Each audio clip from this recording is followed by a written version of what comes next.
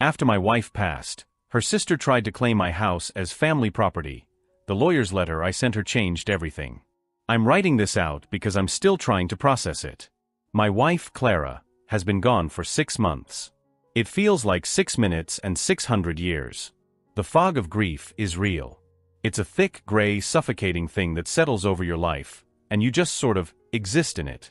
But what I wasn't prepared for was the shark that started circling me while I was still treading water. My sister-in-law. Let's call her Karen. The first sign was at the funeral. I was numb, a walking zombie in a suit that felt too tight. People were coming up, hugging me, saying I'm so sorry, and it was all just white noise. Then Karen came up. She was crying, but it felt loud. Performative. I remember her gripping my arm, her nails digging in, and she whispered, "It's just devastating. What are we going to do with this huge house, just you all alone in it?" I blinked. I thought I'd misheard her. "What?" "This house," she said, looking around the church as if it were the house. "It's so much for one person. It's a good thing we're here to help you manage everything." I pulled my arm away. I probably mumbled thanks, and just moved on. I chalked it up to grief. People say weird, stupid things when someone dies. I'd been saying them myself. I didn't give it a second thought. I was too busy trying to remember how to breathe. Clara and I were married for 12 years. We met in our late 20s and were instantly that annoying, inseparable couple. She was a structural engineer, brilliant, logical, and had this laugh that could cure diseases. I'm a software dev, much more of a homebody. We balanced each other. For 5 years, we saved every penny. We didn't do fancy vacations. We drove crappy cars. We lived in a tiny apartment while our friends were buying condos. Because we had a dream. The house. It wasn't some mansion. It was a 1950s ranch, decent bones, but it was a wreck. Awful shag carpet, a kitchen the color of mustard vomit, and a backyard that was basically a mud pit. But it was on a quiet street, with a huge oak tree in the front. We got it for a steal. And for the next 7 years, it was our project. Our baby. I'm not a handy person, or I wasn't. Clara, with her engineer brain, was. She taught me how to frame a wall. We learned how to lay hardwood floors from YouTube. We spent every single weekend covered in drywall dust, paint, and mortar. We tore out that mustard kitchen with crowbars and put in a new one, piece by piece. Clara designed the custom bookshelves that lined the living room. I built the pergola in the backyard where we ate dinner every night in the summer.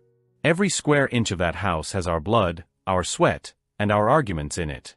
I remember us fighting over tile samples in the bathroom, both of us laughing so hard we were crying 5 minutes later. We built our life in that house.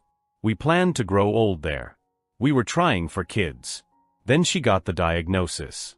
Ovarian cancer. Stage 4. It was fast. Brutal. 18 months from diagnosis to gone. The last 6 months were spent in that house. In the bedroom we'd painted a soft blue, with a hospital bed set up by the window so she could see the garden we'd planted. The house wasn't just a house. It was the physical container for our entire relationship. After the funeral, the numbness wore off and the real pain set in. The quiet was the worst. The house was so quiet. About a week after, Karen started coming by. Always unannounced. At first, I thought she was trying to be helpful. She'd bring a casserole that tasted like cardboard and then just sit on the sofa, staring at me. "You look terrible," she'd say. "I feel terrible, Karen. You really shouldn't be alone here. It's not healthy." Then the comments started. "You know, Clara never really liked this couch. I'm surprised you bought it. Clara and I picked it out together. That yellow vase. Clara always said I should have it. It was a cheap thing I won for her at a fair." I was too tired to argue. I'd just nod and wait for her to leave. But she wasn't just making comments. She was snooping. I'd go to the bathroom and come back, and she'd be in our bedroom. Our bedroom. "What are you doing?" I asked, my voice shaking. "I was just seeing if you needed any laundry done," she said, not looking at all ashamed. She was holding a box of Clara's jewelry. "You know, a lot of this is family stuff. It should probably come back to me and Mom, for safekeeping." Put that down, I said. My voice was low, but it was the first time I'd felt anything other than sadness. It was anger. Put it down and get out of my bedroom. I'm just trying to help, OP. You're grieving. You're not thinking straight. You might sell this stuff or lose it. Get out. Now. She huffed, dropped the box on the bed, and stormed out. Fine. But we need to talk about the plan. There is no plan, Karen. The plan was to grow old with my wife. That plan is gone. The plan for the house, she yelled from the hallway. Clara would want it to stay in the family. I am her family. I yelled back, slamming the door. I changed the locks the next day. It felt like a violation, but I did it. I found the spare key Clara had given her years ago and threw it in the trash. That's when Karen escalated.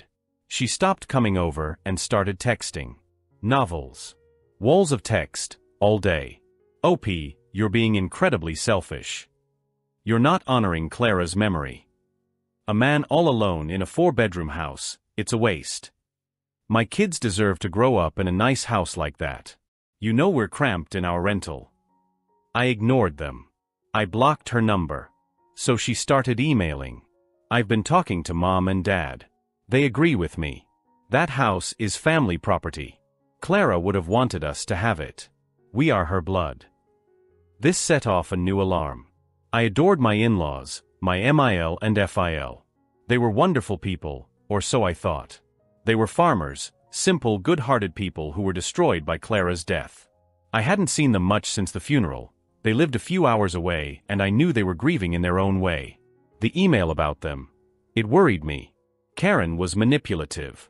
I knew Clara had always thought so. Clara loved her sister, but she wasn't blind. Karen's always been a taker, she told me once. She sees what other people have and just thinks she deserves it. I decided to drive out to see MIL and FIL. I needed to see them anyway, and I wanted to clear this up. I thought, there's no way they actually believe this. Karen is just lying. I called them, said I was coming. They sounded distant, strained, but they told me to come. I walked into their farmhouse kitchen, the same kitchen where Clara and I had celebrated so many Christmases. The air was thick. MIL, FIL, Karen, and her husband Greg were all sitting at the big oak table. It was an ambush. OP, sit down, FIL said. His voice was heavy. We're glad you came, MIL said, not meeting my eyes. We need to talk about Clara's house. I felt my stomach turn to ice. What is there to talk about? It's my house. Karen scoffed. See? He's already calling it his house. Clara's not even cold. I wanted to flip the table. Karen, what the hell is this? You've been harassing me for weeks. We're worried about you, OP, Karen said, her voice dripping with fake sympathy. And we're worried about Clara's legacy. That house is her legacy. And it belongs to her family. I am her family. I said again, my voice rising. He's right, Karen, her husband Greg mumbled. He was a weak guy, always in her shadow. Legally, it's his. This isn't about legally, Greg. It's about what's right. Karen slammed her hand on the table. Mom, Dad, tell him. I looked at MIL and FIL. MIL was twisting a napkin in her hands. Son, FIL started, and my heart sank. He called me son. We've been thinking. Karen has a point. What point? What point could she possibly have? The seed money, MIL whispered. I had no idea what she was talking about. The what? The money we gave Clara, FIL said, finding his voice. We gave her $25,000 when she graduated from college. To get her started. We never gave Karen that. We were going to, but she dropped out and, well, it just never happened. That $25,000 was the seed, Karen jumped in, her eyes gleaming. It's the seed that grew into her entire estate. She used that to buy her first condo. She sold that condo to buy the house with you. Therefore, that house was built on our family's money. It's family property. I was speechless. I was actually, literally speechless. I was staring at them, trying to see if this was a sick joke. You can't be serious, I finally managed. She used that money, I said, trying to be calm, trying to be logical like Clara would have been. She used that $25,000 15 years ago, before I even met her, to buy a tiny condo in the city. Exactly. Karen said. She sold that condo before we got married. She put that money into her own, separate retirement account. We have a prenup. Clara and I had gotten one. Not because we didn't trust each other, but because she was an engineer and I was a dev, and we were both logical people. We kept our pre-marriage assets separate. When we bought the house, I continued, we both put down $100,000. I sold my stock options from my old job. She sold some of hers. That $25,000 from you, Phil, has been sitting in a Fidelity account for a decade. It has nothing to do with our house. He's lying, Karen hissed. He's trying to steal our family's money. I have the documents. I shouted. I have the bank statements. I have the prenup. We don't want to see your documents, Phil said, his face hardening. This is a family matter. We're not lawyers. We're talking about what's fair. Fair. I was shaking now. You think it's fair to try and take my home? Clara and I built that home. With our bare hands. While Karen. I stopped myself. What? Karen sneered. While I what? While you were always asking her for money, I said quietly. The table went silent. Karen's face went white, then a deep blotchy red. How dare you, she whispered. I'm not blind, Karen. I know she was always helping you out. That's none of your business. Mil snapped. A sister helps a sister. What is our business is our daughter's home. Here's the plan, OP, Phil said, folding his arms. It's the only fair way. We've all talked it over. You don't need that big house. Karen and Greg and the kids do. They're paying a fortune in rent. We want you to sell them the house. Sell it. We'll be generous, Greg said, suddenly chiming in. We'll get it appraised, and we'll pay you, 40% of the value. That's for your half. The other half is Clara's, and her half belongs to the family. And the $25,000, Phil added, we'll deduct that from your 40%, with interest. Call it $35,000. I stood up. My chair scraped loudly on the floor. I looked at each of them. Greg, looking smug. Karen, looking triumphant. Mil, looking away. And Phil, looking at me with hard, cold eyes. These people I had called family. Clara is dead, I said, my voice dangerously quiet. I am grieving my wife. And you are ghouls. You are grave-robbing ghouls. Now you listen to me, son, Phil started, rising from his chair. No. You listen to me, I said, pointing a finger at him. It is my house. The law is 100% on my side. It was joint tenancy with right of survivorship. The moment she passed, it became 100% mine. Your $25,000 seed money is a delusion. Your 40% offer is an insult. I looked at Karen. You have been harassing me. You have been trespassing. And now you're trying to poison your own parents against me. You have 1 week, I said. 1 week to back off. All of you. Leave me alone. Let me grieve. If I get one more text, one more email, one more unannounced visit, I am calling a lawyer. And you will not like what happens next. Karen laughed. A short, ugly bark. A lawyer? You can't afford a lawyer. Clara handled all the money. You're just a code monkey. We know you're broke. I just looked at her. I didn't say anything. I turned around and walked out of the house. I got in my car and drove home, my hands shaking so badly I could barely hold the steering wheel. I pulled over twice to throw up. When I got home, I walked into the quiet house. My house. I walked into our bedroom and I sat on the floor and I cried. I cried for Clara. I cried for the family I thought I had. I cried because I was alone and they were trying to skin me alive. The harassment didn't stop. It got worse. The next day, my phone exploded. It wasn't just Karen. It was aunts, uncles, cousins. People I hadn't spoken to in years. Karen had gone on a campaign. Heard you're trying to steal the family home from those poor kids. Clara would be ashamed of you. After all her parents did for you. Disgusting. Karen had changed the narrative. Now, I was the monster. I was the greedy widower, isolating himself in a palace. It's a 2,200 square foot ranch, for God's sake, while her poor, struggling family, 2 kids, 2 new cars, they just got back from Disney, was suffering. She was smart. She'd gotten to the extended family first and poisoned the well. Then the visits started again. She couldn't get in, but she'd come by. She'd leave things on the porch. Notes. You're a thief. This is MY's sister's house. She sent a realtor. A woman rang my doorbell. I answered it, thinking it was a package. Hi, she said, all teeth. Karen sent me. I'm here to do a complimentary appraisal for the family. Can I come in? I told her to get off my property or I'd call the police. She scurried off, looking shocked.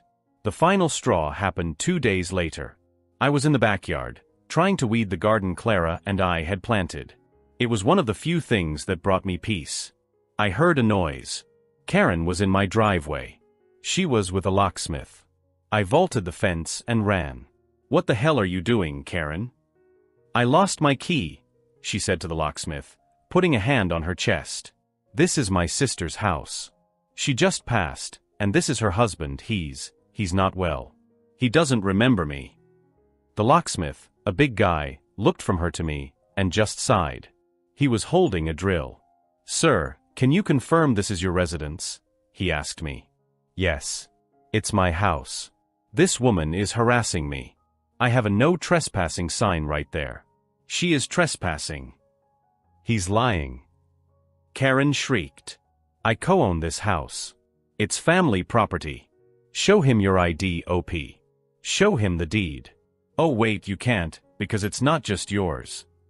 Ma'am, the locksmith said, packing up his tools. I can't get involved in a domestic dispute. I'm leaving. You can't leave. I'm paying you. You're not paying me enough for this, he said, getting in his van and driving off. Karen turned on me. Her face was a mask of pure, reptilian rage. You will not win, she spat. That house is ours. I will get you out if it's the last thing I do. I will drain you of every penny. You will be on the street, where you belong. I went inside. I locked the deadbolt. I called my boss and told him I was taking a leave of absence. Then I called the best, nastiest, most ruthless family law and estate lawyer in the state. The one my VP had used for his divorce. The Shark. I walked into his high-rise office the next day. I was a wreck. I hadn't slept. I was wearing a wrinkled t-shirt and jeans. I was carrying a banker's box. The lawyer, Mr. Vance, was immaculate in a $5,000 suit. He looked at me, looked at my box and said, "Talk." So I talked. I told him everything. The house. The renovations. Clara's illness. The funeral. The comments. The ambush at the farmhouse. The $25,000 seed money argument. The harassment. The realtor. The locksmith. He listened. He didn't take notes. He just stared at me. When I was done, I felt exhausted. I just wanted to stop, I said, my voice cracking. I just want to be left alone. Can you send a cease and desist? Mr. Vance leaned back in his chair. A cease and desist is a letter. They'll use it for toilet paper. These people, they're not logical. They're emotional. They're greedy. You can't cease and desist greed. You have to kill it. You have to salt the earth so nothing grows again. What does that mean? It means we don't send a shield. We send a sword. You said your wife handled the finances. Yeah, mostly. She was meticulous. And you have access to her files? Yes. I'm the executor of her will. Everything was left to me. It's all on her laptop. Good, Vance said. He leaned forward. I want you to go home. I want you to pull every financial document from the last 15 years. I want the prenup. I want the deed to the house. I want the mortgage statements. I want the bank statements showing your $100,000 down payment and her $100,000 down payment. I want the bank statements for that old Fidelity account. I want you to prove on paper that their $25,000 claim is nonsense. I can do that, I said. I have all of it. And I want you to look for anything else. You said your SIL was always asking for money? Find it. Find proof. Find texts, emails, Venmo transactions, bank transfers. I want a complete financial picture of their relationship. I'm not just going to defend you, Mr. OP's last name. We are going to attack. We are going to make them so terrified of you that they will cross the street to avoid saying your name. I felt a jolt of something I hadn't felt in months. It wasn't happiness. It was power. It was the feeling of solid ground under my feet. I went home. And I got to work. I spent the next 48 hours in Clara's home office. It was hard. Her scent was still on her chair. But I did it. I pulled the deed. Joint tenancy with right of survivorship. Clean. I pulled the mortgage docs. Both our names, 50-50. I pulled our down payment statements. My $100,000 wire transfer. Her $100,000 wire transfer. I found the statements for her old Fidelity account. And there it was. The $25,000 from FIL, deposited 15 years ago. It had grown to about $70,000. It had never been touched. Never been commingled. It was as separate as a property on Mars. I had my defense. It was ironclad. But Vance said to find a sword. I started looking through her personal spreadsheets. Clara was a spreadsheet fiend. She had one for everything. Taxes, vacations, recipes. And then I found one. It was password protected. I tried her birthday. No. Our anniversary. Yes. It opened. The file was named K Project. My blood went cold. K for Karen. It was a ledger. A meticulous, detailed ledger. It went back 18 years. Date, April 15, 2007. Amount, $1,200. Note, K's car repair. Paycheck garnished. Date, August 1, 2008. Amount, $4,500. Note, K's credit card debt. Threatening legal action. Date, June 30, 2010. Amount, $30,000. Note, paid off K's student loans. She said she'd pay me back. Date, March 5, 2013. Amount, $5,000. Note, K's down payment assistance for car. She totaled the last one. Date, October 18, 2015. Amount, $7,200. Note, K and Greg's emergency rent. Eviction notice. Date, May 20, 2017. Amount, $15,000. Note, K's secret medical procedure. I think it was a tummy tuck. Date, December 1, 2019. Amount, $10,000. Note, bailed Greg out of business debt. Gambling, I'm sure. On and on and on. Small amounts. $50 for groceries. $300 for a utility bill. And huge, life-changing amounts. I scrolled to the bottom. I hit some. The total was $187,432.50. I felt the air leave my lungs. She had been bleeding my wife dry for our entire relationship. Our vacations we didn't take. The newer car Clara wanted but put off buying. The stress Clara was under, hiding this. I sat there shaking in her office chair. The rage I felt was so pure, so cold, it was almost calming. Then I looked in the same folder. There was a document file. A Dear K letter. It was from Clara, dated about a year ago, right after her cancer came back from remission. It was clear she never sent it. It said, Karen, I am writing this because I don't know if I'll have the strength to say it. I am scared. I am dying. And I need you to know that I love you, but I am so tired. I have been carrying you my entire adult life. I have paid for your mistakes, your bad choices, your simple wants. I did it because you are my sister and I wanted you to be happy. But I've kept a record. Not to be cruel, but to be fair. I have given you everything. When Mom and Dad are gone, their estate is to be split 50/50ths. But you've already had your half. You've had it from me. The $187,000 is your inheritance. I gave it to you early. Please, when I'm gone, don't be greedy. Please just be good. Take care of Mom and Dad. Let OP grieve. Don't make things harder. Don't be the person you've always been. I closed the laptop. I put all the documents in the banker's box. The deed, the mortgage, the statements, the K-Project spreadsheet, printed out and itemized, and a copy of Clara's letter. I drove back to Mr. Vance's office. I walked in. His secretary showed me right in. I put the box on his glass desk. You found the shield, I said. And the sword. Vance spent an hour reading. He read the spreadsheet. He read Clara's letter. He looked at the bank statements. Finally, he looked up at me. He wasn't smiling. He looked impressed. Mr. OP's last name, he said. This is a tactical nuke. You're not the executor of her will, you are the executor of her vengeance. What do we do? I asked. What do we do? He picked up his phone.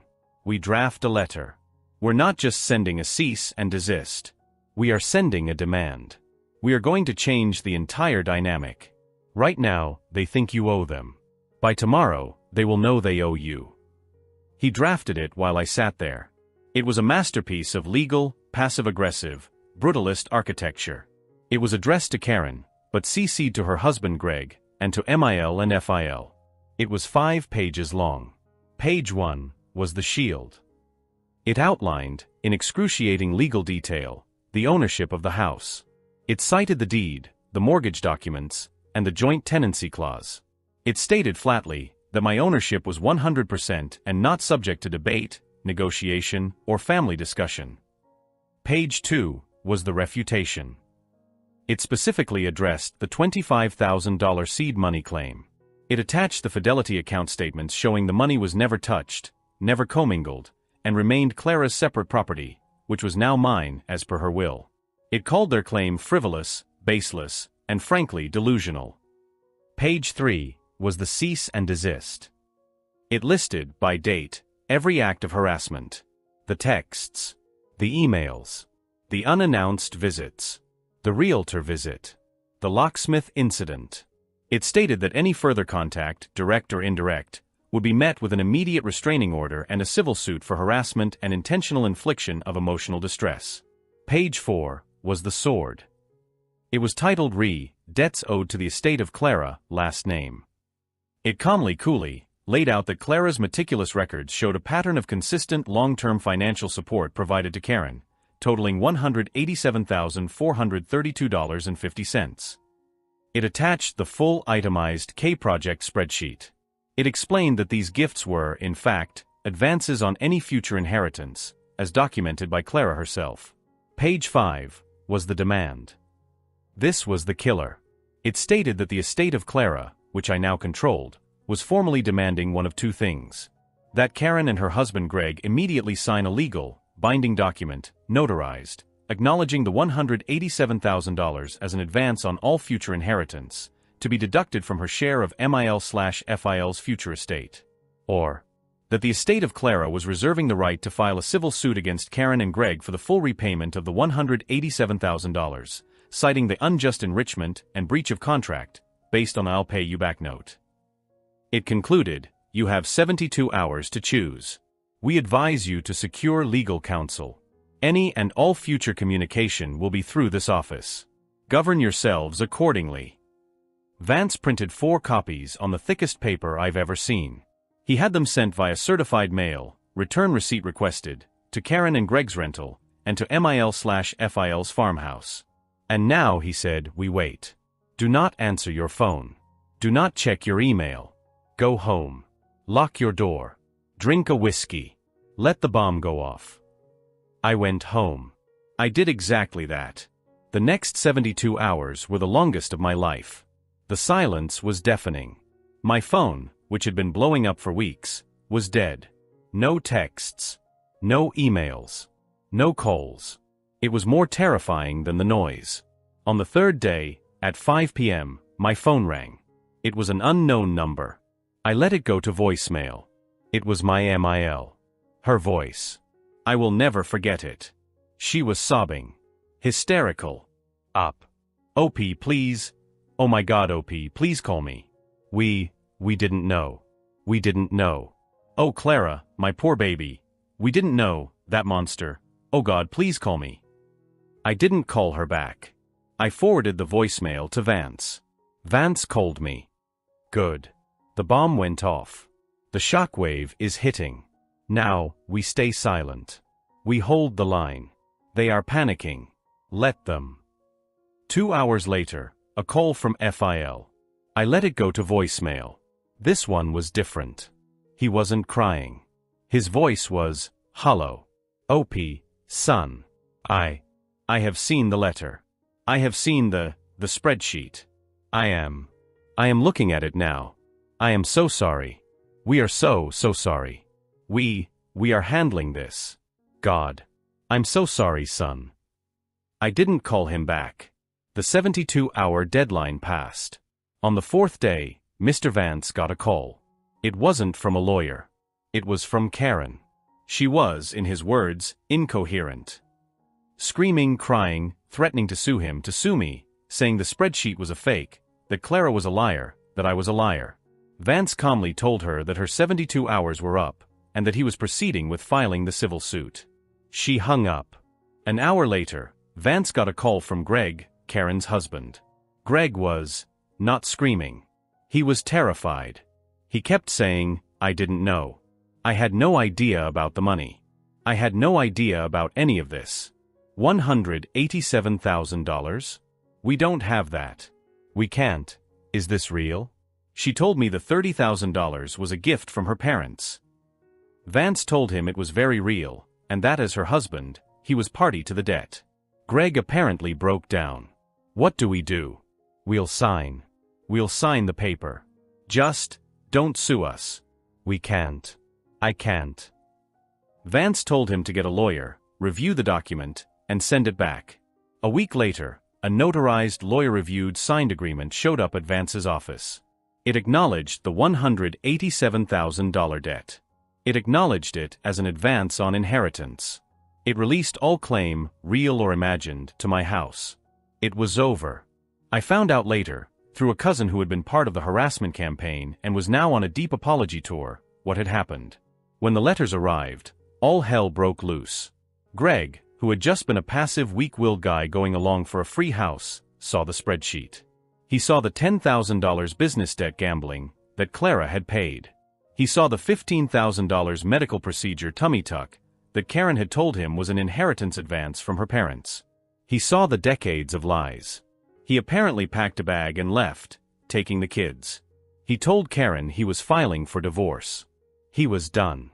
At the same time, MIL and FIL were broken. They saw the spreadsheet. They saw Clara's unsent letter. It recontextualized their entire life. They saw that Clara, their successful daughter, had been quietly, secretly, carrying their struggling daughter. And their struggling daughter, Karen, had been a vampire. And worse, they realized that they had been her tools. She had used their grief for Clara to try and attack me, to try and get more. They had been her willing accomplices. FIL, in his grief, had been rigid. Family property. He'd wanted to keep a piece of his dead daughter. Now he saw that he'd been trying to help the person who had been bleeding his daughter dry. The last I heard, Karen is living in a crappy apartment. Her husband is gone. Her kids are with him. Her parents, they talk to her, but it is, in the cousin's words, dead. The relationship is a ghost. They are supporting her, but there is no warmth. They are just waiting for her to get a job. MIL and FIL have reached out to me. They've sent letters. They've left voicemails. I haven't responded. I'm not ready. The betrayal was too deep. They didn't just suggest I sell. They ambushed me. They tried to force me out. They took her side, no questions asked. I can't forgive that. Not yet. Maybe never. So now I'm here. In the house. My house. It's quiet. But it's not the awful, painful quiet from before. It's just quiet. It's peaceful. I'm weeding Clara's garden. I'm sitting on the couch we picked out. I'm cooking in the kitchen we built. Vance's bill was enormous. But I paid it. I dipped into the Fidelity account that Clara had left me. The $25,000 seed money account. It felt like poetic justice. It felt like Clara's last, brilliant, logical move. Her last "I told you so." I won. I'm safe. But God, what a victory. I have my house. And I'm all alone in it. But it's mine. And I'm not leaving. The air in the lawyer's office was so thick you could have cut it with a knife. It smelled like stale coffee, old paper, and the expensive cloying perfume Cynthia always wore. I was seated in a stiff leather chair that was probably worth more than my car, my back ramrod straight. Across from me, my father's widow Cynthia, and her two perfect children Liam and Chloe, were arranged like a portrait of grieving royalty. They were in their mid-20s, my step-siblings, though I'd met them maybe twice. They looked bored. Liam was discreetly checking his phone under the table, probably his crypto wallet. Chloe was examining her nails. Cynthia, on the other hand, was staring at me. Her eyes were cold, her mouth a perfectly painted, thin red line. Her look wasn't grief. It was territorial. It said, "What are you doing here?" I didn't want to be there. I wanted to be at home, finishing a code review. But the certified letter from Henderson, Locke & Briggs had been insistent. My presence was required. Mr. Henderson, a man who looked like he'd been born in a three-piece suit, finally cleared his throat. The sound was like a gavel.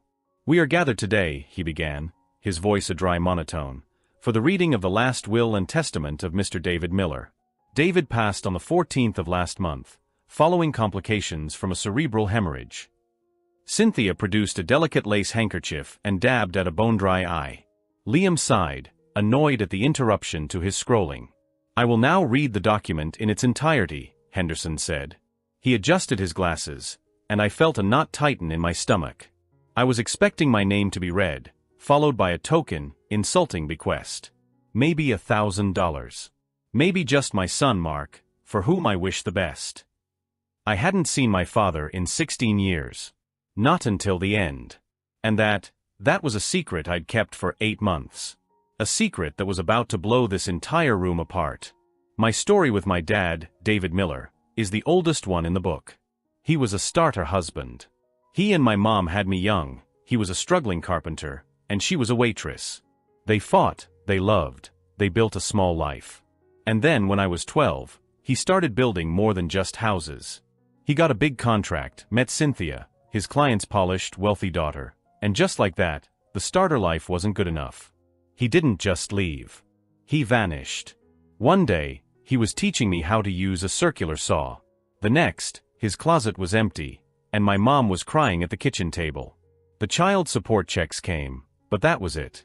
No calls. No birthdays. The real fuck you moment came when I was 18. High school graduation.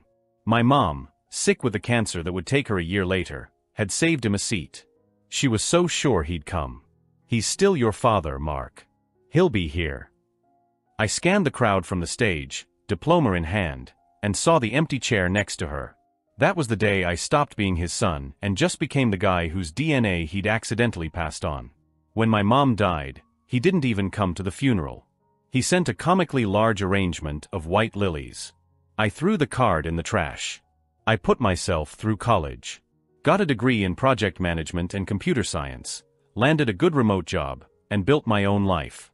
I hadn't so much as Googled his name in a decade. Then, 8 months ago, my phone rang. Unknown number. "Is this Mark Miller?" a gruff voice asked. "Who's this?" "My name is Frank Peterson." I am your father's business partner." My blood went cold. "He's dead." It wasn't a question. "No," Frank said, sounding tired. "Not yet. He had a stroke, kid. A bad one. Massive bleed. He's at St. Jude's in the ICU." I didn't say anything. I just stood in my kitchen, staring at a coffee stain on the counter. "Look," Frank sighed. "I don't know the arrangement between you two. Honestly, David, he wasn't a talker about you. But it's bad. And Cynthia's here, and the kids, and I felt you should know. Why? I finally asked, my voice flat. So I can come and hold his hand? The one that wasn't there to shake mine at graduation. Mark, kid. I'm not asking you to forgive him. I'm just telling you. He's in room 402. He hung up. I didn't go. I went to my desk and tried to work. I stared at lines of code for an hour, my heart hammering against my ribs. I was furious. Furious that this stranger, this ghost, still had the power to disrupt my day. That night, I drove to St. Jude's. I didn't go in. I just sat in my car in the parking garage, looking at the glowing windows of the ICU. I sat there for 2 hours, called him every name in the book in my head, and then drove home. A week passed. I was restless. I couldn't sleep. I couldn't focus. I hated him for this. I hated him for making me feel something. I went back. This time, I went inside. I took the elevator to the 4th floor, my shoes squeaking on the polished floor. I rounded the corner to the ICU waiting room, and there they were. The real family.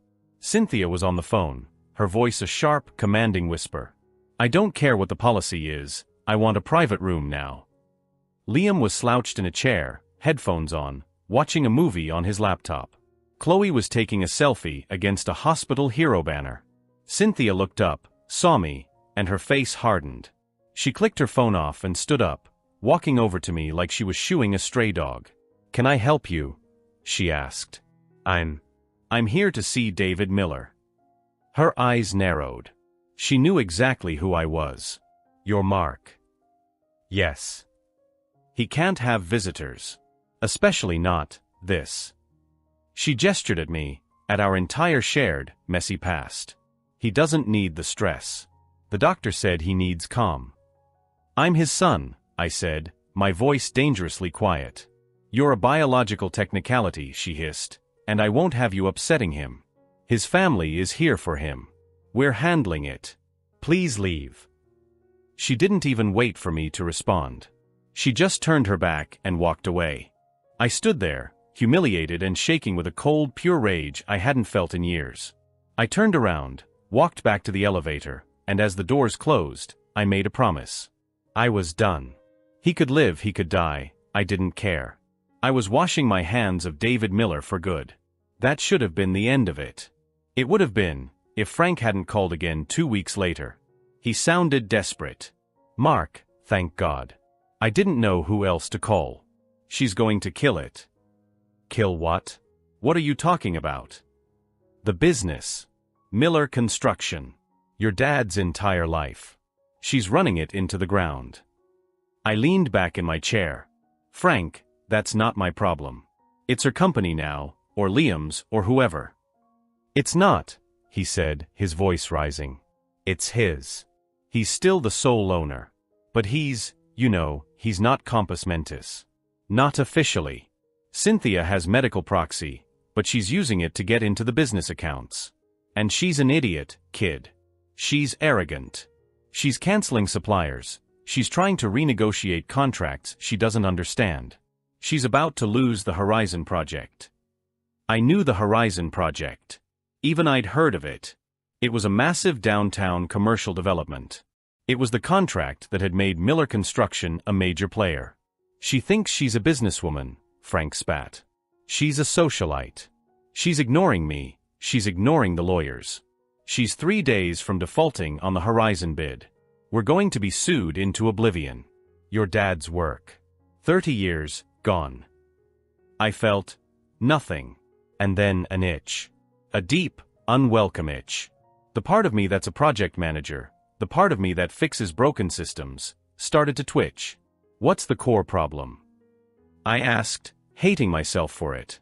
Supply chain. She canceled our primary steel contract, said she found a cheaper one. It's cheap, all right. It's junk. It won't pass inspection. The client is about to pull the plug. I was silent. I thought about the man who taught me to measure twice and cut once.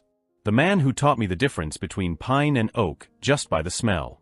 The man who built an empire and then threw his first family away like scrap wood.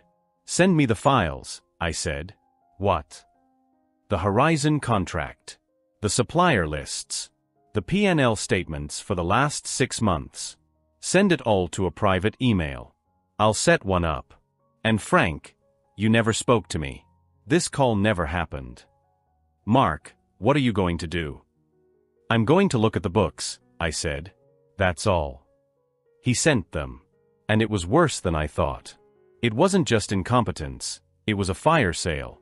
Cynthia was liquidating assets, trying to pull cash out of the company, likely to hoard it before the whole thing collapsed. She wasn't just letting it fail, she was looting the corpse. And that I couldn't stand. It wasn't about him. It was about the work. He had built something real, and this vulture was tearing it apart. I spent 3 days doing nothing but diving into his company. I learned the language of his databases, the structure of his bids. He was old school, but he was organized. His real files were on a private server, not the one Cynthia had access to. It took me a day to guess the password. It was my birthday. The one he'd never bothered to remember. The irony was so thick I almost choked on it. Inside that server was his entire life. And it was brilliant. He'd been planning the Horizon project for years. He had contingencies for his contingencies. He had notes on the client, the architects, even the city council members. And I saw the problem. The steel contract. Cynthia hadn't just picked a bad supplier. She'd picked the one supplier the Horizon client had explicitly blacklisted in a memo. I had to fix it. I couldn't just call the client. I was nobody. So, I became somebody. I spent $500 and 2 hours. I registered an LLC, MA Consulting. My mom's initials, Mary Ann. I bought a domain, built a sterile, professional-looking one-page website, and got a new dedicated phone number. Then, as MA Consulting, I contacted the Horizon project's lead developer. My email was simple: I've been retained by an interested party to review the Miller Construction portfolio. I've identified a critical error in the supply chain for Project H. This was a clerical oversight and is being rectified. A new proposal will be on your desk by Monday, 9 a.m. I spent the entire weekend, 48 hours straight, fueled by coffee and a cold, sharp anger. I rebuilt the bid. I found his original preferred steel supplier. I used my own credentials as a project manager to vouch for the new figures. I had to route the contract through a third-party holding company I created, essentially making MA Consulting the new prime contractor, with Miller Construction as the sub. It was a legal gray area that was probably 50 shades of fraud, but it was the only way to bypass Cynthia. I emailed Frank. I'm fixing it. You need to do exactly what I say. When MA Consulting calls, you treat them like your new boss. Don't tell Cynthia. She gets no files, no access. Lock her out. Use the ongoing litigation excuse if you have to. Frank, to his credit, was terrified but did it. He saw his own livelihood on the line. On Monday at 8:59 a.m., I sent the new proposal. At 9:15 a.m., my new MA Consulting phone rang. It was the Horizon developer. This is impressive, mister. Just MA, I said, my voice carefully neutral. We're a quiet firm. Well, MA, you just saved your client's ass. This is the bid we were promised. Where has Miller Construction been hiding you? Just cleaning up the books, I said. Are we back on track? We are. Don't slip up again. I hung up and almost collapsed. The Horizon project, a $50 million contract, was saved. That was only the beginning. For the next 6 months, I lived a double life. By day, I was Mark, the remote software consultant. By night, and on every lunch break and weekend, I was MA, the faceless, ruthlessly efficient operator running Miller Construction from the shadows. I became Frank's handler. I'd email him directives: pay this invoice. Reroute logistics on the Elmwood project. Tell the foreman on Site 7 to triple-check the concrete mix. The new supplier is half-assing it. I was in my dad's head. I knew how he thought. I anticipated problems he would have anticipated. The company stopped bleeding. It stabilized. It started to turn a profit again. All the while, Cynthia was blissfully unaware. She was running the company, which meant she showed up at the office, redecorated my dad's space, and took long, expensive lunches on the corporate card. She thought the MA consulting firm was just some boring accounting group Frank had hired. As long as her expense account cleared, she didn't care. But the other side of the problem was still there, in St. Jude's. My dad. I couldn't get info. Cynthia had me on a no-contact, no-information list. I was locked out. This is where Nurse Brenda came in. I started hanging out in the hospital cafeteria around shift change. I watched the fourth-floor nurses. Brenda was the one who looked the most competent and the most exhausted. She had that I've seen it all look. I accidentally spilled my coffee near her. Apologized. Bought her a new one. We started talking. I was vague. My family member is in the ICU. The wife is difficult. I can't get any info. She nodded, her eyes full of understanding. The fourth-floor dragon, she said. Cynthia. Yeah, we know her. Thinks she owns the place. Threw a cup at an orderly. That's the one, I said. I'm his son. From before. Brenda's whole expression softened. Oh. You're him. The one she banned. I just need to know if he's there. Is he aware? He's in a bad way, honey, she said, sipping her coffee. The stroke was massive. He's nonverbal. Locked in. Aphasia. Can't move his right side at all. But his eyes. Oh yeah. He's in there. He's sharp. And he's scared. That hit me harder than I expected. Can you just tell me? How he's doing? I won't cause trouble. She'd have my job. Please. Brenda became my spy. Every few days, I'd get a text. BP is high. Cynthia was just in, yelling at her lawyer on the phone. He's not eating. Refusing the tube. He's depressed. We got him to squeeze a ball with his left hand. That's something. Then I got the text that changed everything. She's moving him. She's complaining about the cost of the ICU. She's putting him in the state-run Golden Terrace facility. I googled Golden Terrace. The reviews were a nightmare. Bed sores. Neglect. 1-star ratings across the board. She was dumping him. She was dumping him in a hellhole to die, so she could get her hands on the estate faster. She was doing to him exactly what he had done to my mother, leaving him to die alone. And I couldn't let that happen. The man was my father. The man was a bastard. But he didn't deserve that. I called Frank. Cynthia's moving him. I'm stopping it. How? She has the proxy. I'm going to make an offer she can't refuse. Through MA Consulting, I presented a new business opportunity to Cynthia, via Frank. MA Consulting is expanding its benefits portfolio, I had Frank explain to her. We have a corporate partnership with the Pinecrest Rehabilitation Institute.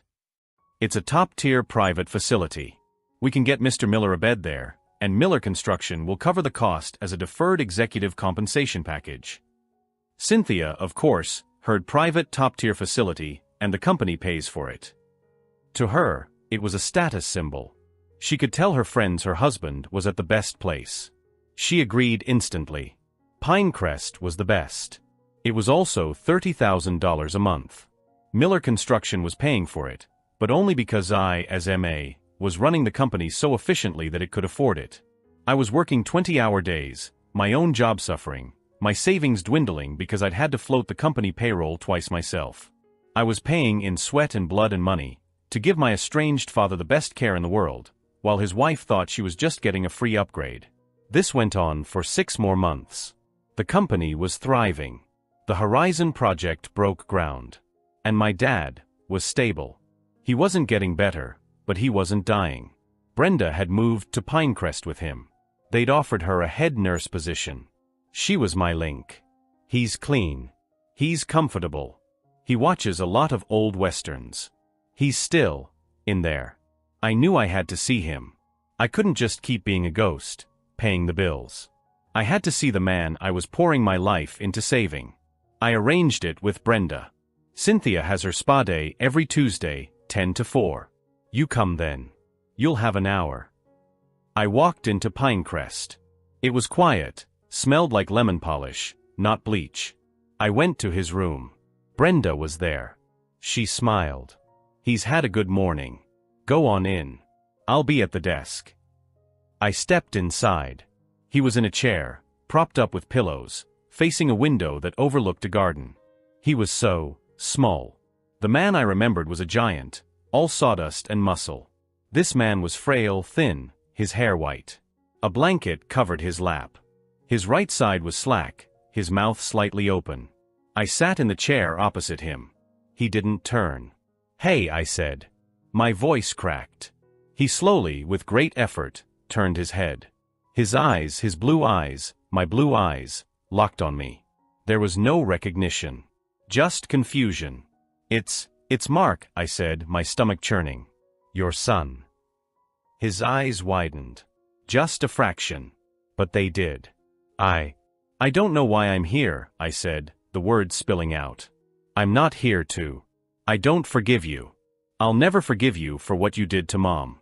For the empty chair. I hate you for that." His eyes, a flicker of something. Pain. He knew. I came to say, I don't know. I stood up, agitated. I couldn't do this. I walked to the door. I put my hand on the frame. "The Horizon Project," I said, my back to him. "It's fine. It's on track. I fixed the steel contract. The company is fine. It's all fine." I looked back at him. He was staring at me. And he knew. His whole body was locked, his face a mask. But his eyes were full of a desperate, howling understanding. He knew Cynthia wasn't capable. He knew Frank wasn't either. He was looking at the only person on earth who could have done it. He knew. His left hand, the good one, lifted from the blanket. It was shaking violently. He was trying to reach for me. And a tear, one single, hot tear, rolled down his cheek. He couldn't speak. He couldn't say, "I'm sorry." He couldn't say thank you. He couldn't say my son. He just looked at me. And I looked at him. And in that one awful silent moment, it was the only real conversation we'd had in my entire life. I nodded, once. "Okay," I whispered. "Okay." I walked out.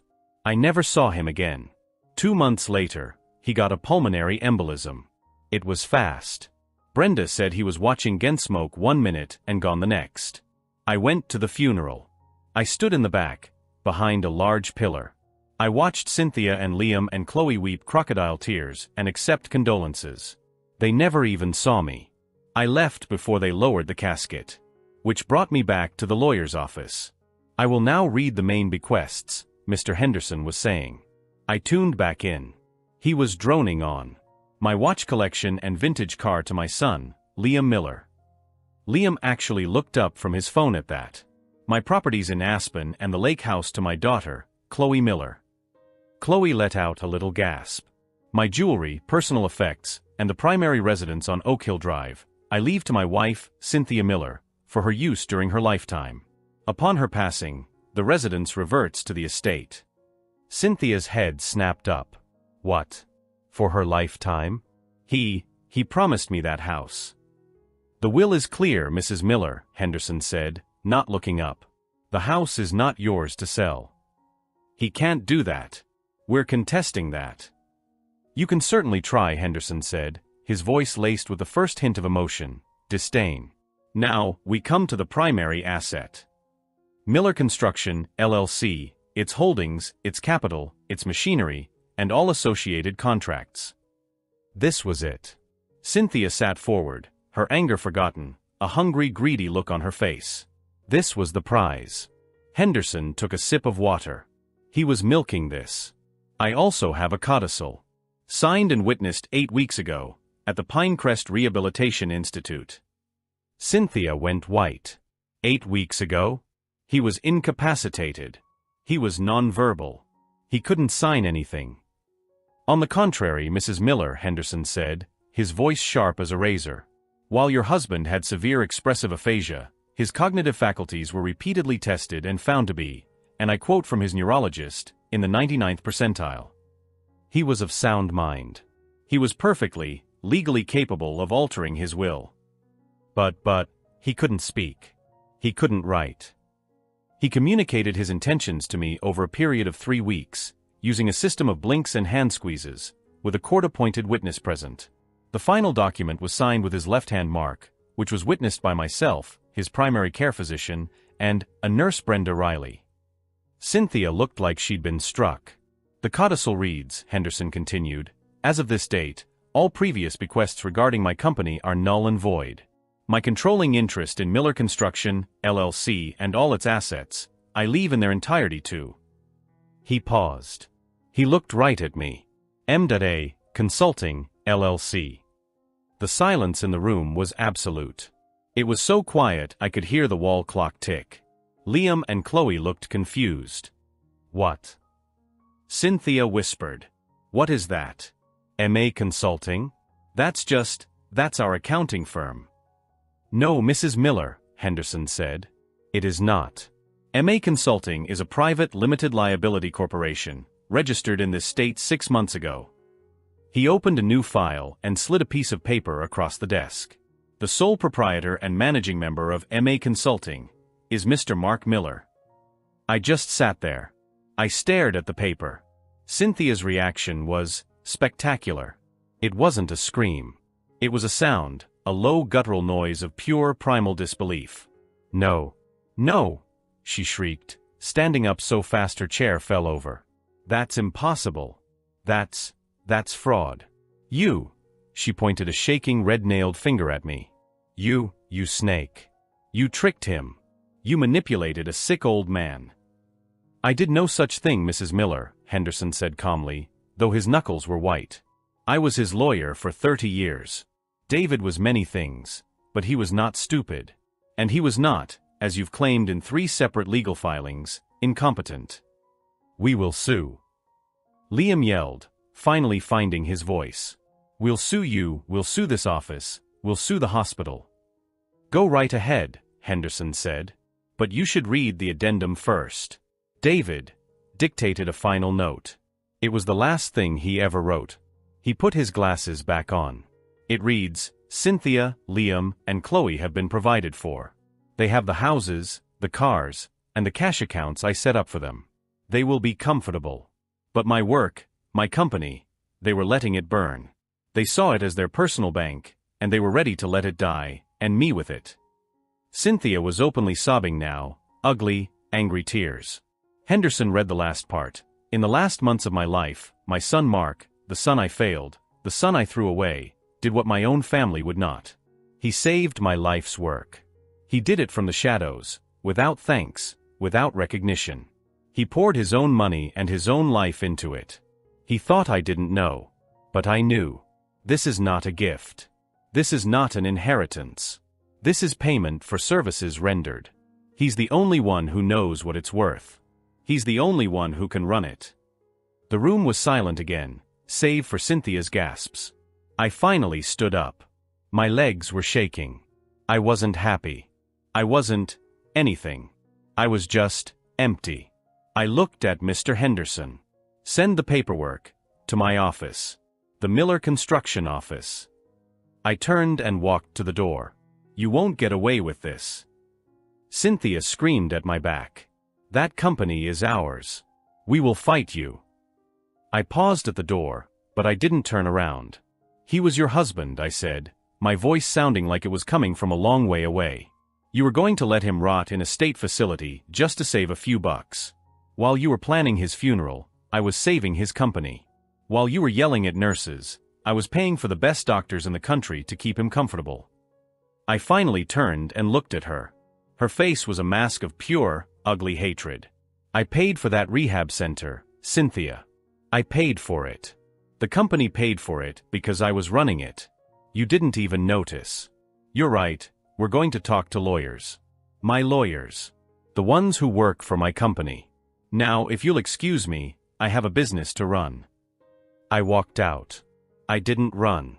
I walked down the hall, into the elevator, and out into the bright, cold afternoon. I got in my car and just sat there for 10 minutes, my hands on the wheel. He'd left it all to me. Not the house, not the cars, not the family stuff. He'd left me the work. The only thing we both, in our own twisted ways, ever truly understood. It wasn't a fuck you to them. It was a thank you to me. It was the I'm sorry he could never say. It was the I see you, son I'd waited my whole life to hear. It's been 6 months. The lawsuits came, of course. They were loud, messy, and got thrown out of court so fast it made Cynthia's head spin. The will was ironclad. The testimony from Henderson, Frank, and Nurse Brenda, who I gave a massive bonus, painted a picture so clear and damning that the judge threatened them with sanctions. I'm sitting in my dad's office right now. It's my office. I had all of Cynthia's gaudy furniture thrown out. I brought in his old drafting table from storage. I found his first hammer, the one with the worn-down wooden handle, in a box. It's sitting on my desk. The Horizon project is ahead of schedule. I go to the site every day. I'm not a remote work consultant anymore. I'm building things. I'm not that angry, jaded kid anymore. But I'm not healed either. I didn't get my dad back. I got a company. I got a strange, complicated, and heavy form of peace. Cynthia and the kids are gone. They sold the lake house and the car. I heard she's living in the Aspen condo, trying to find her next husband. Last week, I finally went to the cemetery. Not to the funeral, but just to go. I stood at his grave. It was simple, his name carved in granite. David Miller. 1955 to 2025. I stood there for a long time. You were a real bastard, I said quietly to the stone. But you built good things. And I'll keep building them. I left. I'm not sure if I'll go back. I don't think I need to. I'm already talking to him every day. Every time I approve an invoice, or walk a job site, or check a blueprint, I'm finishing our one long, silent conversation. For the first 10 years of our marriage, my wife Sarah had a special name for my salary. She called it my pocket money. It started as a cute teasing joke when we were first married, but over time, the cuteness evaporated, leaving only the sting. "Oh, Alex is getting a round in with his pocket money," she'd announced to our friends at the bar. When I bought a used Sensible sedan, she patted the hood and said, "Look at you. All grown up, buying your own toys with your allowance." The laughter always felt a little too sharp, a little too pointed. Sarah was a powerhouse. She was a senior marketing director for a massive tech conglomerate, pulling in a salary that looked like a phone number. She wore tailored suits, took international business trips, and held her achievements like a shield. I was a software developer for a mid-sized insurance company. My job was stable, the work was interesting enough, and the pay was decent. By any normal standard, I made a good living. But next to Sarah's supernova career, I was a flickering candle. Our lifestyle was funded by her. The beautiful house, the European vacations, the designer everything, it was all from her income. My entire salary went into a joint account and was promptly swallowed by the mortgage or groceries, a fact she never let me forget. The mockery was a constant, low-grade hum in the background of our marriage. It wasn't just about the money, it was about respect. In her eyes, her job was important, world-changing. Mine was a quaint little hobby that kept me occupied. The worst part was that I couldn't even defend myself, because on paper, she was right. Her bonus was often more than my annual pay. Arguing felt petty and insecure. So, I just took it. I'd smile, nod, and die a little inside every time she introduced me at one of her corporate parties as my lovely husband Alex. He's in computers. It was the condescending pat on the head in verbal form. What she didn't know, what I never told her, was what I did after my 9 to 5. While she was flying to Singapore or closing deals over expensive dinners, I was in my small home office, hunched over a second laptop, building something of my own. For years, I had been working on a specialized data analytics platform. It started as a passion project, a tool to automate some of the tedious parts of my own job. But it grew. I saw a niche in the market that the big players were ignoring. I spent thousands of hours writing code, refining algorithms, and building a business plan. I poured a small inheritance I'd received into server costs and legal fees. I named it Ethel Analytics, a deliberately obscure and boring name. I told Sarah I was working on some coding projects, or taking online courses to upskill. She'd just smile that placid, dismissive smile and say, "That's nice, honey. Don't stay up too late." She never once asked to see what I was working on. It was my secret, my rebellion. My first client was a small logistics company I found through a freelance website. They paid me $5,000 for a 6-month license. I remember staring at the payment confirmation on my screen, feeling a jolt of pride that was more potent than any paycheck I'd ever received for my day job. That $5,000 was mine. It was real. Ethel Analytics was real. Over the next 4 years, that one client turned into 5, then 20, then 50. I hired my first employee, a brilliant young coder named Ben, who I'd mentored at my old job. Then I hired a sales guy, Mark.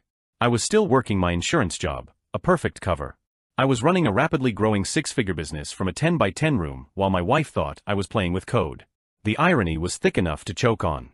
The year I finally quit my day job to run Ethel full-time was a major milestone. I told Sarah I'd taken a new senior developer role at a remote-first startup.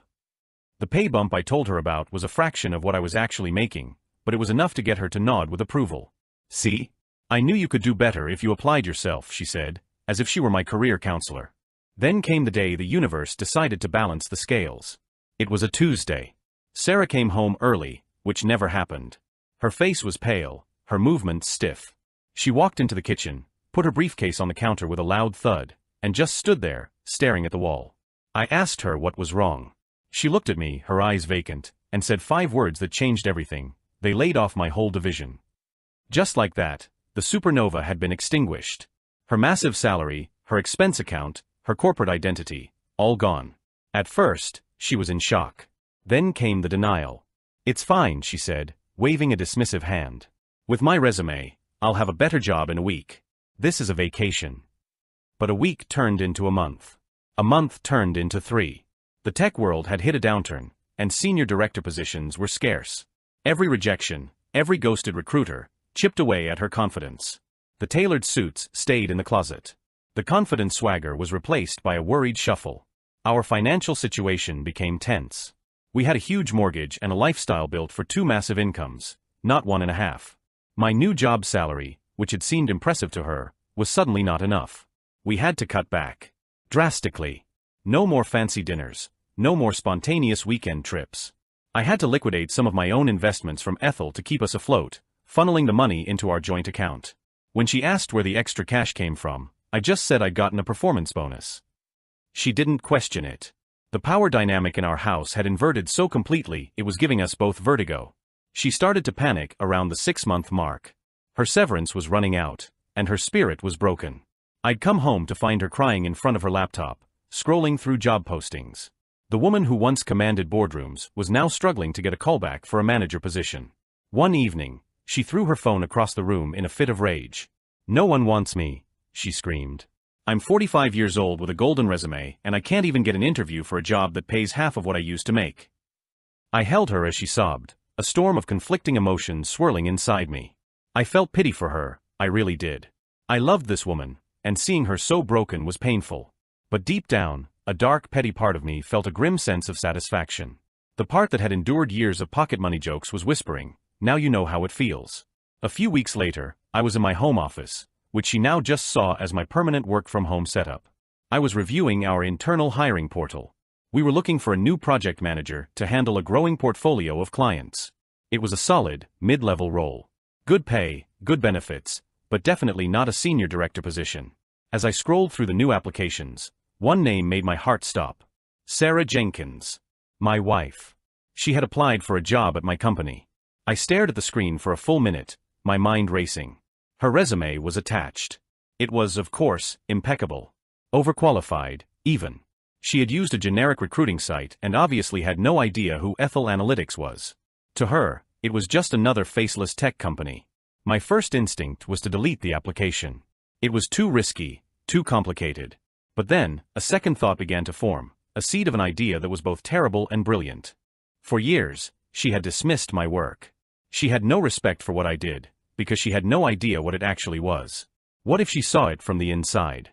What if she had to work in the world I had built? The plan solidified in my mind with a cold, clear certainty. I forwarded her application to my head of operations, Dave, with a one-line message: "Treat this one like any other candidate. If she's the best, she gets an interview." Dave, who was also my best friend and the only other person who knew the full story of my marriage, called me 30 seconds later. "Are you insane?" he asked, his voice a mix of awe and horror. "Probably," I replied. "But think about it. She's desperate. Her resume is a killer. She's probably going to ace the interview. And then what, Alex? She comes to work for us? How do you possibly keep that a secret? You're the COO, Dave. You're the face of the company. I'm the ghost in the machine, the reclusive founder. No one in the office has ever met me in person. I manage everything through you and the leadership team. All communications are remote. As long as my name isn't on the letterhead she sees, she'll never know. There was a long pause on the other end of the line. This is the craziest, most passive-aggressive, messed-up plan I have ever heard of, Dave said finally. I love it. Sarah got the interview. I listened from my office as she took the video call in the living room. She was brilliant. Confident, articulate, professional. The Sarah who had commanded boardrooms was back. She nailed every question. The hiring team was blown away. Dave called me afterward. She's the best candidate by a country mile, he said. The team wants to make her an offer. Then do it, I said, my voice steady despite the frantic pounding in my chest. When she got the offer, she was ecstatic. It was the first piece of good news she'd had in almost a year. It's a company called Ethel Analytics, she told me over dinner, mispronouncing the name slightly. I've never heard of them, they seem like a small fry startup. The pay is a joke compared to my old job, but honestly, I'll take anything at this point. My boss will be some guy named Dave Miller. I almost choked on my wine. That's great, honey, I managed to say, schooling my features into a supportive smile. I'm really proud of you. She beamed, a genuine happy smile I hadn't seen in a long time. You know, she said, reaching across the table and taking my hand, you've been really great through all of this. I know I haven't been easy to live with. It was the closest she'd ever come to an apology. For a moment, I felt a pang of guilt so sharp it almost made me call the whole thing off. Almost. Her first day was surreal. I stayed in my office with the door closed, listening to her set up her new company-issued laptop in the living room. I could hear the cheerful dings of the corporate messenger, the same messenger I used every day. I was watching her onboarding status turn green on my own screen. My wife was now officially my employee. The first few months were a masterclass in dramatic irony. She'd finish her day, walk into my office, and vent about her job. God, the software we use is so clunky, she'd complain, referring to the platform I had personally designed. My team is great, but the upper management is so disconnected. We never hear from the founder. Apparently, he's some kind of weird recluse who never shows his face, she'd say.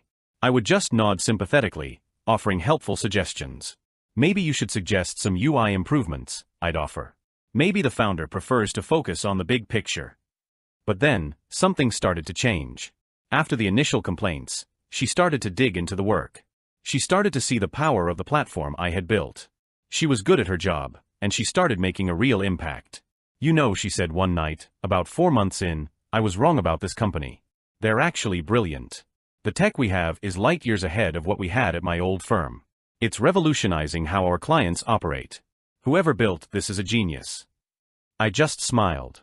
I'm glad you're enjoying it, honey. She started talking about the company culture. It's the healthiest workplace I've ever been in, she told me. It's all about collaboration and respect. No big egos. Dave, my boss, is amazing. He always says the company's #1 rule is don't be an asshole. He says it comes directly from the founder. That was, in fact, my #1 rule.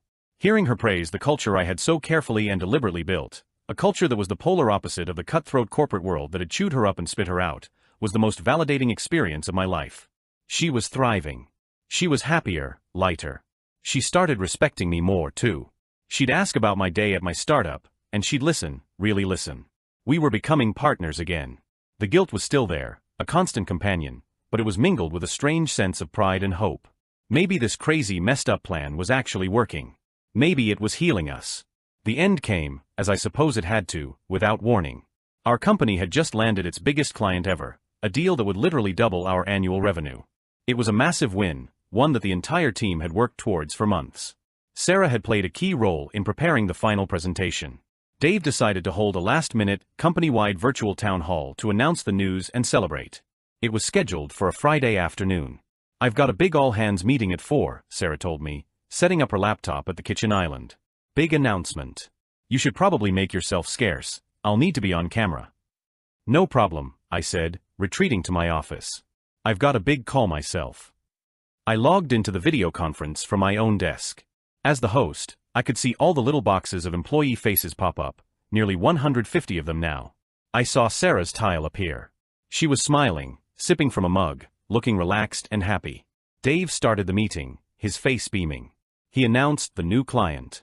A wave of celebration erupted in the chat window. Emojis and exclamation points flooded the screen. After the initial excitement died down, Dave cleared his throat. "This is a milestone we've been working toward since the very beginning," he said, his voice full of emotion.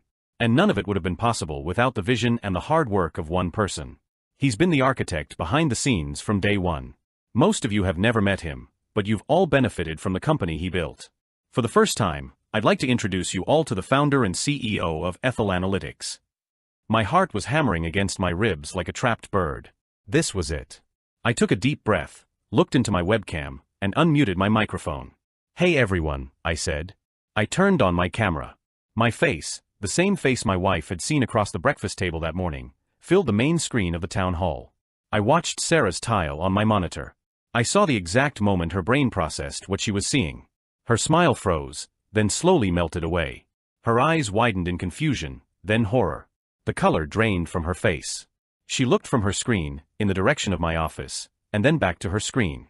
The casual chatter in the chat window fell silent as people realized something was happening. Her hand went to her mouth. I could see her whisper my name, a silent Alex, on her lips. I gave my little speech. I thanked the team, praised their hard work, and laid out the vision for the future. I spoke for maybe 5 minutes, but it felt like an eternity. The entire time, I couldn't take my eyes off Sarah's window. She was completely still, a statue carved from ice, her face a mask of utter devastation and betrayal. When I finished, there was a beat of stunned silence before the chat exploded with applause and congratulations. I handed the meeting back to Dave and immediately turned off my camera and mic. I didn't have to wait long. My office door flew open with such force that it slammed against the wall. Sarah stood in the doorway, her face pale, her hands shaking, her eyes blazing with a fury I had never seen before. "What did you do?" she whispered, her voice trembling. I stood up slowly. "Sarah, let me explain." "Explain?" she shrieked, her voice cracking. "Explain what? That my entire life for the past year has been some kind of sick, twisted joke? You let me. You watched me. I complained to you about my job. I told you everything. And you were laughing at me the whole time." "I was never laughing at you," I said, my own voice rising. "Don't you dare say that. I did this because for 10 years, you treated me like I was nothing. My job was a joke to you. My salary was pocket money. You had zero respect for me, for my work, for my ambition. You never once, in all those years, asked me what I was building in this room. You just didn't care. So this was my punishment," she cried, tears streaming down her face now. "To humiliate me? To make me your little project? To watch me squirm? No. It was the only way I could get you to see what I'm capable of. To see the world I built. And you know what? You did see it. You said it yourself. You said the founder was a genius. You said you loved the company. You were happy here. Because I didn't know it was a lie," she screamed. "I didn't know my husband was my boss, secretly judging my every move. Do you have any idea how violated I feel? How pathetic I look?" The argument raged for an hour. Every ounce of resentment I'd swallowed for a decade came pouring out. Every bit of her humiliation and rage came crashing down on me. There was no understanding, no reconciliation. Only pain. She packed a bag that night. She's staying with her sister. She sent her resignation email to Dave this morning. The subject line was just one word: goodbye. I'm sitting in the house that we bought with her money, a house I can now afford to buy 100 times over with the company she just quit. And I have no idea what to do. A part of me feels justified, like I finally stood up for myself. But the bigger part of me feels like I just detonated a bomb in the middle of my own life, and I might have destroyed the only thing that ever really mattered. So, I don't know. Was I the asshole here? Is there any way to fix this, or did I just win the battle only to lose the war? The resume landed on my desk with a soft thud, another piece of paper in a stack that seemed to reproduce on its own. It was Tuesday, which meant I was already behind on interview prep for the week. I picked it up, my pen hovering, ready to slash through the fluff and find the substance. Then I saw the name, Daniel Peterson. My pen froze mid-air. It couldn't be. Not my Daniel Peterson. Not my brother, Danny. I scanned the work history, a knot tightening in my stomach. The last I'd heard, he was managing a string of vaguely defined e-commerce ventures from his apartment, a narrative that always sounded better than it probably was. But here it was, a history of short-lived sales gigs and freelance marketing roles that painted a picture of someone scrambling. The address was local. The phone number was one I hadn't called in 6 years. It was him. My brother, who hadn't spoken to me since I refused to give him $10,000 to get in on the ground floor of a crypto opportunity, was applying for a junior analyst position at the investment firm where I was a senior vice president. And because our HR department is a finely tuned machine of impersonal efficiency, the system had flagged me as the hiring manager for the team he'd be joining. Fate, it seems, has a dark sense of humor. He had no idea who he was about to walk in and see. The interview was scheduled for Thursday. 2 days. My first instinct was to laugh. My second was to shred the resume and pretend it never existed. My third, the one that stuck, was a cold, quiet curiosity. I circled the date and time. Let's see what he has to say. 6 years ago, I was sitting in a much cheaper apartment, drinking much cheaper coffee, when Danny laid out his grand vision. He was electric, buzzing with the kind of manic energy that only a 24-year-old who's just discovered a YouTube guru can muster. "Jake, this is it. This is the one," he'd said, pacing my small living room. "It's called Quantum Coin. It's not like Bitcoin. It's built on a new kind of blockchain, a decentralized paradigm that leverages synergistic. Well, it's complicated, but the point is, it's going to explode." I was 28 at the time, 4 years into my grind at the firm. I wasn't a VP yet, just an associate working 80-hour weeks, trying to build something that resembled a future. I had savings, but it wasn't a mountain of cash. It was my emergency fund, my down payment fund, my if I get hit by a bus fund. Every dollar was accounted for. "Danny, I've heard this before," I said, trying to be gentle. "Remember the artisanal subscription box for dog toys? Or the app that was Uber for lawn mowing?" His face soured. "This is different. This is tech. It's the future. The guys who got into Bitcoin early are millionaires, Jake. Millionaires. We could be them." "Who are these guys?" I asked. "Do they have a white paper? A registered company? Anything I can actually look at?" "It's not about that. It's about getting in before the suits do," he shot back, his voice rising. "It's about belief. I need 10 grand. Just to get a decent position before it goes public." There it was. The ask. It always came down to an ask. Growing up, it was $20 for a concert, $100 for a car repair. After our parents passed, the stakes got higher. He saw my steady job and my structured life not as the result of sacrifice and relentless work, but as a resource pool he could tap into. "I can't, Danny," I said, my voice firm. "I don't have $10,000 to gamble." "Gamble? You think I'm gambling?" "Yes. It's an unregulated and proven digital asset pitched by anonymous people on the internet. It's the definition of a gamble. I'm sorry, but no." The energy in the room shifted from excitement to a bitter chill. His face, usually so animated, became a stony mask of resentment. "I knew it," he muttered. "I knew you'd say that." "What's that supposed to mean?" "It means you've always looked down on me, Jake. Ever since you got that fancy degree and put on a tie. You think you're better than me because I didn't follow the same boring path. That's not true, and you know it. This isn't about my path or your path. It's about $10,000. Money I worked my ass off for. Money I can't afford to just throw away on a whim." "It's not a whim. It's an investment in my future. Your brother's future," he yelled, now fully enraged. "But you wouldn't know anything about that. You only care about yourself. You always have." He stormed out, slamming the door so hard a picture frame fell off the wall. The silence he left behind was deafening. I thought he'd cool off. He always did. A week went by, then 2. I called. No answer. I texted. No reply. A month later, I found out from our aunt that he'd moved to a different city. He told her he needed a fresh start, away from negative influences. That was the last I heard directly about him. Quantum Coin, needless to say, never exploded. It vanished, along with its creators and whatever money people had poured into it. Danny never mentioned it again, and he never spoke to me again. Until his resume landed on my desk. The 2 days leading up to the interview were a strange kind of purgatory. I reread his resume a dozen times, dissecting it. The work history was choppy. A 6-month stint here, a year there. It looked like the career of someone who was either incredibly unlucky or deeply unreliable. There were no promotions, no signs of progression. It was a lateral shuffle through the entry-level corporate world. The Danny I remembered was a dreamer, a schemer, always convinced the next big thing was just around the corner. This resume spoke of a man whose dreams had run out of gas. Part of me felt a grim satisfaction. I had been right. My caution, my boring path, had led me here, to this office with its panoramic view of the city. His path of chasing shortcuts had led him to my door, cap in hand. It was a petty feeling, and I wasn't proud of it, but it was there, bubbling under the surface. Another part of me felt a pang of guilt. Had I been too harsh? Was it just about the money, or was he right? Had I become so focused on my own climb that I'd refused to help my only family? Our parents died when I was in college and Danny was in high school. I became his de facto guardian, the responsible one. Maybe I'd played that role for too long, transitioning from a brother to a gatekeeper. I decided I had to conduct the interview. Recusing myself would send the resume to another manager, but it would also create a paper trail. Questions would be asked. Why didn't you want to interview this candidate, Jake?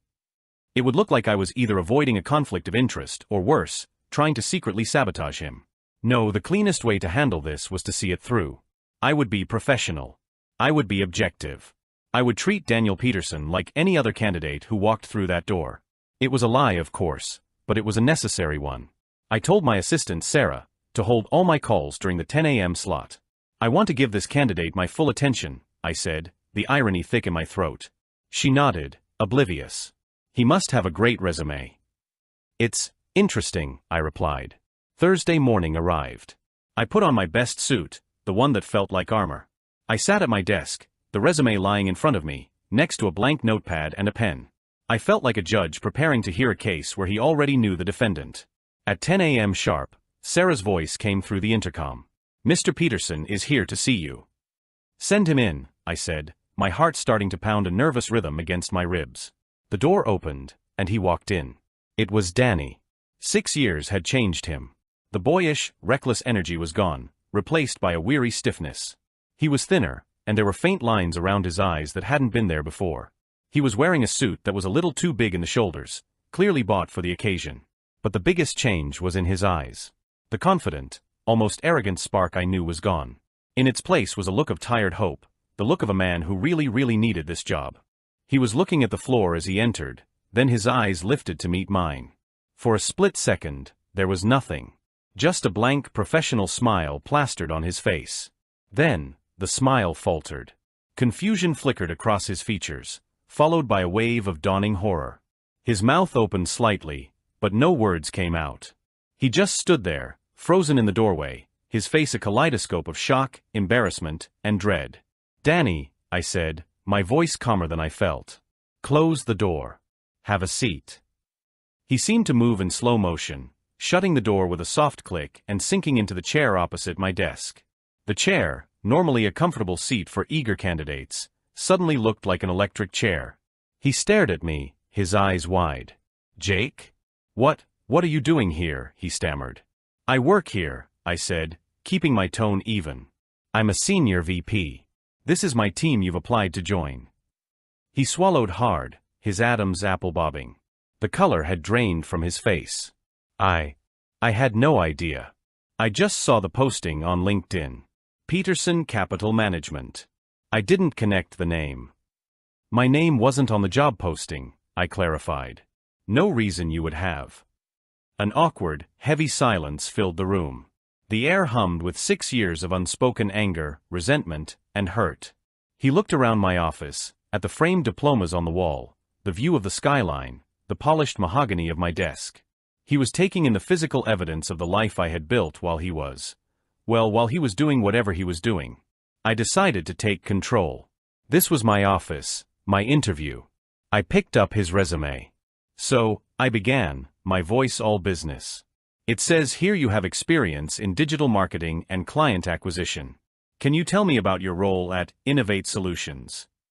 He blinked, thrown by the sudden shift to a formal interview. Yeah. Sure.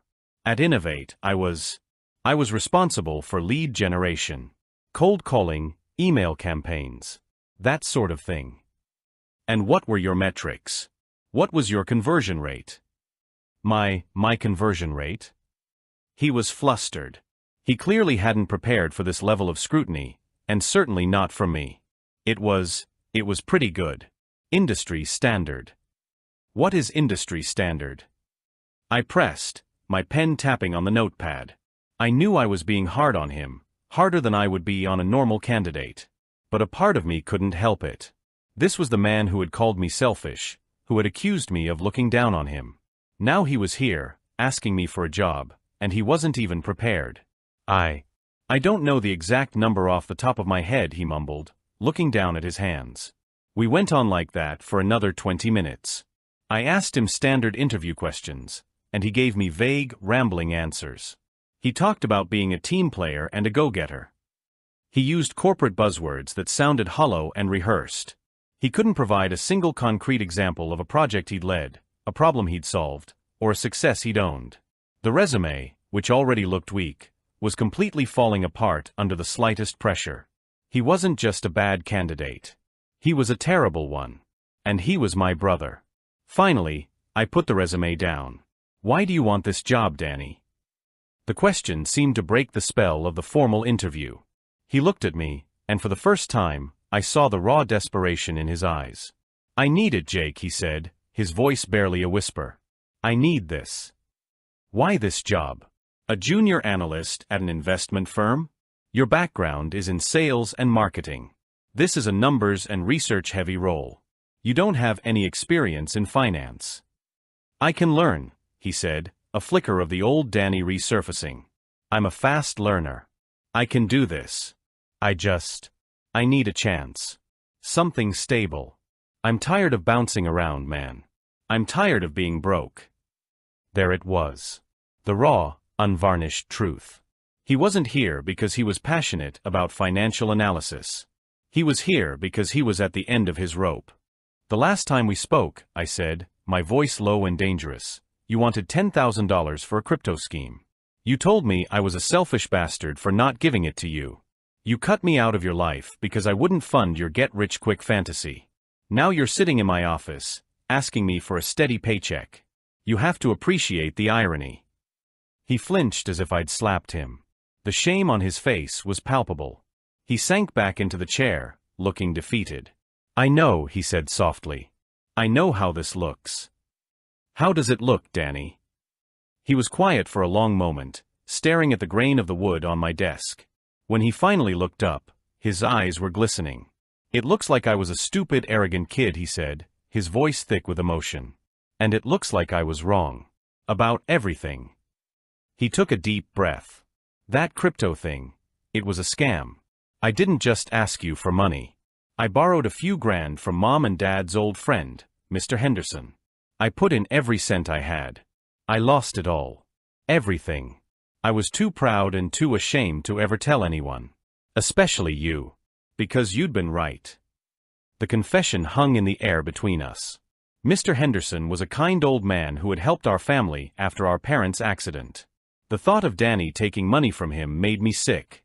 I spent the last 6 years trying to make it back, he continued, his voice cracking. I took every stupid sales job I could find. Sold solar panels door to door. Hawked diet supplements in a pyramid scheme.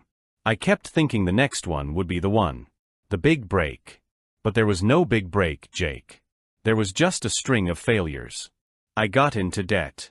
I had to declare bankruptcy last year. The story tumbled out of him, a torrent of failure and regret. He told me about the lonely apartments, the ramen noodle dinners, the constant grinding stress of barely making rent. He had been living a life of quiet desperation, all while nursing a grudge against the one person who might have helped him if he just swallowed his pride. I'm sorry, Jake, he said, and this time, it sounded real. The kind of sorry that comes from the bottom of a very deep hole. I was an idiot. I was angry, and I blamed you for my own mistakes. I said things I should never have said. Cutting you off. It was the stupidest thing I've ever done. I was just too much of a coward to ever admit it. I sat there, stunned into silence. The anger I'd been holding onto for 6 years began to dissolve, replaced by a profound, aching sadness. The brother I remembered, the charismatic dreamer, had been broken by the world. Or maybe he'd just broken himself. All that time I had imagined him living some carefree, rebellious life, thumbing his nose at me and my boring corporate existence. The reality was so much uglier and more pathetic. He wasn't here to use me. He was here because he had nowhere else to go. He saw a job posting, and it was a lifeline. He had no idea it was my hand holding the other end. I looked at his resume again. It was still the resume of a terrible candidate. Objectively, on paper, he was unqualified in every way. Hiring him would be a blatant act of nepotism. It would be unfair to the other candidates, and it would be a risk for my team. If he failed, it would reflect on me. My professional judgment would be called into question. Everything I had worked for could be jeopardized. But then I looked at my brother. Not the candidate, Daniel Peterson, but my brother, Danny. The kid I used to build forts with in the living room. The teenager I taught how to drive. The young man who stood next to me at our parents' funeral, the two of us alone against the world. What was the point of all this? The fancy office, the title, the money, if I couldn't help the only family I had left? Was I really the man who would turn his back on his brother twice? My mind was a battlefield. The professional in me screamed, "No way. It's unethical and stupid." The brother in me whispered, "He's drowning. Throw him a rope." I leaned back in my chair, the leather creaking under the weight of my decision. Danny watched me, his face a mess of hope and fear. He had laid himself bare. The next move was mine. "Okay," I said, my voice raspy. "Here's what's going to happen." He leaned forward, his eyes locked on mine. "You are, without a doubt, one of the least qualified candidates I have ever interviewed for this position," I stated, bluntly. "Your resume is weak, your experience is irrelevant, and your answers to my questions were terrible.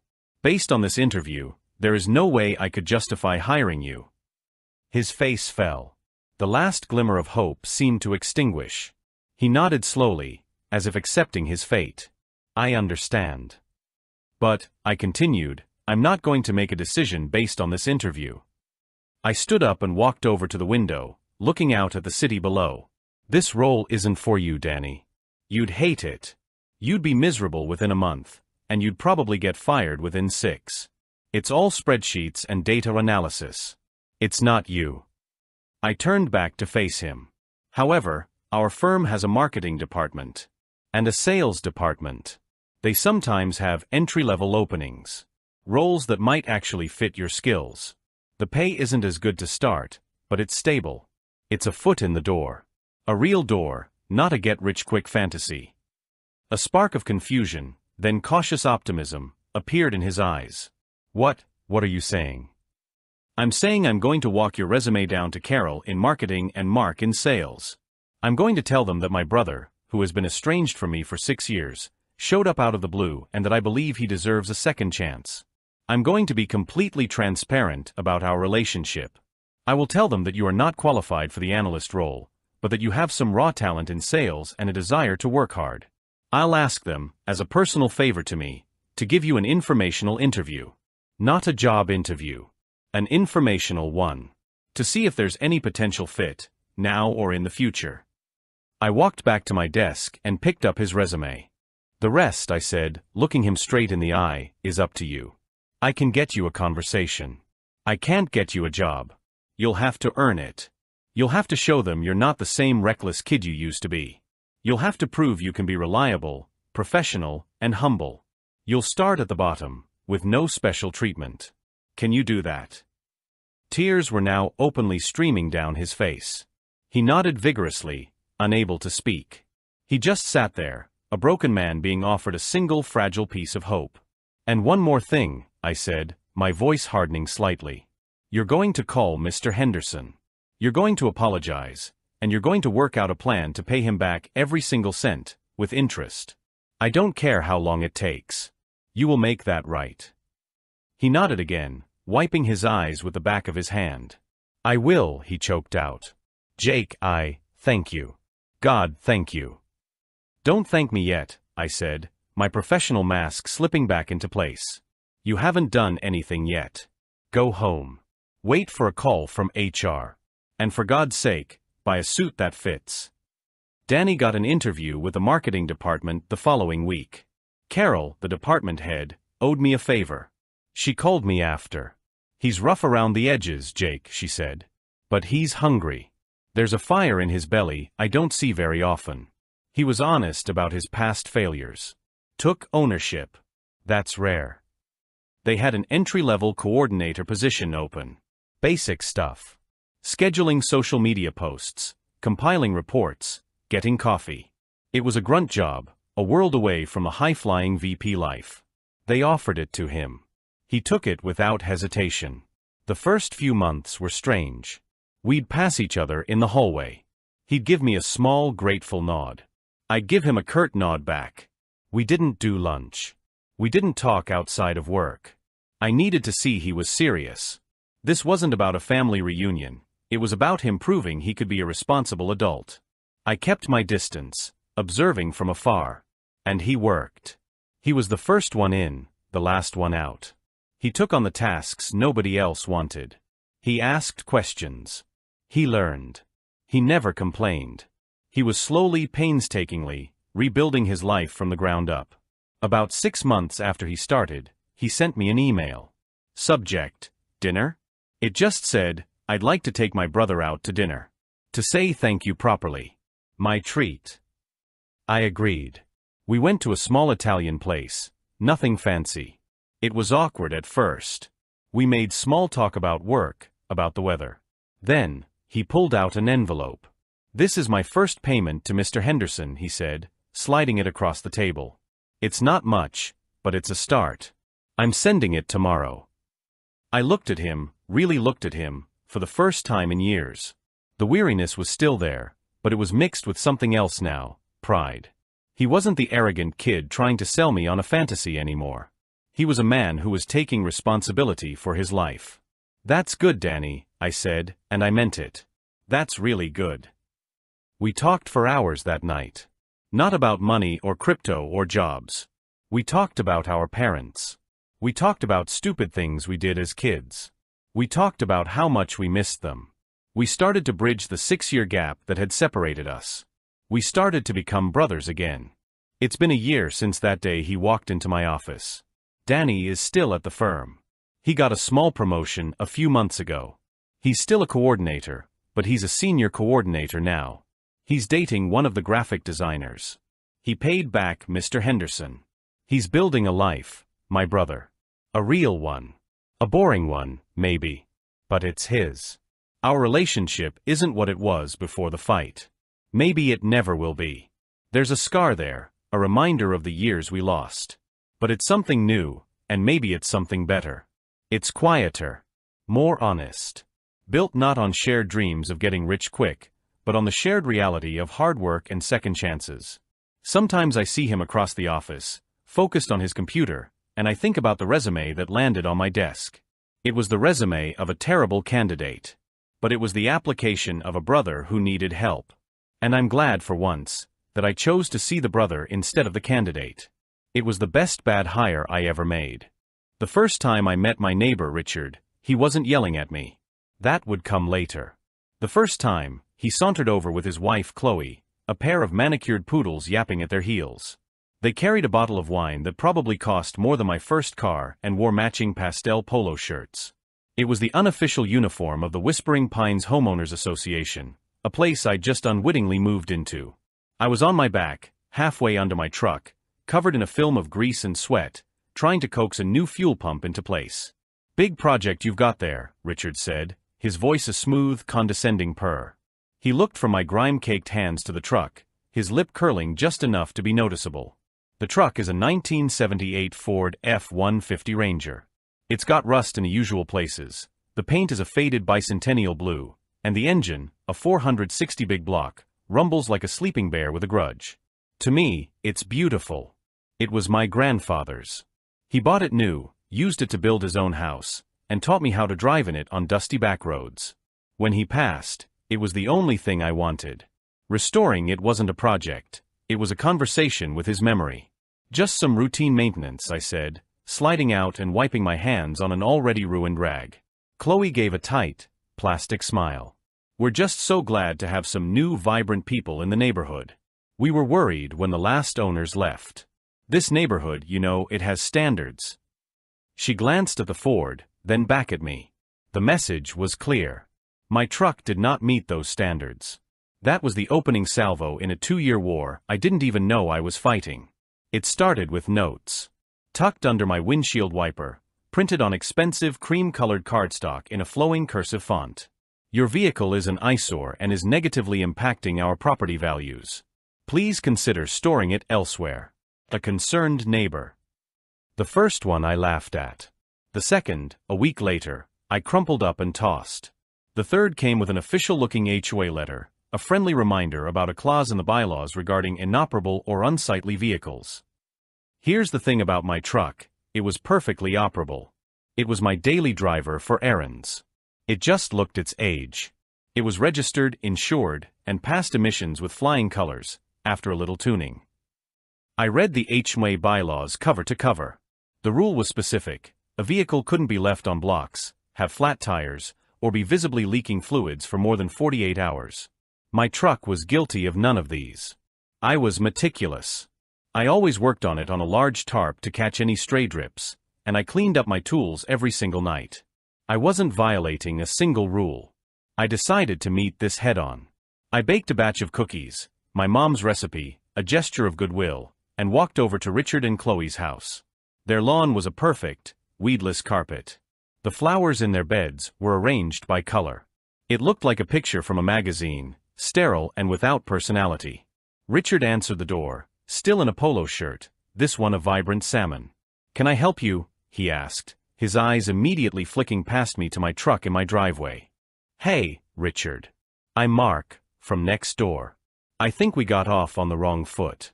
I've been getting these notes, and I just wanted to assure you that my truck is fully compliant with all the HOA regulations." I held out the plate of cookies.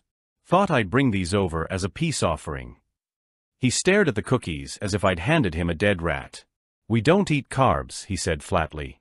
"And a compliant vehicle is the bare minimum, isn't it? We're talking about aesthetics. Community perception. Your project makes the whole street look down market." Chloe appeared behind him. "Richard, who is it?" She saw me and her face hardened. "Is there a problem?" "He brought cookies," Richard said with a scoff. "I was just trying to be neighborly," I said, my patience starting to fray. "Look, the truck isn't going anywhere. It's my hobby, and I'm not breaking any rules." "Rules can be amended," Chloe snapped. "We have a board meeting on Tuesday. Perhaps you should attend. You can explain to everyone why your personal hobby is more important than their collective home investments." The door shut in my face. I was left on their perfect porch holding a plate of my mom's cookies. That's when the war went from cold to hot. The HOA meeting was a joke. It was held in the community clubhouse, a beige room that smelled of stale coffee and quiet desperation. It was Richard, Chloe, and 3 other polo shirt clones who nodded along to whatever they said. Richard had prepared a PowerPoint presentation. A PowerPoint presentation. About my truck. It had slides with zoomed-in photos of the rust spots on the fender.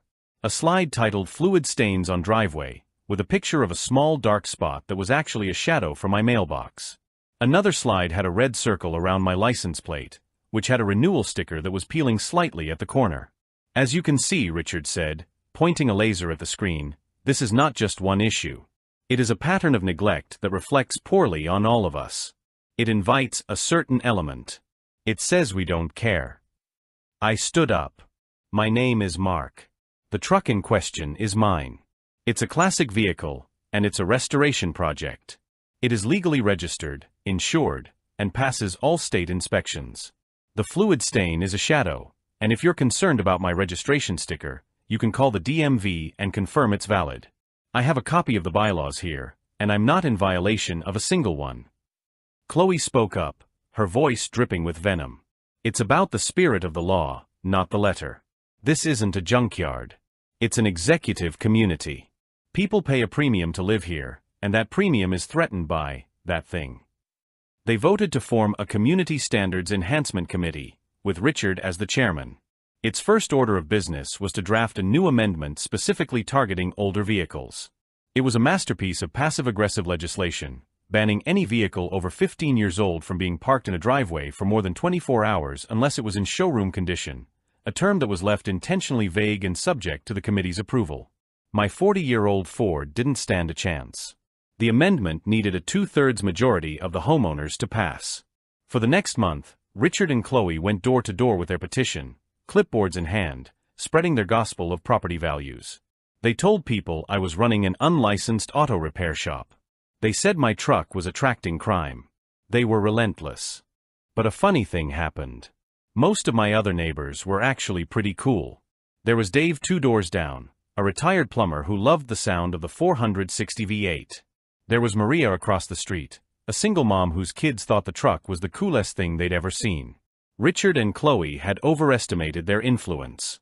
They were the HOA bullies, and most people just tried to stay off their radar. When it came time to vote, their amendment failed spectacularly.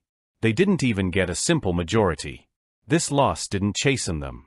It enraged them. They began a campaign of systematic harassment. They called code enforcement on me at least once a week. An officer would show up, I'd show him my paperwork, he'd look at the truck, shrug, and leave. He started greeting me by my first name. "Morning, Mark." "The usual?" he'd ask. They would stand at their picture window and film me with their phones whenever I was outside working. They tried to get me on noise violations, but I was careful. I never used power tools before 9 a.m. or after 8 p.m., well within the city ordinance. They complained about the smell of gasoline when I was cleaning the carburetor. They complained about the glare from my work light at night. The final straw came one Saturday afternoon. I was doing a full brake job, a messy but necessary task. My grandfather's old radio was on the driveway, playing classic rock at a respectable volume. Richard marched over, his face purple with rage. "You have to turn that down. And the smell is giving my wife a migraine," he shouted over the sound of a Creedence Clearwater Revival guitar solo. "Richard, it's 2 p.m. on a Saturday. I'm allowed to work on my truck and listen to the radio. This is not a repair shop. It's my home. I have a right to the quiet enjoyment of my property." "So do I," I said, turning back to the brake caliper I was wrestling with. I heard a strange noise and looked up. Chloe was standing on her lawn with a garden hose, an industrial-looking nozzle in her hand.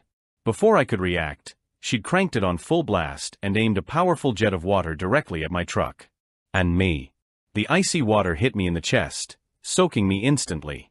It sprayed all over my new brake pads, my open toolbox, and my grandfather's radio, which sputtered and died with a pathetic crackle. I saw red. Everything that had been simmering for months boiled over. I stood up slowly, dripping water and fury. "What the hell do you think you're doing?" "Cleaning the filth off our street," she screeched, her face a mask of triumphant spite. That was it. The war was on, but I wasn't going to fight on their terms. I wasn't going to sink to their level. I was going to play the long game. For the next 6 months, I was the model neighbor from their perspective. I bought a high-quality, custom-fit cover for the truck. Whenever I wasn't actively driving it or working on it, it was covered, a shapeless blue blob in my driveway. I stopped working on it outside altogether. I'd drive it to a buddy's garage across town to do any major work. The complaints stopped. The code enforcement visits ended. Richard and Chloe would give me smug little smiles when they saw me, as if they'd finally broken the unruly peasant. They thought they had won. They had no idea what they'd started. During this time, I paid attention. I noticed things. The brand new BMW 7 Series in their driveway was replaced by a 3-year-old 5 Series. The professional landscaping service stopped coming. Richard was out there on weekends, sweating and swearing as he mowed his own perfect lawn. The lavish parties with catered food and valet parking ceased. They were living a lifestyle funded by debt, and the cracks were beginning to show. The confirmation came one Tuesday morning. I was leaving for work when I saw a flatbed tow truck parked in front of their house. It wasn't a breakdown, it was a repo. The driver was hooking up the 5 Series. Chloe was at the door, pleading with him. Richard was nowhere to be seen. It was a quiet, humiliating scene on our pristine Executive Street. As I drove past, I saw her slump against the doorframe, her face in her hands. I didn't feel a shred of pity. I just felt opportunity. I have a friend from college, Alex, who's a shark of a real estate agent. I called him that night. "Hey, Alex. I have a weird question. Can you set up a search for me? I want to be notified if a specific property in my neighborhood goes into pre-foreclosure." I gave him the address. "Everything okay, man?" he asked. "Neighbor trouble?" "You could say that," I replied. "I just want to be prepared." 4 months later, Alex's number flashed on my phone. Bingo, he said. Notice of default was filed this morning. They're 90 days behind on their mortgage. The bank will probably schedule the auction in another 3 to 4 months if they can't catch up. My heart started pounding. This was it. What's the play, Alex? They'll try to sell it themselves first to avoid the foreclosure hitting their credit. They'll list it high to try and salvage some equity and their pride. We wait. We let the market and their desperation do the work for us. He was right. 2 weeks later, a for sale sign went up on their perfect lawn. The asking price was absurd, at least $100,000 over market value. They were trying to bluff. I saw the realtor giving tours. I saw the hopeful couples walking through, but I also saw their faces when they left. I knew the house was overpriced. An open house was scheduled. I had to see the inside. I put on a nice shirt, left the truck in the garage, and walked over, pretending to be a curious neighbor. Chloe was there, her face plastered with a fake, brittle smile. She looked exhausted. Mark, she said, her eyes wide with surprise. I didn't realize you were in the market. Just curious, I said, giving her a polite nod. Seeing what the neighborhood is going for these days. I walked through their house. It was just like their lawn, immaculate, expensive, and completely devoid of personality. Gray walls, gray furniture, generic art from a home decor store. It was a showroom, not a home. But I wasn't looking at the decor. I was looking at the bones. Specifically, the two-car garage. It was clean, the floor painted with a gray epoxy. But I could see the potential. I imagined the wall between the garage and the living room gone. I pictured a 4-post lift in the center. I envisioned custom cabinets and stainless steel workbenches. It was perfect. The house sat on the market for a month. Then the price dropped by $50,000. Another month went by. It dropped again. I saw Richard and Chloe arguing in their driveway. The stress was eating them alive. The foreclosure auction date was looming. It's time, Alex told me. They're backed into a corner. They'll have to take any reasonable offer to avoid the bank taking it all. But I wasn't going to make a reasonable offer. And they certainly wouldn't sell to me if they knew who I was. I need you to set up an LLC for me, I told Alex. Something boring and anonymous. Midwest Property Ventures or something. Then, I want you to draft an offer. It's going to be a lowball. All cash, no contingencies, closes in 10 days. Make it insultingly low, Alex. I want them to know they're beaten. Alex laughed. This is some next-level revenge. I love it. He drew up the offer, another $100,000 below their new asking price. It was a predatory bottom-feeder offer, the kind an investment firm makes when they smell blood in the water. We submitted it through a lawyer, so my name was nowhere near it. The offer went from my lawyer to their agent. They would only see the name of the LLC. The waiting was the hardest part. For 48 hours, I paced my house, checking my phone every 5 minutes.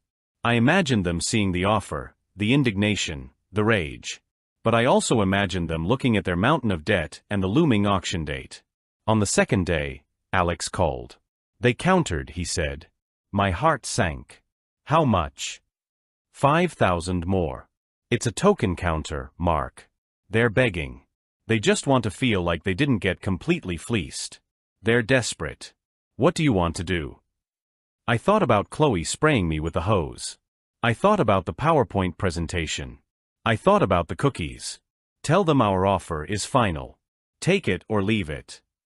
Another 24 hours of silence. Then, the email came. A signed purchase agreement from Midwest Property Ventures. They had accepted. They had sold their house to the man whose truck they despised, and they had no idea. The closing was 10 days later, a transaction handled entirely by lawyers and wire transfers. A moving truck appeared in their driveway the day before. I watched from my window as they loaded their gray, soulless furniture. They didn't look like the smug, polo shirt gatekeepers of the neighborhood anymore. They just looked tired and defeated. Richard loaded the last box, and they got into their remaining car, a modest Honda Accord. They drove away from their perfect house for the last time, never once looking back. They never even looked in my direction. The moment their car turned the corner, I felt a wave of relief and savage satisfaction wash over me. I walked out my front door, across my lawn, and stood on the driveway of what was now my second property. I had the keys in my pocket. I opened the front door and stepped inside. The house was empty, echoing with the ghosts of their bad taste. I walked straight to the garage, the heart of my entire operation. I stood in the middle of the clean, empty space and just smiled. Phase 1 was complete. Phase 2 was about to begin. The first call I made was to a contractor. I want to knock down the wall between the garage and the living room, I told him. And I need the foundation reinforced to support a 4-post vehicle lift. I also want a 20-foot wide commercial-grade garage door installed. The contractor whistled. That's a big job. You turning this into some kind of workshop? Exactly, I said. For the next 3 months, the house was a construction zone. The quiet, executive street was filled with the sounds of sledgehammers, concrete saws, and power tools, all during legally permitted hours, of course. I had the living room, dining room, and kitchen completely gutted. The pristine hardwood floors were torn out. The granite countertops were demolished. It all became one massive, open-plan garage. I had a professional-grade epoxy floor poured, a gleaming battleship gray. A 4-post lift was installed right in the center, where their Pottery Barn sofa used to be. I installed industrial LED lighting that made the space brighter than an operating room. Custom-built steel cabinets and workbenches lined the walls.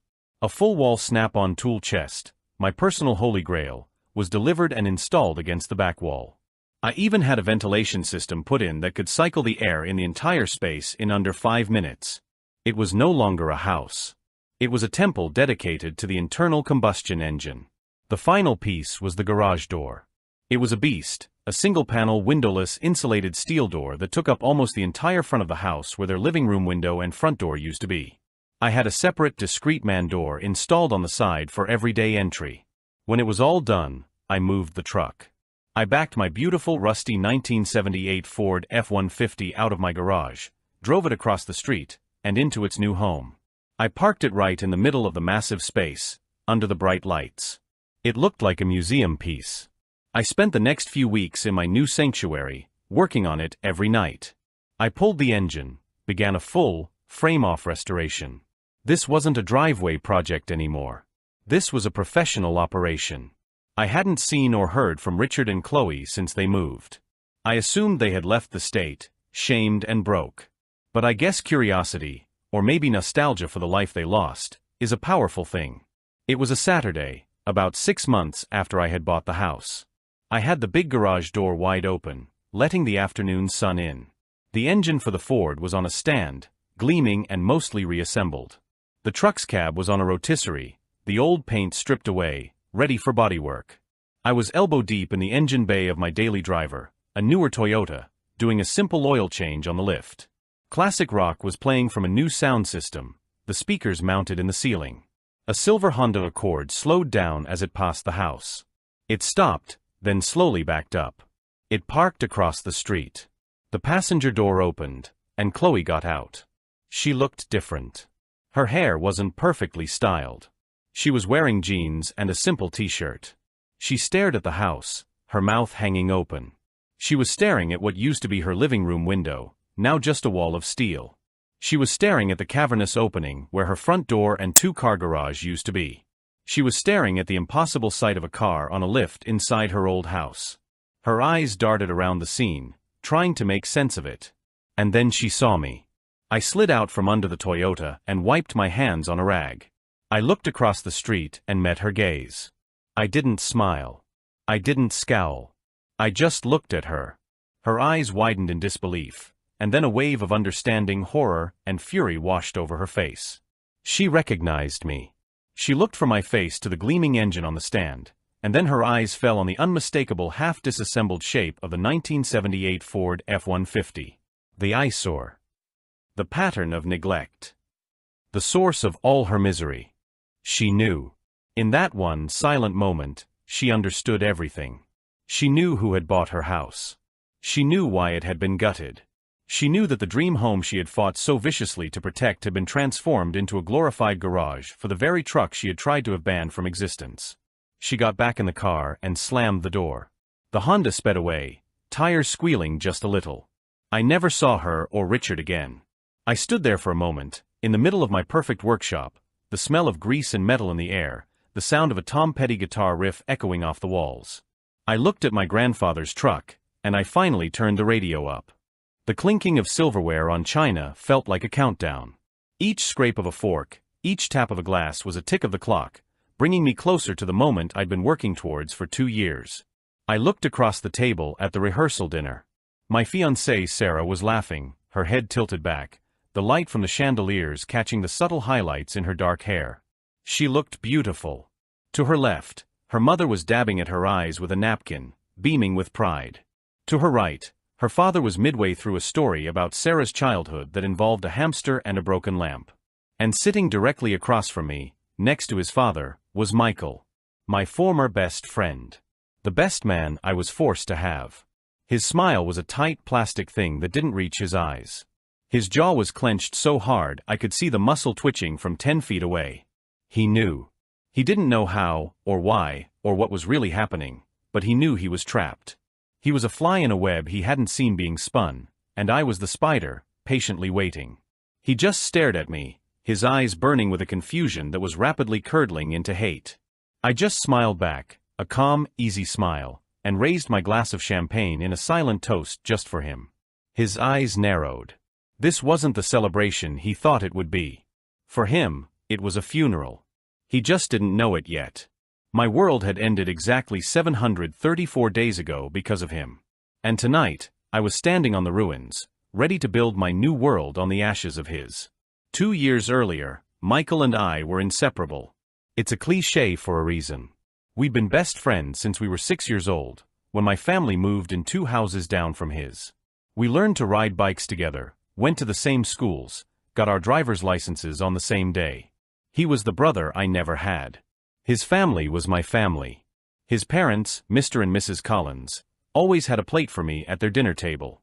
His younger sister, Sarah, was the annoying kid who always wanted to hang out with us until, suddenly, she wasn't a kid anymore. She was just a quiet, artsy girl who was usually sketching in a notebook in the corner of the living room while Michael and I loudly debated video games or sports. I had been dating Emily for 3 years. We met in college, and she was, I thought, the one. She was smart, funny, ambitious. We were serious. We talked about rings, about the future, about the kind of house we wanted to buy. Michael and Emily got along great. Too great, it turned out. They had the same sarcastic sense of humor. I thought it was perfect. My best friend and my girlfriend were friends. It made everything easy. Group hangouts, holidays, birthdays. It was a comfortable, happy little world. The first crack in that world was almost invisible. It was a Saturday night. I'd had a miserable week at work, buried under a project with an impossible deadline. I was exhausted and just wanted to crash. Emily was supposed to come over. Around 8 p.m., she texted. "Hey, so sorry, have a pounding headache. Think I'm just going to take some medicine and go to bed early. Rain check for tomorrow." I texted back, "No problem, feel better. Love you." An hour later, I was scrolling through my phone when Michael posted a picture to his Instagram story. It was a shot of 2 whiskey glasses on the distinctive wooden bar of the Alibi, a dive bar we frequented. The caption was just, "Sometimes you need it." I didn't think anything of it. Michael went there all the time. I figured he'd also had a rough week. The next day, Emily came over. She was her usual self, asking about my week, complaining about her own boss. I asked if her headache was gone. She paused for just a fraction of a second too long. "Oh yeah. I slept like a rock. I was just so exhausted." Later that afternoon, we were watching a movie when she got a text. She glanced at it and smiled, a quick, private little smile before she put her phone face down on the couch. It was the kind of smile you have when you share an inside joke with someone. I felt a tiny, stupid flicker of jealousy. I ignored it. I trusted her completely. I trusted Michael completely. Why wouldn't I? These were the 2 most important people in my world. To doubt them would be to doubt my own judgment, my own reality. But the cracks kept appearing. A few weeks later, I mentioned a funny story about a new guy at my office who had a bizarrely specific coffee order. Emily laughed and said, "Oh my God, that's almost as bad as the pigeon incident. I frowned. The pigeon incident. She looked at me, her eyes wide for a second, a flash of panic. Oh, it's just a stupid story a coworker told me. Not even funny, actually. I let it go. 2 days later, Michael, Emily, and I were having dinner. Michael was telling a story about his disastrous attempt to fix his garbage disposal, and he finished by saying, it was a complete mess. Almost as bad as the pigeon incident. He and Emily locked eyes and burst out laughing. A deep, shared, knowing laugh. I just sat there, my fork halfway to my mouth. They both stopped when they saw my face. What? Michael asked, still chuckling. What's the pigeon incident? I asked, keeping my voice level. Michael waved a hand dismissively. Dude, it's nothing. This dumb bird flew into the window at my office last week. Caused a huge scene. It's a long, boring story. Emily seemed to know it, I said. The air at the table grew thick. He must have told me about it, Emily said quickly, not looking at me.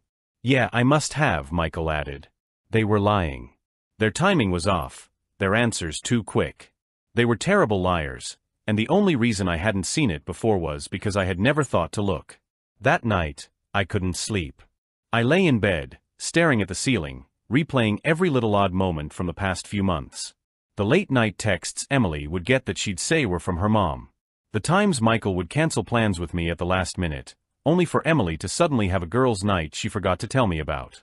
Every memory was now tainted, viewed through a new lens of suspicion. It felt like I was going insane. The final piece of the puzzle fell into place a week later. It was my birthday. Emily had made a big deal about it, promising me a surprise. She told me to meet her at her apartment at 7 p.m. sharp. I left work a little early, feeling a bit of the old excitement, hoping my paranoia was just that, paranoia. I stopped to pick up a bottle of wine. As I was walking the 2 blocks from the liquor store to her place, my phone rang. It was an unknown number. I almost ignored it, but something made me answer. Hello, I said. There was a pause, then a woman's voice, hesitant. Is this Mark? No, this is David, I corrected, slightly annoyed. Oh, I'm sorry. I think I have the wrong number. She sounded flustered. Wait, I said, a cold dread washing over me. Who were you trying to call? My boyfriend, Mark. He said he was going to a friend's birthday thing. David's birthday, I think he said. My blood ran cold. Michael's full name was Mark Michael Collins, but he'd gone by Michael his entire life. Nobody called him Mark. Nobody except, apparently, a secret girlfriend. I think you have the right number, I said, my voice sounding distant to my own ears. This is David. Michael is my best friend. Oh, she said, her voice small. He told me his name was Mark. We've been seeing each other for a few months. A few months. The same amount of time all the weirdness had been happening. My mind was racing. Why would he lie about his name?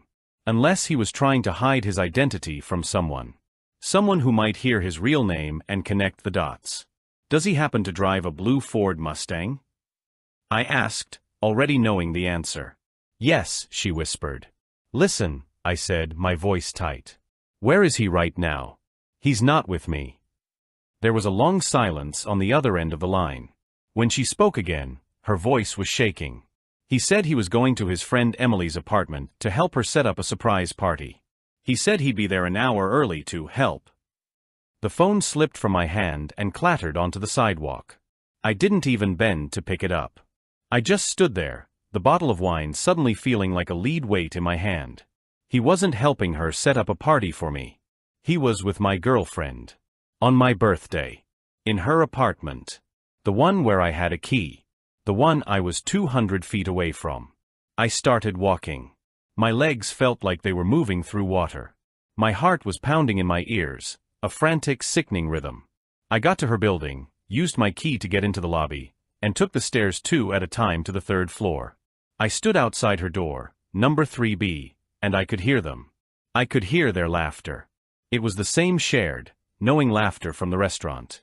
I don't know why I didn't just walk away. I don't know why I felt the need to see it with my own eyes. I think a part of me, even then, was hoping I was wrong. Hoping for a rational explanation.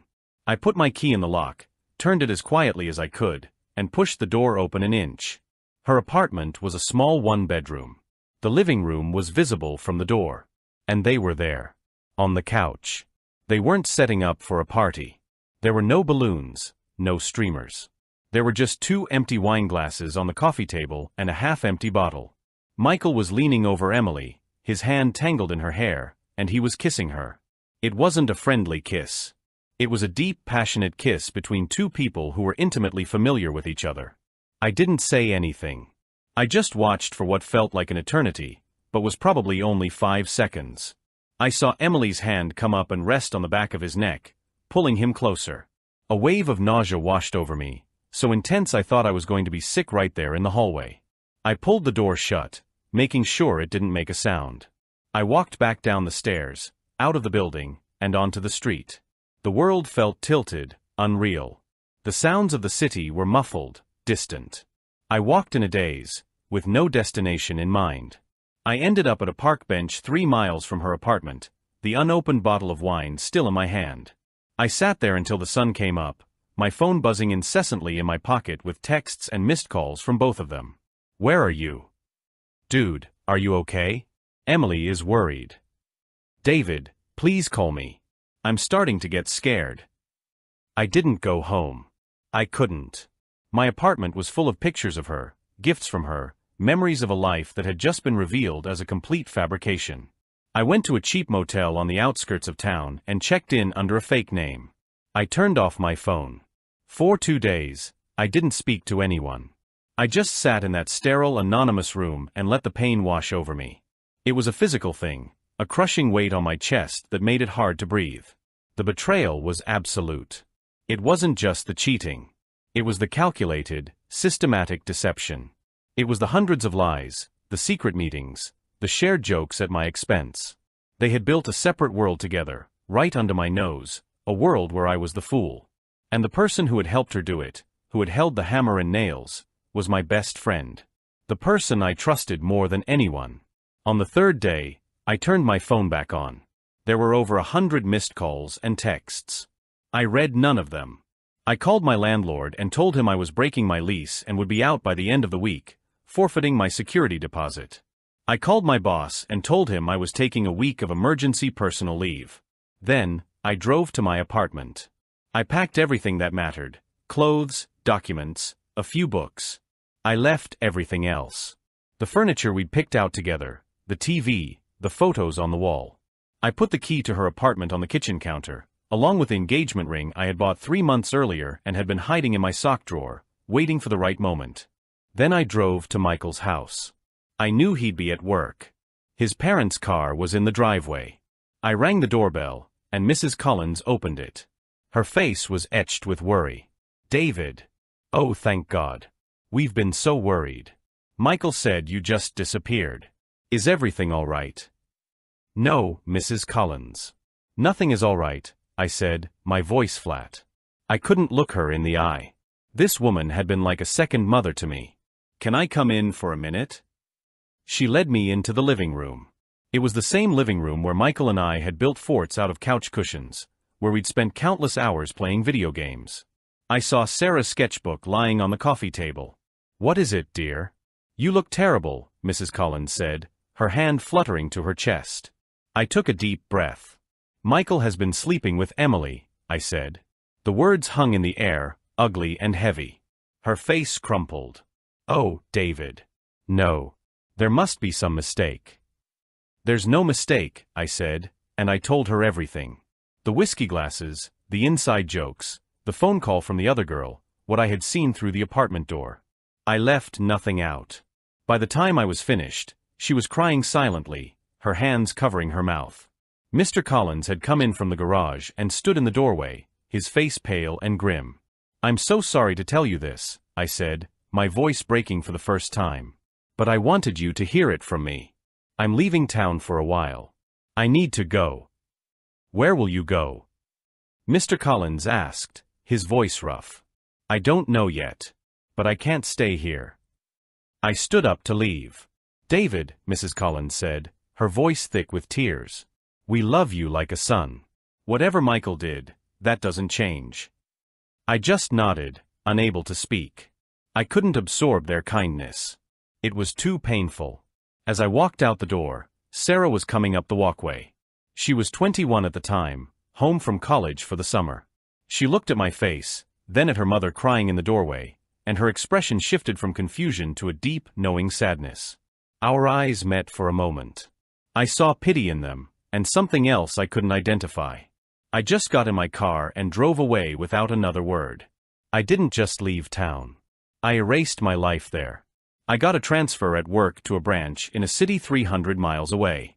I changed my phone number. I deleted all my social media. I cut off every mutual friend I had with Michael and Emily. I wanted them gone. I wanted to pretend they had never existed. The first 6 months were a blur of work and lonely nights in a soulless corporate apartment. The anger was a constant, burning fire in my gut. I would lie awake at night, replaying every moment, every lie, every betrayal. I imagined confronting Michael, screaming at him, hitting him. I imagined ruining his life, exposing him for the snake he was. But I did nothing. I knew that any kind of explosive confrontation would only give them the satisfaction of knowing they had broken me. I refused to give them that. So I channeled all that anger, all that pain, into a cold, hard resolve. I wouldn't get mad. I would get even. But not in a way they would ever see coming. My revenge wouldn't be a fiery explosion. It would be a quiet, slow-acting poison. I just didn't know what form it would take yet. The thought came to me on a cold Tuesday night about 8 months after I had left. I was scrolling through a news website from my old hometown, a morbid habit I couldn't seem to break. I saw a small article about a local art show featuring up-and-coming student artists. There was a picture of a few of the artists standing by their work. And there was Sarah. She was standing next to a stunning large-scale charcoal drawing of an old abandoned factory. She looked different. More mature, more confident. She was smiling, but it was a small, thoughtful smile. And that's when the idea began to form. It wasn't a fully fledged plan. It was just a seed. A dark, twisted little seed. Sarah. Michael's sister. The one person in his family who was truly his. His parents loved me, but Sarah was his little sister. They had a bond one could never touch. To hurt her would be to hurt him in a way that no fistfight ever could. But I didn't want to hurt her. That wasn't the plan. Hurting Sarah would make me no better than Michael. No, the plan was much more subtle. The plan was to make her happy. Happier than she had ever been. The plan was to become the son her parents had always wanted. The brother-in-law Michael would have to endure at every holiday, every family gathering, for the rest of his life. The plan was to take his family. Not by force, but by love. I would steal their affection, their respect, their loyalty, right out from under him. He would be an outsider at his own Christmas dinner. And the instrument of that quiet, lifelong revenge would be his own sister. It started with an email. I found her student portfolio website through the art show article. It had a contact form. I wrote a simple, anonymous message. I saw your piece Industrial Decay No. 3 at the student showcase. It was the most powerful piece in the show. You have a rare talent. I didn't leave my name. A week later, I sent another. I keep thinking about the way you use light and shadow. It's reminiscent of Kathy Kollwitz. Have you ever seen her work? I was dropping bait. I had an art history minor from college. I knew what I was talking about. I wanted to intrigue her, to establish a connection based on her passion, not on our shared, ugly history. She replied to the second email. Thank you so much. And yes, Kollwitz is a huge inspiration. Not many people make that connection. We began a slow, anonymous correspondence. We talked about art, about technique, about inspiration. I never mentioned who I was. I was just a faceless admirer of her work. I was patient. I let the connection build for 2 months. I learned about her dreams of opening her own gallery, her frustrations with a particular professor, her love for old black and white films. I was getting to know her, the real her, not the annoying little sister I vaguely remembered. She was smart, passionate, and had a wonderfully dry sense of humor. The time came to reveal myself. I knew it was a massive risk. She could shut me down, tell me to get lost, tell her brother. But our email connection felt strong enough to weather the shock. I wrote, "There's something I have to tell you. We've sort of met before. My name is David." I hit send and felt my stomach drop. I didn't hear from her for 3 days.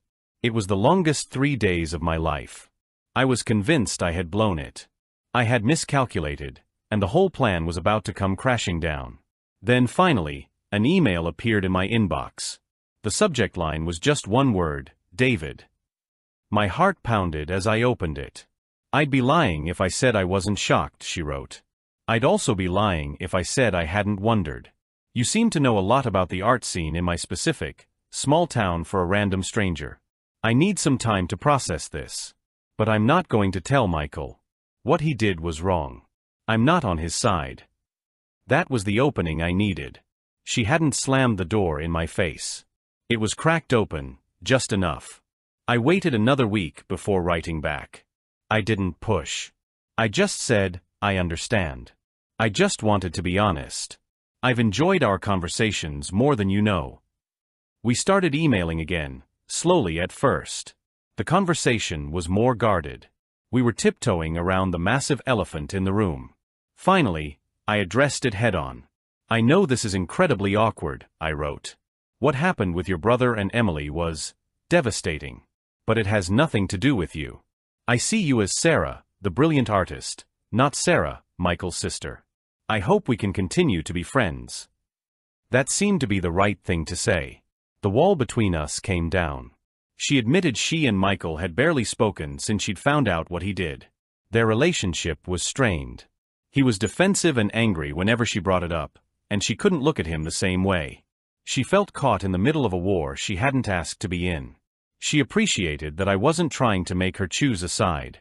A month later, I told her I was going to be passing through my old hometown and asked if she'd be willing to meet for coffee as friends. She agreed.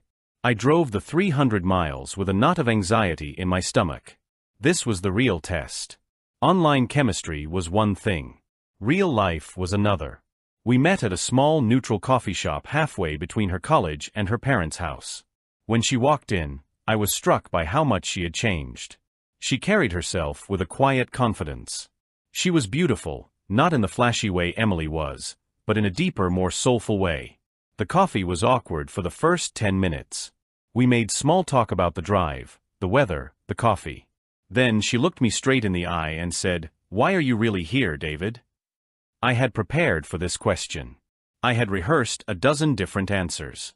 But in that moment, looking at her honest, searching face, I decided to tell her the truth. Or at least, a version of it.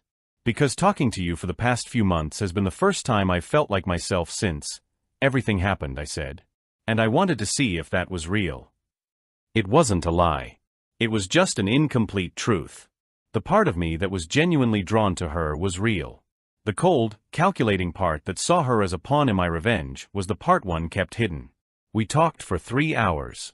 We talked about her art, my job, our families. We carefully avoided talking about Michael. It was easy. It was comfortable. By the time we left, something had shifted. We weren't just anonymous email friends anymore. There was a spark. I knew it. And I saw in her eyes that she felt it too. I started making the 300-mile drive every other weekend. We'd go to museums, watch old movies, take long walks. I fell into a routine. I was living a double life. During the week, I was a quiet, focused employee in a new city. On the weekends, I was driving back to the source of all my pain, but for a new reason. I was falling for Sarah. It wasn't part of the plan. The plan was to befriend her, to charm her, to become a fixture in her life. The plan was to use her. But the more time I spent with her, the more I realized I wasn't using her at all. I was genuinely, completely falling in love with her. She was everything Emily wasn't. She was kind, empathetic, and unassuming. She listened more than she talked. She saw the world in shades of gray, not in the stark black and white that Emily and Michael lived in. I told her things I had never told anyone, about my fears, my insecurities, the crushing weight of the betrayal. She didn't offer easy platitudes. She just listened, her hand finding mine across the table, her presence a silent, steady comfort. The revenge was still there, a cold stone in the pit of my stomach. But it was no longer the primary motivator. It was becoming a secondary benefit. The real prize was Sarah. The ultimate revenge, I started to realize, wasn't just taking Michael's family. It was building a real happy life that he could never touch. A life he would be forced to witness from the outside. After 6 months of dating, it was time for the next phase. Meeting her parents again. As a couple.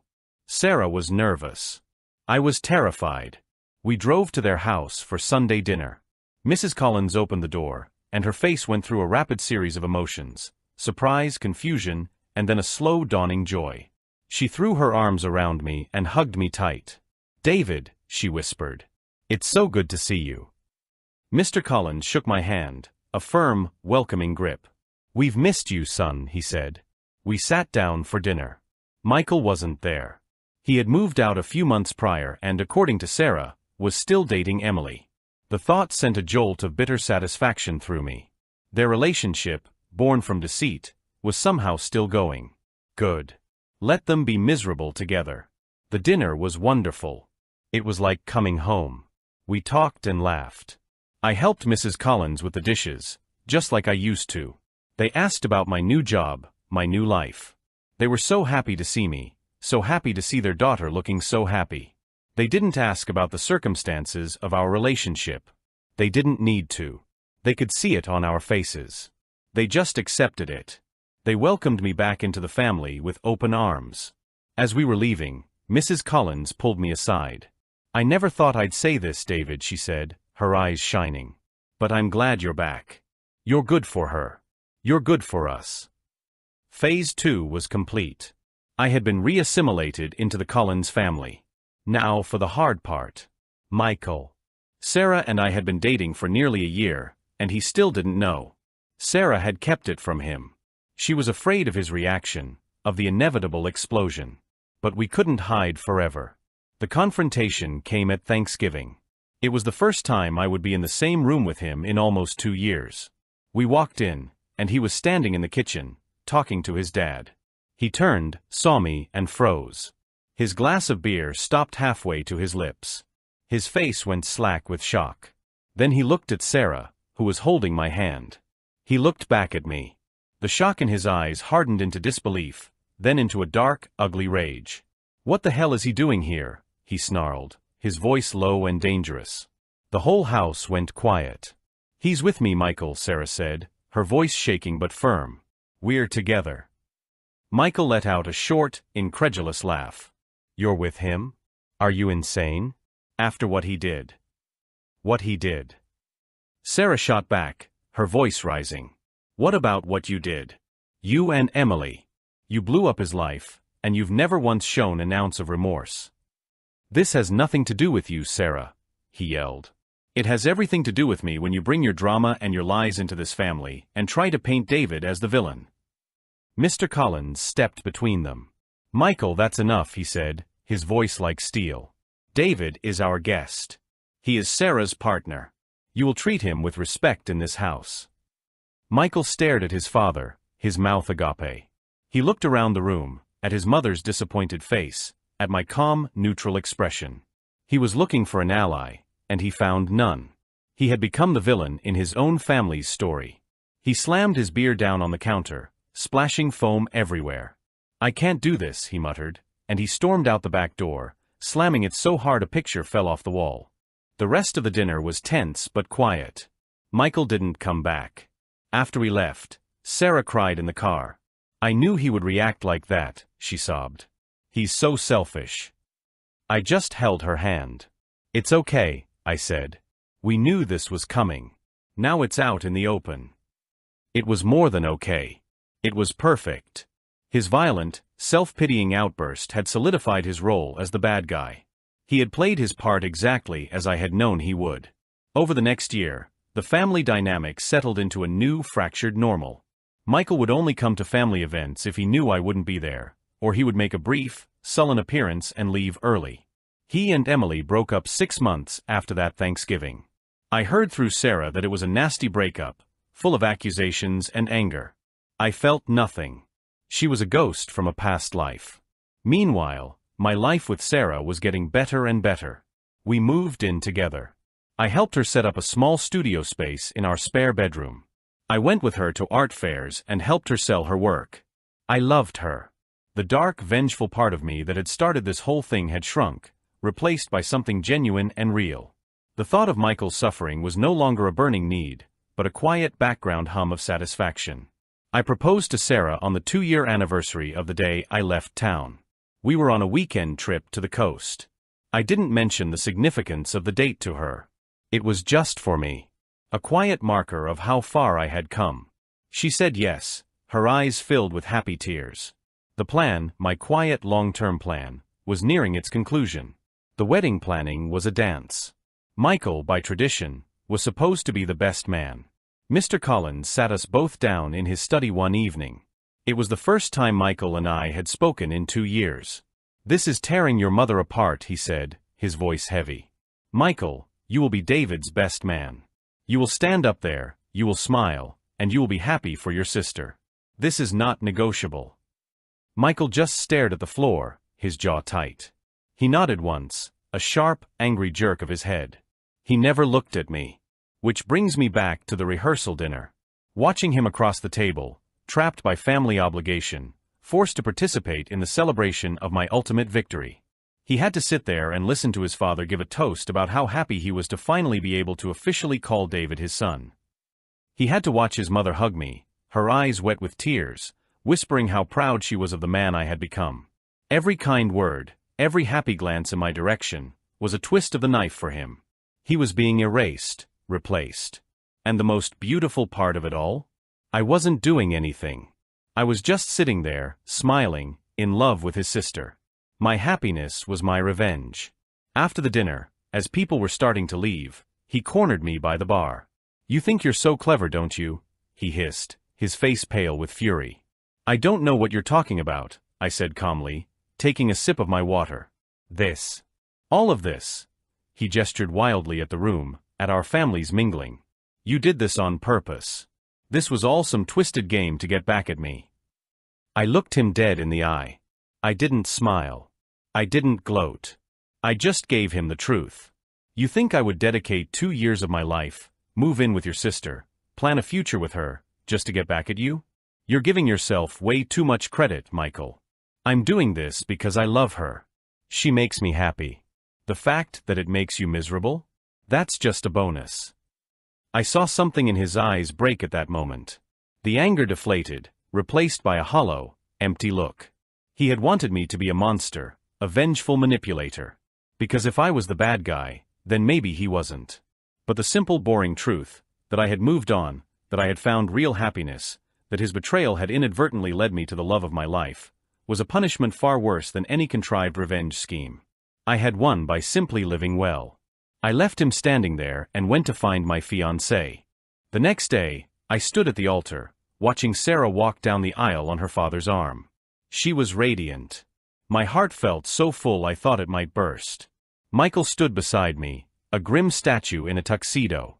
He went through the motions, handed me the rings, and stood there in silence. During the vows, when I looked into Sarah's eyes and told her that I would love her and honor her for the rest of my days, I meant every word. The last remnants of the old anger, the old pain, finally melted away, leaving only my love for this incredible woman. At the reception, Michael gave his best man speech. It was short, generic, and delivered in a monotone. He said all the right words, but they were hollow, empty. He talked about growing up with Sarah, about welcoming me to the family. He sounded like he was reading a weather report.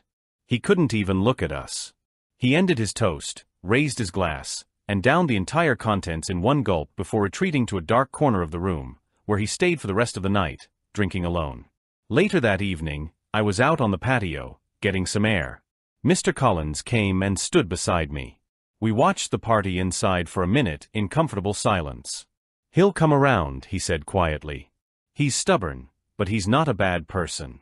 He just needs to grow up." "I know," I said. And I realized I didn't care if he did or not. His presence or absence in my life was irrelevant now. He was just a ghost, a footnote in my story. The story was about me and Sarah now. My best friend slept with my girlfriend. It broke me. It shattered my world and remade me into someone harder, more patient, more deliberate. I could have screamed, I could have fought, I could have exposed him. But I didn't. I waited. I rebuilt my life quietly, piece by piece. And my revenge was not a single fiery act of retribution. It was the rest of my life. It was every future Christmas morning, every Thanksgiving dinner, every family birthday where he would have to look at my face at the head of the table. It was every time his parents would call me for advice. It was every time his nieces and nephews would call me Uncle David. He took one night from me. I took the rest of his life. And I did it all without raising my voice. I just quietly married his sister. The words that ended my world were delivered over a cold plate of lasagna. It was my lasagna, the one I'd perfected for her. The one with 3 cheeses and a slow-cooked sauce I'd start on a Saturday morning so it would be perfect for her Sunday dinner, her one guaranteed night off. For 7 years, that lasagna had been our tradition. It had seen us through college finals, MCAT prep, med school applications, and the soul-crushing grind of her first 2 years of residency. It was the taste of our shared struggle, our team effort. And now, it was the last meal we would ever share. "I can't do this anymore, Alex," she said, pushing her barely touched plate away. Sarah's voice had a new clinical precision to it, scrubbed clean of the warmth I'd known my whole adult life. I put my fork down. My own appetite vanished, replaced by a cold dread that started in my stomach and spread through my veins. "Can't do what? The residency is brutal, I know. Is it rotations? Are you getting enough sleep?" She wouldn't meet my eyes. She was staring at a spot on the wall just over my shoulder, a spot where a framed photo of us in undergrad used to hang before she'd taken it down a few weeks ago, claiming the frame was outdated. "Us, Alex. I can't do us." The dread turned to ice. "What are you talking about? We're fine. We're almost there. You're almost done. This is the final push. We always knew it would be hard." "That's just it," she said, finally looking at me. Her eyes, the ones I'd once described in a terrible college poem as twin pools of warm chocolate, were cold and flat. "You're almost done. I'm just beginning. My life is just starting, and it's different now. The people I'm around, the world I'm in, they understand. They get the pressure, the stakes." I felt like an idiot. My mind, which had been racing through a list of potential stressors, fatigue, a bad patient outcome, a fight with her attending, finally landed on the obvious. "The people you're around? You mean Mark." It wasn't a question. Dr. Mark Anderson. Head of cardiothoracic surgery. The God King of her hospital. For the last 6 months, her conversations had been littered with his name. "Mark did this incredible triple bypass today. Mark thinks I have the best hands of any resident he's seen. Mark took a few of us out for drinks after a 36-hour shift." I'd told myself it was hero worship, a mentor-mentee relationship. I was a fool. She had the decency to flinch. "Mark, he gets it. He's where I want to be. He understands the sacrifices, what it takes to operate at that level." Sacrifices. The word came out as a strangled laugh. I wanted to stand up and gesture around our tiny, overpriced apartment. I wanted to point to the second-hand furniture I'd hauled up 3 flights of stairs, the microwave I'd fixed with a YouTube tutorial, the stack of my own deferred dreams collecting dust in the corner. "Sarah, I've been working 60-hour weeks at a dead-end logistics job for 4 years to keep this roof over our heads. I moonlight on weekends doing freelance data entry so you wouldn't have to worry about your car payment. I learned to cook your favorite meals, meal prep your lunches, do your laundry, because you were too exhausted to function. I haven't taken a real vacation in 5 years. We sacrificed. We." "That's not fair," she said, her voice quiet but firm. "I never asked you to do any of that." That was the line. That was the scalpel cut that severed everything. It was technically true. She'd never explicitly asked. She just cried on the phone about her student loan burden, and I'd picked up another weekend shift. She just lamented how she had no time to even think about food, and I'd spent my Sundays in the kitchen. She just mentioned how her old laptop was too slow for her research, and I drained my savings to get her a new MacBook for her birthday. I did it because that's what a team does. You see a gap, you fill it. You see your partner struggling, you lift them up. I thought we were building a future. She was just using me as scaffolding. He's a surgeon, Alex, she said, as if that explained everything. I'm going to be a surgeon. My life is in the hospital. It's who I am now. And you're not a part of that world. I need someone who is. There was nothing left to say. The argument was over before it began. She wasn't leaving me for another man. She was leaving me for a different life, a life she felt I wasn't qualified for. I wasn't just being replaced, I was being made redundant. Obsolete. The support system was no longer needed because the project was complete. She had her MD. She was a doctor. And I was just Alex, the guy with the lasagna and the logistics job. She packed a bag that night. Just the essentials. Her scrubs, her textbooks, her new stethoscope, a gift from Mark, I later realized. She left behind everything from our old life, the faded college sweatshirt she used to sleep in, the goofy photos from our road trips, the worn copy of my favorite book I'd given her. She walked out the door and didn't look back. I was left alone in the apartment that suddenly felt like a tomb, with 2 plates of cold, uneaten lasagna on the table. In that moment, I felt a kind of emptiness I wouldn't wish on my worst enemy. It wasn't just heartbreak, it was erasure. 7 years of my life, my effort, my love, invalidated in a 10-minute conversation. The first month was a blur of pure, unadulterated misery. I called in sick to work so often I was surprised they didn't fire me. I lived on whiskey and takeout pizza. The apartment was a minefield of memories. Every corner held a ghost. There was the spot on the couch where she'd fall asleep with her head in my lap while I quizzed her with flashcards. The kitchen counter where we'd celebrated her acceptance into med school with cheap champagne. The bookshelf groaning under the weight of her ridiculously expensive medical textbooks, books I had helped pay for. One night, drunk and maudlin, I pulled one of them down. Harrison's Principles of Internal Medicine. It cost over $200. I flipped through the pages, thousands of them, filled with dense text and complex diagrams. I had no idea what any of it meant. And it hit me with the force of a physical blow. She was right. I wasn't part of her world. I had stood outside of it, handing her tools, packing her lunch, and cheering her on, but I was never ever going to be allowed inside. I had been the support crew for a mission to a planet I could never visit. The anger came after the grief.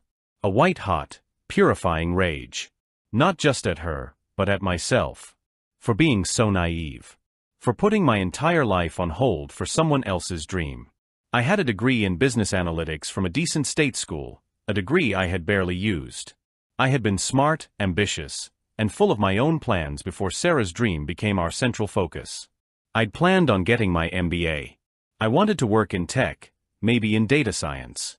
But the applications were expensive, the programs were demanding, and Sarah needed my time, my energy, my money. So, I'd put it all off. For us. For our future. One particularly grim Friday, after another week of pretending to care about shipping manifests, I came home to find an eviction notice taped to my door. With Sarah gone, I was on the hook for the full rent, and I was already 2 weeks late. I couldn't afford it on my own. Staring at that piece of paper, I realized I had hit absolute bottom. I had no girlfriend, no money, a job I hated, and I was about to have no home. That was the turning point. Something inside me snapped. I wasn't going to be the tragic victim in her story. The sad ex-boyfriend she'd tell her new surgeon friends about over cocktails at some fancy gala. Oh, Alex? He was sweet. He helped me through a tough time. No. My story wasn't going to be a footnote in hers. The next day, I went to work and quit. I walked into my boss's office, gave him my 2 weeks' notice, and felt a weight lift off my shoulders for the first time in years. I sold my car. I sold the nice TV we'd bought. I found a cheap, tiny room to rent in a house with 3 other people. I took every penny I had and enrolled in an intensive, 6-month data science and machine learning boot camp. It was a massive gamble. For the next 6 months, I lived and breathed code. I channeled every ounce of my anger, my grief, and my frustration into learning. While Sarah was saving lives in the ore, I was wrestling with Python libraries and neural networks. While she was networking with medical elites, I was building a portfolio of projects, working on predictive models for patient readmission rates, and optimizing data pipelines. I woke up at 5 a.m., studied until my classes started at 9, stayed late to work with my cohort, and came home to study until I passed out around 1 a.m. I was running on caffeine and pure, unadulterated spite. It was the hardest I had ever worked in my life, harder even than when I was working 2 jobs for her. But this time, I was the one who would reap the rewards. This time, I was building my own future. My final project for the bootcamp was an algorithm designed to optimize hospital operating room scheduling. I used anonymized datasets to predict surgery durations with greater accuracy, identify staffing bottlenecks, and reduce costly downtime. It was a complex, ambitious project, born from the countless hours I'd spent listening to Sarah complain about inefficient scheduling and wasted resources at her hospital. I had taken the problems of her world and found a solution she and her colleagues would never have conceived of. The project got me noticed. One of the guest lecturers at the bootcamp was a VP at a fast-growing health tech startup called Synapse Health. He was impressed with my final presentation and offered me an interview. I nailed it. They hired me as a junior data scientist. The pay wasn't great at first, but I didn't care. I was in the door. I was finally on my own path. The work was fascinating. We were building the software and data infrastructure that hospitals use to manage everything from patient records to billing to resource allocation. I was good at it. My strange, second-hand knowledge of the medical world, gleaned from years of being Sarah's sounding board, gave me a unique advantage. I understood the language. I knew the pain points. I could talk to doctors and administrators and translate their needs into technical specifications. I poured myself into the job. I worked weekends, not because I had to, but because I wanted to. I was making up for lost time, for the years I'd spent on the sidelines. My career, which had been stagnant for so long, took off like a rocket. Within a year, I was promoted to senior data scientist. I was leading a small team, working on our company's flagship analytics platform. I was making good money, enough to move out of the shared house and into a nice apartment of my own, in a better part of the city. I started dating again, casually. I was rebuilding my life, piece by piece. I rarely thought about Sarah and Mark. They were ghosts from a past life, a life that felt like it belonged to someone else. The next 2 years were a blur of growth. Synapse Health was on a tear. The healthcare industry was finally realizing the power of data, and we were in the right place at the right time. Our platform was being adopted by major hospital networks across the country. My role grew with the company. I was promoted again, this time to Director of Analytics and Systems Integration. I was no longer just building models. I was designing entire systems, managing a department of 20 people, and flying around the country to lead implementation projects at our new client hospitals. I was 31 years old and I was, by any objective measure, successful. I had a career I was passionate about, a team I respected, and a future that was bright. The broke, heartbroken guy staring at an eviction notice felt like a character from a sad movie I'd once seen. Then came the email that would change everything. My CEO announced that Synapse Health had just made its first major acquisition. We had bought out a smaller, regional competitor. And as part of the deal, we were also taking over the services contract for a mid-sized, financially struggling hospital that had been their main client. The hospital was called St. Jude's Medical Center. A cold, familiar dread washed over me as I read the name. St. Jude's. That was Sarah's hospital. My boss called me into his office an hour later. "Alex," he said, beaming. "Big news. The St. Jude's acquisition is a go. It's a mess over there. Outdated systems, terrible data hygiene, inefficient workflows. It's the perfect showcase for our platform. We need someone to lead the charge, go in there, and oversee the entire digital transformation. It's a huge project, probably a year-long commitment on site. And I want you to run it." I felt the blood drain from my face. "Me? Why me?" "Because you're the best we've got," he said, clapping me on the shoulder. "You know the tech inside and out, and you know how to talk to clinicians. You're the only one who can pull this off. This is your chance to make VP, Alex. Don't screw it up." My mind was reeling. Go back there? To the place that represented the end of my old life? See her again? Part of me wanted to say no, to make up an excuse, to run in the opposite direction. But another part of me, the part forged in that 6-month crucible of code and spite, felt a strange sense of calm. I had spent 3 years building this new life, this new version of myself. Why should I run from my own past? I wasn't that guy anymore. "I'll do it," I said, my voice steady. When do I start? 2 weeks later, I walked through the main entrance of St. Jude's Medical Center. It was the first time I had ever set foot in the building. During her residency, I had only ever dropped her off at the curb, never allowed inside her sacred world.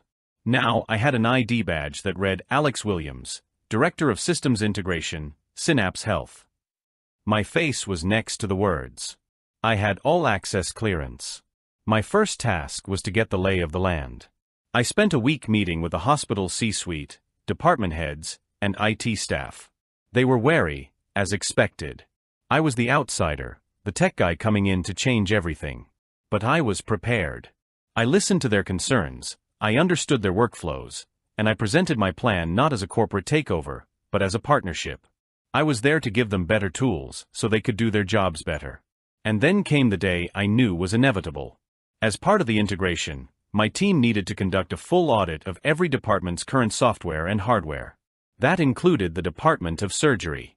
I pulled up the employee directory to find the department administrator's contact information. I scrolled through the list of surgeons, my heart pounding a slow, heavy rhythm against my ribs. And there they were. Anderson, Mark, Chief of Cardiothoracic Surgery. And right below him, on the list of thoracic surgical fellows, Miller Sarah. She had kept her own last name. A small part of me was surprised. I had always assumed she'd become Mrs. Dr. Anderson as quickly as possible. It seemed her ambition outweighed any romantic traditions. A grim smile touched my lips. The universe had a funny, brutal sense of humor.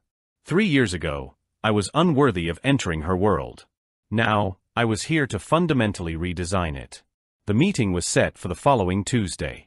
A mandatory, all-hands-on-deck meeting for the entire surgical department. The topic: the future of surgical workflow, an introduction to the Synapse Health platform. I was the sole presenter. I walked into the main surgical conference room a few minutes before 9 a.m. It was a large, tiered room, like a university lecture hall. It was already filling up with people in scrubs and white coats. They were laughing, drinking coffee, complaining about their on-call schedules. The air was thick with the casual arrogance of people who cut other people open for a living. I found my place at the podium, plugged in my laptop, and took a deep breath. I scanned the room, my eyes moving over the faces. And then I saw her. She was sitting in the third row, chatting with another resident. She looked different. More tired, certainly. There were lines around her eyes that hadn't been there before. But she wore her white coat and the exhaustion that came with it like a badge of honor. She looked confident, like she belonged. She hadn't seen me yet. My back had been to the audience as I sat up. I took a sip of water, my hand perfectly steady. The rage and hurt that I thought might surface were simply gone, replaced by a cold, calm sense of purpose. This wasn't personal. This was business. I tapped the microphone. Good morning, everyone. If you could please take your seats, we'll get started. The chatter died down. Heads turned towards the front. And Sarah's eyes met mine. The transformation on her face was something to behold. It was a rapid 5-act play of emotion. First, a flicker of vague recognition, the kind you give someone you might have passed in the grocery store. Then, a slow dawning comprehension, her brow furrowing in confusion. The third act was pure, unadulterated shock, her jaw literally dropping as her brain finally connected the Alex from the podium with the Alex from her past. The fourth act was disbelief, a slight shake of the head as if to clear a hallucination. And the final act, as I looked at her with a polite professional smile, was a wave of pale, sickening dread. I could almost see the color drain from her face. Sitting next to her, looking bored and tapping at his phone, was Dr. Mark Anderson. He glanced up, gave me a dismissive look, the look a king gives a courtier, and went back to his phone. He didn't recognize me at all. Why would he? I was just the ex-boyfriend, a ghost he'd probably never even seen a picture of. Good morning, I began again, my voice echoing slightly in the quiet room. My name is Alex Williams. I'm the Director of Systems Integration for Synapse Health, and for the next 12 months, I'll be leading the project to overhaul this hospital's entire digital infrastructure. Starting with this department. I clicked to the first slide. It was a complex workflow diagram. For the next hour, I held them captive. I spoke their language. I talked about turnover times, sterile processing bottlenecks, and the challenges of integrating EHR data with imaging from the PACS. I laid out, in excruciating detail, exactly how their daily routines were going to change. How the software they used to schedule surgeries, order supplies, and log their hours was being retired. How the new Synapse platform would track their efficiency metrics in real time. How their performance, their department's performance, would be visible on a dashboard that went all the way up to the CEO. I was in complete command. I answered their questions with data. I deflected their cynical remarks with calm logic. I was not the logistics guy anymore. I was an expert, an authority figure telling them how their world was going to work from now on. Out of the corner of my eye, I could see Sarah. She was frozen, staring at me, her face a mask of horrified confusion. Mark, on the other hand, was now paying very close attention. His initial boredom had been replaced by a scowl. I was talking about his department, his kingdom, and he didn't like what he was hearing.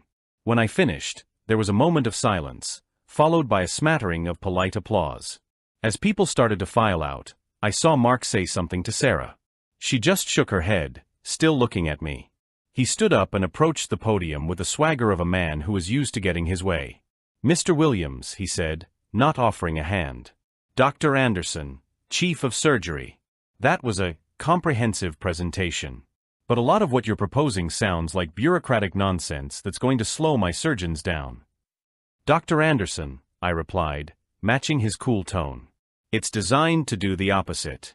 It will eliminate redundancies, improve resource allocation, and ultimately reduce the chances of medical errors. The data from our other partner hospitals is unequivocal." "Your data doesn't account for the human element," he sneered. "We're not cogs in your machine." "I'm aware of that," I said, meeting his gaze. "My job is to provide you and your team with the best possible tools. Your job is to use them. The hospital board has been very clear about their expectations for this project. If you have specific concerns about workflow implementation, I suggest you schedule a meeting with my project manager. Her contact info is on the final slide." I turned to pack up my laptop, a clear dismissal. He stood there for a moment, nonplussed. He wasn't used to being handled like this. He was used to being the smartest, most important person in any room. He finally turned and stalked off. And then she was there. Sarah.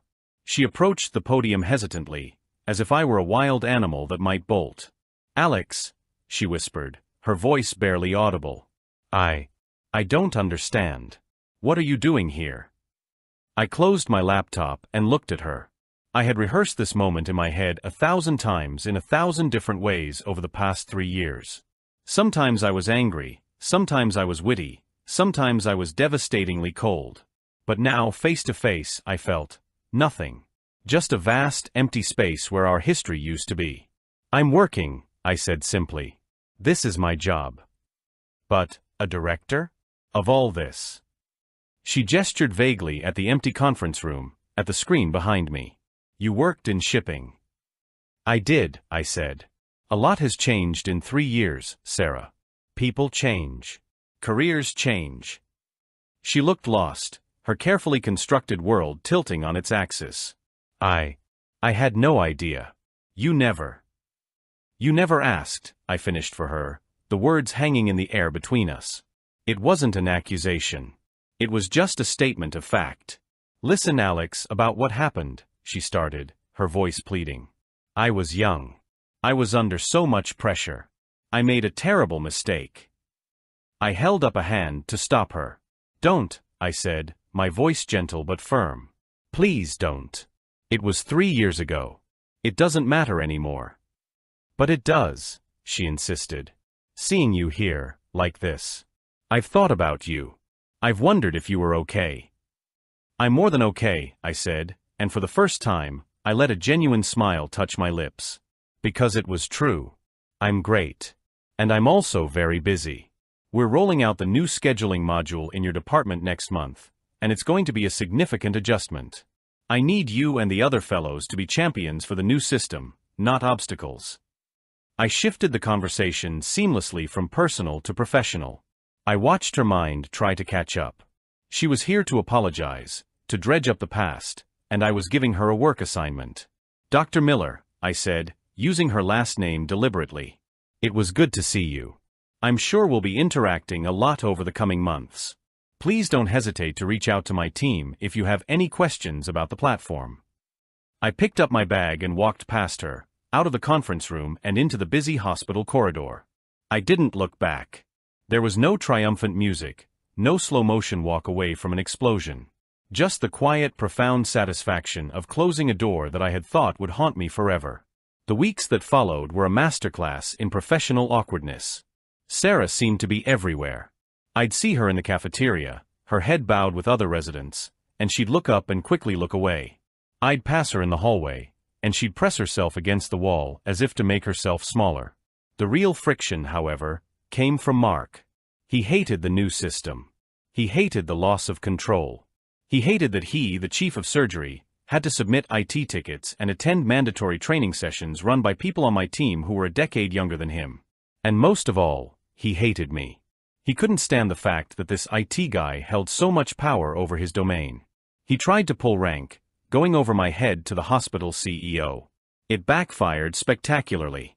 The CEO, who had been brought in to turn the hospital's finances around, was my biggest supporter. He saw the Synapse platform as the key to saving St. Jude's. Mark was told, in no uncertain terms, to get with the program. This only made him more resentful. He started taking it out on his fellows, especially Sarah.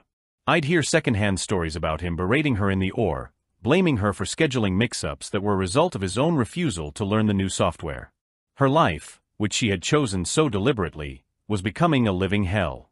And the irony was, I was inadvertently the one holding the match. One evening, I was working late in the temporary office my team had set up near the surgical wing. It was almost 10 p.m. and the hospital was quiet. There was a soft knock on my door. I looked up to see Sarah standing there, looking exhausted and defeated. "Can I talk to you for a minute?" she asked. I sighed and gestured to the chair opposite my desk. "What is it, Dr. Miller?" She sat down, twisting her hands in her lap. "Please, stop calling me that. It's Sarah." I leaned back in my chair. "Okay, Sarah. What's on your mind?" "It's Mark," she said, her voice cracking. "He's making my life impossible. He's blaming me for everything. For the new system, for the changes. He says I should have some influence over you." I raised an eyebrow. Influence? Why would he think that? Tears welled in her eyes. I told him. About us. I had to. He was asking questions, why I seemed so rattled after your presentation. So I told him everything. Everything. I asked, a dangerous calm settling over me. "Did you tell him how I paid your rent? How I bought your books? How you dumped me for him the second you thought you'd made it?" She flinched as if I'd slapped her. "Yes," she whispered. "All of it." "And what did he say?" She looked down at her hands. He said it was pathetic. That I should have been with someone on my own level from the start. He said you were holding me back." I almost laughed. The sheer, unadulterated arrogance of the man was breathtaking. "And now he wants you to use our pathetic past to get me to make exceptions for his department. Is that about right?" She nodded miserably. "He wants you to roll back the efficiency tracking module. He doesn't want the administration to have that kind of oversight." I stared at her for a long moment. Here she was, sent by her surgeon boyfriend to ask me, her ex-boyfriend whom she discarded like trash, to compromise my entire multi-million-dollar project to soothe his fragile ego. The cosmic absurdity of it all was overwhelming. "Let me be perfectly clear, Sarah," I said, leaning forward and lacing my fingers together on the desk. "That is not going to happen. The tracking module is the heart of the platform. It's the entire reason the board agreed to this deal. It is non-negotiable." "I know, but Alex, you don't understand." "Oh, I understand perfectly," I cut her off. "I understand that you made a choice. You chose a man and a life based on status and prestige. You looked at him and you saw a future. You looked at me and you saw a past you wanted to escape.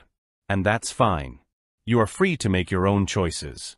But choices have consequences. You chose him.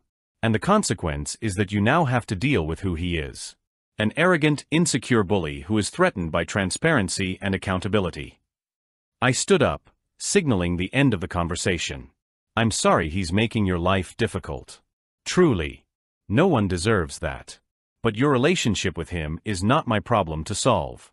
My problem is this hospital's broken system, and I am going to fix it. With or without Dr. Anderson's cooperation. Tears were now streaming down her face. I messed up, Alex. I know I did. I was so stupid. I threw away the only person who ever truly cared about me for this.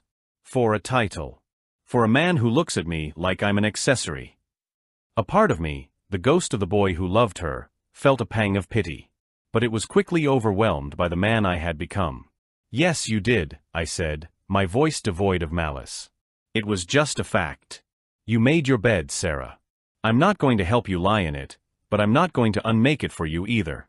I suggest you go back to Dr. Anderson and tell him that the new system is here to stay, and that if he continues to create obstacles, I will have no choice but to escalate the issue to the CEO and the board. His behavior is jeopardizing the success of this project and, frankly, the future of this hospital. She stared at me, her mouth slightly open, as if seeing me for the first time. The supportive, accommodating Alex was gone forever. In his place was a man who understood boundaries, who knew his own worth, and who would not be manipulated by guilt or nostalgia. She left my office without another word. I never found out what she said to Mark, but his attitude changed overnight. He was still sullen and resentful, but he stopped being an active impediment. He attended the training. He used the software. He was a cog in my machine. My year at St. Jude's came to an end. The project was a resounding success. The hospital's efficiency metrics were up across the board. Patient wait times were down. Revenue was up. I was offered the vice president position back at corporate headquarters. On my last day, I was packing up my office when there was one final knock on the door. It was Sarah. I heard you were leaving, she said quietly. And that you got the VP job. Congratulations. Thank you, I said, taping a box shut. I just wanted to say, thank you, she said. For not destroying me. You could have. You could have made my life even worse. But you were always professional. I stopped what I was doing and looked at her. It was never about you, Sarah, I said, and I meant it. It wasn't about revenge. It was about me. It was about proving to myself what I was capable of. You were just an unexpected variable in the equation. She gave a small, sad smile. I'm leaving, too. I finished my fellowship. I got an offer at a hospital in Boston. Mark and I, we're not together anymore. I'm sorry to hear that, I said, and to my surprise, I found that I was. Not because I wanted her back, but because I didn't wish unhappiness on anyone, not even her. Don't be, she said, shaking her head. It was over the day you walked into that conference room. Seeing what you had become, it was like a light switch went on. I realized I hadn't just chosen the wrong man. I had chosen the wrong values. I've been chasing a version of success that wasn't even my own. I have a lot of work to do on myself. Well, I said, offering a small smile of my own. It's never too late to start a new project. We stood in silence for a moment, the vast gulf of our shared and separate histories between us. There was no anger left, no bitterness. Just two people who had once been everything to each other, and were now, essentially, strangers. Good luck in Boston, Sarah, I said. You too, Alex. Good luck with everything. She turned and walked away. I watched her go, a surgeon in a white coat, walking down the hall of a hospital I had helped save. I sealed the last box, picked it up, and walked out of my office, turning off the lights behind me. My work there was done. The clinking of my mother's wine glass against the crystal was the only sound in the room for a full 10 seconds. It was a nervous, repetitive little tink, tink, tink that seemed to amplify the crushing silence.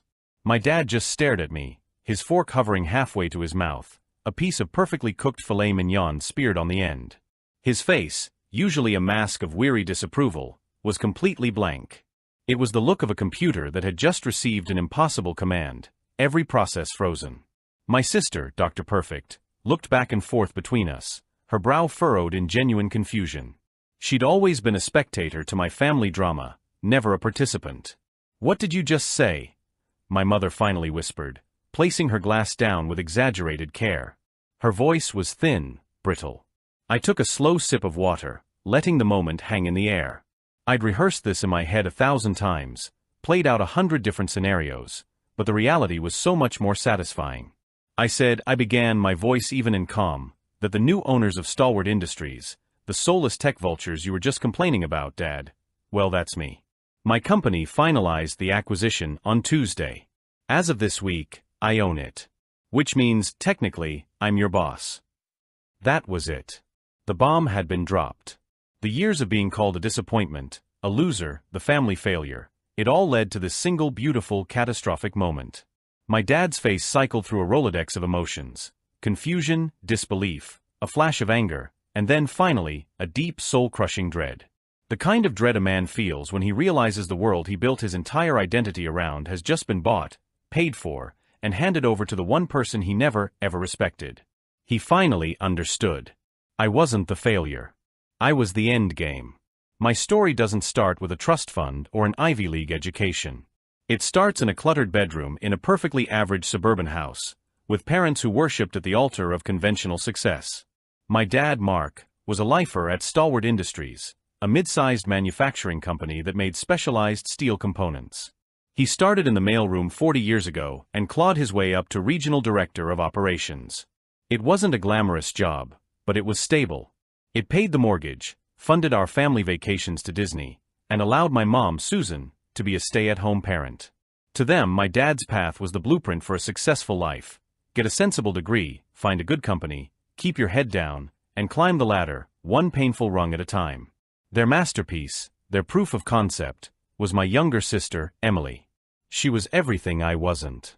While I was taking apart computers and teaching myself to code, she was captain of the debate team.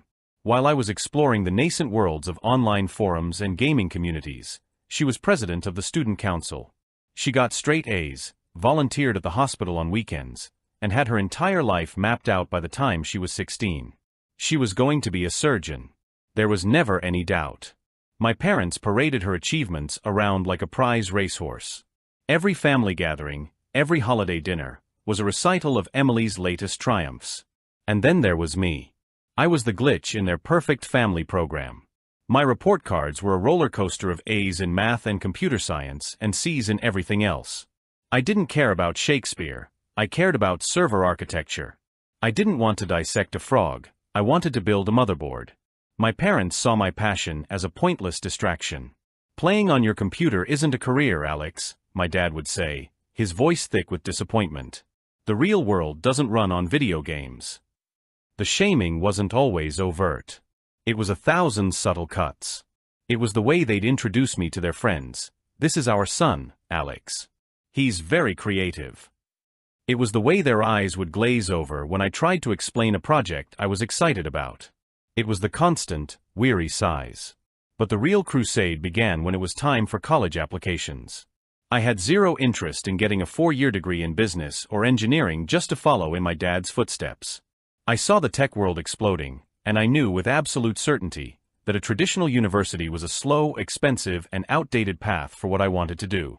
I proposed a compromise. I would go to community college for a year to get my core classes out of the way, while also enrolling in an intensive 6-month coding bootcamp that had a stellar job placement record. To me, it was a logical, efficient, and financially sound plan.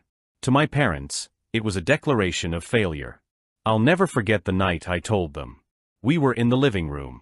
Emily was home from her first year at Johns Hopkins, glowing with success. My announcement landed like a lead weight. My mother started crying. Not loudly, but with the quiet, devastating sobs of someone whose dreams had just died. My dad didn't yell. He did something worse. He looked at me with a sort of cold pity, like I was a stray dog he was about to call animal control on. "So you're throwing your life away," he said. "It wasn't a question. You're dropping out before you even start. Do you have any idea how this will look? We'll be the only people at the country club whose son couldn't even handle a real university." The country club. That was it. My entire future boiled down to their social standing. The conversation devolved from there. I tried to explain the value of the boot camp, the skills I would learn, the connections I would make. They didn't hear a word. They just saw their failure of a son choosing a path they couldn't brag about. That was the night I became the official family cautionary tale. They told our relatives I'd had a breakdown. They told their friends I was finding myself. The truth was too embarrassing. The narrative was set in stone. Emily was the brilliant success, and Alex was the troubled kid who couldn't cut it. The pressure became unbearable. Every phone call was an interrogation. Every visit home was a lecture. The final straw came about 2 months later. I came home from my community college class to find my dad in my room, holding a brochure for a local branch of the military. "I talked to a recruiter today," he said, his voice devoid of any warmth. "He thinks they could make something out of you. Give you some discipline. A purpose." I looked at the smiling uniformed man on the brochure, then back at my father. He wasn't trying to help me. He was trying to erase the version of me he was ashamed of and replace it with one he could understand. I packed a bag that night.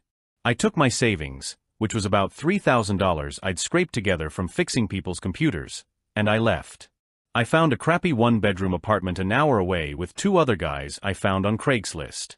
The rent was cheap, the place was a dump, and for the first time in my life, I felt free. The next 2 years were a blur of caffeine, code, and crippling self-doubt. The boot camp was as intense as advertised.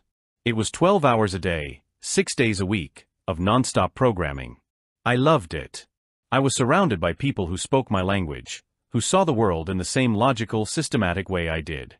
While I was learning, I was also freelancing to survive. I built websites for pizzerias, designed inventory systems for local mechanics, and debugged ancient code for small businesses that couldn't afford a full-time IT guy. I was barely scraping by. I ate more ramen noodles than any human should. There were nights I'd stare at my bank account, watching it hover in the double digits, and the echo of my dad's voice would creep in. Failure. Disappointment. Throwing your life away. But then I'd get a breakthrough on a difficult piece of code, or a client would rave about my work, and it would fuel me for another week. I wasn't just surviving, I was building something. I was honing my skills, making connections, and most importantly, I was proving to myself that I could do it on my own terms. My relationship with my family was practically non-existent. We'd have stilted phone calls on holidays, where I'd give them vague, positive updates. "The freelance work is going well," I'd say. "I'm learning a lot." They'd respond with a list of Emily's latest accomplishments in medical school, and the conversation would mercifully end. They never asked for details. They didn't want to know. In their minds, I was still the dropout, living in some squalid apartment, playing on my computer. The idea that changed everything came from a particularly frustrating freelance gig. I was hired by a small logistics company to overhaul their workflow software. Their system was a dinosaur. Everything was manual, inefficient, and prone to human error. Drivers were dispatched with paper manifests, warehouse inventory was updated by hand, and communication between departments was a chaotic mess of emails and phone calls. As I dug into their problems, I realized they weren't unique. The entire shipping and logistics industry, especially the small to mid-sized players, was running on outdated, cobbled-together technology. They were ripe for disruption. I started sketching out an idea in my spare time.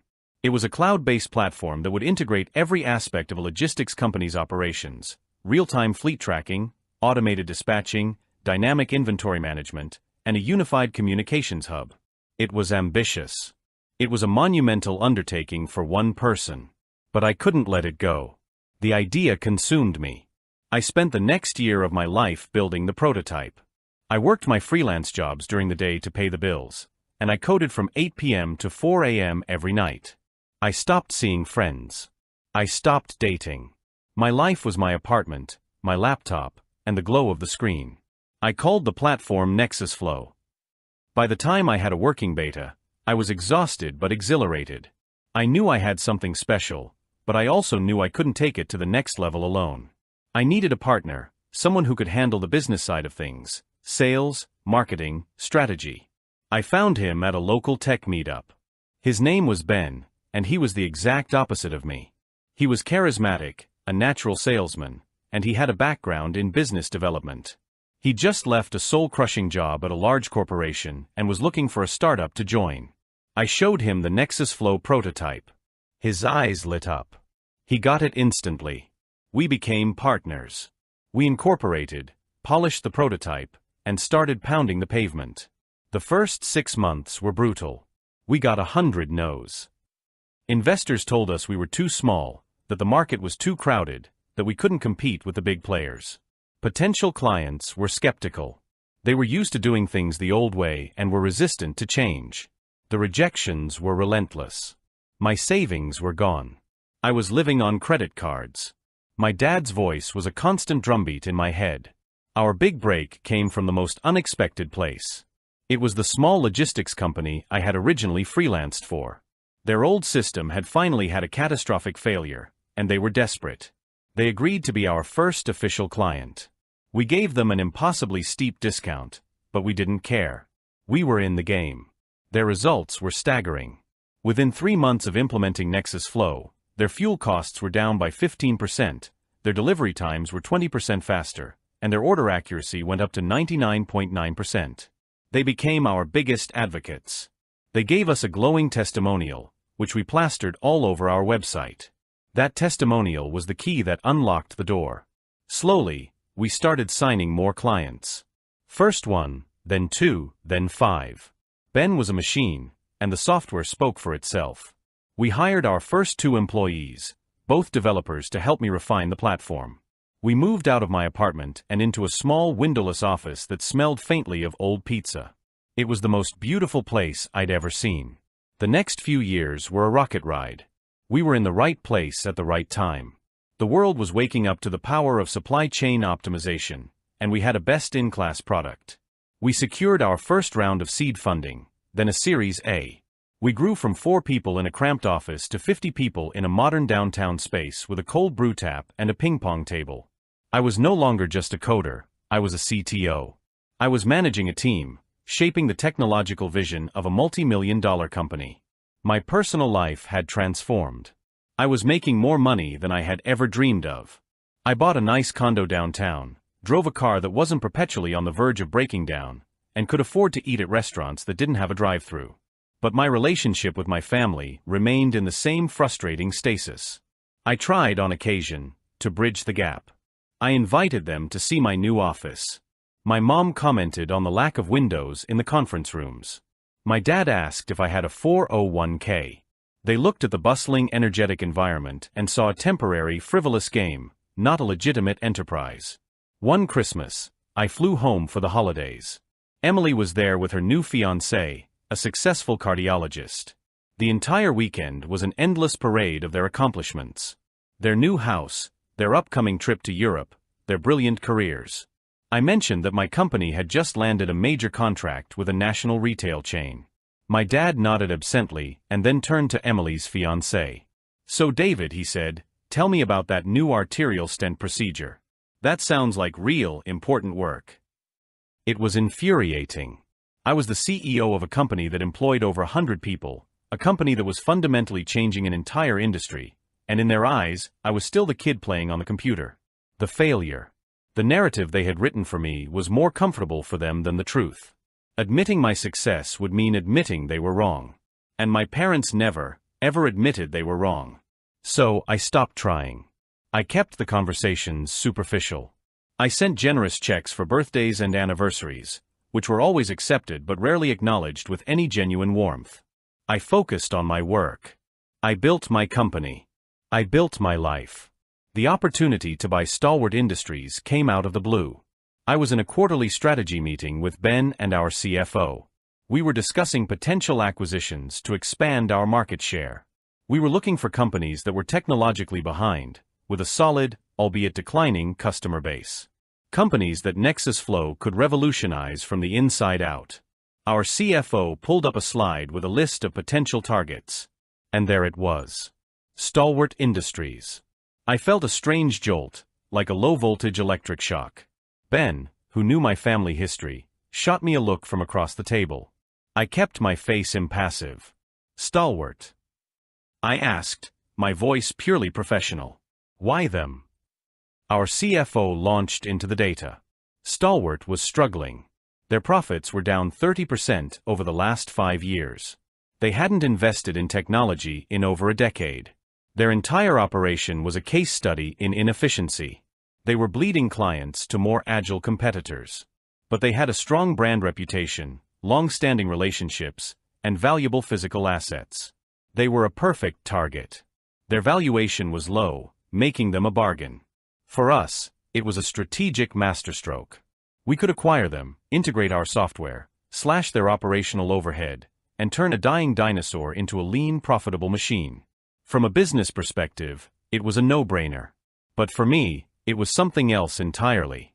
It was the perfect, poetic, once-in-a-lifetime collision of my two worlds. The company that represented everything my father valued, stability, tradition, the real world of manufacturing, was failing. And my company, the result of the very passion he had dismissed and denigrated, was in a position to save it. Or bury it. We spent the next few months in a whirlwind of due diligence, negotiations, and legal wrangling. It was all handled through investment bankers and lawyers. My name was kept out of it. We were referred to simply as the acquiring tech firm. I knew my dad would be hearing the rumors at work. I could almost hear his voice at the dinner table, complaining about kids with venture capital money who didn't understand the value of a hard day's work. The thought made me smile. The deal closed on a Tuesday in October. I signed the final papers in a sterile glass-walled conference room high above the city. Just like that, I owned Stalwart Industries. I owned the company my father had given his entire adult life to. I owned his past, and I controlled his future. I waited a week. I let the news settle. I let the official press releases go out.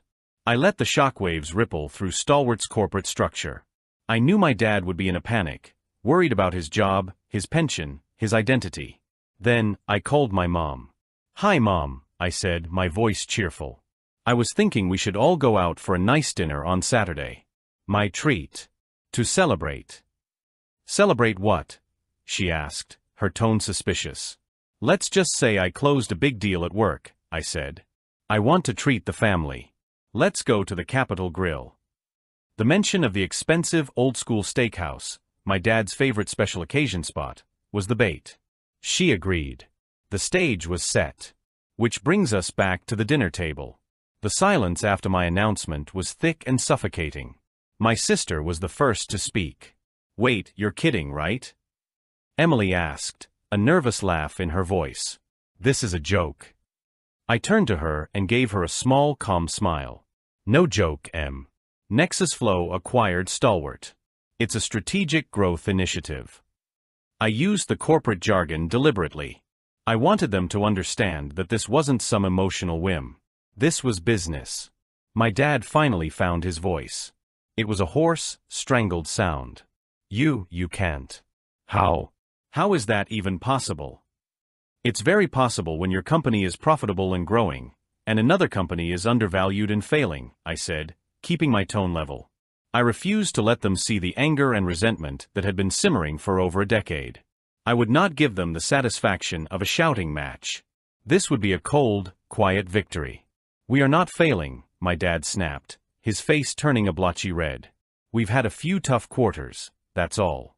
It's a cyclical industry." "It's a dying industry if it doesn't adapt," I countered. "And Stalwart hasn't adapted since 1995.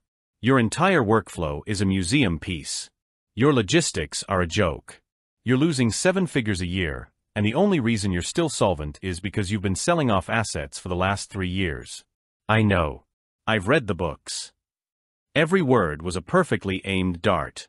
I saw the fight go out of him. He knew I was right.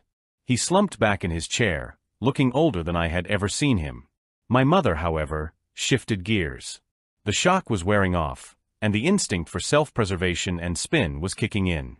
"Well, Alex, this is wonderful news," she said, her voice a little too bright, a little too shrill.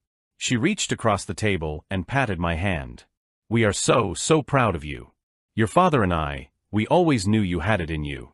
We just pushed you because we saw your potential." There it was. The revisionist history. The attempt to co-opt my success, to make it theirs. The rage I had been suppressing for years finally boiled over, but it didn't come out as a yell. It came out as a low, dangerous calm. I pulled my hand back slowly. "No, Mom. You didn't. Let's not pretend. You told everyone I was a failure. You told Dad's brother I had a drug problem to explain why I moved out. You told your friends I was working a dead-end job. You weren't pushing me, You were ashamed of me. You spent 10 years making me feel worthless because I didn't choose the life you wanted for me. So please, don't sit here and tell me you're proud of me. You're proud of my wallet. You're proud of the story you can now tell your friends at the country club. But you are not proud of me. My mother recoiled as if I'd slapped her. Tears welled in her eyes. This time, I felt nothing. My dad looked at me, a new expression on his face, fear. He was no longer looking at his failure of a son. He was looking at his new boss, a man who held his entire professional life in his hands. So what does this mean? He asked, his voice barely a whisper. For me? For my job. I let him twist in the wind for a moment. I thought about all the years of scorn, the dismissive comments, the open disappointment. I had the power to fire him right there, to humiliate him in a way he had never imagined. But as I looked at him, I didn't feel the vengeful thrill I thought I would. I just felt tired. The fight was over. I had already won. Wreaking vengeance would just make me as small as he had been. I've reviewed the executive leadership structure at Stalwart, I said, my voice all business again. And frankly, the entire upper management is redundant and ineffective. They're a major part of the problem. As of Monday, most of the senior VP and director positions are being eliminated. I saw the color drain from his face. My mother let out a small gasp. However, I continued, your specific role, regional director of operations, is one of the few that requires extensive institutional knowledge. The people on the factory floors, the shift supervisors, the foremen, they know you. They trust you. You are more valuable as a liaison during this transition than you are as an executive. He stared at me, confused. So, I'm not fired. Not yet, I said. I'm offering you a choice. Option 1, you can take a generous early retirement package. A full year's salary as severance, your pension fully vested, and comprehensive health benefits for the next 5 years. You can walk away tomorrow, dignity intact, and never have to work another day in your life. I paused, letting that sink in. Option 2, you can stay on. But not as a director. Your title will be Transitional Operations Consultant. You'll report to my new COO, a woman named Sarah who is half your age and 10 times more competent. Your pay will be cut by 30%, and you will have zero decision-making authority. Your job will be to facilitate the integration of NexusFlow, to keep the workforce calm, and to do exactly what Sarah tells you to do. You'll essentially be a highly paid intern. The choice is yours. It was a cruel choice, and I knew it. I was offering him a golden parachute or a golden cage. He could leave with his money and pride, or he could stay and be utterly neutered, a constant, living reminder of his own obsolescence and my triumph. The rest of the dinner was a formality. My sister, to her credit, was silent and thoughtful. I think for the first time, she was seeing her parents not as the infallible architects of her success, but as flawed, deeply insecure people. My mom tried to make small talk, but her heart wasn't in it. My dad just stared at his plate, the expensive steak now cold and unappetizing. He gave me his answer a week later. He called me, something he hadn't done in years. I'll take the retirement package, he said. His voice was flat, defeated. I think that's a wise decision, I replied. There was a long, awkward pause. I could hear him breathing on the other end of the line. Alex, he said, and his voice cracked. I'm sorry. It was the one thing I never expected to hear. The 2 words I had craved for a decade. But hearing them now, they felt hollow. It was the apology of a defeated man, not the apology of a father who understood the pain he had caused. He wasn't sorry for what he did. He was sorry he had backed the wrong horse. I know, Dad, I said, and I left it at that. The aftermath has been interesting. My parents are spinning the story to their friends, of course. They're the proud parents of a tech mogul who generously bought his father's company to save it and give him a well-deserved retirement. I let them have their narrative. It doesn't matter to me anymore. Their opinions are irrelevant. The real change has been with my sister. She called me a few days after the dinner. She was crying. She apologized for all the years she stood by and watched them treat me that way, for being so wrapped up in her own success that she never saw how much I was struggling. It was the first real conversation we'd had in our adult lives. We're slowly, cautiously, building a relationship now. A real one, not based on our parents' scorecard. As for Stalwart, the turnaround has been painful but successful. We laid off most of the bloated middle management, invested heavily in upgrading the machinery, and fully integrated Nexus Flow into every corner of the operation. It's becoming the lean, modern, profitable company I knew it could be. Sometimes I walk through the factory floor, past the hulking machines and the sparks of the welders, and I think about my dad. He spent 40 years in this world, a world of tangible things, of steel and sweat. He could never understand the world I was building, a world of intangible data, of code and algorithms. He saw my work as a game because he couldn't hold it in his hands. He didn't realize that the intangible world I was building was about to swallow his whole. My victory doesn't feel like I thought it would. It's not a constant, euphoric high. It's quieter than that. It's the quiet satisfaction of looking at the company I built, the team I've assembled, and the future I've created for myself. I didn't do it for revenge. I did it to prove I could. The fact that my journey ended with me owning the source of my father's pride and my own pain is just a bizarre poetic irony. In the end, it was never about proving them wrong. It was about proving myself right.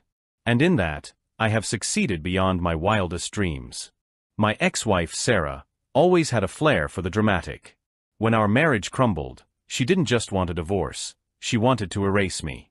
She took the house, the car, my savings, and even my grandmother's antique locket that I'd kept since I was a boy. But the final soul-crushing blow was when she took Barnaby, my golden retriever. He wasn't just a dog, he was my best friend, my confidant, the one living creature who had seen me through the darkest days of my life. The judge, bless his heart, saw a well-dressed woman with crocodile tears and a sob story about needing a companion, and he signed off on it without a second thought. I was left with nothing but a sparsely furnished apartment and a hollow ache in my chest that no amount of whiskey could numb. It was in that moment of absolute despair that a seed of an idea began to sprout. If I couldn't have my dog, I would dedicate my life to helping other dogs find loving homes. I would build a sanctuary, a haven for the lost and abandoned, a place where no one would ever have to experience the heartbreak I was feeling. And so, with a fire in my belly and a determination I didn't know I possessed, I set out to create the Barnaby Shelter, a tribute to the furry friend who had been stolen from me. I had no idea that my simple act of defiance would set in motion a chain of events that would lead to a confrontation I never could have imagined. Sarah thought she had won, but she had underestimated me. She had taken everything from me, but she had also given me a purpose. And I was about to show her that some things, like the love between a man and his dog, can never be truly broken. The first few months were a blur of paperwork, fundraising, and sleepless nights. I poured every ounce of my energy into getting the shelter off the ground. I cashed in my 401k, sold what little I had left of value, and begged and borrowed from anyone who would listen. The community rallied around me in a way I never expected. People donated money, volunteered their time, and spread the word about the new shelter. It was a humbling experience, and it gave me hope that there was still good in the world, even after all the ugliness I had been through. I found a small run-down property on the outskirts of town that had once been a veterinary clinic. It was in rough shape, but it had good bones and a large fenced-in yard that would be perfect for the dogs. I spent weeks cleaning, painting, and repairing the place, often working late into the night with a team of dedicated volunteers. We built new kennels, installed a state-of-the-art ventilation system, and created a warm and welcoming environment for our future residents. Slowly but surely, the Barnaby Shelter began to take shape. It wasn't fancy, but it was a place filled with love and compassion. Our first resident was a scruffy terrier mix named Scamp who had been found wandering the streets, skinny and scared. He was a handful at first, but with a little patience and a lot of treats, he slowly started to come out of his shell. He became the shelter's official mascot, greeting visitors with a wagging tail and a happy bark. Soon, other dogs started to arrive, each with their own sad story. There was Daisy, a pit bull who had been used as a bait dog in a fighting ring. There was Buster, a beagle who had been abandoned by his family when they moved away. And there was Luna, a beautiful husky who had been neglected and left to starve. Each one of them broke my heart, but they also filled me with a sense of purpose. I was determined to find them all loving homes, no matter how long it took. The shelter became my life. I was there from sunup to sundown, 7 days a week. I cleaned kennels, fed dogs, and walked them until my legs ached. I learned about animal behavior, medical care, and the complex world of animal rescue. I met with potential adopters, conducted home visits, and made sure that each dog went to the perfect family. It was exhausting work, but it was also incredibly rewarding. I saw dogs who had been broken and abused learn to trust again. I saw families who had lost a beloved pet find joy in a new companion. And I saw the incredible bond that can form between a human and an animal. But even with all the good that was happening, there was still a part of me that was broken. I missed Barnaby every single day. I would catch myself looking for him in the yard, expecting to see his wagging tail and happy grin. I would hear a bark in the distance, and for a fleeting moment, I would think it was him. The pain of losing him was a constant ache in my chest, a reminder of everything I had lost. I tried to move on, to focus on the dogs who needed me, but it was hard. I couldn't shake the feeling that a piece of me was missing. One day, a woman came into the shelter looking to adopt a dog. She was well-dressed and articulate, and she seemed to have a genuine love for animals. She spent hours playing with the dogs, and she seemed to have a special connection with a shy little Chihuahua named Pip. I was thrilled. Pip had been at the shelter for months, and he had been overlooked by so many potential adopters. I started the adoption process, and everything seemed to be going smoothly. I did a home visit, and her apartment was clean and spacious. She had a good job, and she seemed to be a responsible pet owner. I was about to approve the adoption when I saw the name on her application. Sarah. My ex-wife. I felt the blood drain from my face. It couldn't be. It had to be a coincidence. But then I looked at her driver's license, and there was no denying it. It was her. The woman who had taken everything from me was now standing in my shelter, asking to adopt one of my dogs. I didn't know what to do. My first instinct was to throw her out, to tell her to get lost and never come back.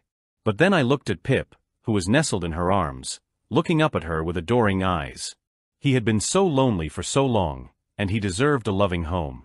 Could I really deny him that because of my own personal feelings? I was torn. I knew that if I let her adopt Pip, I would have to see her again. I would have to do follow-up visits, and I would have to be in contact with her.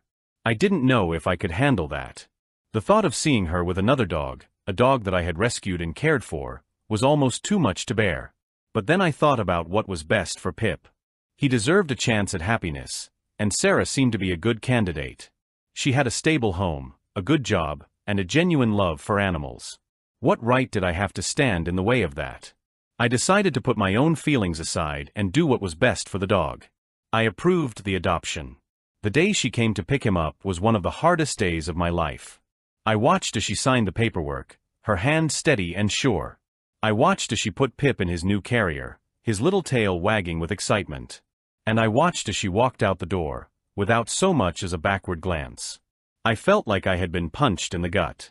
I had just handed over a piece of my heart to the woman who had shattered it into a million pieces. The next few weeks were a blur of emotions. I tried to focus on the other dogs at the shelter, but my mind kept drifting back to Pip and Sarah. I wondered if he was happy, if she was taking good care of him. I was tempted to call and check on him, but I knew that would be a mistake. I had to let him go, just like I had to let go of Barnaby. One day, about a month after the adoption, I got a call from a local animal control officer. He had picked up a stray Chihuahua that matched Pip's description. My heart sank. I rushed down to the animal control facility, and there he was, cowering in the back of a cage. He was skinny and scared, and he had a deep gash on his leg. I scooped him up and held him close, tears streaming down my face. I couldn't believe that Sarah had let this happen. I had trusted her, and she had betrayed that trust. I took Pip back to the shelter and got him the medical care he needed. He was a resilient little guy, and he quickly bounced back. He was happy to be back at the shelter, surrounded by his friends. But I was furious. I called Sarah and left her a scathing voicemail, telling her what I thought of her. I told her that she was a monster, and that she didn't deserve to have a dog. I told her that I was taking Pip back, and that she would never see him again. She never called back. A few days later, a lawyer contacted me. Sarah was suing me for custody of Pip. I couldn't believe it. She had abandoned him, and now she wanted him back? It was insane. But I wasn't going to back down. I hired a lawyer of my own, and I prepared for a fight. The court case was a nightmare. Sarah's lawyer painted me as an unstable, vindictive ex-husband who was using the dog to get back at her. He twisted my words and made me out to be the bad guy. It was a classic case of gaslighting, and it was incredibly effective. The judge seemed to be siding with her, and I was starting to lose hope. But then, something amazing happened. The story of Pip and the shelter had gone viral. People from all over the country were sending me messages of support and donating to my legal fund. A local news station did a story on the case, and it was picked up by national media outlets. The outpouring of support was overwhelming, and it gave me the strength to keep fighting. The day of the final hearing, the courtroom was packed. There were reporters, animal lovers, and people who had been following the story from the beginning. Sarah was there, looking as glamorous as ever, but there was a flicker of fear in her eyes. She knew that she was losing the court of public opinion. My lawyer presented our case, and he did an amazing job. He showed the judge pictures of Pip when he was found, and he had the animal control officer testify about his condition. He also had a vet testify about the extent of his injuries. It was a powerful and emotional presentation, and it was clear that the judge was moved. But the real turning point came when my lawyer called a surprise witness. It was a woman who had worked with Sarah at her previous job. She testified that Sarah had a history of adopting and then abandoning pets.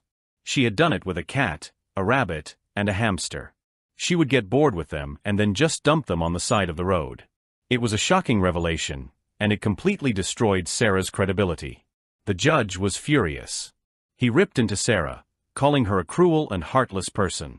He said that she was a danger to animals, and that she should never be allowed to own a pet again. He awarded me full custody of Pip, and he ordered Sarah to pay for all of my legal fees. It was a stunning victory. I walked out of the courtroom with Pip in my arms, a huge smile on my face. The crowd erupted in cheers, and I was mobbed by reporters. I was a local hero, and the Barnaby Shelter was a household name. The shelter thrived after the court case. Donations poured in, and we were able to expand our facility and hire more staff. We rescued hundreds of dogs, and we found them all loving homes.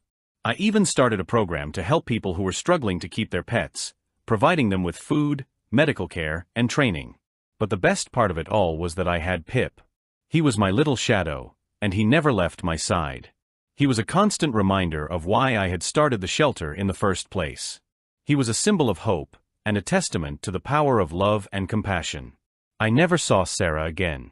I heard through the grapevine that she had moved to another state, and that she was trying to start a new life. I hope that she got the help she needed, and that she learned to be a better person. But I also hope that she never owns another pet. As for me, I'm happy.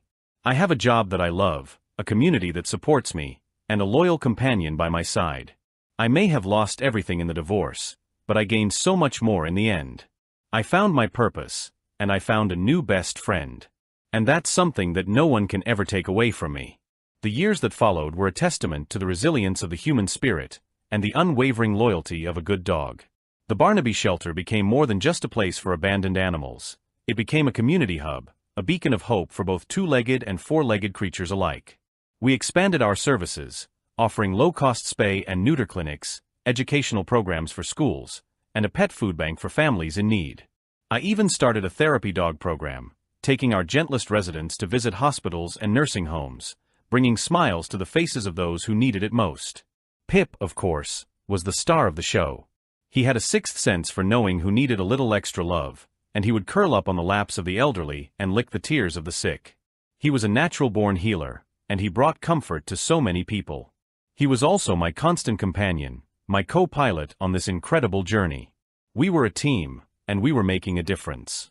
But even with all the success and fulfillment, there was still a hole in my heart that was shaped like a golden retriever. I never stopped thinking about Barnaby. I would often find myself scrolling through old pictures of him on my phone, remembering the good times we had shared. I wondered if he was happy, if he was being well cared for. I hoped that he was, but I had my doubts. I knew Sarah, and I knew that her love was conditional. One day, I received a call from a woman who lived in a neighboring state. She had seen our story on the news, and she had a feeling that she might have some information about Barnaby.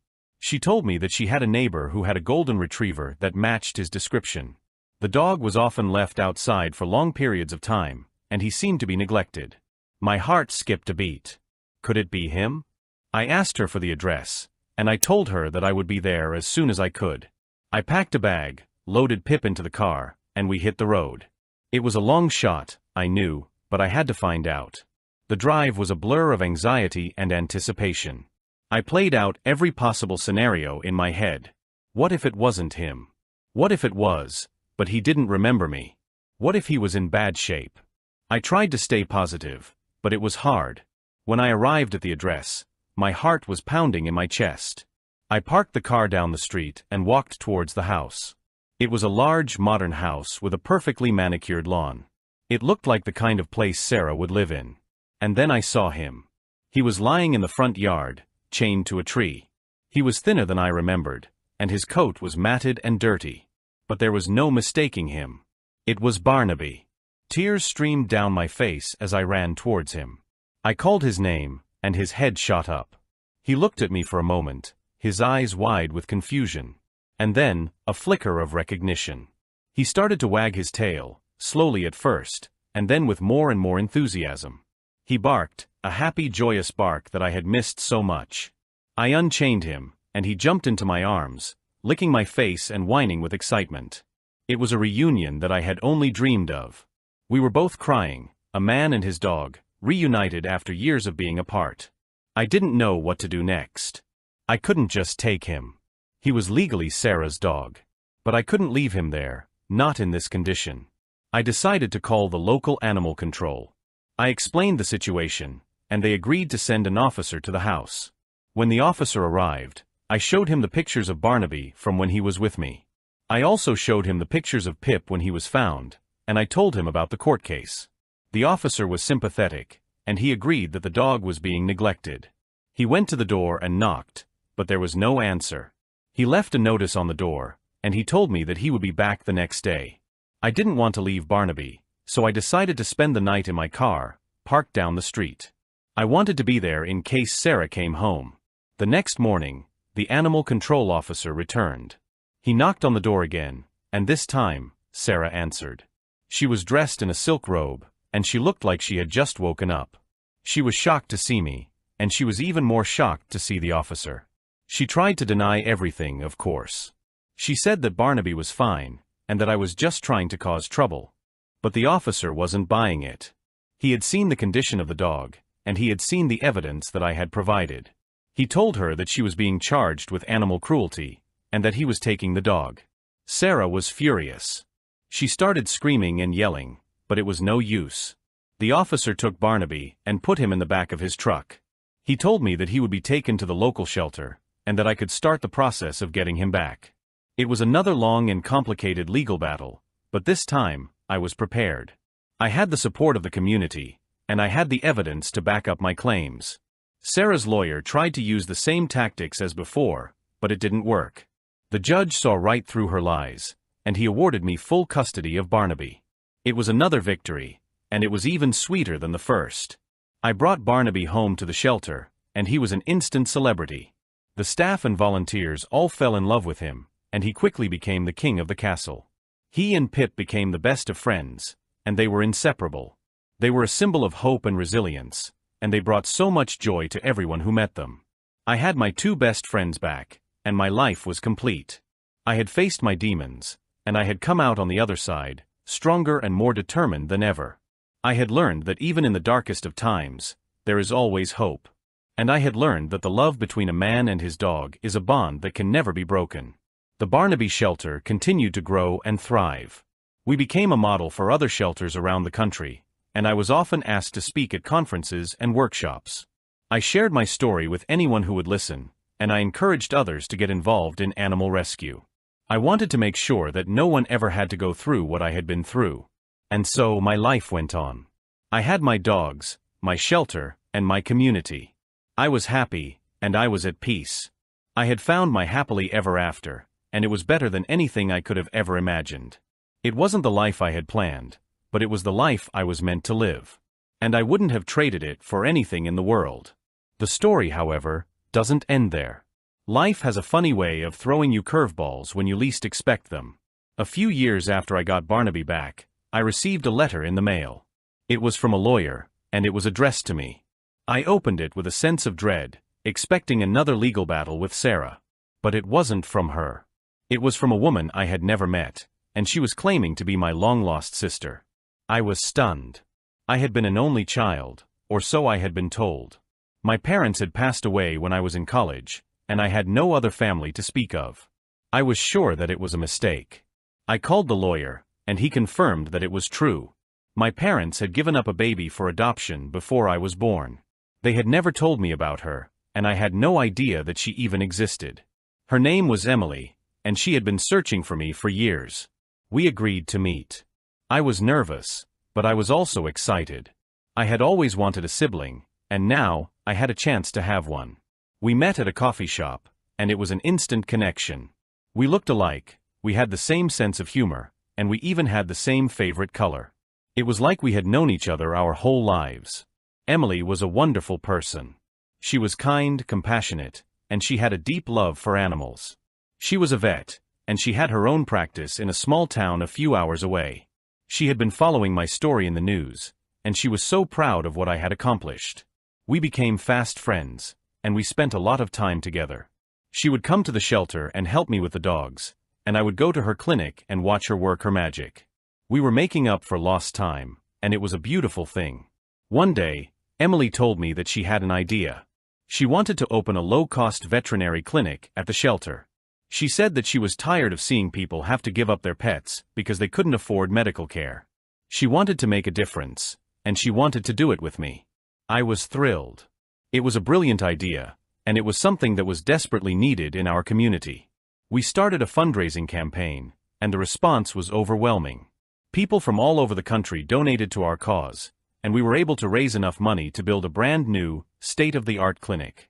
The Emily and Barnaby Veterinary Clinic opened its doors a year later, and it was an instant success. We were able to provide affordable medical care to thousands of pets, and we saved countless lives. We were a team, a brother and sister duo, making a difference in the world, one animal at a time. My life had come full circle. I had started with nothing, and now I had everything. I had a family, a purpose, and a legacy. I had turned my pain into something beautiful, and I had created a place where love and compassion reigned supreme. The Barnaby Shelter and the Emily and Barnaby Veterinary Clinic became a testament to the power of second chances. It was a place where broken animals and broken people could come to heal. It was a place where families were made, and where love always won. And it all started with a man and his dog. A man who had lost everything, but who had found so much more in the end. A man who had learned that the greatest gift in life is not what you have, but what you give. And that, my friends, is a lesson that I will carry with me for the rest of my days. But the story doesn't end there either. Life, it seems, is full of surprises. One day, a young woman came to the shelter. She was a journalism student, and she wanted to do a story on the shelter for her school paper. I agreed, and I spent a few hours with her, telling her my story. She was a bright and engaging young woman, and she asked all the right questions.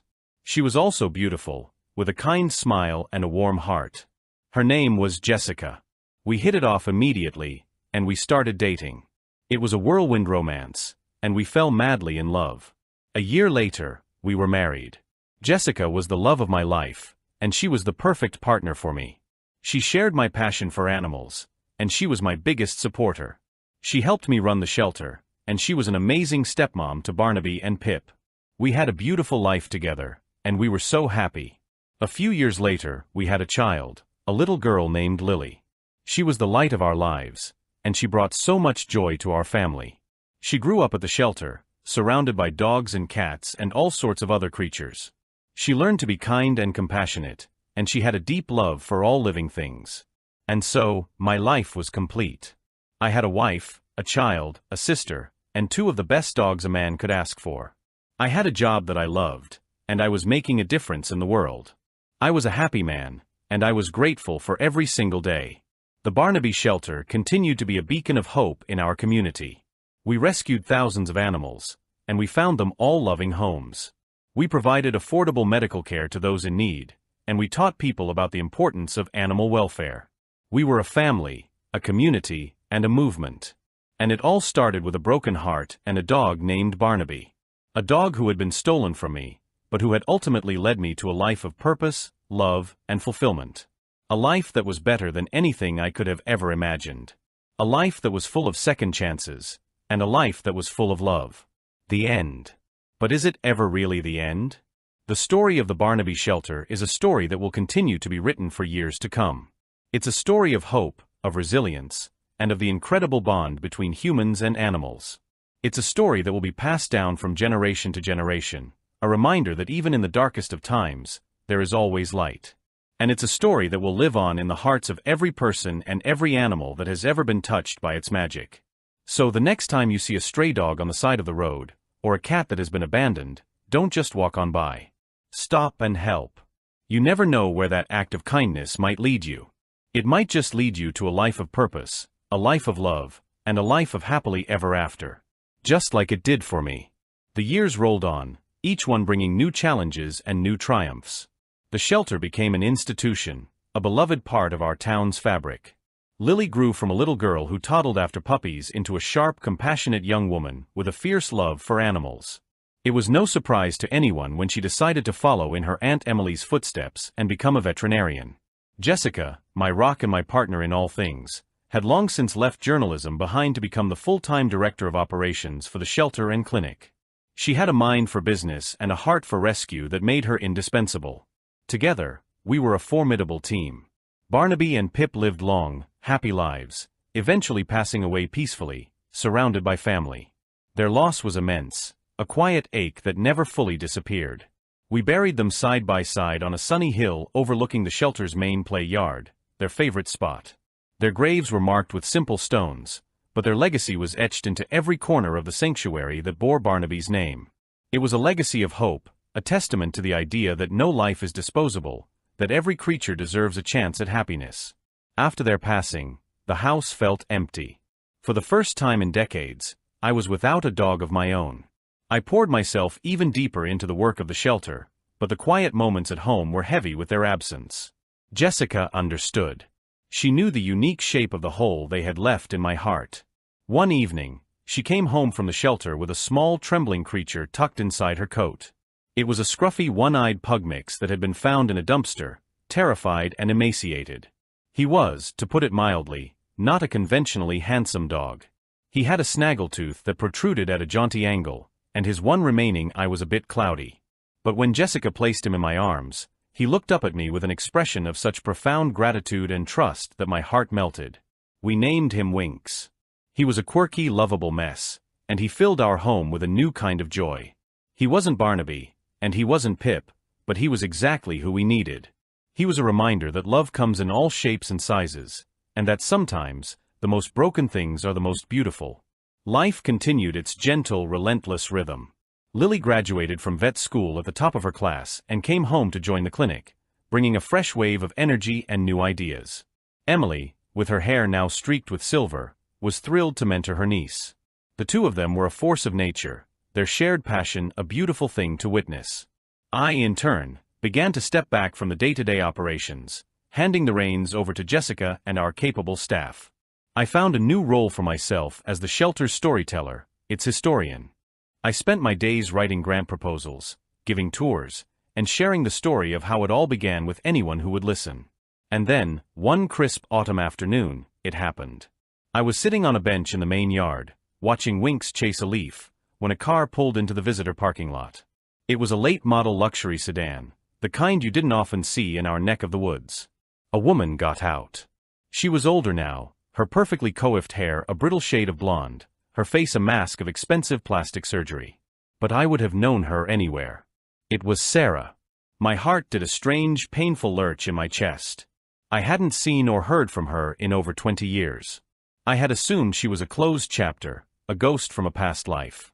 Yet, here she was, walking towards me with an unnerving, practiced smile. "Daniel," she said, her voice a little raspier than I remembered. "You look, well." "Sarah," I replied, my voice steady, betraying none of the turmoil inside me. "What are you doing here?" "I was in the area," she said, a vague wave of her hand. "I heard about what you've done here. It's impressive." "It's a community effort," I said, unwilling to accept any praise from her. Winks, sensing a stranger, trotted over and sniffed her expensive shoes, letting out a low growl. She recoiled slightly, a look of distaste flashing across her face. "I see you're still fond of animals," she said, her tone dripping with a familiar condescension. "Some things don't change," I said. We stood in an awkward silence for a moment, the years of bitterness and pain hanging between us like a thick fog. "I came to apologize," she said finally, the words sounding forced, unnatural. "I was a different person back then. Young, foolish. I did things I'm not proud of." I just looked at her, waiting. An apology, after all this time? It felt hollow, meaningless. "And," she continued, her voice taking on a new, more purposeful tone, "I wanted to make a donation." She opened her designer handbag and pulled out a checkbook. She scribbled a figure, tore out the check, and held it out to me. I glanced at it. It was for a staggering amount of money, more than our annual operating budget. Enough to secure the shelter's future for years to come. I looked from the check to her face, searching for some sign of genuine remorse, some flicker of the woman I had once loved. But all I saw was a stranger, a woman who used money as a tool, a weapon, a salve for a guilty conscience. "We don't need your money, Sarah," I said, pushing the check back towards her. She looked stunned, as if the idea of someone refusing her money was incomprehensible. "But why?" she stammered. "This place was built on something you can't buy," I said, my voice quiet but firm. "It was built on love, on loss, on second chances. It was built on the memory of a dog you threw away. Your money is tainted. We don't want it." For the first time, her composure cracked. Her carefully constructed mask crumbled, and I saw a flicker of real emotion in her eyes. It wasn't remorse, not exactly. It was something closer to defeat. She had come here expecting to buy forgiveness, to erase the past with a grand gesture. But she had failed. She had no power here. She snatched the check back, her face flushing with anger and humiliation. "You're still the same self-righteous fool you always were," she spat, her voice venomous. "You always had to be the hero, the martyr." "And you're still the same empty person you always were," I replied, my voice devoid of anger. I just felt a profound, weary sadness for her. She turned on her heel and stalked back to her expensive car, leaving a trail of Chanel No. 5 in her wake. I watched her drive away, a cloud of dust rising from the gravel road. And as her car disappeared over the horizon, I felt a sense of finality, of closure. The last ghost of my past had been laid to rest. I was free. Winks nudged my hand with his wet nose, bringing me back to the present. I scratched him behind the ears, and he leaned into me, his one good eye closing in contentment. The sun was setting, casting a warm golden glow over the shelter. I could hear the happy barking of dogs in the play yard, the sound of laughter from the staff, the gentle hum of a place filled with love and life. I had everything I had ever wanted, everything I had ever needed. It wasn't a life without scars, without loss. But it was a good life, a full life, a life of purpose. And it all started with a dog. A dog named Barnaby, who had taught me the true meaning of unconditional love, and who had led me on a journey I never could have imagined. A journey that had brought me home. My boss fired me right before Christmas to save costs. 6 months later, his wife hired me to redesign their house. The Zoom call window was stamped 9:17 a.m., December 20th. I still remember the 17 minutes. On the screen were 3 faces. Mine, which I quickly minimized. Sarah from HR, looking like she'd been crying or was about to. And him. Mark Harris. My boss's boss. The senior vice president of design at a firm so prestigious, we didn't just design buildings, we curated urban experiences. That's the kind of corporate Kool-Aid we drank. Mark was wearing a crisp, pale blue shirt. No tie. He was in his home office, and I could see a sliver of a very expensive, very abstract painting over his shoulder. He started with that awful, placid, corporate Zen smile. "Hey," he said. He started a termination call with "Hey." "Mark, Sarah," I said, my stomach already turning into a cold, hard knot. This wasn't a project check-in. This was the call. "Look, I'm just going to be direct," he said, leaning into the camera. His directness was a performance. It was a power move, designed to make him look like a tough but fair leader. "As you know, we're heading into the new year, and we've been assessing our strategic priorities. The board is projecting a significant contraction in the commercial sector for Q1 and Q2. He kept talking. I heard keywords. Headwinds. Restructuring. Right-sizing. Synergies. It was a full bingo card of corporate sociopathy.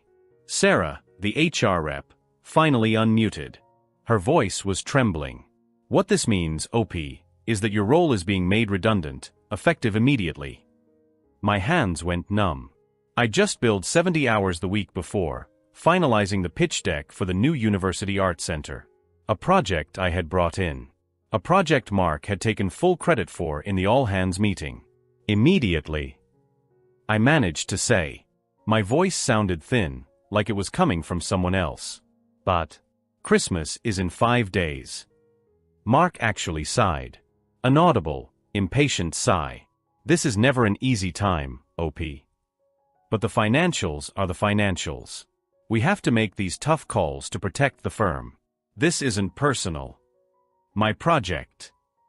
The Art Center will be reassigned, he said, cutting me off. We'll handle the transition. Sarah will walk you through the off-boarding packet. Cobra, severance, etc. He looked at something off-screen. I have a hard stop at 9:20, he said. So I just want to say we appreciate your contributions, and we wish you the best in your future endeavors. He didn't say my name. Not once. He smiled that same empty smile, and his window vanished. I was left on the call with Sarah, who was now openly weeping. I'm so sorry, she whispered. There's 15 of us on the list. He's doing them all in 3-minute blocks this morning. My laptop access was revoked before she finished explaining the severance. Which, by the way, was 2 weeks. 2 weeks of pay for 3 years of my life. 2 weeks to cover the rent, the car, the student loans, and the Christmas presents I had just bought on my credit card. I was 30 years old, a senior designer at one of the top firms in the country, and I was, in the span of 180 seconds, completely and totally screwed. I sat in front of the blank screen for an hour. My partner texted me, "How's the morning going? Can't wait for dinner." I threw up in the kitchen sink. Christmas was a blur of shame. I had to tell my parents I'd lost my job. I had to return every gift I'd bought. Oh, just saving money. I'd say with a bright fake smile that felt like it was cracking my face. We ate spaghetti for Christmas dinner instead of the roast I'd planned. Every Merry Christmas text I got felt like a personal insult. January and February were the dark months. The job market was a graveyard. The contraction Mark had talked about was real. Every firm was either laying off or on a hard freeze. I sent out 100 applications. I got 2 interviews, both for junior-level positions that paid less than I made as an intern. I burned through the severance. I burned through my savings. I was negotiating with my car loan company and applying for food stamps. The humiliation was a physical weight. I'd wake up, stare at the ceiling, and just feel this crushing, suffocating dread. Mark Harris had done this. He'd cut me loose like a piece of trash to make a number on a spreadsheet look better, and he was probably skiing in Aspen while I was figuring out which brand of instant ramen was the most filling. By March, I was desperate. I couldn't get a job, so I had to make one. I spent the last $400 of my emergency fund to print business cards and get a basic website up, OP Design Company. It was a joke. My first client was a guy in my apartment building who paid me $200 to help him pick out a couch at IKEA and then argued with me for an hour about whether he really needed a coffee table. I did e-design for $50 a room, which meant I'd send people mood boards they'd ignore. I took on a consulting gig for a shady contractor who was flipping houses and wanted me to make it look like Chip and Joanna, which meant he wanted me to sign off on him painting over water damage and installing laminate flooring that smelled like chemicals. It was soul-crushing. But I was meticulous. I took pictures of everything. I documented every single IKEA assembly and every laminate floor. I built a portfolio of anything. Then, in late April, I got a small break. A woman who'd seen my mostly fake portfolio online hired me to redesign her home office. It was a real budget, not huge but real.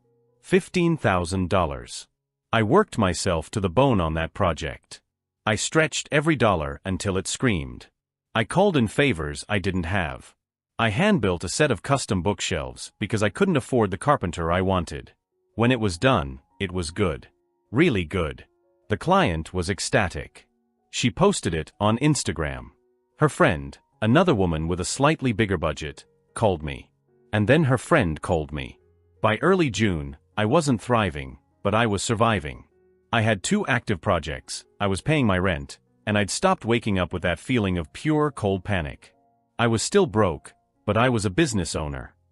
Then, the email landed. The subject line was just, Home Renovation Inquiry. The sender was Catherine Harris. Harris. My heart did a stupid little flop, but I dismissed it. It's a common name, like Smith or Jones. I clicked it open. The email was short and breezy. Hi there. I got your name from my previous client. She said you did an amazing job on her friend's kitchen. My husband and I are planning a massive overhaul of our main floor and would love to have you come by and see if we're a good fit. We're in the Crestwood neighborhood. Let me know what your consultation fee is. XO, Catherine. Crestwood. Crestwood wasn't a neighborhood. It was the neighborhood.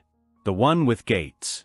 The one where tech barons and old money families lived in 10,000 square foot glass boxes that overlooked the city. My consultation fee was $250, which I was terrified was too high. For Crestwood, it was probably what they tipped the valet. I emailed back, my hands shaking slightly. Hi Catherine, thank you so much for reaching out. I'd be honored. We set a time. Tuesday, 11 a.m. The entire drive up, I was practicing my pitch. My company was boutique. I was hands-on. I offered bespoke solutions. I was trying to figure out how to justify my existence to people who probably had bathrooms bigger than my apartment. I pulled up to a 12-foot steel gate. I punched in the code she'd given me, and the gate swung open with a hydraulic hiss. The driveway was longer than my street. It was lined with perfectly geometrical trees that looked like they were trimmed with lasers. The house, well, it was a house in the way a nuclear submarine is a boat. It was all glass and sharp angles of dark gray stone and rich, dark wood. It was aggressively modern, sterile, and looked like it cost more than the GDP of a small island nation. I parked my 2014 Civic next to a black Maserati and a silver Range Rover. I grabbed my portfolio case, smoothed down my, newly purchased from a thrift store blazer, and walked to the enormous pivoting front door. I rang the bell. A moment later, the door swung open.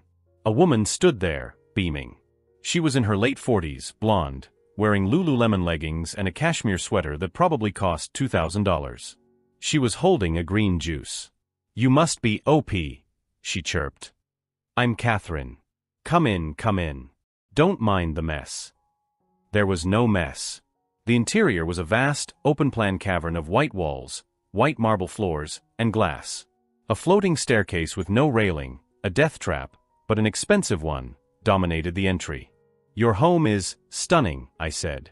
Oh, it's a nightmare, she said, waving her hand dismissively. We've been here 5 years, and I've hated it since day one. It's so cold. My husband, of course, loves it. He thinks he's a Bond villain.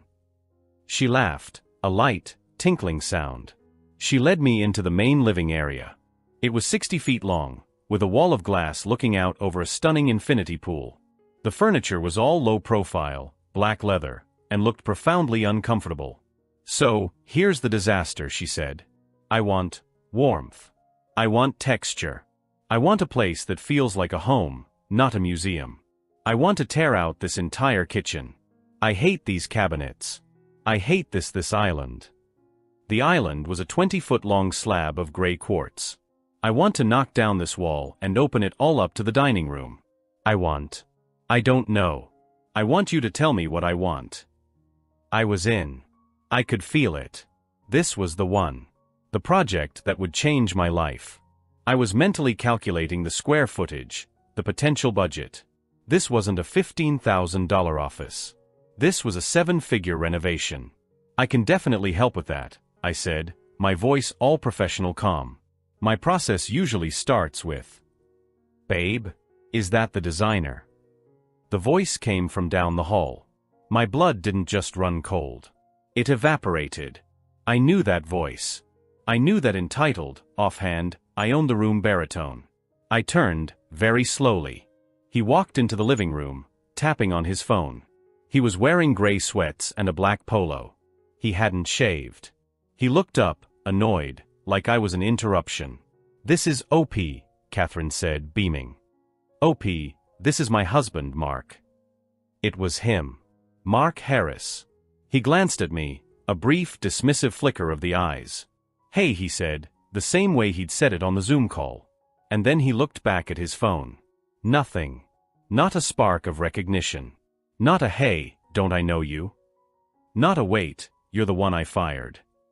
I was just the designer. The help. A new face in a long line of faces he didn't bother to remember. I had spent 6 months thinking about this man every single day, with a burning, acidic hatred. And he didn't even know who I was. The rage that filled me was so pure and so cold it was almost calming. It wasn't panic. It was clarity. Catherine was oblivious. Mark, OP, is going to help us fix this awful house. OP is the one who did Susan's kitchen, you know, the one with the green cabinets. HM? Oh great, he said, still typing. He looked up at me again, briefly. So you're the one. Just one rule, I want this done on time and on budget. My wife, he said, finally pocketing his phone and giving Catherine a patronizing smile, has a tendency to get creative. Your job is to manage the creative and the checkbook. I'm a stickler for the bottom line. No surprises. I just stared at him. This man, who had torpedoed my life to protect the bottom line, was now hiring me to manage his. I felt a slow, dangerous smile spread across my face. It must have looked professional, because Catherine beamed back. "Mark," I said, and my voice was perfect. Steady. Confident. "I understand completely. I am very familiar with your focus on the bottom line. I specialize in transparency. You will never have a surprise. Every single line item will be accounted for and approved. By both of you." "Good," he said. He nodded, satisfied. "I've got a call. Catherine, you handle it. Just, don't go crazy." He turned and walked back down the hall, his phone already to his ear. Catherine sighed, rolling her eyes. "See? Don't go crazy. That's what I live with. Anyway, let's talk about the kitchen. I was thinking, maybe something from Italy." The consultation lasted 2 hours. I measured. I sketched. I listened. Catherine's taste was eclectic. She had 1,000 ideas, all of them contradictory, and all of them expensive. She wanted Tuscan farmhouse but also LA minimalist. She wanted cozy but also dramatic. My job, as I saw it, was to be her ultimate enabler. Why not both? I'd say, we can do a minimalist structure with hypertextured, warm materials. It's very sophisticated. When I left, I had a $5,000 retainer check in my bag and a verbal agreement to move forward. I sat in my car for a long time at the bottom of their driveway. I had 2 choices. Run. Send back the check. Say it's not a good fit. Maintain my fractured dignity. Stay. Take the job. And make Mark Harris pay for every single sleepless night, every returned Christmas present, every god-awful packet of instant ramen. I cashed the check. The next 2 weeks were a blur of design work. I've never worked so hard. I wasn't just designing a house, I was designing a weapon. A very beautiful, very expensive, entirely client-approved weapon.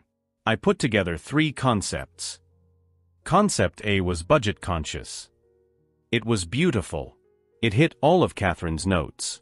It used high-quality, but standard materials. It reused the kitchen's existing plumbing layout. It was sleek, warm, and achievable for the $300,000 budget they'd ideally like to stay near. Concept B was the upgrade. This was the one I expected them to pick. Custom cabinetry, high-end stone, moving one non-structural wall. It was a $500,000 to $600,000 job. And then there was Concept C. I called it the vision. Concept C was a work of art. And a financial black hole. I presented it to them a week later, in their sterile living room. Mark was there this time, sitting on one of the black leather couches, arms crossed. I walked them through Concept A. Catherine said, "Oh, that's nice." Mark nodded. "This is reasonable." I walked them through Concept B. Catherine said, "Ooh, I love that." Mark frowned at the numbers. "That's a bit of a stretch." Then, I opened the presentation for Concept C. "This," I said, "is what I hear when you tell me your story. It's not just a renovation. It's a rebirth of the space. I had rendered everything. The wall between the kitchen and dining room wasn't just gone. It was replaced by a structural, floor-to-ceiling, climate-controlled, glass and brass wine cellar. The kitchen? The cabinets, I explained, are custom fabricated in Germany. They're a new material, a kind of invisible matte finish that absorbs light. And the island, it's not quartz. It's a single solid block of book-matched Calicata Oro marble, quarried from a specific mountain in Italy. The floors? We can't just put wood next to this cold marble, I said. We have to integrate it. I'm proposing we remove all the flooring on this level and replace it with 12-inch wide, fumed oak planks, imported from a sustainable forest in Belgium. And of course, radiant heating throughout. I had a problem I'd discovered. The main issue, I said, my face a mask of serious professional concern, is this main living room wall. I gestured to the 60-foot expanse of glass. The seals are failing. My engineer, a buddy of mine from college who I'd already promised a very nice dinner, took a look. The whole system is original to the house and is leaking energy. To really achieve that warmth you want, Catherine, we can't just change the furniture. We have to change the envelope. We'd need to replace the entire system with triple-glazed, thermally broken glass from Switzerland. Catherine's eyes were wide. She was vibrating. My God, OP. This is it. This is what I've been dreaming of. Mark looked like he was going to have an aneurysm. And the cost, he said, his voice dangerously quiet. I clicked to the final slide. It was a budget range. The range was $1.2 million to $1.5 million. That is insane, Mark said. That's half of what we paid for the house. Mark, I said, turning to him with the most empathetic, understanding smile I could muster. This is a cost-is-no-object design. This is what you do when you want the best. This is Vogue. This is Architectural Digest. This is not a makeover. It's a bespoke reimagining. I then clicked back to Concept A. This, I said, is a beautiful, functional, and very smart renovation. It's lovely. And it's on budget. I let the silence hang. Catherine looked at the smart design. Then she looked at Mark. Her face was set. I don't want smart, Mark, she said. I want the vision. I want the marble. I'm tired of living in your gray box. We can afford it. Catherine, that's not the point. It's entirely the point. You get whatever you want at your office. You just bought that ridiculous car. I want the house I love. And I love this. He stared at me. He hated me. I was the one who had put the solid gold and diamond-encrusted gun on the table. Fine, he snapped. Fine. But you, he pointed at me, not 1 cent over that $1.5 million. You heard me? Not 1 cent. You manage this. This is your one job. Mark, I can't promise that, I said, packing up my laptop. My job is to execute your wife's vision and handle the realities of a project this complex. My contract states that my fee is 25% of the total project cost. The actual cost. All change orders, all unforeseen issues, will be documented and must be approved by you or Catherine in writing. As I said, total transparency. He glared. He knew he was trapped. He'd sicked his wife on me, and now she was on my side. Just do it, he snarled, and stormed out of the room. Catherine clapped her hands. Oh, this is going to be fabulous. When can we start? We started demolition 2 weeks later. The first 3 months were a symphony of destruction. And spending. My first act was to bring in my team. This consisted of Frank, a contractor I'd met on the house flipping gig. Frank was an old-school guy with a walrus mustache who hated 2 things: modern architecture and rich, arrogant husbands. He was, in short, the perfect ally. I walked him through the house.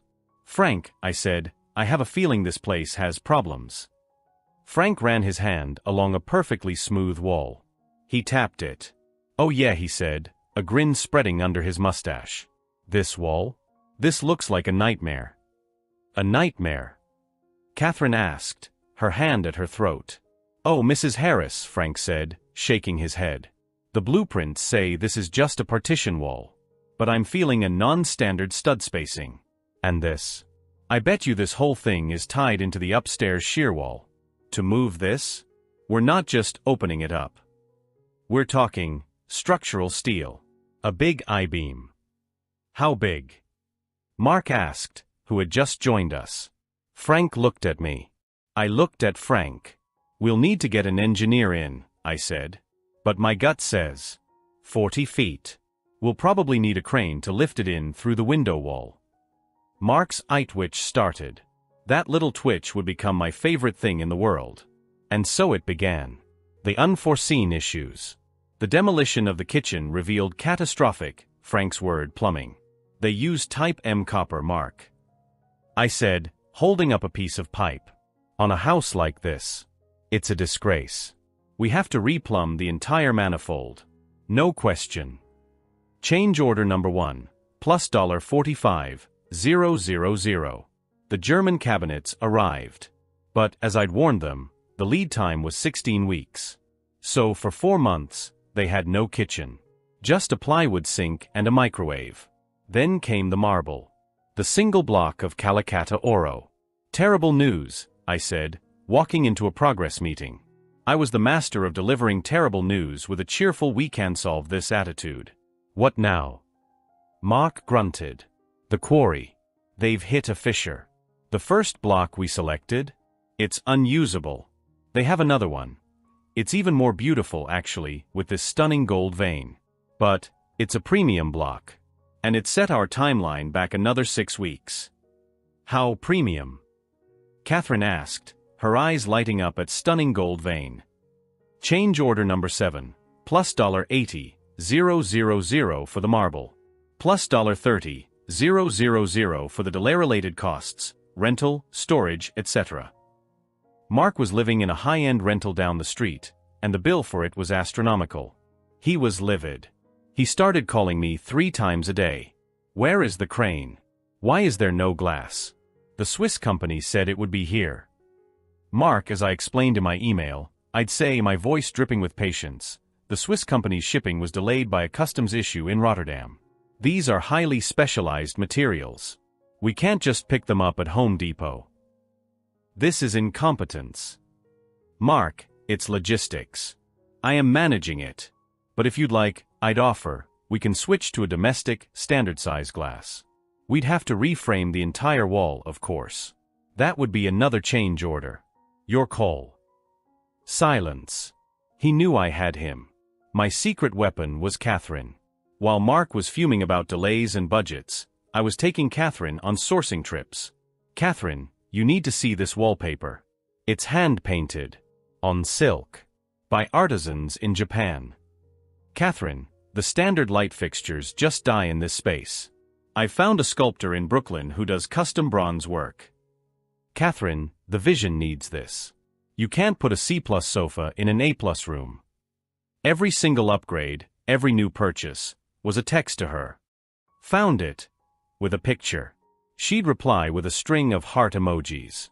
And I would forward that emoji-laden text to the billing department, aka my email, with a note, client-approved upgrade. See attached. Co-number 14. Mark had made one critical, arrogant mistake. He told me my job was to manage his wife. He thought he could outsource his marriage to a contractor. And he told me to manage the checkbook. He just assumed that meant keep it small. I was managing it. I was managing to document every single cent he was spending. By October, we were 6 months into a 4-month project. The budget was sitting at $2.1 million. The house was a skeleton. The giant 40-foot I-beam was in, but the glass wall wasn't. The kintsugi floor, oh yeah, I'd upsold her from fumed oak to a custom kintsugi marble floor, where broken slabs were repaired with gold-dusted resin, was half-laid and covered in protective paper. The Italian marble island was sitting in a crate in their driveway because the floor wasn't ready. They were hemorrhaging money. The rental. The storage fees for the furniture. My monthly invoices for my 25% fee, which were now larger than my old annual salary. Mark called the Come to Jesus meeting. He demanded I meet them at the rental. It was a sterile, beige condo. He was pacing. Catherine was on the couch, looking nervous. He had a stack of my invoices on the coffee table. This, he said, slapping the stack. This is $2.1 million. You said $1.50. Max. No, Mark, I said, sitting down calmly. I pulled my own binder from my bag. It was 12 inches thick, beautifully organized, with color-coded tabs. I said the estimate was $1.50. I also said that was before unforeseen structural issues and client-driven upgrades. Your project is currently $610,000 over that estimate. And here, I opened the binder is why. I turned to the first tab. Structural. Here is the initial report from Frank. Here is the second report from the structural engineer, the one you hired for a second opinion. You'll see his report was actually worse than ours. His steel beam recommendation was 10% more expensive. We saved you money there. I flipped to the next tab. Plumbing. Here is the video footage from the camera we snaked down the main line. As you can see, the pipe was corroded. It wasn't just Type M, it was failing. We had to replace it, or your new $80,000 floor would have been flooded within a year. I flipped to the next and biggest tab. Client upgrades. Mark, you're not a part of the day-to-day creative decisions. Catherine is. So let's review what you approved, by proxy. I went down the list. The Kintsugi floor. Original budget, $45,000 for oak. Final cost, $110,000. Approved by Catherine on July 9th. Here is the email. The Japanese silk wallpaper for the powder room. Budget, $1,000. Final cost, $9,500. Approved by Catherine on July 20th. Here is the text. The custom bronze light fixtures. Budget, $5,000. Final cost, $38,000. Approved by Catherine on August 1st. The solid block Italian marble.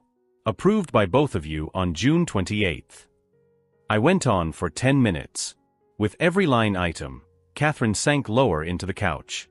Mark's face went from red to a terrifying pale white. You, he whispered. You did this. You upsold her. You let her. Mark, I said, leaning forward.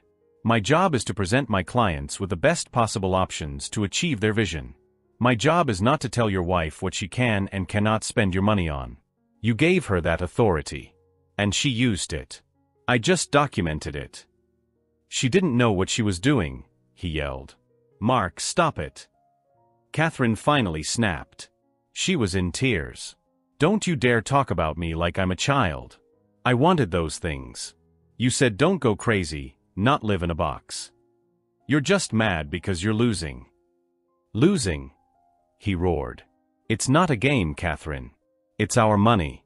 And this incompetent. He pointed at me, his finger shaking. This is her fault. She's a predator. I just sat there. I let him rage. I let him call me incompetent, a grifter, a liar. I just sat, my hands folded on top of my binder. When he finally ran out of steam, sputtering, I looked him dead in the eye. You're right about one thing, Mark, I said, my voice perfectly quiet. This is about the bottom line. You have to make tough calls to protect it. Sometimes, the financials are just the financials. He stared at me. His brain was working, trying to place those words. What did you say? I said, sometimes you have to make tough calls, I repeated. Sometimes you have to right-size or restructure to protect the firm. It's never personal. It's just business. A slow dawning, sickening horror spread across his face. It was the most beautiful thing I have ever seen. He remembered. You. He whispered. Op. OP, from the university project. That's right, I said. You fired me. December 20th. 9:17 a.m. You told me you wished me the best in my future endeavors. Well. I gestured around the room, at the pile of invoices. This is my future endeavor. You and Catherine. You're my biggest clients. You're the ones who finally got my business off the ground. I should be thanking you. Catherine was looking back and forth between us. What is he talking about? Mark? What did you do? Mark was speechless. He was opening and closing his mouth like a suffocating fish. He fired me, I told her, my voice still gentle. And about 15 other people. 5 days before Christmas. To save costs. He told me it wasn't personal. And I've taken that lesson to heart. This project, it's not personal, Mark. It's just business. I stood up and placed a single new envelope on the coffee table. That, I said, is my final invoice. Per Section 14B of my contract, which you both signed, you have 30 days to pay it. It includes my final commission percentage, as well as the hostile work environment termination fee. You can't quit, Mark stammered. The house, it's not done. That's true, I said, shrugging on my coat. It's a disaster. It's months behind schedule and catastrophically over budget. I can't imagine how you're going to find another designer or contractor willing to take on a half-finished, permitted-to-death, hyper-customized money pit with 2 warring owners. But as of this moment, that is no longer my problem. I turned to Catherine. Her face was a mask of confusion and dawning fury. Not at me. At her husband. Catherine, I said, and I almost felt bad for her. I'm sorry you got caught in the middle of this. For what it's worth, your design sense is unique. Good luck. I walked to the door. You're a thief. Mark screamed from the couch. I'll sue you. I'll ruin you. I stopped, my hand on the doorknob. Mark, I said, looking back over my shoulder. You already tried. You cut me from the herd, assuming I'd just crawl off and die. You never even bothered to learn my face. You thought I was just a line item. But you know what I was? I was cost-saving. And now, I'm cost-incurring. You'll pay my invoice. Because if you don't, I'm not just suing you. I'm sending this binder, I held it up, to Architectural Digest. And Forbes. And the Wall Street Journal. SVP at firm name, in $2 million home renovation disaster. How do you think your board will feel about that bottom line? His face told me everything I needed to know. I walked out and didn't look back. They paid. The full amount. It took them 29 days, but the wire transfer cleared. It was, to date, more money than I had ever seen in one place. I used it to pay off my student loans. My car. I put a down payment on a small condo. I hired a lawyer to make my freelance contract absolutely ironclad. And I invested the rest right back into OP Design Company. I heard through the grapevine Frank, who I paid a very generous consulting bonus, what happened. They tried to sue me. Their lawyer apparently laughed them out of the office after reviewing my binder and the reams of client-approved signatures and texts from Catherine. They tried to finish the house. They couldn't find a contractor. The liability was too high. The custom materials were too obscure. The Swiss glass company wouldn't even talk to them without me as the project manager. Catherine filed for divorce in January. The house, as far as I know, is still sitting there. A half-finished, $2.1 million monument to Mark's arrogance. They had to sell it as is for an astronomical loss, just to sever the asset. My company is doing well. Really well. I have 3 employees now, including Sarah, the HR rep Mark also fired. I'm selective about my clients. I only work with people who are kind. Mark got quietly restructured from his position at the firm about 6 months ago. I guess the board finally decided to save costs. It's almost Christmas again. And I'm finally, looking forward to it. My brother-in-law laughed when I said I'd start my own business. Now he works for me and still calls me buddy like I don't own his paycheck. The first time my brother-in-law Mark called me buddy, I was just Sarah's nice boyfriend. The most recent time he did it was 3 hours ago, in a quarterly review that I was leading, in front of my entire management team. He still says it with the same condescending smirk, like he's doing me a favor. The only difference is that 10 years ago, he was a hotshot finance bro making mid-6 figures, and I was a mid-level IT guy. Now I'm the CEO of a 30-person tech company, and he's my mid-level accounts manager. I sign his paycheck. And he still calls me buddy, just to let everyone in the room know he doesn't respect me. I'm at the end of my rope, and I'm honestly not sure if I'm the asshole for wanting to fire him over a nickname. But to get why I'm this close to torpedoing my wife's family, you have to understand how we got here. It all started, as these things do, at a family barbecue. 10 years ago, I was just a guy. I was 28, 2 years married to his sister, Sarah, who is the love of my life. I had a decent but boring job as a systems analyst for a regional insurance company. It was fine. I made okay money. We were comfortable. But Sarah's family, they're not comfortable. They're well off. Her dad was a partner at a law firm. Her mom was some kind of hospital administrator. And then there was Mark. Mark, the golden boy. Mark, who went to a better college than me. Mark, who worked in private equity. Mark, who was 2 years younger than me but already owned a downtown condo and drove a car that cost more than my 401k. Family gatherings were a performance. My in-laws weren't mean to me, not explicitly. They were just dismissive. I was Sarah's husband, a quiet, pleasant accessory. All conversations orbited Mark. His portfolio. His trip to Jackson Hole. His bonus. And Mark. Mark loved it. He wasn't just successful, he was loud about it. He had this way of talking to me that just set my teeth on edge. It was always, "How's the 9 to 5 treating you, buddy?"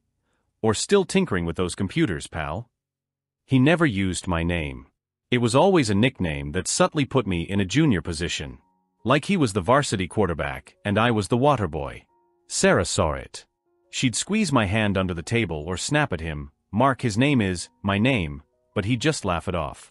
"Oh, come on, Sarah, we're just guys. We're buddies." "Right, buddy." And he'd clap me on the shoulder hard, with this big fake, toothy smile. I hated him. I really did. I hated his perfect hair, his expensive watches, and his unearned, effortless confidence. But mostly, I hated that he made me feel small. And I hated that my wife had to watch. Meanwhile, I wasn't just tinkering. For about a year in my spare time, from 10 p.m. to 2 a.m., after my real job, I had been building something. My boring insurance job had shown me a massive, gaping inefficiency. Our company, and dozens like it, used a dozen different pieces of software for logistics, claims, and fleet management. They didn't talk to each other. It was a nightmare. I was building a single unified platform that would manage all of it. It was niche. It was unsexy. It was the kind of thing Mark would never understand. I called it Logix Core. And after a year of late nights, I had a working prototype. I'd secretly beta tested it with a friend's small delivery company, and it had cut their fuel costs by 15% in 3 months. I had a decision to make. My job was fine, but it was a dead end. This thing I built, it felt alive. I did the math. We had savings. If we sold my car, cut out all non-essentials, and I cashed in my small 401k, we could survive for 18 months without a salary. It was a terrifying, stupid, exhilarating leap. I told Sarah first. I laid out the spreadsheets, the prototype, the 18-month plan. I explained that it meant no vacations, no new clothes, no restaurants. It meant risk. She sat there, listened to it all, and when I was done, she just smiled. "Good," she said. "I was wondering when you were going to quit that soul-sucking job. Let's do it." I have never loved her more than in that moment. The next step was telling the family. We decided to do it at the annual 4th of July barbecue. In retrospect, this was a terrible, terrible idea. We were all in the backyard. The smell of chlorine and grilled meat. Mark was holding court by the pool, bragging about some new seed stage investment he'd made.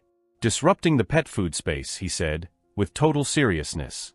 My father-in-law, beer in hand, turned to me. "So, my name, Mark tells me your company is finally giving you guys that database upgrade. Must be exciting stuff." I swallowed. My palms were sweaty. I looked at Sarah. She nodded, a small brave smile on her face. "Actually, Frank," I said, my voice coming out a little thin. I put in my notice last week." The grill sizzling sound seemed to get louder as all conversation stopped. My mother-in-law, holding a tray of potato salad, froze. "Notice," she said. "What do you mean, notice? Did you get a new job?" "Sort of," I said, trying to square my shoulders. "I'm starting my own company.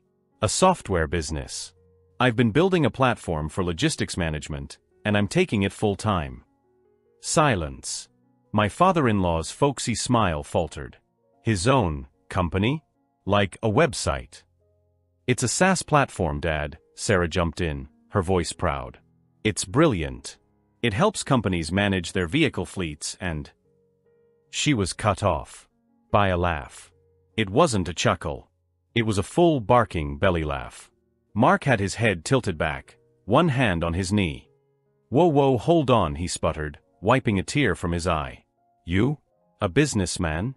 What are you gonna sell, your video game collection? I just stood there. I felt the blood drain from my face. Mark, Sarah said, her voice like ice. No, I'm serious, he said, trying to catch his breath.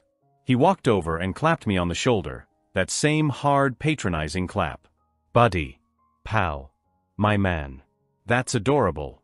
But do you have any idea what you're talking about? Starting a company. You know what that takes? Capital.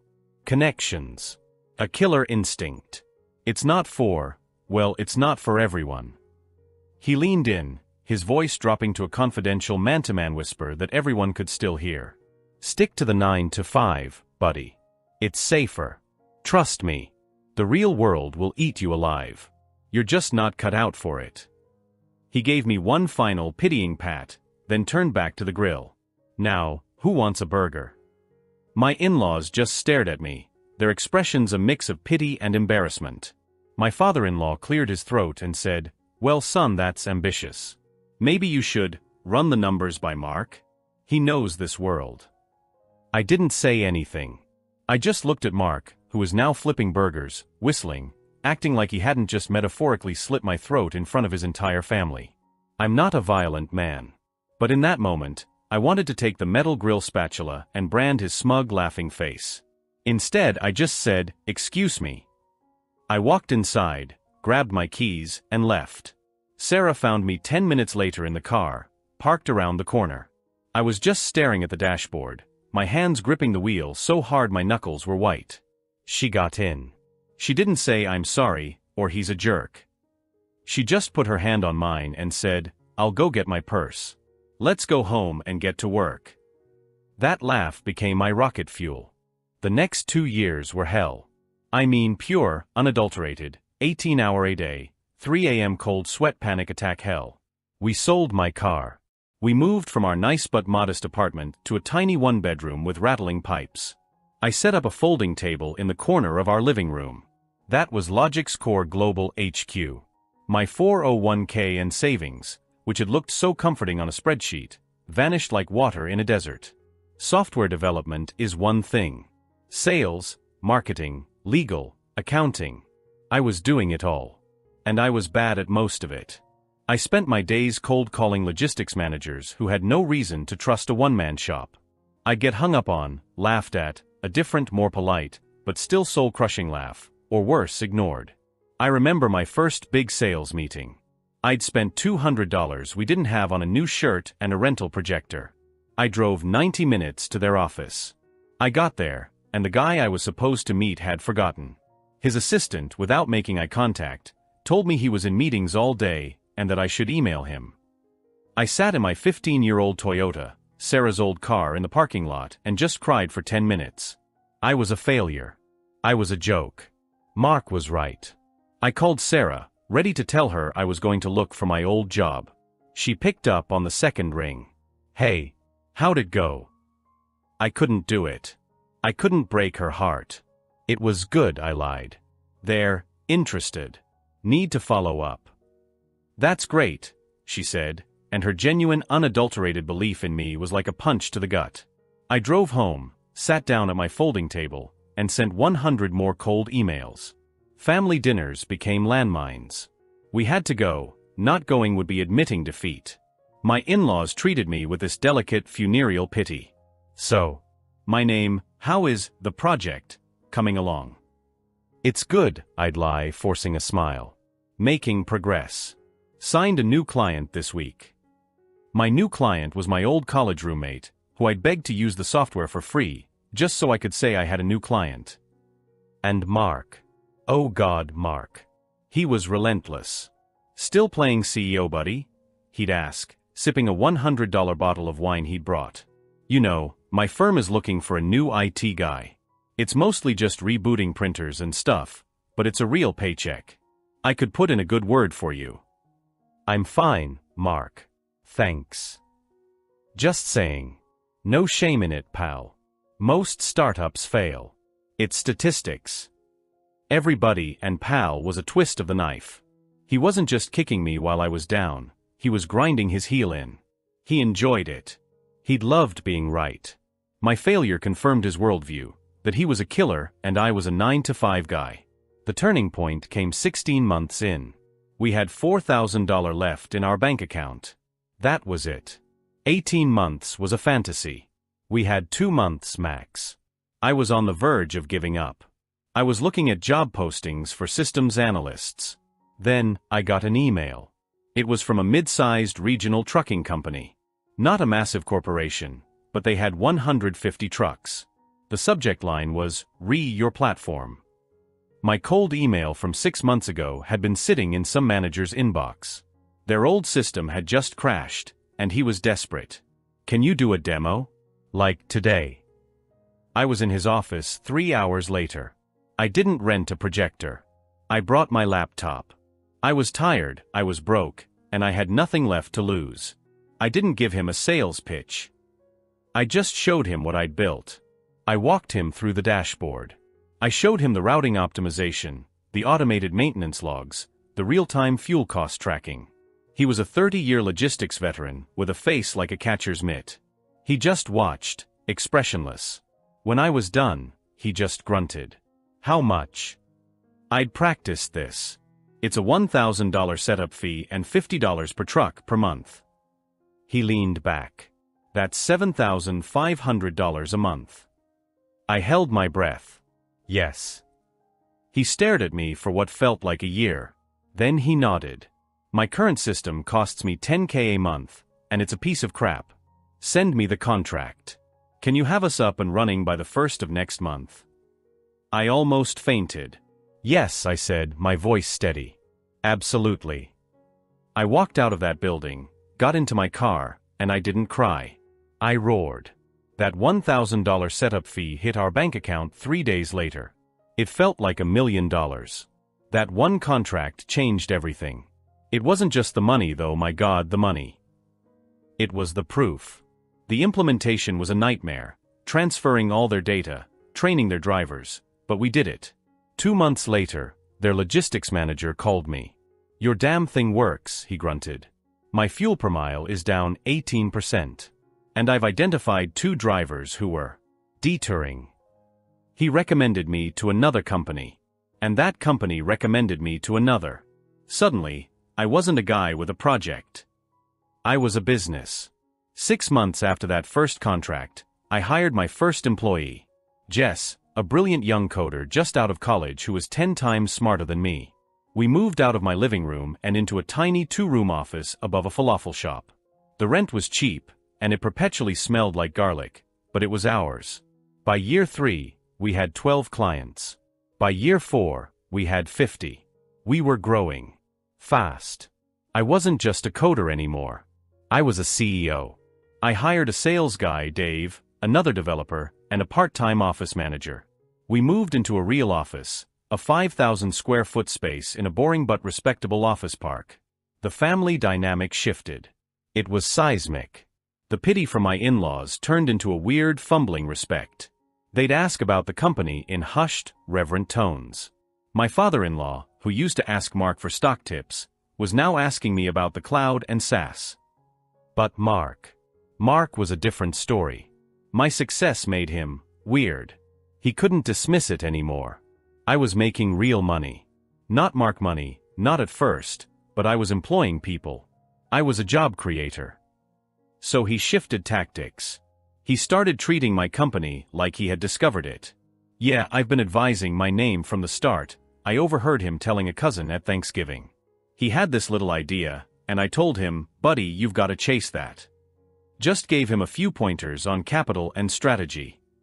I was dumbfounded. He had laughed in my face. He'd come to my office, uninvited, and walk around like he was an investor. Nice setup, buddy. Nice. You know, what you should do is leverage this into the maritime shipping space. That's where the real money is. He was trying to reframe my success as his project. I was still Buddy, but now it was Buddy, my little protege. It was infuriating. Sarah hated it. Why do you let him talk like that? She'd ask. Who cares, I'd say, and I meant it. Let him talk. He knows the truth. I know the truth. I'm busy. I was too busy winning to care about his spin. And then, about a year ago, the universe delivered the most ironic gut punch I've ever seen. The market took a nosedive. The kind of high-risk, high-leverage funds that Mark's firm specialized in got vaporized. Overnight. We heard rumors first. Layoffs. Restructuring. Then we got the call. It was Sarah's mom crying. Mark, his whole division, it's gone. They just shut it down. He's lost his job. I'm not going to lie. I felt a flash of something ugly and triumphant. I crushed it down, but it was there. The real world will eat you alive, buddy. The next few months were awkward. Mark, the golden boy, was unemployed. His condo had a mortgage. His car had a lease. His killer instinct hadn't prepared him for a pink slip. He was spiraling. Drinking too much. Snapping at everyone. He was 34 years old, and for the first time in his life, he wasn't the guy on top. My company, meanwhile, was thriving.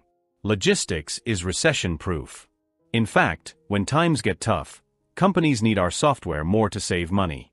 We were hiring. We just landed a massive contract with a national distributor, and we needed to scale our support and accounts team. I was in my office on a Tuesday, interviewing candidates for a client accounts manager position, when Sarah walked in. She looked nervous. Hey, she said. You're busy. I wanted to talk to you. What's up? She sat down, twisting her hands in her lap. It's about Mark. He's not good. He's not getting any calls back. His kind of finance is just gone. He's applied for 50 jobs and hasn't gotten one interview. I knew where this was going. I stiffened. Sarah. I know, she said, holding up a hand. I know. He's an asshole. I know what he said to you. I'll never forget it. She took a deep breath. But he's my brother. And he's drowning. He's going to lose his condo. He's a complete mess. What do you want me to do, Sarah? I can't just give him a job. Not give, she said, pulling at a thread on her sweater. But, you're hiring. For that accounts manager. He's good with clients. He's good with money. He could do that, couldn't he? I stared at her. He laughed at me, Sarah. He told me I wasn't cut out for it. He spent years treating me like dirt.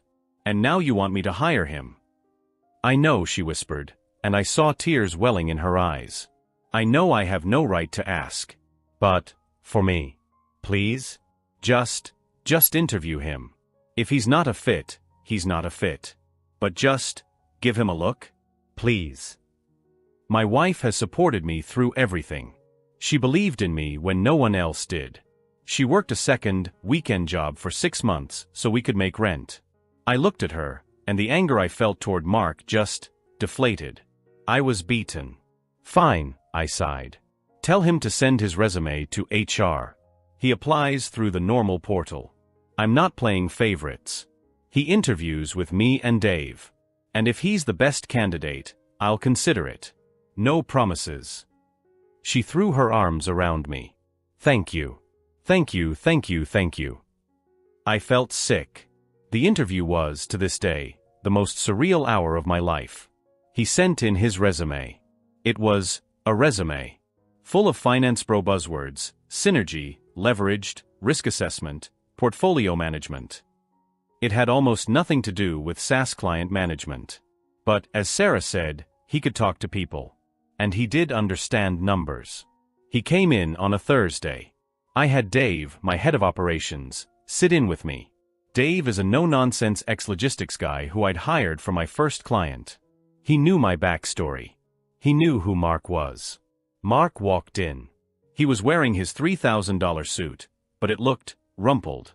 He was trying for the old Mark confidence, but his eyes were puffy, and he smelled faintly of mouthwash. He saw me at the head of the conference table. He forced a big smile. "Hey buddy," he boomed, sticking his hand out. "Good to see you. This is a great setup. Really great. Love what you've done with the place." I didn't smile. I shook his hand, firmly. "Mark. Thanks for coming in. This is Dave, our head of operations." Mark gave Dave a cursory good to meet you nod, then sat down and looked right back at me, like Dave wasn't even there. "So," he said, leaning forward conspiratorially. "Sarah said you had a spot for me. Good of you, man. Family looks out for family, right?" He was acting like the job was his. Like this was a formality. I slid a copy of his resume across the table. "Mark, as you know, we're hiring for a client accounts manager. This person is responsible for onboarding new clients, managing contract renewals, and handling all billing inquiries. It's a support-heavy, detail-oriented role." I leaned forward. "Your resume is all high-level finance. Can you walk me and Dave through your experience with managing client-facing subscription software? Or your experience with accounts receivable for a B2B platform?" His smile flickered. "Well," he said, clearing his throat. "I mean, it's not, directly, but I managed a $50 million portfolio. I was the client-facing guy for all our high-net-worth individuals. It's the same principle. Managing assets, managing relationships." Dave, who hadn't spoken yet, piped up. "It's not, though. Our clients are trucking dispatchers and fleet managers. They're not high-net-worth individuals. They're stressed-out guys who need their routing data to be accurate, or they lose 10 grand. If their billing is wrong, they're on the phone yelling. What's your experience with de-escalation?" Mark turned to Dave, annoyed, as if a piece of furniture had spoken. "I've handled much more stressful situations than a billing error, pal. We're talking about market volatility, millions on the line." "That's not what I asked," Dave said, his voice flat. "I asked about de-escalation and billing." Mark scoffed. "Look, I can handle it. It's not rocket science." He turned back to me, dismissing Dave again. "Look, buddy. You and I both know I can do this.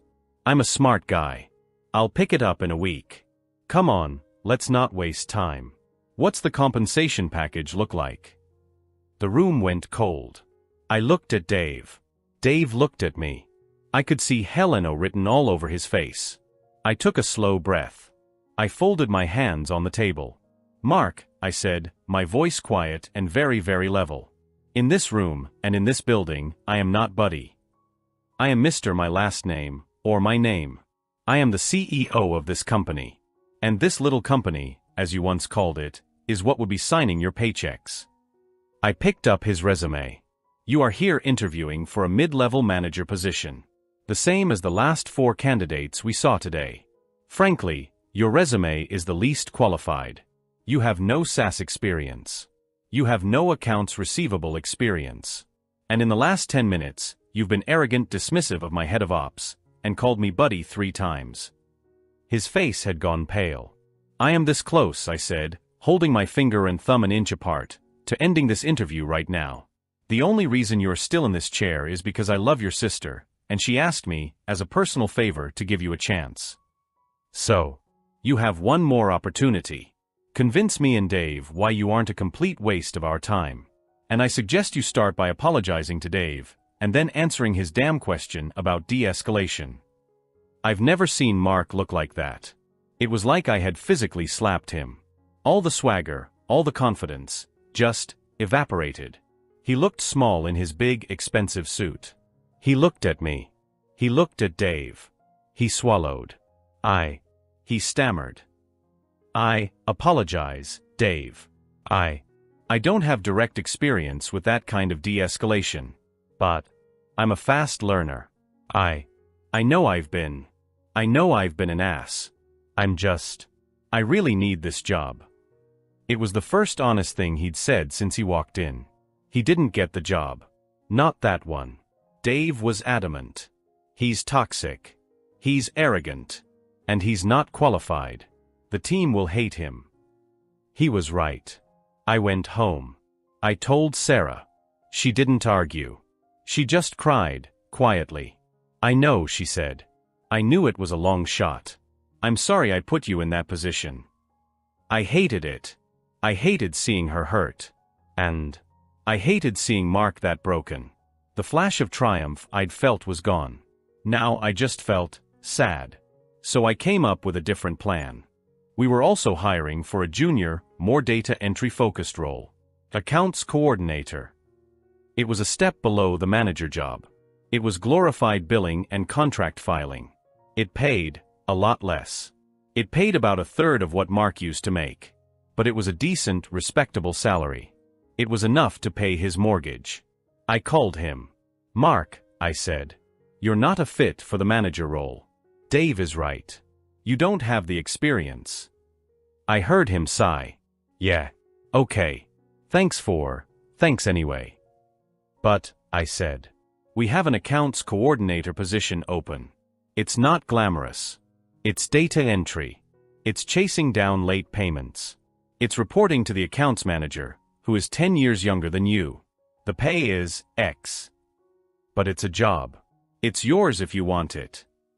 There was a long silence on the other end of the line. Yeah, he finally said, his voice thick. Yeah.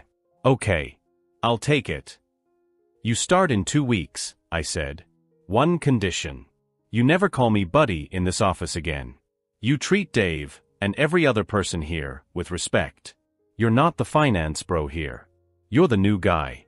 You got it? I got it, he mumbled. He started 2 weeks later. And for the first 6 months, he was fine. He was humbled. He was quiet. He came in on time. He wore normal, non-suit clothes. He did his data entry. He got yelled at by clients for late bills, and he took it. He called me my name. He called Dave Mr.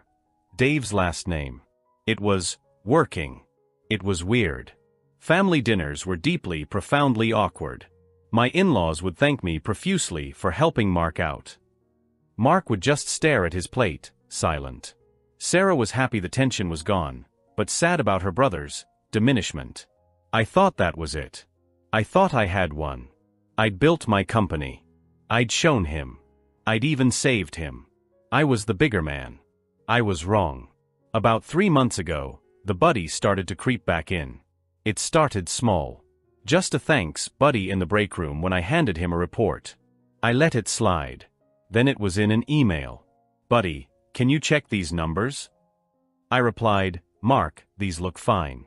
And please keep our communication professional. He apologized. But then he did it again. It was like, as he got more comfortable in the job, as he realized he wasn't going to be fired, the old Mark started to ooze back. He realized he had a new kind of power. The family power. He knows I won't fire him, because it would destroy Sarah. So, he has immunity. And he's starting to abuse it. It's his way of regaining control. It's his little rebellion. It's a way of saying, you may be the CEO, but you're still just Sarah's little husband to me. Which brings us to today. I was in the main conference room with my 4 department heads. Dave Ops, Jess, my first hire, now head of dev, our new head of sales, and our head of HR. This was a serious meeting. We were discussing Q4 goals and a potential acquisition. The door opens. Mark, who is not in this meeting, pokes his head in. He's holding a stack of invoices. Hey, he says, to the whole room. Sorry to interrupt. I'm annoyed. Mark, we're in a management meeting. What is it? He walks right in, past my HR head, and slaps the invoices on the table in front of me. Just need your John Hancock on these, buddy. Clients screaming about them. The entire room went dead silent. My head of sales, who is new, looked confused. Jess, who has been with me since the falafel shop days, just stared at her keyboard, her face bright red. Dave, my ops guy, looked at Mark like he wanted to murder him. And Mark just stood there, with that smirk. That same goddamn smirk from the barbecue 10 years ago. He was daring me. He was telling my whole management team, see? I can call him buddy. He's not your boss. He's just a guy. I'm his brother. I felt that same hot white-knuckled rage from a decade ago. All that work. All that sacrifice. All the 18-hour days and the panic attacks and the humiliation. And here he was, in my company, in my conference room, trying to make me small all over again. I looked at him. My voice came out dead flat. Get out. His smirk wavered. What? Get out of my meeting. I just need you to sign. Mark, I will not say it again. Get out of this room. Leave the invoices. We will continue this conversation later. The buddy was gone. He looked startled. He glanced around the table, at the four stony-faced managers staring at him. He put the invoices down, turned, and walked out of the room without another word. The meeting was useless after that. The concentration was broken. We wrapped up 20 minutes later. Dave stayed behind.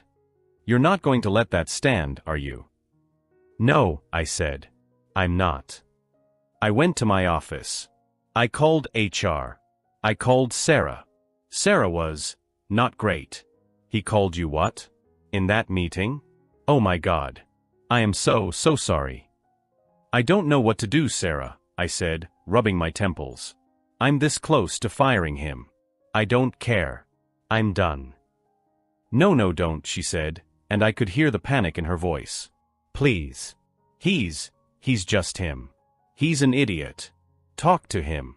Give him a final warning. A real one. Please. Don't do this to our family. Not over a word. So that's where I am. In 10 minutes, Mark and my head of HR are walking into my office. I have a formal written warning on my desk for gross insubordination and undermining management. I know what's going to happen. He's going to get that smirk. He's going to say, "Come on, buddy. Are you serious? Over a nickname? We're family." And I'm going to have to decide. I built this company from nothing. I built it on a foundation of his laughter and his disrespect. I won. He's here in my building because I, his buddy, showed him mercy. And he's still laughing. So Reddit, AITA if I fire him? Or more to the point, how do I not fire him, while also making it clear, once and for all, that I am not his buddy? Throwaway account for reasons that will become blindingly obvious. The number had 7 digits. 6 before the decimal, 2 after. I stared at it until the pixels blurred. $412,850.34. I wasn't looking at our joint savings. I wasn't looking at my 401k. I was looking at my wife's secret. The one she'd kept hidden for 8 years, while I worked 60-hour weeks to keep our heads above water. The modest inheritance from her uncle that she told me barely covered the funeral costs. My wife Jenna, the woman I had built a life with for 15 years, was a liar. And in that single gut-punching moment, our marriage, our shared struggles, everything. It all just turned to ash in my mouth. I didn't know it yet, but I wasn't just looking at a bank balance. I was looking at the price of my life. I'm 44M, and my wife Jenna is 43F. We have 2 kids, Liam 12 and Chloe 10. We're the classic suburban story. We met in our late 20s, got married, bought a house we probably couldn't quite afford, and had kids. It was good. It was normal. I was in mid-level logistics management, and she was a part-time admin at the local school district. We weren't rich, but we were comfortable. We took a yearly trip to the beach. We could afford new sneakers for the kids and the occasional date night. Then, 2016 happened. The restructuring. That's the corporate word for you're out, good luck. My job was gone. Just like that. We had about 6 months of savings, and I burned through it faster than I could have imagined. I was 36, and for the first time in my life, I was terrified. Truly, existentially terrified. I spent 6 months sending out resumes, getting patronizing rejections, and watching our savings account bleed out. This is when Jenna changed. She didn't become supportive. She became scared. And her fear manifested as a brittle, sharp, controlling anger. Every dollar I spent on gas to get to an interview was scrutinized. Did you have to drive there? Couldn't you have done a video call? We stopped everything. No pizza. No movies. No new clothes. We told the kids Santa was having a light year. It was humiliating. I felt like a complete failure. After 8 months of hell, I finally landed a job. The relief was short-lived. It was a 30% pay cut for my last gig, and it was at a less stable company. But it was a paycheck. I took it. I told Jenna, "It's a step back, but we can rebuild." She just looked at the offer letter and said, "We'll never get ahead now. We'll be paying for this for the rest of our lives." That's when the era of scarcity began. Our lives were no longer about living, they were about surviving. We never recovered, financially or as a couple. Our dynamic shifted. I was the reckless one who lost the good job. She was the responsible one, the finance Nazi, as I used to bitterly joke. Our entire marriage became a walking spreadsheet. "Mark, you bought the brand name pasta. The store brand is 40 cents cheaper. Mark, you left the living room light on. Do you know what electricity costs? Mark, the kids want to do the school ski trip. That's $300. We just can't. You'll have to tell them." I became the designated bad guy. I was the one who had to crush their dreams because we couldn't afford it. Every single day was a new litany of things we couldn't have. The tension was constant. It was a low-grade hum of anxiety and resentment that vibrated under our floors, in our walls, between us in bed. To make up for the salary shortfall, I started taking on freelance work. I have a knack for web design, a hobby from college. I started building websites for small businesses after the kids went to bed. My day became this: wake up at 6 a.m. Commute. Work 8 to 5. Commute. Shovel food in my mouth with the family. Help with homework. Then from 8 p.m. until 1 or 2 a.m., I was at the computer again, drinking stale coffee and banging my head against lines of code. I was exhausted. Not just tired. I was a hollowed-out, weary-to-the-bone shell of a man. I gained 30 pounds. I had constant anxiety. I had a full-blown panic attack in 2017, right in the driveway, because the check engine light came on. I just sat in the car, hyperventilating, sobbing, because I knew we didn't have the $500 to fix whatever it was. Jenna had to come and get me. She held my hand, but her touch felt clinical. She was checking a box. Supporting my husband. There was no warmth. In the middle of all this, about 8 years ago, her uncle Rick died. She was not close to him. He was the black sheep brother of her mom. He'd made a bunch of money in tech in the 90s, then supposedly lost it all, and lived as a semi-recluse. Jenna was his closest living relative, apparently. She had to fly out of state to handle the funeral and the estate. I offered to go, but she was insistent. "It's fine. It's just family. It's going to be messy. Just stay with the kids." She was gone for a week. When she came back, she looked tired. I asked her how it went. "It's a wash," she said, tossing her bag on the floor. "He left a mountain of debt. Credit cards, a reverse mortgage. Just a total disaster." Nothing? Nothing at all. There was a small life insurance policy. Maybe 10,000? But the lawyers and the estate fees ate it all up. I think I'll clear maybe $2,000 after all is said and done. "Oh honey," I said, rubbing her back. "I'm sorry. What a waste of time." "It's fine," she said. "I never expected anything from him anyway." And that was it. We were still broke. I was still tired. The grind continued. I never, ever questioned her. Why would I? Who would lie about that? Fast forward to 3 months ago. It was a Saturday. I was on the hunt for a tax document from last year. We have a shared home office, a small cramped room that's mostly her domain. It's filled with her craft supplies, old books, and stacks of school paperwork. I was digging through the filing cabinet. Nothing. I looked at the bookshelf. Maybe it got misfiled in a binder? The shelf was overflowing. As I pulled out a large 3-ring binder, I dislodged a thick, ancient-looking cookbook. It was The Joy of Cooking, her mother's copy.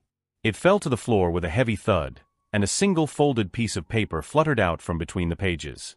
It was one of those envelopes with a little see-through window.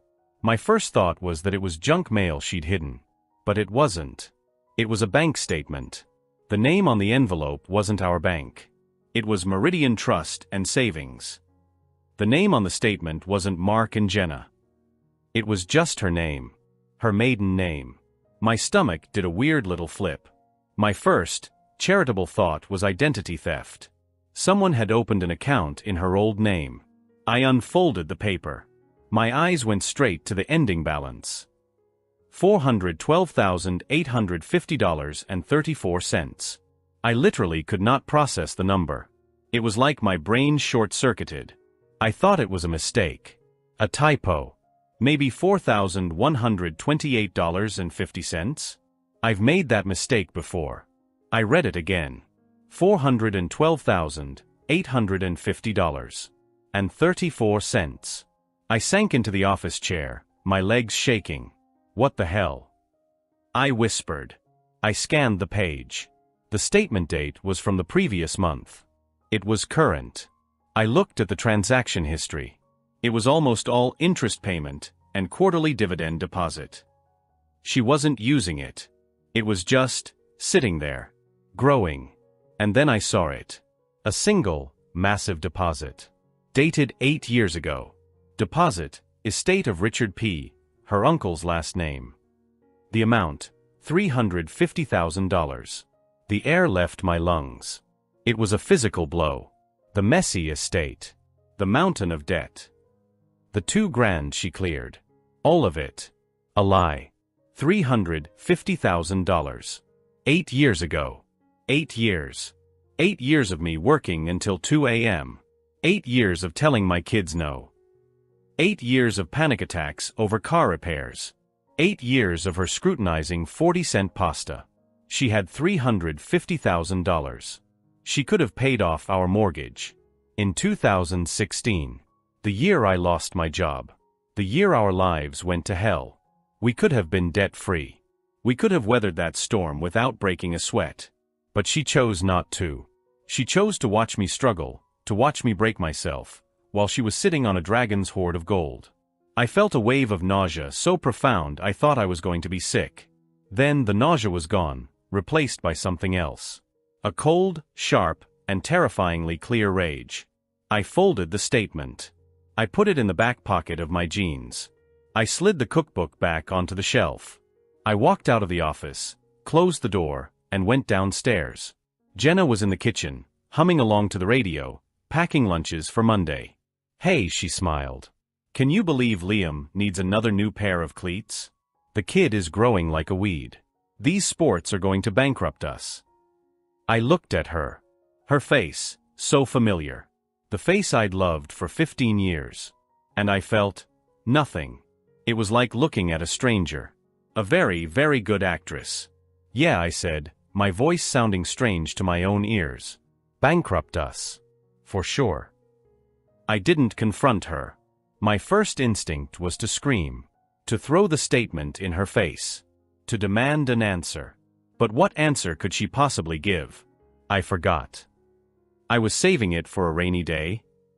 My man, it had been pouring for 8 years. No, I knew I couldn't confront her. Not yet. I was a frog that had just been dropped into a pot of boiling water. I needed to think. If I screamed, she'd build walls. She'd lie. She'd gaslight me. She'd play the victim, say I was snooping. No. She had played a game for 8 years. I could play one for a few weeks. I started playing dumb. And I started watching. It was like a switch flipped in my brain. Suddenly, every interaction, every word was data. A week later, the test came. The car, the one that gave me the panic attack all those years ago, was finally on its last legs. The transmission was slipping. "It's going to be $3,000 for a rebuild," I told her, sitting at the dinner table. "Or we need to look at a new car." I watched her face. She did the performance. The hand to the forehead. The deep, put upon sigh. "Oh, Mark. $3,000? Where are we supposed to get $3,000? The credit card is almost maxed." "I don't know, Jenna," I said, keeping my voice level. "You're the one who runs the budget. What do we do?" I just don't know," she said, her voice cracking. We'll just have to cut back. Again. Maybe you can pick up another freelance client." I felt the blood pound in my temples. Pick up another client. She said it so easily. Just Go bleed some more, mule. Go work another 20 hours. Yeah, I said. Maybe I can. I had to know more. I needed access. Not just to the statement, but to the account. That night, I waited until she was asleep. I went to the Meridian Trust and Savings website. It was a boutique, online-only bank. Perfect for hiding money. I typed in her maiden name. I clicked Forgot Password. Security questions popped up. What is your mother's maiden name? I typed it in. What was the name of your first pet? Barnaby. I was there when her parents got him for her 16th birthday. I typed it in. In what city were you born? I typed it in. A new screen. Please create your new password. My hands were shaking so hard I could barely type. This was it. This was the line. I was breaking into her account. It was illegal. It was a massive violation of trust. And I just did not care. My trust had been violated. Atomized. I typed in a new password. Something I'd remember. Mortgage Freedom 2024. Password successfully updated. I logged in. And there it was. The same number. $412,850.34. No. Wait. The number was different. It was bigger. It was $414,200.71. It had just gotten an interest payment. I clicked through the tabs. Account details. Wire transfer. Bill pay. It was all there. A fully functional account. She could have paid a bill from it at any time. She could have paid off the mortgage. She could have paid for the car. She could have paid for our son's soccer team fees. I started doing the math. The terrible, terrible math. My freelance income averaged over the last 8 years about $18,000 a year. $18,000 x 8 years equals $144,000. The extra interest we paid on our mortgage because we couldn't refinance or pay it down, I estimated at least $40,000. The money for family vacations we couldn't afford. The school trips. The camps. The dinners with friends we turned down. The stress. The anxiety. The fights. The joyless, gray existence we were living. All of it. For what? So she could feel secure? I logged out. I cleared my browser history. I went to bed. I lay next to her, this woman who was a total stranger, and I stared at the ceiling until the sun came up. The playing dumb phase got darker. I became an anthropologist studying a hostile tribe. I started testing her. You know, Jen, I said one night, I was thinking. My old buddy Dave from college. He and his wife are going to Italy for their 20th. We should do that for ours. We should start saving. She laughed. A bitter, barking laugh. With what, Mark? Are you going to find a money tree? We have to save for Liam's college. We're broke. Broke. She used that word. I pushed. I'm so tired, Jen. This freelance work is killing me. I'm 44. I can't keep working 18-hour days. What if I just quit the side stuff? We could scale back. We could eat rice and beans. I need a break. Her reaction was fast and vicious. You can't. You can't quit. Are you insane? We are barely making it. That freelance money is the only thing keeping us from going under. It's selfish for you to even think about that. What about the kids? You have to think about the kids. I was selfish. I was the one not thinking about the kids. While she sat on $414,000. That was the moment. That was the click. The last piece of the lock falling away. She wasn't just hiding it. She wasn't just scared. She was using it. She was using it as a backstop. It was her money. Her security. Her future. I wasn't part of that future. I was the mule. I was the workhorse, the engine, the thing that paid for her real life. The life she was protecting from me. She wasn't saving for a rainy day. She was the rainy day.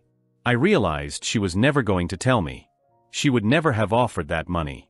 She would have let me work myself into a heart attack, and then she would have used that money to survive after I was gone. The betrayal was so deep, so complete, it was almost clarifying. I no longer felt angry. I no longer felt hurt. I felt cold. And I knew exactly what I was going to do. My plan was simple.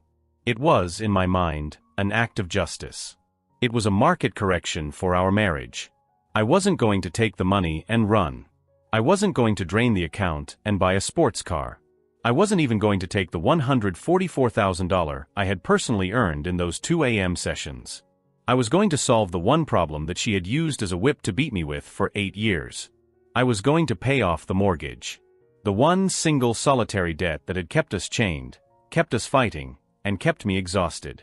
I waited a week. I gathered the information. I logged into our shared mortgage account. Remaining principal, $248,311.90.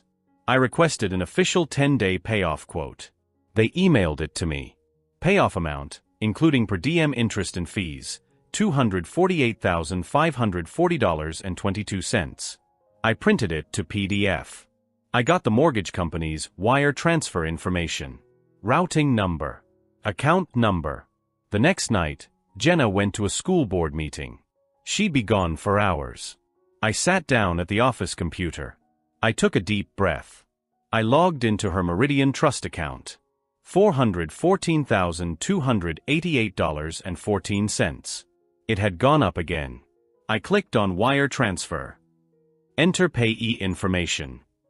I typed in the mortgage company's name. Enter routing number.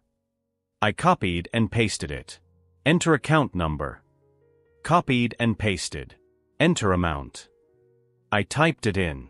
$248,540.22. I stared at the remaining balance that the website helpfully calculated. It would leave her with about $165,700. She'd be fine. She'd still have her security. More security than I'd had in a decade. My finger hovered over the Submit Transfer button. This was the moment. The going over the cliff moment. Committing wire fraud. A felony. I thought about my son Liam, asking me last week, "Dad, why are you always so tired?" I thought about Jenna, telling me it was selfish to want to rest. I thought about the $414,000 that could have given my son his father back. I clicked the button. A small, green box popped up. Your transfer has been scheduled for the next business day. Thank you for using Meridian Trust. I logged out. I meticulously cleared my browser history, my cache, my cookies. I deleted the PDF of the payoff quote. I went downstairs. I made a sandwich I wasn't hungry for. My hands were perfectly, terrifyingly steady. The next 2 days were the longest of my life. I was waiting for the explosion. For her to get an alert. For her to log in. For the police to show up at my door. Nothing. She went about her business. Clipping coupons. Complaining about the price of gas. I just nodded and watched and waited. On Wednesday, I got an email. Not from Meridian. From our mortgage company. Subject: Your loan is paid in full. I logged into our mortgage portal. Account balance: $0. Next payment due, not applicable. Paid in full. I closed the laptop. I felt a pressure release in my chest I hadn't even known was there. It was like I'd been holding my breath for 8 years. I was free. We were free. Whether she knew it or not. I decided to wait. I wanted her to bring up money. It seemed only fitting. I didn't have to wait long. It was Friday night. I was on the couch, just reading a book. Not working. Not stressing. Just reading. Jenna was cooking. She was humming. She seemed light. Happy. "Guess what?" she said, stirring a pot of store-brand pasta sauce. "What's that?" I asked, not looking up. I was running the numbers. I managed to save an extra $300 from the grocery and utilities budget this month. I was thinking, maybe we can do that pizza night tomorrow. As a treat. The condescension. The allowance. The treat of a $20 pizza, given to me by a woman sitting on $165,000 in cash. I slowly closed my book and set it on my chest. I looked at her. "That's great, Jen. My voice was flat. She stopped stirring. She knows my voice. She knew that wasn't my happy voice. What's wrong? You're a million miles away. No, just here, I said. I was just checking our own finances. Turns out, we're in much better shape than you think. She frowned. What do you mean? Did you get a new client? Mark, we agreed. No new clients, I said, sitting up. I'm actually quitting my freelance work. Her face darkened. We just talked about this. You can't. It's not responsible. Oh, I think it is, I said. It's very responsible. Because we don't have our biggest expense anymore. What are you talking about? The new car payment. No, I said, standing up. I walked into the kitchen. I stood across the island from her. I paid off the house. She dropped the wooden spoon. It clattered on the tile, splattering red sauce. You what? Her face went pale. Not happy pale. Shocked pale. You what? How? Mark, what did you do? Did you cash out your 401k? Oh my God. Mark, we can't afford the tax penalty. How could you do something so stupid without talking to me? There it was. The immediate assumption that I had done something impulsive, something I'd have to pay for. Don't worry, I said, my voice as calm as a frozen lake. I didn't use my money. And I didn't use our money. I paused. I used yours. She just stared at me. Blank. I don't have any money. What are you talking about? Stop, Jenna. I said it quietly. The game is over. The lie is done. I walked past her, into the office. I reached into my desk drawer. I pulled out the original bank statement I'd found. I walked back into the kitchen. I slid it across the island. It stopped right in front of her. Meridian Trust. Uncle Rick's $414,000 funeral expenses. I have never, in my entire life, seen a human face register so many emotions at once. It was a high-speed collision of shock, confusion, white-hot rage, and absolute primal fear. Her eyes darted from the paper to my face. You. She whispered, her voice shaking. You snooped. You went into my things. You lied, I shot back, my voice rising for the first time. For 8 years. You lied. That's my money, she shrieked, finding her voice. It was a sound I'd never heard from her. That was my family money. You have no right. No right. I roared. I have no right? Was it your money when I was working until 2 a.m. every night? Was it your money when I was having a panic attack in the driveway? Was it your money when I sold my dad's goddamn project car, the last thing I had from him, to pay for a new water heater? Was it your money when you told our son he couldn't play soccer because it was too expensive? You sat there, on a life raft built of cash, and you watched me drown. You watched us drown. You let me work myself into an early grave to protect your precious secret pile of gold. You don't understand. She was sobbing now, but it wasn't a sad sob. It was a furious one. That was my security. My safety net. What if you left me? What if you got sick? What if you lost your job again? And there it was. The truth. What if I left you? I said, my voice dropping back to that cold, quiet place. That's what this was all about, wasn't it? It was never our money. It was your in case Mark fails money. You were so busy protecting yourself from me that you destroyed the us I was killing myself to save. You stole from me. You committed a crime, she screamed. No, I said, turning to walk away. I paid a bill. Our bill. The one you pretended we couldn't afford. The house is paid for, Jenna. You're welcome. That was 3 months ago. We are still living in the same house. The house I freed. She is sleeping in the guest room. The silence in this place is deafening. The first thing she did was consult a lawyer. She came home from that meeting, her face a mask of thunder, and told me that I had committed felony wire fraud and grand theft. I was ready. That's fine, Jenna, I told her, sitting at the kitchen table. Let's do it. Take me to court. I want you to. Let's go in front of a judge and have discovery. Let's subpoena 8 years of my freelance invoices and my tax returns. Let's put them right next to 8 years of your secret bank statements. Let's show them the emails of me telling you I was burning out, and you telling me to pick up more clients. Let's show them the budget you ran, the one that proved we were broke. Let's show a jury of our peers how you lied, every single day, for 8 years. Let's see who they think the real criminal is. Please. I'm begging you. Let's do it. She didn't. She backed down. The lawyer must have told her that winning would mean losing everything else. She locked me out of the account, of course. The remaining $165,000 is hers. I don't care. I never wanted her money. I just wanted my life back. I quit my freelance job. I sleep 8 hours a night now. I've lost 10 pounds. I'm taking my son to travel soccer tryouts next week. I'm taking my daughter to a concert she's been dying to see. I can afford it now. My paycheck is just my paycheck. It's enough. It's finally enough. Jenna. She looks at me like I'm a monster. Like I'm a stranger who broke into her home and destroyed her world. And the craziest part? The part that I'll never get over? She still thinks I am the one who betrayed her. She still doesn't get it. She thinks she was prudent, and I was a thief. The house is paid. We have no debt. But our marriage is gone. It died 8 years ago when she cashed that check and chose to lie. I just finally signed the death certificate. Do I regret it? Sometimes at night, I lie awake and I feel a pang of something.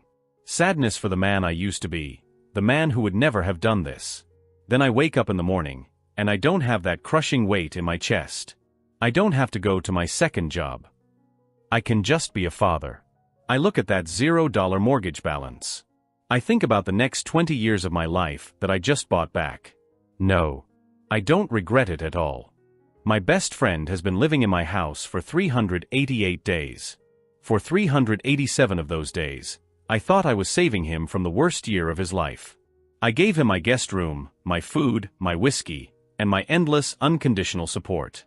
Today I found out that for 388 days, he and my wife have been partners in a long con, bleeding my life savings dry while I sat next to them on the couch, feeling sorry for them both. I don't even know where to begin. It's not an affair. I almost wish it was. An affair is simple, it's a betrayal of passion. This is a betrayal of calculation. It's a spreadsheet. It's a business plan. They formed a corporation, and I was the sole unwitting investor. Let's call my friend Mark. We met in college. He was the guy everyone loved. Charismatic, funny, and always just on the edge of some minor disaster that wasn't his fault. A bad grade, a fender bender, a girl who played him. He was the victim, always. I was the stable one. The rock. We were brothers. I was best man at his wedding. He was best man at mine. His wife Karen was, in my wife's words, a piece of work. My wife, Sarah, never liked her. Sarah is a fixer, a den mother. She loves to take care of people. When Mark and Karen's marriage started to implode, Sarah was firmly on Team Mark. She's just so cold, Sarah would say. He needs warmth, and she's an icebox. A year and about 2 weeks ago, Mark called me hysterical. I was at work, in the middle of a code review. He was sobbing so hard I couldn't understand him. She kicked me out, man. She kicked me out. I left work. I drove to his apartment, soon-to-be ex-apartment, and found him on the curb with 2 suitcases and a duffel bag. He looked hollowed out. She's got a lawyer, she's taking everything. The joint accounts are frozen. She's claiming all this insane stuff, man. She said I'm an addict and abusive. Me. He wasn't. Mark's vice was self-pity, not drugs. I was furious on his behalf. I took him home. Sarah met us at the door, her face a mask of pure empathy. She had the guest room ready. Clean towels, new sheets. She'd already made a shepherd's pie, his favorite. You're staying here, she said, not a question. This is your home until you're back on your feet. We won't let her do this to you. He cried and hugged us both. I don't deserve you guys. I'll be out of your hair in a few weeks. I just need to get my head straight. Get a lawyer.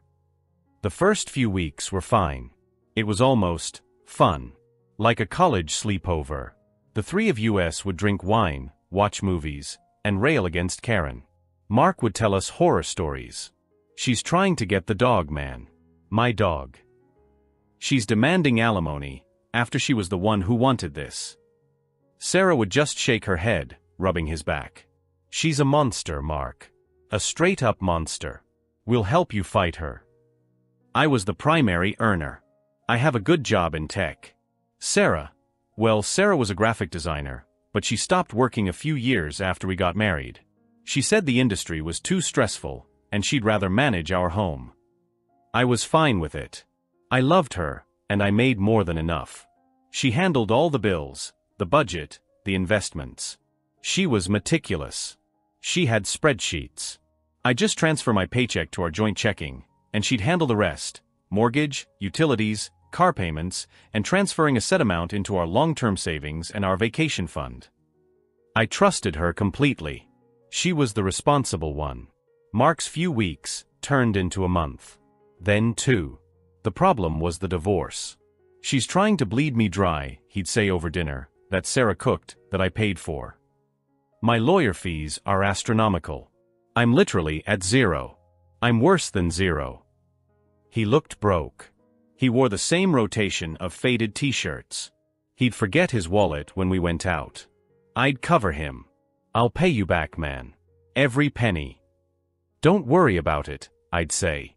That's what friends are for. Around month 3, I started to get a little antsy. Have you started looking for a job, Mark? He got this wounded look. I'm trying, man. I am. But, look at me. I'm a wreck.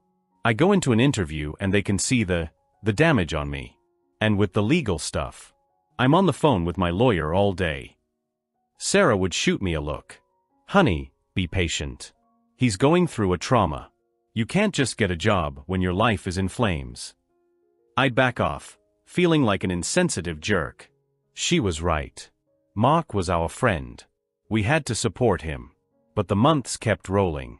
4, 6, 8. Mark settled in.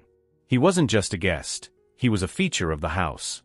He had his own shelf in the fridge, for his special almond milk and hot sauces. He had a routine. He'd sleep until 10, go for a run, answer emails from who, and then play video games in the guest room. The first time I felt that something was off, was around month 9. I came home from work early and saw a box from Zappos on the porch. It was addressed to Mark. Inside were a new pair of On Cloud running shoes. The $180 ones. I carried the box in. Mark was on the couch. Hey man, new shoes? He jumped, like I'd caught him. Oh, yeah. My old ones were just falling apart, Found an amazing deal. A deal? Where? I've been wanting a pair of those. Just like a random eBay thing. A guy sold them used. Barely used. I looked at the box. It was from Zappos. Not eBay. But I let it go. Then, a few weeks later, it was a new phone. He had the latest iPhone. My old one just died, he said. My mom felt sorry for me and helped me out. I started noticing other things. His expensive protein powder. The nice, aged whiskey he'd buy for the house, which I assumed was with more money from his mom. He was broke, but he was living a broke life with some very nice amenities. When I brought this up to Sarah, in private, she got defensive. My God, can you stop counting his pennies? He's depressed. It's called self-care. He sells a few things, his mom helps him. What's the big deal? Are we so poor that we have to begrudge him a new pair of shoes? She made me feel cheap. Again. Then our finances started to feel tight. Honey, we need to cut back a bit, Sarah said at the end of month 10, looking at her budget spreadsheet. Cut back? I just got a 6% raise. I know, but groceries. Having Mark here, he eats a lot. And the utilities. The AC, his computer. It's all adding up. And I had to dip into the vacation fund for that car repair, remember? I did remember. The repair had been $1,200. So the vacation fund is low. It's fine, she said quickly. We're just not adding to it as much. It's temporary. Once Mark is on his feet, we'll be back to normal. It's the right thing to do, right? Yeah, of course. So I buckled down. I stopped my own frivolous spending. I packed my lunches. I canceled my Audible subscription. I was doing my part. I was supporting my wife and my best friend. I was the rock. The 1-year anniversary of him moving in came and went. We celebrated with a nice steak dinner, I paid, and toasted to new beginnings. Mark gave a tearful speech about how we'd saved his life. Sarah held his hand while he did it. It was touching. I felt proud. The discovery happened yesterday. It was a Tuesday. Sarah was at her book club, which she'd recently started. Mark was in his room, headphones on, probably gaming. I was looking for the title for our old '03 Corolla we keep for emergencies. I wanted to finally sell it. I knew Sarah kept all the important documents in her home office. Her office was her sanctuary. It was the one room I never went into. Not because it was forbidden, just, it was her space. It was messy, piled with old design books, craft supplies, and stacks of paper. I respected her privacy. But I needed the title. I texted her. Hey, where's the Corolla title? She replied a minute later. In the file cabinet. Drawer 3. CAR folder. Please don't mess up my system. I went in. The file cabinet was meticulously organized. I found CAR, and sure enough, there was the title. But as I pulled the folder out, another one, a thick red accordion folder I'd never seen before, got snagged and fell to the floor. Papers spilled out. Bank statements. I wasn't trying to snoop. I was just trying to clean up my mess. But the name on the top statement made me freeze. It was from a major bank we didn't use. And it was in Sarah's name only. My heart started doing a weird, cold thud. This was an emergency fund? One she never told me about? We had a joint emergency fund. Why would she need a separate one? I looked at the statement. The balance was $1,408.22. Okay. Not a huge deal. But my eye caught the transaction summary. I saw a lot of activity. I picked up the next statement from the pile. And the next. They went back years. I sat down in her chair. I felt like I couldn't breathe. I started at the oldest statement in the pile, from 5 years ago. The opening deposit was $500. The next month, a $500 transfer. And the next. And the next. I went to our joint bank account on my phone. I searched our checking history for that same month, 5 years ago. I scrolled, and there it was. Transfer to EXTACCT, $500. I looked at the next month. Transfer to EXTACCT, $500. I had always just trusted her. I never read the checking account statements line by line. I checked the savings, I saw the mortgage was paid, and I assumed the rest was just life. Bills, groceries, Amazon. But she'd been doing this for 5 years. Skimming. Taking money from our joint account, money I earned, and putting it in a secret account in her name. I started shaking. I leafed through the statements, watching the balance grow. $500 a month, then $800. A year and a half ago, it looked like she started transferring $100s, $1,500 a month. I did the math in my head. It was over $80,000. Oh my God, I whispered. I felt sick. My wife, my meticulous, responsible wife, was a thief. She was stealing from me. From us. But then, I looked at the balance on the most recent statement. $1,408.22. Where did $80,000 go? I frantically grabbed the pile of statements from the last 12 months. The balance a year ago, right when Mark moved in, was $81,340. And then I saw the withdrawals. Zelle to Mark, last name, $2,000. Memo, first/last. Transfer to law firm, $5,000. Memo, retainer. Zelle to Mark, last name, $500.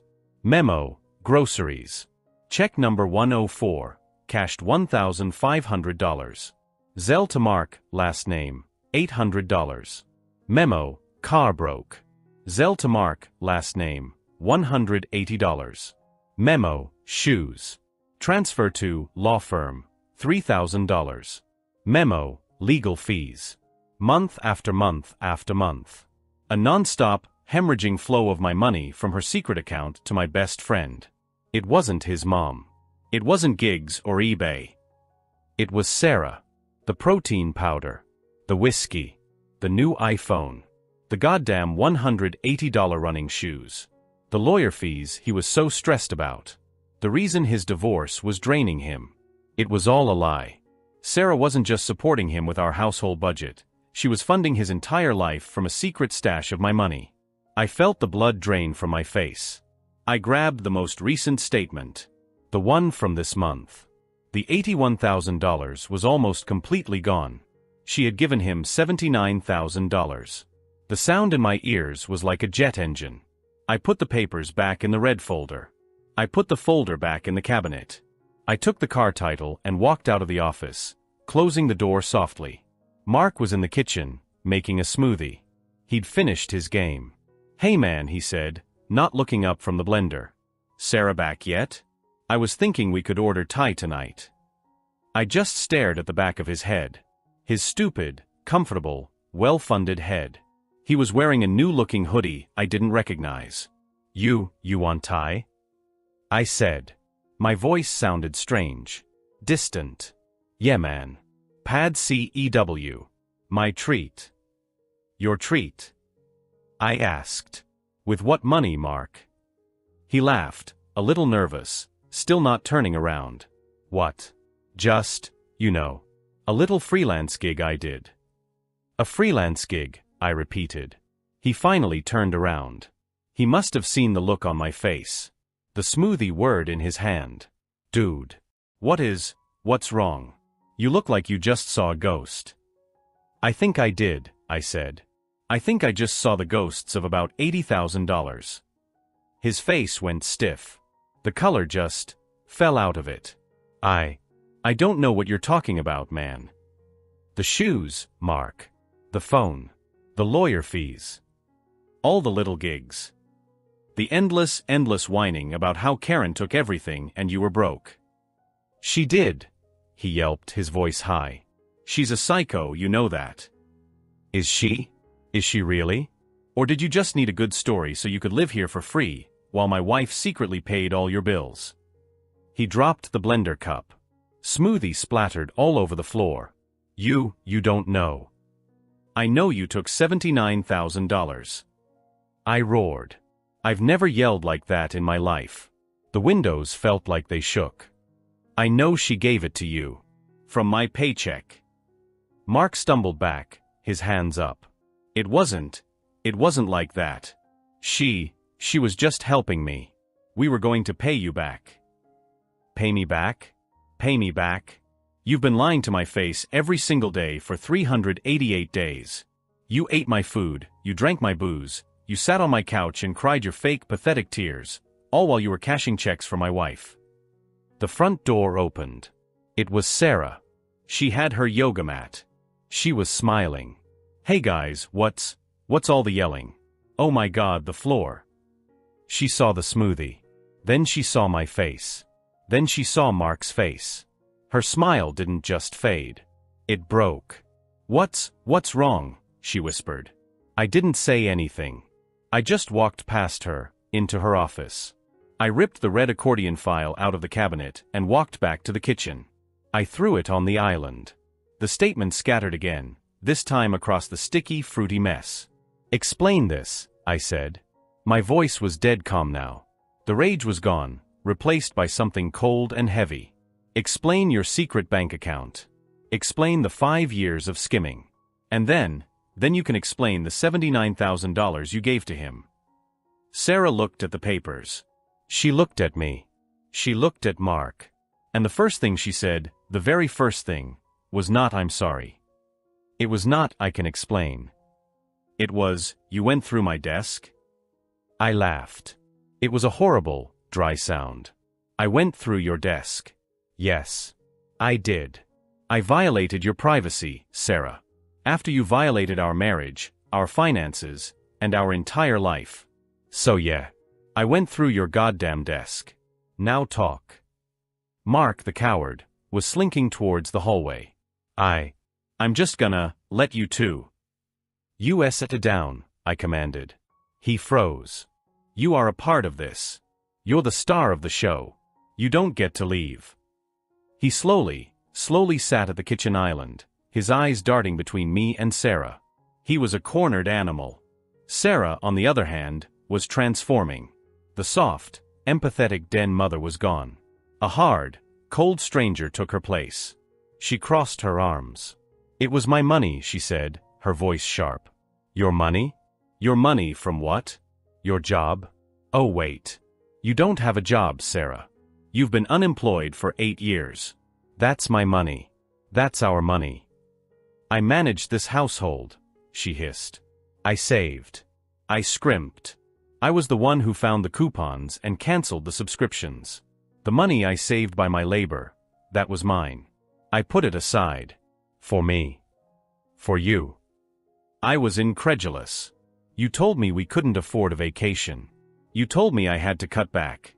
You've been lying to me for 5 years. That's not saving, that's theft. He needed it, she shrieked, pointing at Mark. Mark flinched. You don't know what Karen did to him. She was trying to destroy him. He had nothing. He was suicidal. He was my friend, and he was our friend, and he needed help. So you decided to play God with my money? It wasn't your money, she screamed back. It's ours. And you're obsessed with it. You hoard it. You wouldn't have understood. You would have said no. You would have bitched about the budget. And that was the part that finally broke me. Not the theft. Not the lie. It was her reason.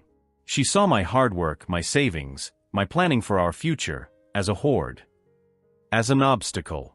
She saw me as the problem. As the cheap, unfeeling dragon sitting on a pile of gold that she, the righteous hero, had to steal from to save the victim. I would have said no. I said, my voice barely a whisper. I let him live here. For over a year. I paid for everything. I listened to his bullshit, every single night. I gave him everything I thought he needed. The one thing I didn't give him was a blank check. And that's what you did. I turned to Mark. And you're not a victim, Mark. You're a parasite. You're a con man. You latched onto him, I pointed to myself, for a place to live, and you latched onto her, I pointed to Sarah, for a sugar mama. You too, you're disgusting. It's not like that, Mark stammered. We were gonna pay you back. Once I got my settlement. Settlement? I barked. What settlement? The one where Karen was taking you to the cleaners? Is any of that even true? Or was that just the story you two cooked up? Silence. They just stared at me. And in that silence, I got my answer. The whole evil Karen narrative, it was a lie. All of it. A lie they both told, and a lie I ate up because one was my wife and the other was my best friend. I have one more question, I said, looking at them. They were standing close to each other now. A united front. Are you sleeping together? They both recoiled, disgusted. No. Sarah yelled. Oh my God, that's sick. He's my friend. He's my best friend, you psycho. Mark added. And I knew with 100% certainty, they were telling the truth. And that made it so much worse. An affair is a crime of passion. This was a calculated, platonic conspiracy. They teamed up, not out of love or lust, but out of a shared twisted sense of justice. They decided that Mark deserved my money more than I did. They formed an alliance against me, in my own home. They saw me as a resource. An obstacle. A bank. I looked at them, this pathetic two-person cabal, standing in a puddle of smoothie. Mark, I said. Get your stuff. Get out of my house. Now. What? He gasped. Man, come on, it's 9 p.m. Where am I supposed to go? I've been funding your life for a year, Mark. I'm sure you can find a hotel for a night. Go. Now. You can't just kick him out. Sarah pleaded. He has nowhere to go. He can go to hell. And if he's not packing in 30 seconds, I'm calling the police and having him removed for trespassing and fraud. Mark looked at Sarah. She looked at him. The alliance was breaking. It was every man for himself. He bolted for the guest room. I stood in the hall while he threw his things, his expensive shoes, his new phone, his endless supply of graphic t-shirts and supplements, into his suitcases. Sarah was on the couch, sobbing. But they weren't tears of remorse. They were tears of rage. She was furious that her system had been discovered. I walked over to her. And you, I said. I'm going to a hotel. You need to call a lawyer. I'm calling 1 in the morning. We're done. Done, she wailed. You're divorcing me? Over money. Over money? I laughed, that same dead, hollow laugh. No, Sarah. I'm divorcing you over everything. Over the 5 years of lies. Over the person you turned out to be. Over the fact that you looked your husband in the eye every day and told him he was too cheap, while you were secretly funneling his life savings to his best friend. You didn't just break my trust. You atomized it. Mark came dragging his suitcases to the door. He had the nerve to pause. Leo, man. I'm sorry. We got in too deep. Get out, I said, not even looking at him. He left. I heard the front door close. I heard the click of his Uber arriving a few minutes later. I went to my bedroom and packed a bag. Sarah was still on the couch, staring at the kitchen. You're really leaving, she whispered as I walked to the door. I'm already gone, Sarah. You and Mark took care of that a long time ago. I spent that night in a sterile Marriott room. I didn't sleep. I just stared at the ceiling, replaying the entire year. Every conversation. Every woe is me story from Mark. Every be patient, honey from Sarah. It was a performance. A year-long play, and I was the only one in the audience who'd paid for a ticket. The next morning, I did 2 things. I called the best divorce lawyer in the city. I laid out everything. The secret account. The statements.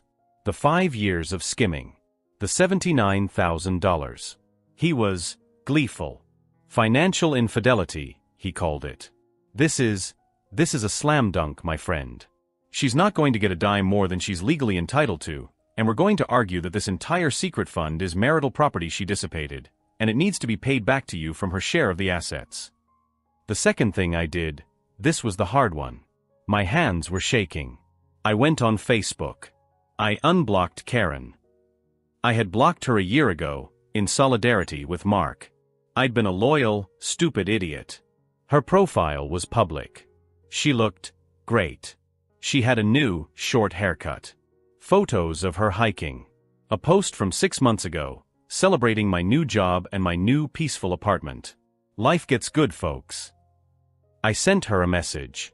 Hi, Karen. This is my name. I know we've never really talked, and I'm probably the last person you want to hear from. But I need to know the truth about your divorce from Mark. She replied in 3 minutes. Oh God. What's he done to you? We met for coffee that afternoon.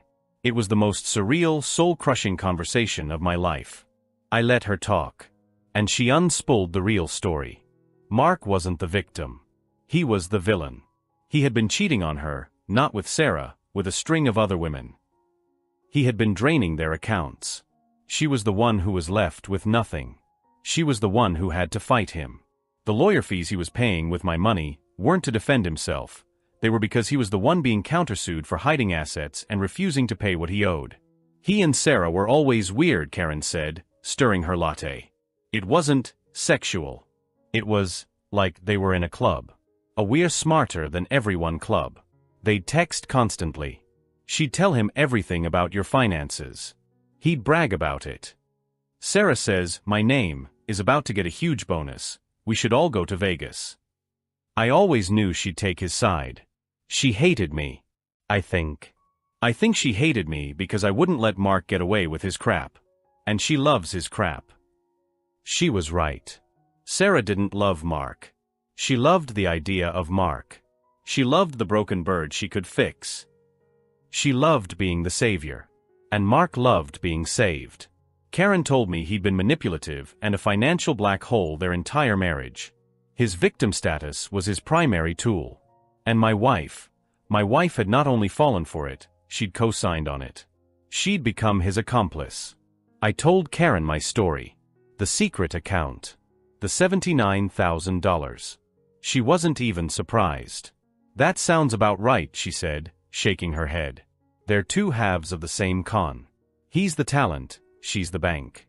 I'm just sorry. I'm so sorry that you were the bank. When I left that coffee shop, the last piece of my old life clicked into place. I wasn't just angry. I was free. There was no us to save. There was no trust to rebuild. There was only the rubble. The divorce was, as my lawyer predicted, brutal and fast. When we got to mediation, Sarah's lawyer tried to argue for spousal support. My lawyer just slid the printed highlighted bank statements from the secret account across the table. He'd also subpoenaed Mark. We had his bank records, showing the deposits from Sarah, and then, his own spending. Vegas. Miami. Expensive dinners. He wasn't just getting by. He was living it up on my dime. Sarah's lawyer looked at the statements, looked at Sarah, and said they needed a recess. They came back 20 minutes later. Sarah agreed to all my terms. We sold the house. I let her keep what was in her secret account, which was nothing, and her share of our legitimate joint savings, which she had crippled by diverting funds for 5 years. The $79,000 was deducted from her total share of our marital assets. She walked away with almost nothing. Exactly what she deserved. It's been 6 months since that day. 388 days since Mark moved in. I live in a new apartment downtown. It's smaller. It's all mine. I just got back from a 3-week trip to Japan, the trip I'd been saving for, the one Sarah said we couldn't afford. I haven't spoken to either of them. I heard through the grapevine that Mark tried to move in with another friend, but that lasted about 2 weeks. Apparently, without Sarah's secret funding, his victim act wasn't nearly as charming. He's working, finally, at some entry-level sales job. Sarah is living with her parents. She sent me a few emails. They're unhinged. They range from "you ruined my life" to "I miss you, can't we talk?" to "you were always a selfish, money-obsessed bastard." I don't reply.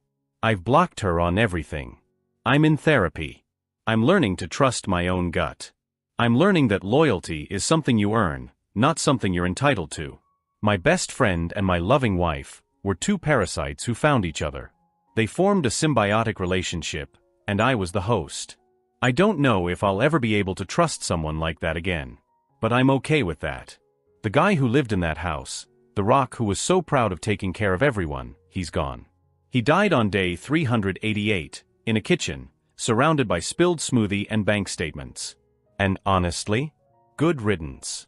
He was a fool. Title: I took my mother-in-law in when she got sick. She told everyone I was stealing her money, until the truth about her hidden account came out. The moment the words left her mouth, the air in my dining room turned to ice. She's been stealing from me, my mother-in-law Brenda announced to my husband's entire family. Her voice wasn't weak, it was filled with a bitter, righteous certainty. She pointed a shaky, arthritic finger directly at me. Right under your nose, Mark. Your wife. She's been taking my money. Every eye swiveled to me. My husband, Mark, just froze. He was holding a glass of water, and he didn't put it down, didn't drink, didn't look at me. He just stared at his mother. That freeze, that hesitation, was the first crack in the dam. My brother-in-law Kevin, the 40-year-old entrepreneur who still borrowed money from his mom, actually sighed and shook his head, like he'd suspected this all along.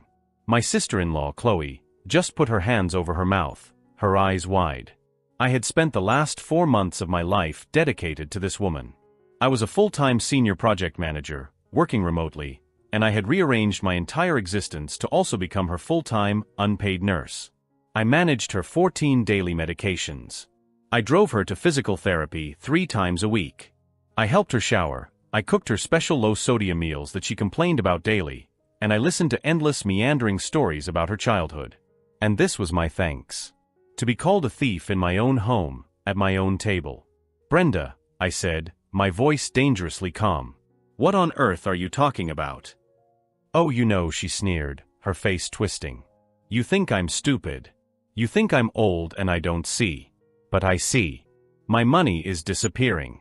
And you're the only one with her hands in my purse. This didn't start with malice. It started with a phone call. It was a Tuesday in March. I was in the middle of a brutal sprint review with my development team, deep in a debate about feature creep, when my personal phone buzzed. It was Mark. I ignored it. It buzzed again. And again. I excused myself, muted my headset, and answered. Mark, I'm in a major meeting, what's up?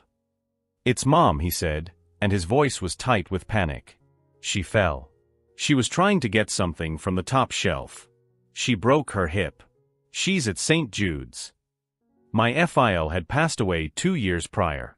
Brenda, fiercely stubborn, had refused to move out of her sprawling 2-story house, despite our pleas. She was 74, brittle, and lonely, but God forbid she admit it. The surgery was a success, but the prognosis was clear. She'd need a hip replacement, followed by at least 3 to 6 months of intensive recovery. She could not, under any circumstances, be alone. The options were stark. A rehab facility, which she spat at with venom, calling it a place to die. Or us. Mark, bless his heart, is an optimist. He's a regional sales manager and travels 3 days a week. We can do this, right, hon? He asked me, his eyes pleading. It's just for a few months. We can put her in the guest room. You're home anyway. It'll be fine. Fine is a word I've come to despise. I'm a project manager. I don't do fine. I do scoped, resourced, and executed. This project had a scope that was ballooning before it even began, and the primary resource was, apparently, me. But what could I say? No? It was his mom. So I smiled, nodded, and started converting my home office into an invalid's room. The first month was just hard. Physically hard. Brenda was in constant pain, irritable, and demanding. She had a little silver bell she'd ring from the guest room, and that ding-a-ling became the soundtrack to my life. I'd be on a critical Zoom call, and ding-a-ling. I'd be in the bathroom, and ding-a-ling. She hated my cooking. Too much garlic. Not enough salt. My mother used to make this, but properly. She hated my house. It's so gray. Don't you like color? My house is decorated in calm, neutral tones. She hated my routine. You just stare at that computer all day. It's not healthy. You should get outside. I'm working, Brenda, I'd reply, my teeth clenched. This computer pays the mortgage. The financial aspect started in month 2. She was recovering, her mind ostensibly clearer, but her hands were shaky from the pain meds. She had a stack of bills on her bedside table and was getting flustered, saying she'd been charged twice for her electricity. Here, I offered, gesturing to the papers. Let me help you. I can set up online payments for you, just while you're recovering. It'll be easier. I should have seen the suspicion in her eyes then. But I mistook it for confusion. I don't do online, she sniffed. That's how they steal your identity. I use my checkbook. Like a civilized person. Okay, I said, pivoting. Then let me at least help you write the checks and balance the book. Your handwriting is a little shaky. We don't want the bank to reject them. Reluctantly, she agreed. She handed over her worn leather-bound checkbook for her main checking account. You just write them out, and I'll sign them, she ordered. So began my secondary, unpaid job as Brenda's bookkeeper. I'm a PM, as I've said. I live in spreadsheets. Numbers are my love language. And Brenda's numbers didn't make sense. She had a decent pension. She had FIL survivor benefits. She had Social Security. Her mortgage was paid off. Her expenses were just utilities, taxes, insurance, and food. Yet, her main checking account, which she told me was her only account, was low. Dangerously low. Like less than $10,000 low. Where was the life insurance payout from FIL? Where were her savings? When I first brought it up, I was gentle. Hey Brenda, I was looking at the PNG bill, and it seems like your account is running a bit lower than I'd expect. Are there other funds I should be pulling from for these? Or maybe a savings account we should link?" Her eyes snapped to mine. "What are you suggesting?" "Nothing," I said, holding up my hands. "I'm just trying to make sure you don't overdraft. If this is your main bill-paying account, we just need to be mindful." "I am perfectly mindful of my money," she said, her voice turning sharp. "You just pay the bills I tell you to pay. Don't you worry your pretty little head about the rest." I felt a cold prickle of something. Not just annoyance. It was distrust. She was looking at me like I was a car mechanic trying to upsell her on a new transmission. The next day, the accusations began. They were small at first. Little tests. "Where is my blue cardigan?" she'd call out. "It was right on this chair." "I hung it in the closet for you, Brenda," I'd say. "Well, why would you move it?" "I wanted it on the chair." "I was just tidying up." "You're always tidying up." "Moving my things. I like my things where I can see them." Then it was her jewelry. My mother's locket. "It's gone. I had it right here in this drawer." My heart stopped. I raced into the room. "What do you mean, gone?" She was already starting to work herself up, her face pink. "It was right here. You were in here earlier, tidying up." "Brenda, I would never." I opened the drawer. It was a mess of tissues, old cough drop wrappers, and pill bottles. I carefully sorted through it. No locket.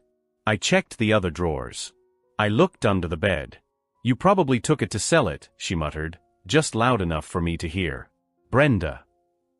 I was truly shocked. "Why would you even say that?" "It's valuable. It's silver." I finally found it. It had fallen out of its box and was tangled in a nest of old reading glasses at the back of the drawer. I held it up, my hand shaking with anger. "Here it is. See? It just fell out." She snatched it from me. "Well, you probably moved it and forgot." She didn't apologize. She didn't look relieved. She just looked suspicious. That's when I should have put my foot down. That's when I should have told Mark we had a massive problem. But I didn't. I told myself she was sick. She was on OxyContin for the pain. She was confused. It would pass. It did not pass. It got worse. The cash withdrawals started. "I need some cash," she announced one afternoon. "Okay. What for?" "What for? What kind of question is that?" "It's my money. I want some cash. $200. "I'm just asking, Brenda. I have to go to the ATM. I just want to make sure I get enough. Are you ordering something?" "I don't need to explain myself to you," she said. "Just get me $200. From my account." So I went. I took her debit card, drove to her bank, pulled out $200, and brought her the cash and the receipt. She counted it, note by note, then tucked it into an envelope. A few days later, her brother-in-law, Kevin, came to visit. Kevin is Mark's younger brother. He's 40, in between jobs for the last 15 years, and has the slimy practiced charm of a man who lives on the couches and goodwill of others. He's always got a big idea that just needs a small seed investment. Mark can't stand him. Brenda, naturally, thinks the sun shines out of his. Well, you get it. He's the golden child. He breezed in, all fake smiles and cheap cologne, carrying a wilted bouquet of gas station flowers. "Mama!" he boomed, kissing her on the forehead. "Up. You're a saint. A literal saint, for taking care of my mom. I don't know how you do it." I just muttered, "She's family." He spent an hour with her, door closed. I was on a call, but I could hear his loud, booming voice and her high-pitched, girlish laugh. It was a sound I never heard. When he left, he waltzed into the kitchen where I was working. "Hey, listen, OP," he said, leaning against my counter like he owned it. "Mom seems a little confused. You know? About her finances. She's worried someone might be, taking advantage." I physically recoiled. "What are you talking about, Kevin?" "Hey, just looking out. She's old. You're handling all her money. It's a tough spot. For you." He smiled, but his eyes were cold. Just make sure you're keeping good records. Wouldn't want any misunderstandings. He left. The second his car pulled away, Brenda called me. Ding-a-ling. I need more cash, she said. Brenda, I just got you $200 on Tuesday. And now it's Friday. I need $300. What are you spending cash on? You haven't left the house. I'm giving it away, she snapped, her face turning red. Is that all right with you? Or do I need your written permission? It's my money, and I'm giving it to my son. My helpful son. Kevin. He's going to help me with an investment. My blood ran cold. Brenda. You gave Kevin $200? He asked you for money. I offered, she shrieked. He's a good boy, and he's starting a new business. Something about crypto. Very modern. You wouldn't understand. Now go get my money. I refused. I am not going to be an accessory to your son scamming you, Brenda. Mark and I have told you, Kevin is not to be trusted with money. He's stolen from you before. He has never stolen. He borrowed. And he's paying me back. You're just jealous. You're jealous that he's a good son and you're just the help. The help, I repeated. My voice was flat. Yes. And now the help is trying to tell me what I can and can't do with my own money. You're stealing from me. How? I demanded, my voice rising. How am I stealing, Brenda? By not getting you cash. You're confusing me. You're moving the numbers around in that checkbook. I know what you're doing. You think I'm a stupid old woman. Get out. Get out of my room. I stormed out. I called Mark, furious, shaking. Your mother just accused me of stealing. And your brother is here, grifting her for crypto scams. You need to come home. Now. Mark, to his credit, drove home that night, breaking his travel. He arrived at 10 p.m., looking exhausted. He went to talk to Brenda first. I sat in the living room, in the dark, just listening to the murmur of their voices. I heard her crying. I heard him placating her. Mom, no, of course she's not. She's just stressed. We're all stressed. When he came out, he wouldn't meet my eyes. She's confused, OP, he said, sighing as he loosened his tie. She's not confused, Mark. She's malicious. And your brother is robbing her blind, and I'm the one she's pointing the finger at. He's not robbing her. She gave him $200. It's her money. And she's on a lot of meds. Her memory is shot. She told me she couldn't find her locket this morning. I found it for her. It was in her drawer. She accused me of taking that, too. Mark finally looked at me, and his face was pleading. Can you just be the bigger person? Please? For me? She's sick. She just broke her hip. She's scared. And I'm, what, Mark? The punching bag. No. You're my wife. And you're strong. She's a weak, old woman. Just, let it roll off your back. He didn't get it. He didn't want to get it. He wanted me to just absorb his family's dysfunction. This was the moment our marriage started to die. I am a project manager. I am not a punching bag. If they wanted records, I would give them records. The next day, I went to Office Depot. I bought a 3-ring binder, plastic sleeves, dividers, and a receipt book. I created a new spreadsheet. I logged every single line item from her bank statements for the last 3 months. I matched every check to a bill. I put every bill in a plastic sleeve. The next time she asked for cash, I brought the receipt book. Here's your $200, Brenda. Please sign here. She looked at the book as if I'd handed her a snake. What is this? It's a receipt.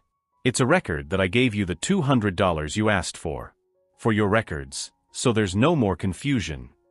My tone was brittle. I knew it. I didn't care. She signed, her hand trembling with rage. You're treating me like a child. I'm treating you like a client, Brenda. And this project is suffering from serious scope creep. She didn't know what that meant, but she knew it was an insult. This became our new normal. Me with my binder and my receipt book. Her, with her simmering resentment and her muttered comments. She started telling people. I'd hear her on the phone with her sister, Aunt Carol. "Oh, she's very controlling," Brenda would say, loud enough for me to hear from the kitchen. "She's got binders. Won't let me have $1 without signing my life away. It's like a prison here." Mark and I were barely speaking. We lived in the same house, but we were miles apart. He'd come home from his trips, give me a perfunctory kiss, ask how his mom was, and then retreat to his office to catch up on emails. He was avoiding the conflict. He was avoiding me. He was leaving me to drown. The tension was so thick, I felt like I was wading through wet cement every day. Then Kevin and his sister Chloe decided to stage an intervention. It was a Sunday. Mark was home, thank God. He was mowing the lawn. I was in the kitchen, prepping meals for the week, my headphones in. I didn't hear them arrive. I just turned around, and there they were, Kevin in a stupid fedora and Chloe, who's a high-strung yoga instructor who cries if you use the wrong-sized recycling bin. "Hi, OP," Chloe said, wringing her hands. We came to see Mom. We're worried." "Worried about what?" I said, pulling my headphones off. "About her well-being," Kevin said, striding past me as if I were a coat rack. "Mom, we're here." Brenda, who had been napping 2 minutes before, was suddenly bright-eyed. "Oh, my babies. You came." I followed them into the living room, which we'd converted from the guest room. Mark came in from the backyard, wiping sweat from his forehead. "Hey guys. What's this? Didn't know you were coming." "We're here for Mom," Kevin said, puffing out his chest. "We're here to get to the bottom of this. Mom says OP has been stealing from her." And that's when it happened. The scene that had been replaying in my head for months. Mark froze. Chloe gasped. And I was just tired. So tired. "Excuse me," I said, my voice flat. "Brenda, what are you talking about?" Mark finally said, his voice weak. "I'm talking about her." Brenda shrieked, pointing at me. "She's been stealing. My money is gone. I'm going to be destitute. She's got all my numbers in her computer, and she's siphoning it." "I know she is." "Mom, that's a horrible thing to say," Mark said, but there was no power in it. "It's true." Kevin jumped in. "Mom's been telling me for weeks. She's scared. OP has her locked in here, controlling all her money. We want to see the books." "You want to see the books?" I asked. I almost laughed. You want to audit me?" "It's a reasonable request," Chloe chimed in, her voice trembling. "We just want to make sure everything is, above board. For everyone's protection. For your protection, OP." I looked at Mark. He was just standing there, trapped. He was looking at his shoes. "Mark," I said. One word. He looked up. His eyes were miserable. "Hon, they're just worried. We all are. Why don't you just show them the binder? Show them the spreadsheet. Just clear this all up." He didn't believe me. In that moment, I knew. He didn't really believe I was a thief, but he believed I was capable of something. Of being mean or controlling or something. He did not have my back. He had the fence. He was sitting right on it. "Fine," I said. My voice was dead. "You want the binder? You get the binder." I went to my office. I retrieved the Brenda binder. It was now 4 inches thick, perfectly organized, tabbed by month. I walked back into the living room and dropped it on the coffee table with a thud that made Chloe jump. "Knock yourselves out," I said. Kevin, the financial genius, picked it up and opened it to a random page. He was looking at a utility bill. He frowned, clearly having no idea what he was looking at. "This doesn't prove anything," he said, flipping through pages. "This is just bills." "It's all the bills," I said, my voice shaking with a rage I hadn't let myself feel yet. "It's every check. Every statement. Every receipt. It's all there. Every penny. Accounted for." But the money's gone." Brenda cried. "There was so much more. What about my other account? My secret account? You've been in that one, haven't you?" I stared at her. What are you talking about? What secret account? Don't you play dumb with me, she spat. The one at Capital Trust. My inheritance money. The one my father left me. It had hundreds of thousands of dollars in it. And it's disappearing.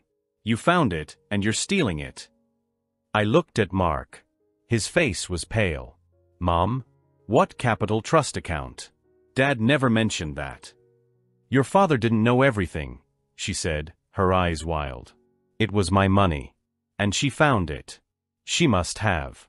How else? Kevin suddenly went very, very still. He had been looking smug, and now he looked like a cornered animal. He wasn't looking at his mom. He was looking at me. I have no idea what you're talking about, I said, slowly, my mind racing. I have never heard of Capital Trust. I have never seen a statement. I don't have a login. The only account I have ever touched is the one at Chase, which you gave me the checkbook for. You're a liar. Brenda screamed. You're a thief and a liar. I snapped. No, I said, my voice low and shaking. I'm not. But I'm done. I am done. I looked at Mark. Your mother needs to be out of my house. Tonight. I don't care where she goes. She can go with Kevin. She can go with Chloe.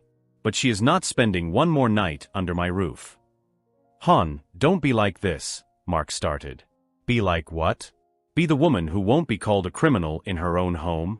Your mother is either having a complete psychotic break, or she's the most malicious woman I have ever met. And frankly, I don't care which one it is. Get her out. You can't just throw me out. Brenda shrieked. This is my son's house. And I'm his wife. The one who's been your servant for 4 months. And I am done. I looked at Kevin. And you. You're awfully quiet, Kevin. What's the matter? Cat got your tongue. Kevin stood up, all bluster. You're kicking a sick old woman out? My God. You are a monster. Come on, Mom. You can stay with me. Oh, she can. I asked, a sick, sudden realization dawning on me. Where, Kevin? At your apartment, that Mark is pretty sure you got evicted from? Or are you going to check her into a hotel with all that crypto money you scammed off her? You shut your mouth, he yelled. Mark. I yelled, turning to my husband, who was still frozen. Are you going to let them talk to me like this? Are you going to let your mother call me a thief and your brother threaten me? Choose. Right now. Them or me. It was the ugliest moment of my life. My own living room had become a war zone. Mark finally moved. He stepped between me and his family. Mom, stop, he said, his voice hard. You can't accuse OP of this. It's insane. But the money, Mark, she cried. My Capital Trust account. It's gone. Then we'll find out, he said, turning to me. His eyes were not warm. They were cold. He was in damage control mode. We will find out. Tomorrow. We will go to the bank. All of us. He looked at his mom. You, me, and OP. We will get the statements for this secret account. And we will see exactly where the money went. He then looked at Kevin. And you. You get out of my house. Now. Don't come back until I call you. Kevin tried to protest, but Mark, when he finally gets angry, is formidable. He physically backed his brother toward the door. Chloe, in tears, scurried out after him. That left me, Mark, and Brenda. Brenda was sobbing true gut-wrenching sobs of terror. I'm going to be poor. I have no money. She took it all. She didn't take it, Mom, Mark said, his voice ragged. Just go to sleep. We'll fix this tomorrow. I didn't sleep in our bed that night. I took the pillow and blanket and slept on the couch. I couldn't be near him. His defense of me was too little, too late. He had still, in front of everyone, told me to show them the binder. He had legitimized their suspicion. I lay there all night, staring at the ceiling, my entire life in flames. I was a project manager. My job was to assess risk.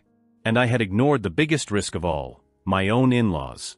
The next morning I was up at 6 a.m. showered, and dressed in my most severe work outfit, a black blazer, slacks, hair pulled back so tight it hurt. I was a woman going to war.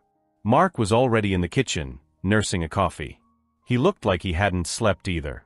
"Hon," he started. "Don't," I said. "Don't hon me. Today, we are colleagues on a hostile project. The objective is to clear my name.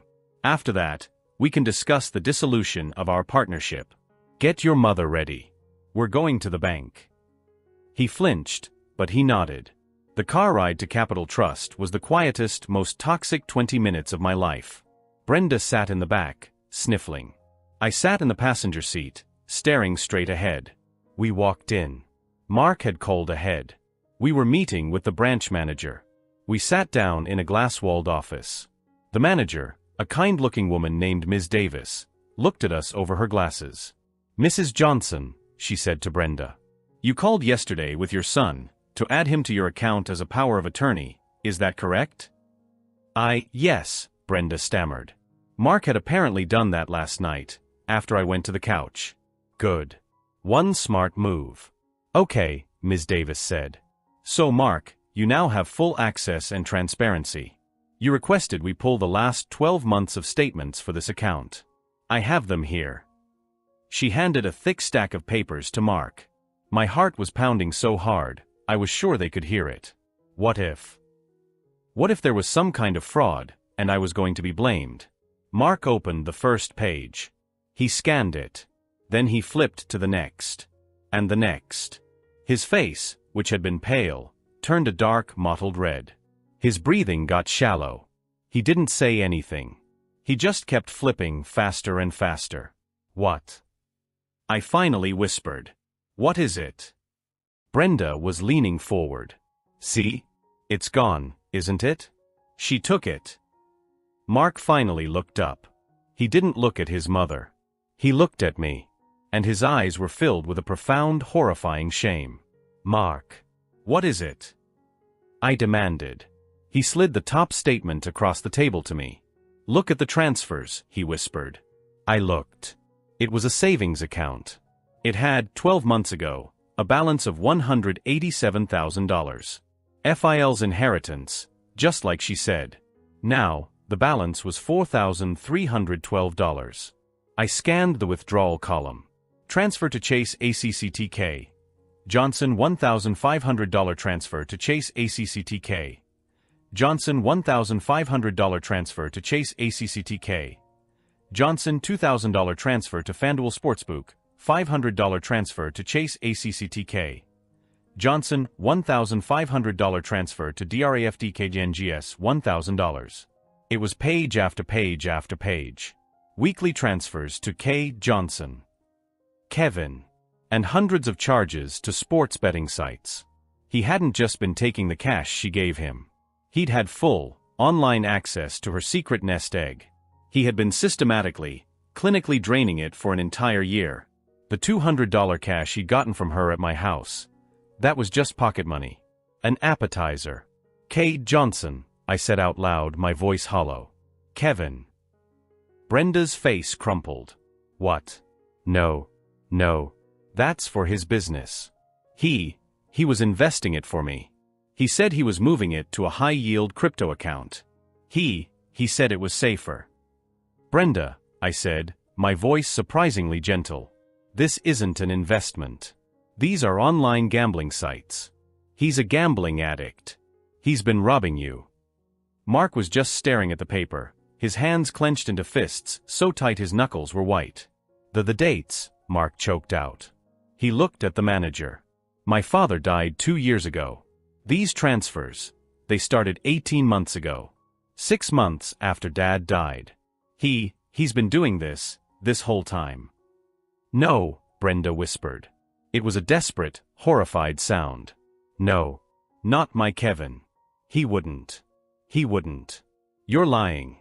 This is you." She pointed at me again, but the fire was gone.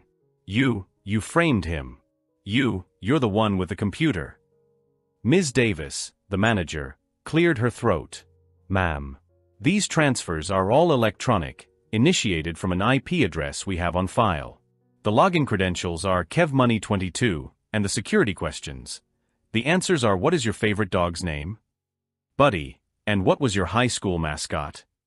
Panthers. Are those familiar? Those were Kevin's answers. Buddy was his childhood dog. He was a high school panther. He hadn't even bothered to hide it. He just set up the account, probably when Brenda was still deep in grief, and started siphoning. He knew she would never check. She didn't do online. Brenda made a sound like a dying animal and put her head in her hands. The truth was out. The money was gone. All of it. Stolen. Just not by me. It was stolen by her precious golden boy. The one she was protecting. The one she'd given cash to, even as he was digitally robbing her of her entire future. And her mind, addled by grief medication and a deep-seated resentment of me, had just swapped the villains. It was easier to believe the new controlling daughter-in-law was the thief than to believe her own son was a monster. I stood up. I'm calling an Uber. Han, wait, Mark said, his voice broken. No. I'm cleared. My part in this project is over. You two need to talk. You need to call the police. You need to do whatever it is you're going to do. But I am going home. To my home. And I am packing a bag. Packing a bag? What are you talking about? I'm going to a hotel, Mark. I'm serious. We can't be this. Not right now. You broke something yesterday. You believed them. Or you partially believed them. And I can't be in a marriage with a man who doesn't have my back. I'll call you later. About the house. I walked out of the bank.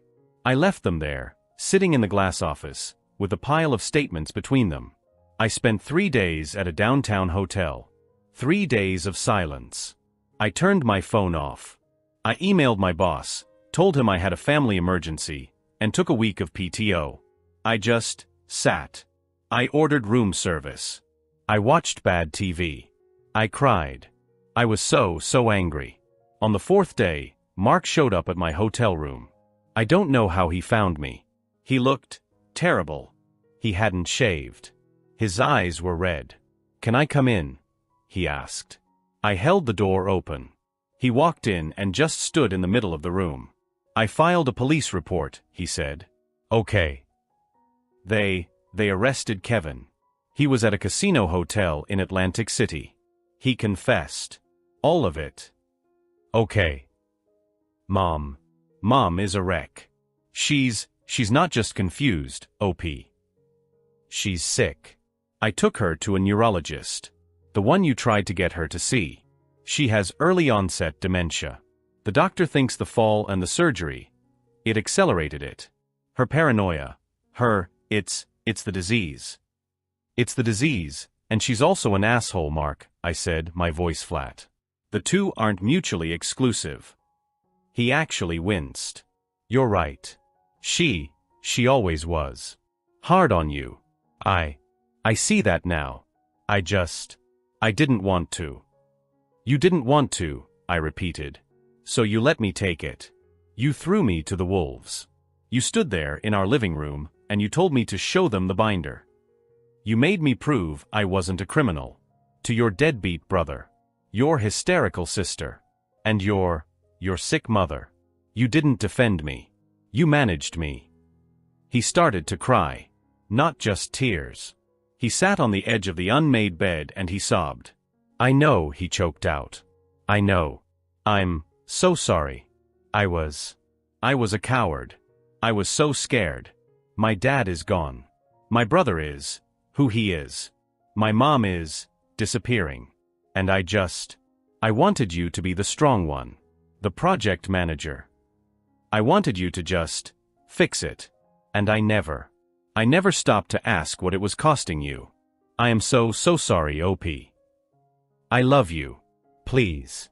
Don't let this be the end. Please. I looked at him. My husband. The man I had loved for 12 years. He was broken. And I was exhausted. I don't know, Mark, I whispered, and I was finally crying too. I don't know how to come back from this. We sat in that hotel room for hours. And we talked. For the first time, we really talked. He admitted he'd always felt guilty that Kevin was the screw-up, and he'd let Brenda baby him to make up for his own resentment. He admitted he saw how critical she was of me for years and always told me to let it go because it was easier than confronting her. He admitted that when she accused me, a tiny awful part of him was just relieved. Relieved that all the family's toxicity was focused on me, and not on him. It was the ugliest, most honest conversation of our lives. It wasn't a magic fix. But it was a start. Brenda is in an assisted living facility now. A good one. It's costing a fortune, which Mark is paying for out of his own pocket, since her nest egg is gone. We sold her house to fund it.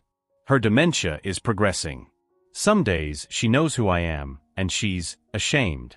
She'll whisper, "I'm sorry, dear. I got confused." Other days, she looks at me with those same suspicious eyes and asks Mark why that woman is here. I don't visit often. Mark goes every weekend. Kevin is awaiting trial. He's pled guilty. He'll likely do some time. Mark and Chloe are not speaking to him. The family is shattered. Mark and I are in therapy. Intense, twice a week. Can this marriage be saved therapy? Some days are good. Some days, I look at him and all I can see is him frozen in the dining room, holding that glass of water. I created one last spreadsheet. A marital risk assessment. We're still in the red. But the trend line is, slowly, starting to point up. I don't know if we'll make it. But he's finally, off the fence. He's on my side. I just wish it didn't take an international financial crime and the total implosion of his entire family for him to get there. My phone rang at 2:17 p.m. on a Sunday afternoon. I know the exact time because I was timing a brisket on the smoker, and I almost let it go to voicemail. Boring family man stuff, you know. But the caller ID was Emily Landon. My coworker Liam's wife. My stomach did a nosedive. We weren't call on the weekend friends. We weren't friends at all. I picked up, wiping a streak of barbecue sauce on my cargo shorts. "Hello. Mark." She was sobbing.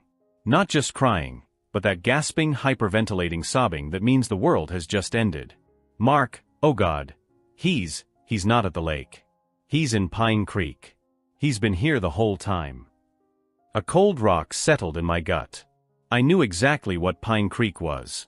I'd been there 3 weeks ago, coaching my son's soccer tournament. And I'd seen Liam. But the man I saw wasn't the boys' trip bachelor. He was pushing a stroller. With a different woman. And a kid who looked just like him. To understand why this call was so apocalyptic, you need to understand Liam Landon. Liam was, in his own mind, the main character of an 80s movie about Wall Street. He was in sales, and I was in project management. We were oil and water, and our desks were about 40 feet apart, which Liam seemed to view as a personal challenge. He was all flashy suits, ties I knew he couldn't really afford, and a booming voice that ricocheted around our open-plan office. He lived on buzzwords. Synergy, leverage, disruption, and his personal favorite, grind. Liam was always grinding. I, on the other hand, was not. I'm Mark. I'm 38. I'm happily married to my wife, Sarah. We have 2 kids, Josh 10 and Mia 7. We live in a nice beige-colored house in a subdivision with decent schools. I drive a Honda Odyssey. I am, by every metric Liam cared about, the definition of a boring family man. And he never let me forget it. "Mark, my man." He'd boom on a Monday morning, slapping my back hard enough to make my coffee jump. "How was the weekend?" "Let me guess, T-ball mulch, and a thrilling trip to Costco? Living the dream, brother." "Something like that, Liam," I'd murmur, trying to get my spreadsheet open. "How about you?" "Oh, you know," he'd say, leaning against my cubicle wall, ensuring the junior analysts could hear him. "Just flew to Miami for a client meeting. Closed the regional deal from a cabana at the Fontaine. You should see the talent down there. But hey," he'd wink, "what happens in Miami, stays in Miami, right? Wouldn't want the old ball and chain to get suspicious." He always called his wife, Emily, the ball and chain. He always called my wife, Sarah, your boss. "Hey Mark, gotta run," he'd call out at 4:58 p.m. "Big dinner at Mastro's. Trying to lock down the Apex account. You should take, Sarah, right? Oh wait, he'd snap his fingers, feigning realization. Probably not in the budget after that minivan payment, huh? And I doubt they have mac and cheese. Next time, buddy. It was constant. Every vacation I took was lame. Every weekend I spent at home was whipped. I took a Friday off for Josh's colonial day at school, where I had to wear a ridiculous three-cornered hat and churn butter. Liam found out. 4 weeks afterward, he'd ask me if I needed a powdered wig for a client call. When I bought the Odyssey, he stood in the parking lot and just laughed. My God, Mark. You did it. You actually bought the official I've given up on life mobile. I wouldn't be caught dead in that thing. I'm leasing a new BMW 5 Series. Black on black. You only live once, man. The thing is, it wasn't jealousy. I honestly, truly, did not want his life. I didn't want to spend my weekends hungover in airport lounges or blowing money I didn't have on bottle service. I liked my life. I liked coaching Josh's soccer team, even if they were terrible. I liked building elaborate Lego castles with Mia. I liked my quiet evenings with Sarah after the kids were asleep, sharing a bottle of wine and watching some dumb true crime show. We were a team. We were happy. What I hated was the disrespect. The casual, smug superiority. The assumption that his life was the only one worth living and mine was a punchline. And it wasn't just personal. It was professional. Our boss, Bob, was a 50-something guy who desperately wanted to be Liam. He loved the hustle culture nonsense. In meetings, Liam would constantly volunteer for the high-visibility travel. I'll go to the Vegas trade show, Bob, Liam would announce. I know it's a grind, but someone's gotta do the face-to-face. Mark can hold down the fort here. Gotta make sure those project timelines are, on time. Right, Mark. And Bob would nod, impressed. Attaboy, Liam. That's the hunger I like to see. Mark, good work on the, new Gantt chart. Very thorough. Liam was the rainmaker. I was the plodder. He was on track for a VP role. I was on track for a cost of living raise. Sarah saw right through it. He's a narcissist, honey, she told me one night after I came home fuming about a boring joke Liam made during a department-wide presentation. People who are that loud are just screaming to hide how empty they are. He's probably miserable. His poor wife. I'd met Emily a few times at the annual holiday party. She was nice. Quiet, pretty in an anxious kind of way, and she always looked tired. She would cling to Liam's arm as he dragged her from group to group, bragging about his commissions. She never looked as thrilled as he did. He's probably just a blowhard, I said to Sarah, opening the fridge. He's all talk. No one is all talk, Mark, she said, her voice serious. He's hiding something. I'd bet my retirement on it. She was right.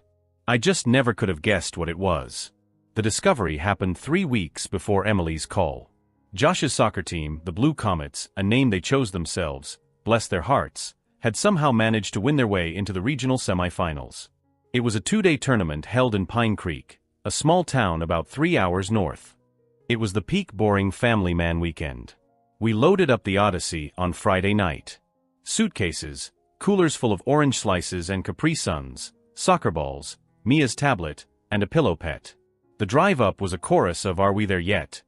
and arguments over the playlist. We checked into a perfectly average Holiday Inn Express. The kids immediately demanded to go to the pool, which was a 15 by 15-foot tub of chlorine that smelled like feet. It was perfect. Saturday was a long day of soccer. Josh's team won their first game and lost their second, but they'd made it to the next round on points. We were all exhausted, sweaty, and high on the thrill of a 10-year-old's mildly successful athletic career. Pizza. Josh demanded. We have to go to that place with the old-timey sign. That place was a local joint called Tony's Pizza and Pasta. It was classic small town. Red and white checkered tablecloths, arcade machines in the corner, and a high school kid tossing dough in the window. We crammed into a booth. I was wearing my Blue Comets coach t-shirt, which had a small but growing marinara stain on it. Mia was meticulously peeling the pepperoni off her slice and stacking it like a meaty little tower. Sarah was trying to get Josh to stop kicking the table leg. I was in my happy place. I leaned my head back against the vinyl booth and looked out the window onto Pine Creek's quiet Main Street. A hardware store, an antique shop, a bakery. And that's when I saw him. A man was pushing a stroller. He looked familiar. He had on a green polo shirt, khaki cargo shorts, and a pair of beat-up New Balances. He looked normal. He looked like me. He stopped outside the bakery. A woman came out holding a small pink box. She was blonde, cute, and smiling. She leaned over and kissed the man. He laughed, a real genuine laugh, and then leaned over the stroller. The man turned his head to look at something across the street. The afternoon sun hit his face. My pizza slice stopped halfway to my mouth. It was Liam Landon. I physically recoiled. My brain just broke. It was Liam. It was unequivocally Liam. But it wasn't the Liam I knew. This wasn't the slick, suit-wearing grinding sales guy.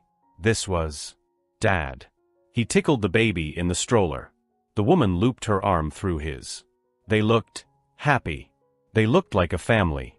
A boring, normal family. Mark? Honey? You look like you just saw a ghost, Sarah said. I couldn't speak. I just pointed. Look. Outside the bakery. The guy in the green shirt. Sarah squinted. Yeah? What about him? Sarah, that's Liam. Her eyes went wide. What? No, it's not. Liam. Liam's in. I don't know, Vegas? He told you he was closing the Nevada deal this weekend, right? I'm telling you, I said, my voice low and urgent. That is him. We both just stared, mesmerized. The woman handed Liam the pink box. He took it, then used his other hand to fix her hair, brushing a stray blonde strand behind her ear. It was an intimate, casual gesture. The kind of thing you do for someone you've known for years. Oh my God, Sarah whispered. That's not Emily. No, I said. It is not. My first instinct was pure, unadulterated shock. My second was, I'm ashamed to say, a little bit of dark satisfaction. This whole time, the ball and chain, the boring life he mocked me for. He was living it. He was just lying about it. My third instinct, though, was a wave of nausea. He wasn't just cheating. A stroller means a baby. This wasn't a mistake in Miami. This was a life. A whole, secret, parallel life. I fumbled for my phone. What are you doing? Sarah hissed. I don't know, I stammered. I have to. I feel like I'm going crazy. I need proof. I lifted the phone, zoomed in, and snapped a picture. It was clear as day. Liam, the blonde woman, the stroller, the small-town bakery. The boring family man, in his natural habitat. He and the woman turned and continued their walk, disappearing around the corner. I sat there, staring at the photo on my phone. The kids were now arguing over who got the last breadstick. My pizza was cold. What do we do? Sarah asked, her voice barely audible. I locked my phone and slid it back into my pocket. The weight of it felt heavy. Nothing, I said, and I was surprised at how firm my voice was. We do nothing. We say nothing. This is a bomb. This isn't our business. I am not getting in the middle of this. Sarah nodded slowly. You're right. God. That poor woman. Both of them. He's a monster, I said. He's not just an idiot. He's an actual high-level monster. We finished our pizza in silence. The drive back to the hotel was quiet. The kids, sensing the mood, were subdued. We got through the rest of the tournament. Josh's team lost in the finals, but they got silver medals, and he was thrilled. We drove home Sunday night, back to our normal beige house. And I tried to forget about it. I really, truly did. The next morning, back at the office, was surreal. Liam sauntered in at 10 a.m., sporting a very obvious and very fake spray tan. Vegas, baby, he boomed, dropping his briefcase. Man, that desert will suck the life out of you. What happens in Vegas? Well, let's just say I'm not at liberty to discuss the negotiations. He shot me a wink. How was the, soccer thing, Mark? Kids have fun playing in the mud. I looked up from my desk. I saw the green polo shirt, the cargo shorts, the stroller, the woman. I just stared at him. I didn't say good. I didn't say it was fine. I just looked at him. My silence, my complete lack of a fawning or defensive response, seemed to throw him. For the first time, my boring life wasn't a good enough punching bag. He faltered. What? Got nothing to say? Cat got your tongue. I gave him a small, tight smile. Something like that, Liam. Sounds like you had a busy weekend. I turned back to my screen. I could feel him staring at the back of my head. The dynamic had shifted. He didn't know why, but he knew his go-to weapon, mocking my life, had just dissolved. He huffed and walked away. For the next 3 weeks, I was a different person at work. I gray-rocked him. Hard. Every joke, every barb, every helpful suggestion he made, I met with a non-committal or thanks Liam, I'll consider that. He hated it. He was a bully who had lost his favorite target. He actually escalated. He got louder, his weekend stories more grandiose. He started talking about a boys' trip to a cabin on a lake. No cell service. Just grinding and connecting with nature. By which he meant, we all assumed, drinking heavily. I just nodded, kept my head down, and focused on my projects. I told myself it wasn't my problem. Until my phone rang. 2:17 p.m. Sunday. Mark. Emily sobbed into the phone. Mark, oh God. He's not at the lake. He's in Pine Creek. He's been here the whole time. The brisket. The smoker. My kids playing in the yard. It all faded. Emily, I said, my voice calm, trying to anchor her. Emily, slow down. What's wrong? What's going on? He lied, she shrieked. He's been lying, maybe for years. I found a credit card bill. A secret one. He's been paying for a house, Mark. A rental. In Pine Creek. I didn't know what it was. I thought it was a mistake. But the charges, oh God, the charges. Groceries. A diaper service. Toys. Every other weekend. My blood ran cold. She wasn't just suspicious. She had the receipts. So I looked up the address, she continued, her voice breaking on every word. I got in the car. I didn't even pack a bag. I just drove. I'm here, Mark. I'm in Pine Creek. I'm sitting in my car, outside the house. And she's here. She? I asked, though I knew the answer. A blonde woman. She just pulled into the driveway. With a baby, Mark. A little boy. And he looks just like Liam. I closed my eyes. I could picture the whole scene. The quiet street. The rental house. The 2 cars.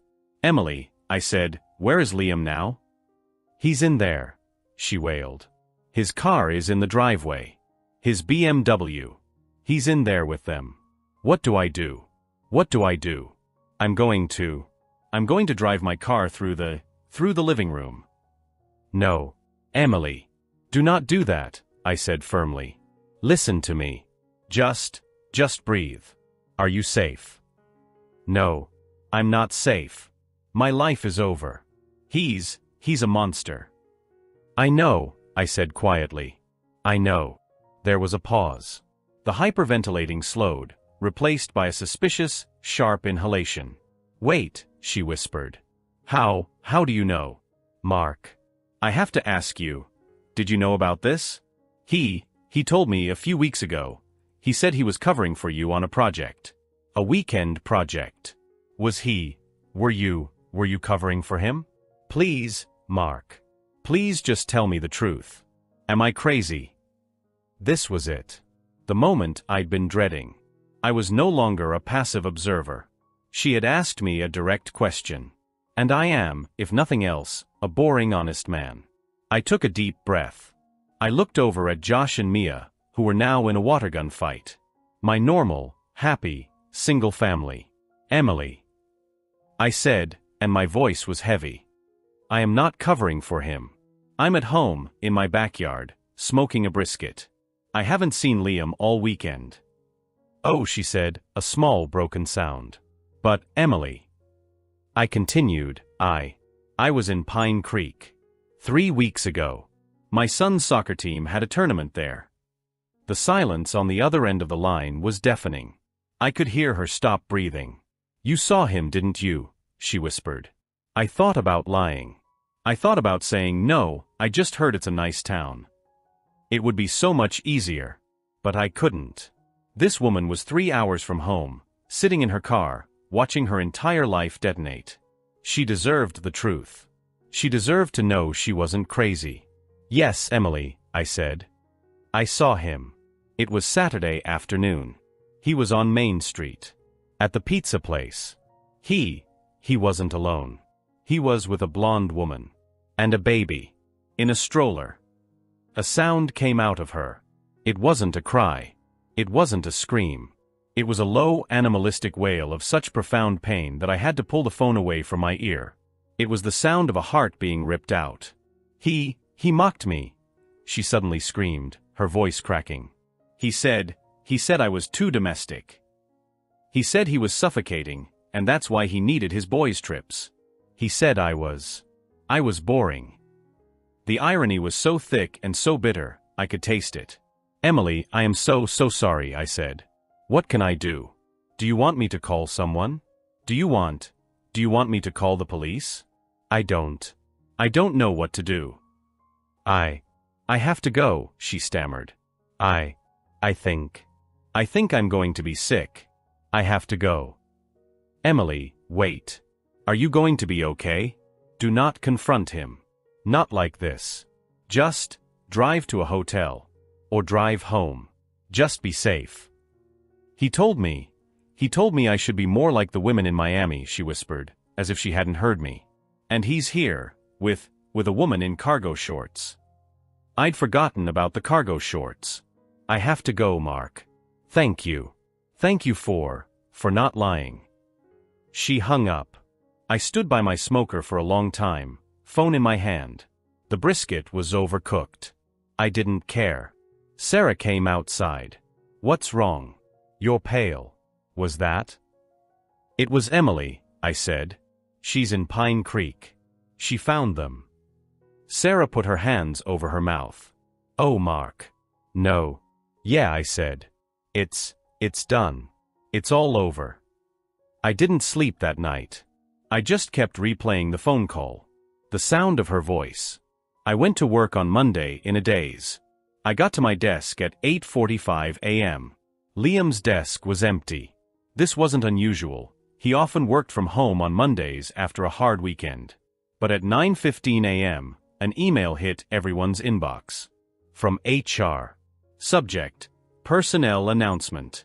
Please be advised that Liam Landon is no longer with the company, effective immediately. We wish him the best in his future endeavors. Please direct any client inquiries to Bob Orvis. My jaw dropped. The office exploded. Not literally, but the quiet buzz of gossip was deafening. He was fired. No 2 weeks' notice. No transitioning to a new opportunity. Just gone. The sales team was in a full-blown panic. Liam was their top guy. He handled their biggest accounts. The theories were wild. He got poached by a competitor. He was embezzling. I knew it. That BMW. I heard he assaulted someone in Vegas. I just sat at my desk, my blood feeling like sludge. At 10:30 a.m., our boss Bob called me into his office. He looked like he hadn't slept. His hustle poster seemed to be mocking him from the wall. Mark, shut the door, he said, rubbing his temples. I sat down. You were, I don't know, friendly with Liam, right? He asked. Not really, Bob, I said honestly. He was loud. I'm not. What's this about? Bob let out a long pained sigh. His wife. Emily. She called my personal cell phone at 6 o'clock this morning. Screaming. Just screaming. Saying Liam's a bigamist. He said the word like it was a piece of rotten fruit in his mouth. She said he has a whole other family. A secret family. In some small town I've never heard of. A baby. A whole house. I just nodded, keeping my expression neutral. And then Bob continued, she called HR. She said, She said she's suing him for everything. And she's threatening to sue the company. My head snapped up. What? Why the company? She says he was using his company expense account to fund it. Client dinners that were family dinners. Travel expenses that were visits. Gifts. She said he expensed a stroller as a client appreciation gift. Our legal team is having an absolute meltdown. We had to terminate him. Immediately. We have an emergency audit starting this afternoon. I was floored. I knew he was a monster, but I didn't realize he was that stupid. He'd been stealing from the company to finance his double life. Wow, I said. That's terrible. Terrible. Bob slammed his hand on the desk. It's a catastrophe, Mark. A complete and total catastrophe. He was our top salesman. He had the Apex account. The regional. He had everything. And now I've got his entire client list, and I have no idea what's going on with any of it. He looked at me, his eyes desperate. He always said you held down the fort. That you were thorough. You know his projects, right? From the management side. I saw where this was going. I know the project timelines, Bob. I don't know his client relationships. You'll learn. Bob said, standing up. I need someone to take over his portfolio. Now. Today. You're the only one who knows the back end of his accounts. The sales team is a bunch of, well, they're all mini Liams. I need a grown-up. I need a boring family man. He didn't even realize he'd said it. This is a massive increase in responsibility, Mark. A massive one. And the compensation will reflect that. We'll make it official. Senior project and accounts manager. A 40% raise. Just fix this. I walked out of his office in a daze. I was the new Liam. But, the competent, non-criminal version. The next 2 months were the hardest I've ever worked. I was right. Liam was not just a cheat, he was a thief and a fraud. His files were a disaster. He had promised clients things we couldn't deliver. He had lied about timelines. He had, expensed a stroller. And a high chair. And multiple client dinners at Tony's Pizza and Pasta in Pine Creek. I wasn't just doing my job, I was performing an exorcism on his portfolio. I worked long hours. I talked to his angry, confused clients. I fixed his messes. I unpromised the moon. I saved the Apex account. I was, in short, a boring, reliable, thorough plotter. And I was, for the first time, the most valuable person in the department. Bob started treating me like a hero. The sales guys, who once followed Liam around like puppies, now came to my desk for answers. Life settled into a new normal. It was about 4 months later. A perfect Saturday in the fall. I was in the backyard, at the grill, teaching Josh how to get the perfect sear on a burger. Mia was decorating the patio with chalk. I was, in every sense of the word, living my boring family man life. I had the promotion. We were using the raise to build a new deck. I was home by 5:30 every single night. No one had mocked my minivan in months. Sarah came out with a tray of drinks. She'd been glowing lately. The lack of secondhand stress from my job had done wonders for both of us. "How are the burgers?" she asked, kissing my shoulder. "Perfect," I said, handing a spatula to Josh. "Your turn." We sat on the patio furniture, sipping lemonade. It was quiet. Peaceful. "Did you ever hear what happened to him?" Sarah asked quietly. I nodded, watching Josh concentrate on the grill. "I got a letter," I said. "From Emily's lawyer. A formal request for a statement. My deposition. I had to go downtown last week. It was intense." "What happened?" "Well," I said, "it's as bad as you'd think. Emily is, quite rightly, taking him to the cleaners. The company's insurance is settling with her out of court to avoid the aiding and abetting infidelity lawsuit she was threatening. It was a complete clean wipeout for him." "And the other woman?" Sarah asked. "That's the craziest part," I said, lowering my voice. "Her name was Kate." and she had no idea about Emily. He told her he was a consultant who traveled for work every other weekend. He told her his parents were dead and he had no family. She is suing him too. For fraud. For emotional distress. He was engaged to her, Sarah. He'd bought her a ring. Engaged, Sarah whispered, horrified. Yep. So, he's lost his job. He's lost his BMW. He's lost his house. He's being sued by 2 different women in 2 different counties. And I heard from one of the old sales guys. He's working. Oh. Yeah. At a used car dealership. In Pine Creek. I guess it was the only place he could get a job. We sat with that for a moment. The smell of grilling burgers filled the air. So, Sarah said, a small dark smile playing on her lips. He finally gets to live his boring family man life full-time. Just the broke, single dad, paying 2 kinds of child support version. Looks that way, I said. Mia ran over and showed us her chalk drawing. It was a lumpy-looking cat. It's beautiful, sweetie, I said, pulling her into a hug. I looked at my life. My beautiful, chaotic, stable, wonderful, boring life. And I'd never felt richer. I'm not the kind of person who expects a fairy tale romance, but I believe my relationship with Jenna was built on honesty and mutual respect.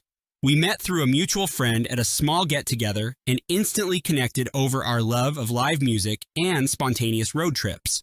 She was fun, warm, and had this easy confidence that drew me in from the start. I'd had a few serious relationships before, but something about Jenna made me feel like we'd found the missing pieces in each other.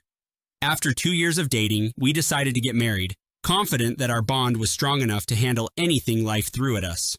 On the surface, there were no obvious warning signs. We bickered sometimes, as couples do, but nothing stood out as a red flag. My parents adored her. My friends told me how lucky I was to have found someone who seemed so supportive and attentive. Every milestone in our relationship felt genuine. Moving in together, visiting each other's families during holidays, and the slow but steady intertwining of our everyday routines. We planned a simple wedding ceremony in the same ballroom where my sister got married. The plan was to keep it intimate, surrounded by the people who mattered most. I had no clue that the happiest day of my life would turn into a nightmare. The day started with excitement. Jenna and I parted ways early, following the tradition of not seeing each other before the ceremony. I spent the morning with my groomsmen, joking around and taking photos.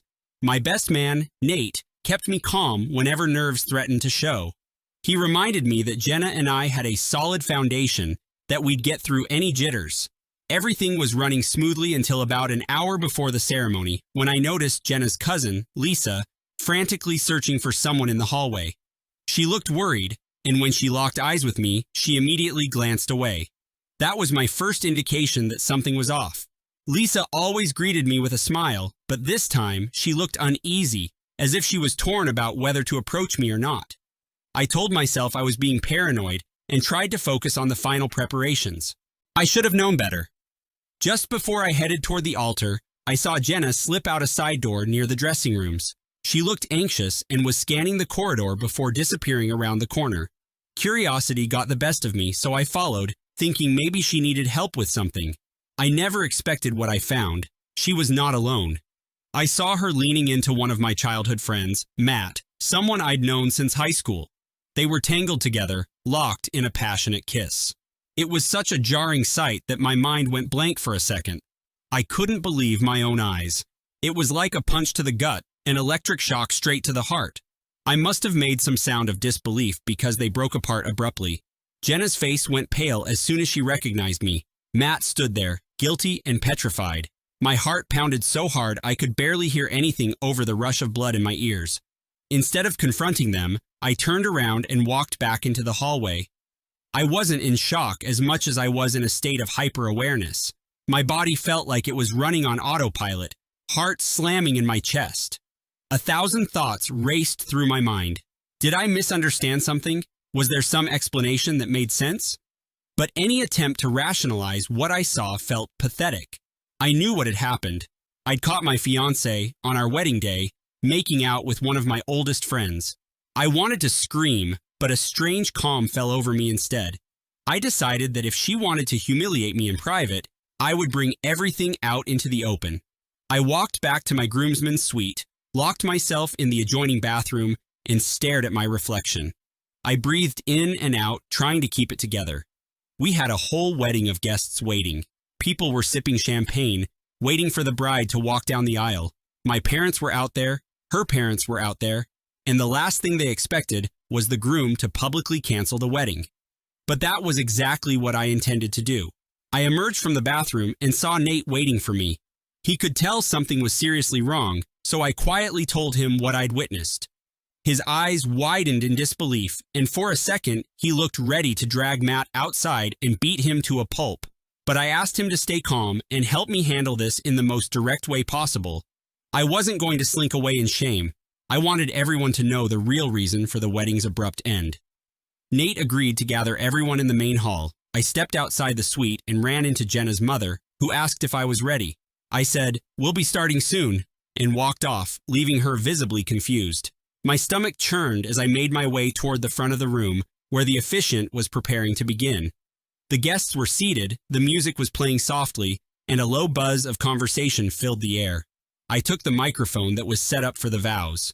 People started quieting down. Jenna was still nowhere in sight, which was perfect for what I had in mind. I cleared my throat, trying to steady my voice. I addressed everyone, thanking them for coming and apologizing for what was about to happen. My eyes scanned the crowd until they landed on Matt, who was standing off to the side, looking like a statue carved out of guilt and panic. He wouldn't meet my gaze. I announced that there wouldn't be a wedding.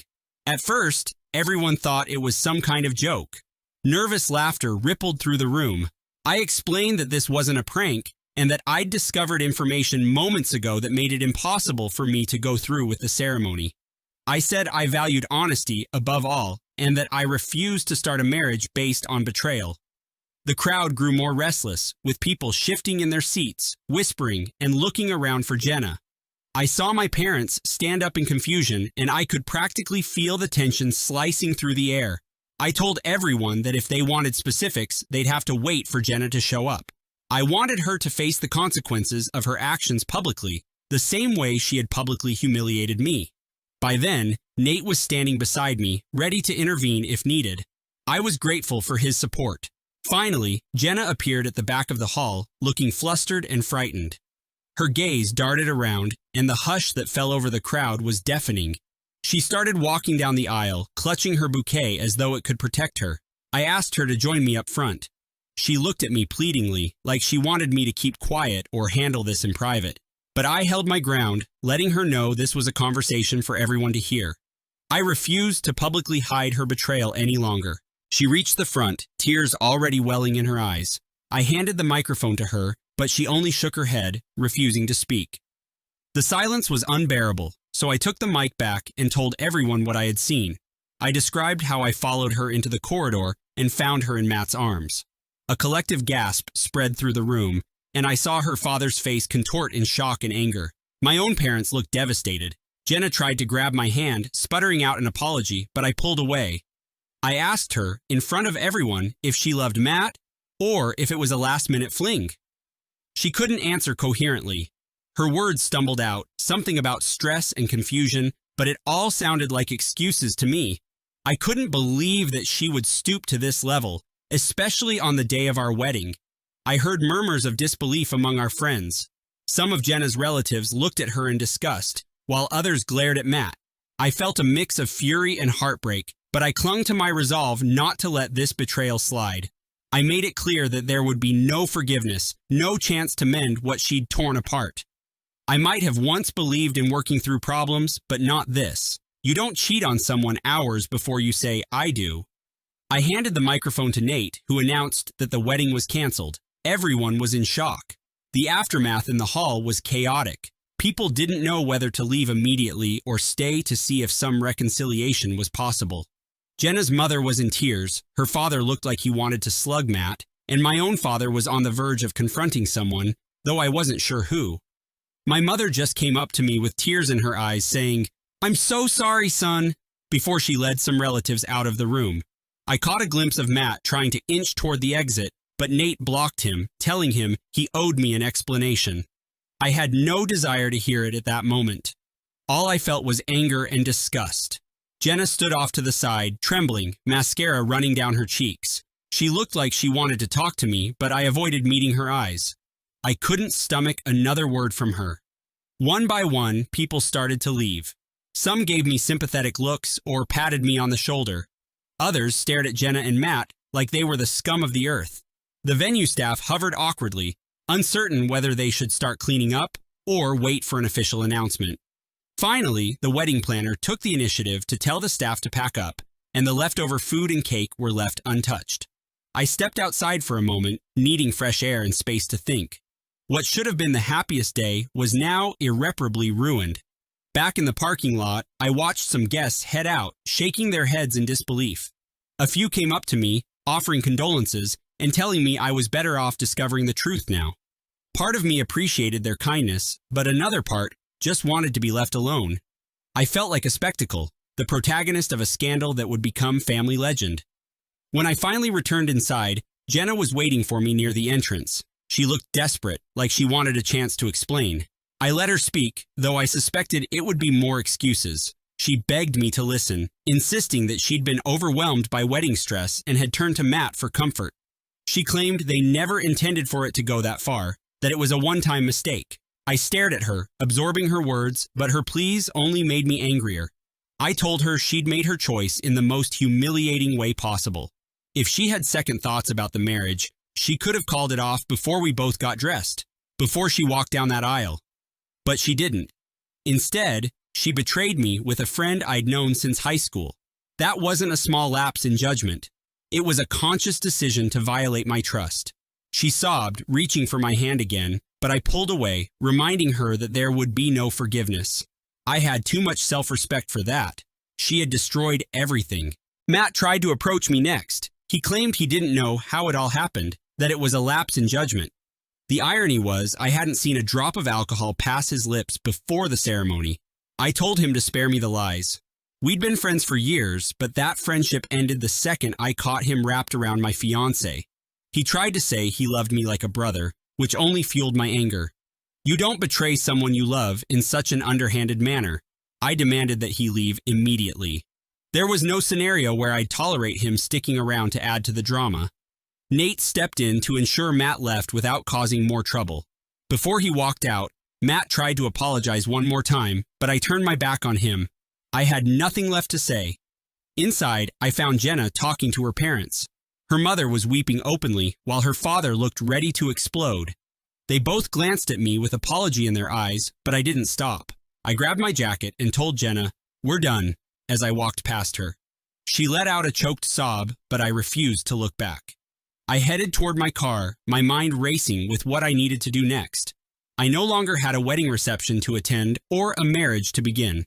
Instead, I had a lifetime of regret to sort through and a vow to never forgive. I went back to our apartment, a place we'd moved into together and decorated with so much excitement.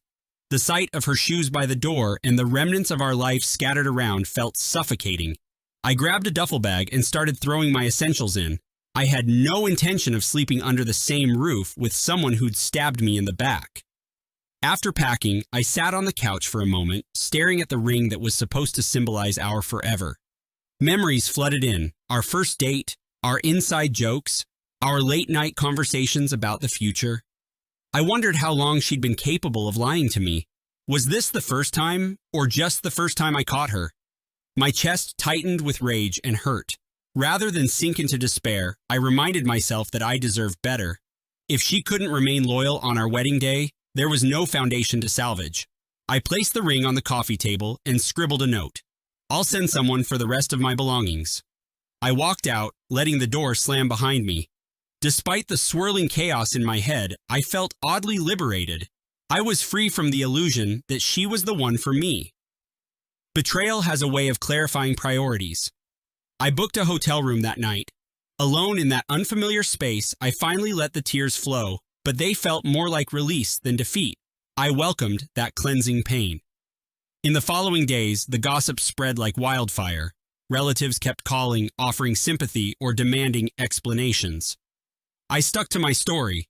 Jenna cheated and the wedding was off. Some tried to argue that I should hear her out, but I refused. I wasn't interested in her excuses or the possibility of reconciliation. There's a point where your pride and self-worth won't let you go back to someone who disrespected you that profoundly. Jenna texted me repeatedly, begging me to talk. She claimed that she ended all contact with Matt, that she realized her mistake. I didn't care. The moment she crossed that line, she forfeited any right to be my wife. My parents supported me unconditionally, though my mother was heartbroken. She had really grown to love Jenna as a daughter. Even so, she admitted she couldn't overlook what Jenna had done. I started divorce proceedings even before we'd legally filed our wedding license. It was a bizarre process, but I wanted to ensure I had no legal ties to her. I also made it clear to our mutual friends that I wanted nothing to do with Matt. A few tried to play peacemaker, but I shut them down. My boundary was firm. They could remain friends with him if they wanted, but I would not. Despite the emotional wreckage, I felt a sense of righteous anger that propelled me forward. I was determined to rebuild without either of them in my life. I refused to compromise ever again. I expected more drama, but Jenna's parents surprised me by taking my side. They insisted she pay them back for the wedding expenses, and they even apologized to my parents for their daughter's actions. As for Matt, he lost his job shortly after. Apparently, he'd been missing work and slacking on projects. So, his employer finally let him go. I wouldn't say I felt joyful at his downfall, but I didn't shed a tear for him either. One evening, about a month later, I got a message from Jenna. She said she was struggling, that she couldn't eat or sleep, and wanted a final talk to gain closure. Against my better judgment, I agreed to meet in a public cafe. She looked hollowed out, eyes sunken with regret. I listened to her apology, how she wished she could take it all back. Then she asked if we could try again someday. I said no. For me, there was no going back. I told her I wasn't interested in her reasons anymore. Cheating on your wedding day wasn't just a mistake. It was a deliberate betrayal. She cried, but I felt nothing but relief. I got up and left. Today, I'm moving forward, focusing on my career and mental health. The pain lingers, but it's a wound that reminds me of what I won't tolerate. If there's one thing I learned, it's that self-respect must never be compromised, even if it means walking away forever. That is my unbreakable personal law now. I was always the kind of guy who believed trust was earned gradually, then secured with loyalty.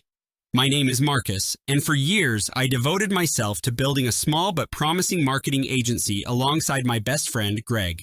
We'd met in college, sparked by a shared fascination with entrepreneurial ventures, and vowed to create something meaningful together. Our firm, once nothing but a dream, grew into a modest success story we were both proud of. Meanwhile, I married Laura, my high school sweetheart, believing our bond was untouchable. She stood by me through the roller coaster ride of launching a startup, offering emotional support whenever self-doubt took hold. I thought we were rock solid. I suppose that's how every tragedy begins, with a belief that your foundations are too firm to break. I want to share my story here, to document how betrayal can creep in quietly, masquerading as normal life, until suddenly you're standing in the rubble of everything you valued. If you're reading this, maybe you've gone through something similar, or maybe you just want to peek into someone else's chaos. Either way, here is my account of how I lost nearly everything and found my path to revenge. I can pinpoint the exact moment when alarm bells first went off in my head. Laura canceled our usual Friday night dinner, claiming a friend needed her help with a personal crisis. She'd never done that before. In retrospect, it was easily dismissible, yet it nagged at me. Over the following weeks, she grew more distant. She started working out at odd hours, wearing perfume more frequently, and smiling at texts she wouldn't share with me. Meanwhile, Greg seemed stressed, but I assumed it was related to a demanding new client. I tried to focus on the agency, ignoring the tension building in my marriage. Late-night phone calls, secretive behavior, and passing mentions of needing space from Laura all converged into a messy ball of anxiety in my mind. I told myself she was just grappling with our hectic schedule. After all, we'd both sacrificed a lot. Something was off. I debated confronting her, but fear of the truth held me back. It's a twist how loyalty can keep you silent when you should speak up. If I had acted sooner, maybe things would have ended differently, but I was blind, trusting the wrong people with both my heart and my livelihood. I remember the day I found proof of Laura's affair with Greg. It was late evening, and I was going through documents on Greg's desk, looking for an invoice. His computer was unlocked, so I clicked around to find the file. A chat window popped up, revealing a string of messages from someone labeled L. My heart hammered as I realized the conversation was anything but professional. They made plans for dinner, joked about shared secrets, and even referenced nights spent at Greg's condo. I knew right away this wasn't innocent chatter. My mind raced, connecting each suspicious dot from the past months. I scrolled, discovering conversations that confirmed a 6-month affair. Each line was like a stab, exposing my wife's betrayal and my best friend's duplicity. I sat in that office, reading until my eyes burned. Rage and humiliation pooled in my chest, fueling an urge to confront them immediately, but I stayed there, numb, paralyzed by the enormity of their deception. It was strange how fast my world unraveled, as if the life I knew was just a lie. In that moment, I decided I wouldn't forgive. There would be consequences, and I would ensure they were severe. The next morning, Greg walked in, casual as ever, unaware I'd uncovered his secret. I confronted him, demanded an explanation. He barely tried to deny it. He just shrugged, muttered that these things happen, as though betraying a friend was no big deal. His arrogance lit a fire in me that I'd never felt before. I lunged, and we ended up in a brief, ugly scuffle. By the time I stormed out, I was more determined than ever to sever ties. That night, I showed Laura the chat logs. She collapsed in tears, tried blaming loneliness and my busy schedule, but her excuses meant nothing. I asked why she hadn't just told me she was unhappy. She said she didn't want to hurt me. I nearly laughed at that twisted logic. Within days, she moved out to be with Greg, claiming she couldn't see a future with me. It was the kind of brutal honesty that crushes you, yet I refused to buckle. I felt raw pain, but also a burning resolve to come out on top. I knew I had to protect my interests, both financial and emotional. If they wanted a new life together, they'd have to do it without my complacency. During the first few weeks of separation, I was a mess, but I channeled my anguish into research. I combed through our business records, hunting for any discrepancies in Greg's financial dealings. We'd always split responsibilities. I nurtured client relationships, and he pursued new leads. Yet, the more I dug, the more I realized he'd been funneling funds into personal accounts. Maybe he thought I'd never notice, or he believed my trust in him was unshakable. Either way, he'd gotten sloppy. Every suspicious transaction I uncovered stoked my anger. I didn't just want a clean break from Greg. I wanted to dismantle his entire safety net. I started quietly meeting with a lawyer, evaluating how to dissolve our partnership while preserving as many assets as possible. My lawyer suggested a measured approach. Gather enough evidence, then propose a settlement that would leave Greg cornered. Since Laura had already left me, I was free to focus on what mattered, ensuring neither of them would profit from my hard work. I stayed up nights drafting strategies, calculating which clients would follow me if I broke off under a new company name. The foundation of my revenge was taking shape, slow but steady. My lawyer was meticulous, advising me on how to proceed without tipping Greg off. I learned about new legal structures, ways to shift valuable contracts to a fresh LLC, and how to protect intellectual property. My next move was to quietly meet with key clients. These weren't just numbers in a ledger. They were relationships I'd cultivated over years of personal effort. I explained I was planning a rebranding for my side of the agency, offering improved packages and dedicated attention. Most were happy to stay loyal to me, the person who had handled their campaigns day to day. Greg's talent lay in smooth talking, but he'd always fallen short on long-term client care. Meanwhile, Laura and Greg paraded around as if nothing was wrong, posting photos online of weekend getaways and fancy dinners. Word traveled among our mutual acquaintances that they were living it up, spending money as if the business would fund their every whim. It hurt on a personal level, but I forced myself to see it as motivation. Their careless spending would only make my plan more effective. My calm, methodical approach would ensure they never saw the storm coming until it was far too late. When I was confident I had enough client commitments, I made my move. One by one, I drafted new contracts under the Fresh LLC, transferring each account discreetly. Contracts were rewritten, digitally signed, and archived. Every step I took was legal, shielded by the guidance of my lawyer. I took care not to violate any non-compete clauses. Instead, I leveraged relationships that were tied to me personally, not the old agency brand. Greg was too busy indulging in his new lifestyle to notice what I was doing behind the scenes. Laura seemed to be reveling in the excitement of being with him, perhaps blinded by fantasies of an effortless future. Neither suspected that I was orchestrating a quiet exodus. My staff, those who remained loyal, knew to keep our activities confidential. We communicated through private channels, preparing for the day we'd officially cut loose. Each time I signed a client over, I felt a small surge of triumphant energy. Yes, part of me still reeled from betrayal, but my desire for justice kept me focused. I wanted them both to understand that actions have consequences, and I was determined to be the one delivering the lesson. Eventually, the time came to notify Greg. I drafted a formal resignation letter stating I intended to depart from the original agency and relinquish my stake in the name, provided he assumed all debts and liabilities.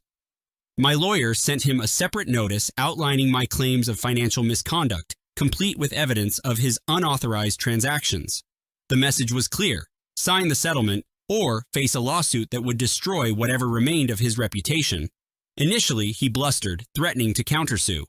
His arrogance remained intact, but now he had more to lose, especially with Laura expecting a lavish lifestyle.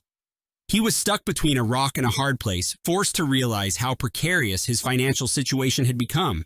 I watched from a distance, anticipating his next move. Deep down, I suspected he'd cave sooner or later. Without the clients I'd taken, the agency was a hollow shell. Rumors began circulating in our professional circle, hinting that something major was happening behind the scenes. I kept my distance, letting Greg squirm as the walls closed in. If he thought I'd let his betrayal slide, he was dead wrong. My methodical vengeance had only just begun. In the meantime, Laura and Greg's relationship started losing its sheen. Friends whispered that they'd been fighting about money.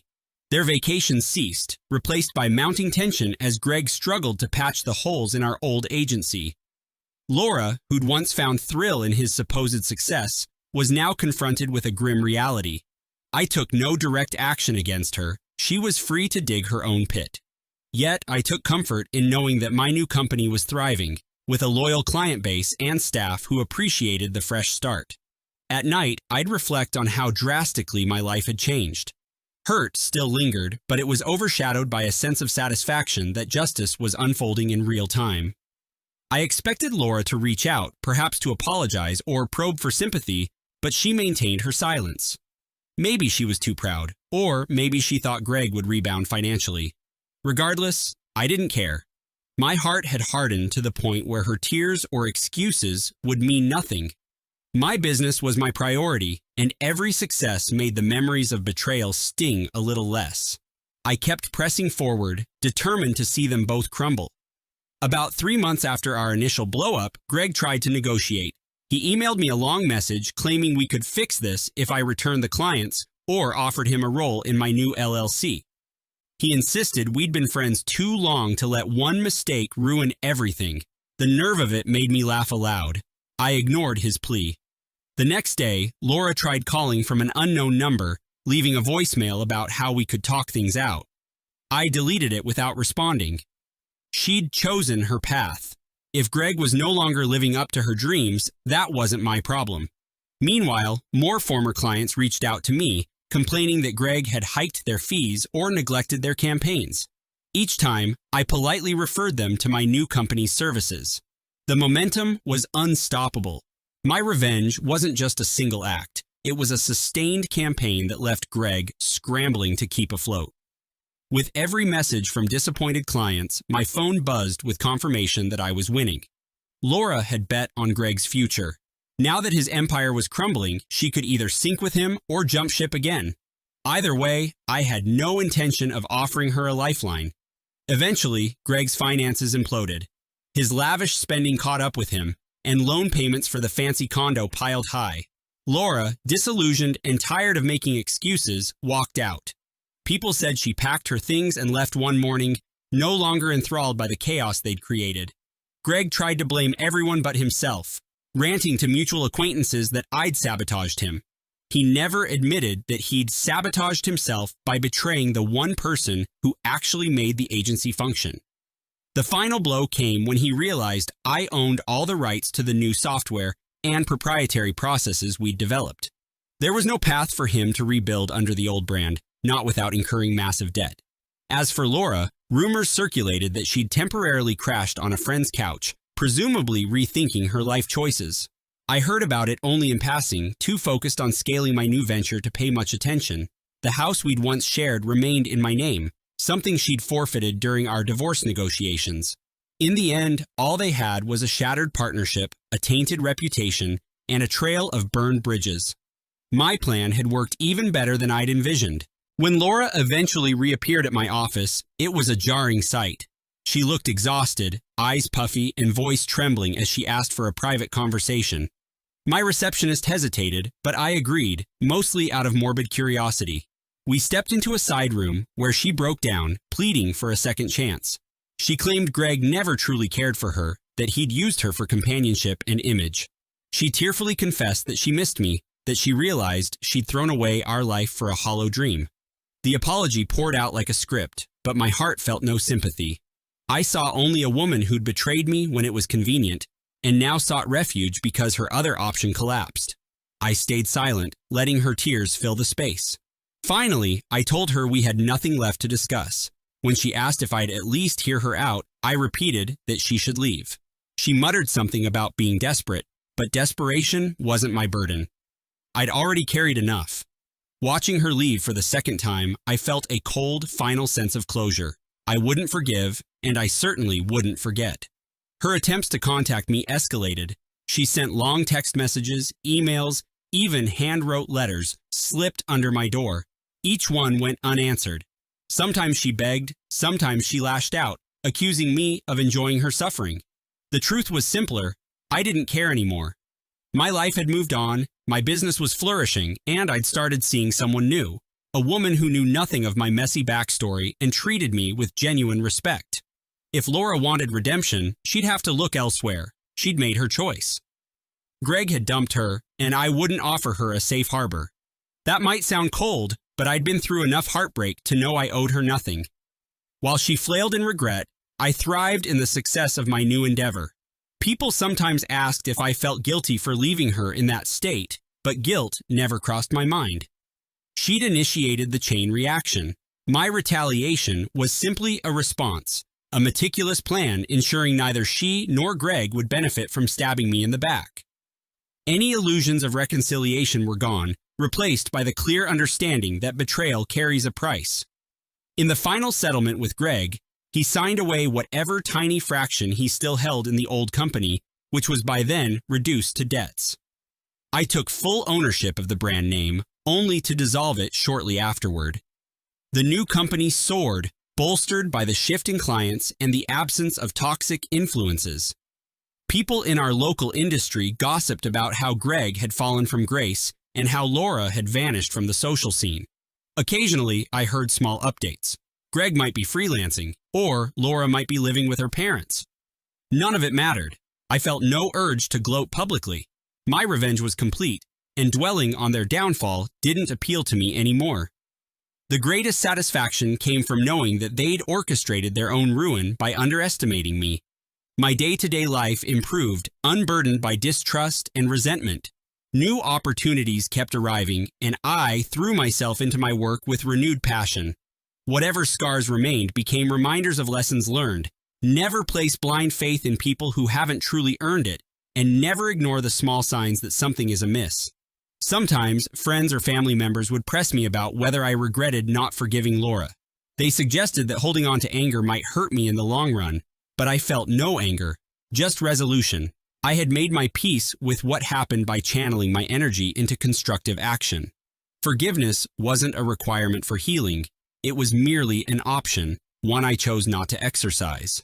I'd seen her true colors, and Greg's as well. Even if they both prostrated themselves in apology, I had no room in my life for people capable of such deceit.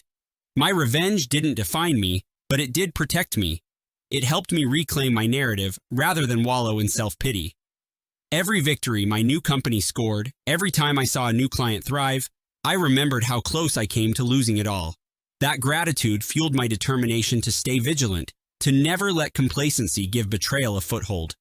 Laura's tears didn't erase what she did, and Greg's downfall didn't erase the damage he tried to inflict. Closure, for me, was watching them fail on their own terms. A year later, I was in a much better place. My company boasted a growing staff, expanded services, and an impressive list of satisfied clients. The pain of Laura's betrayal felt distant, though not forgotten. I'd set clear boundaries in future relationships, refusing to be blinded by ideals of eternal loyalty.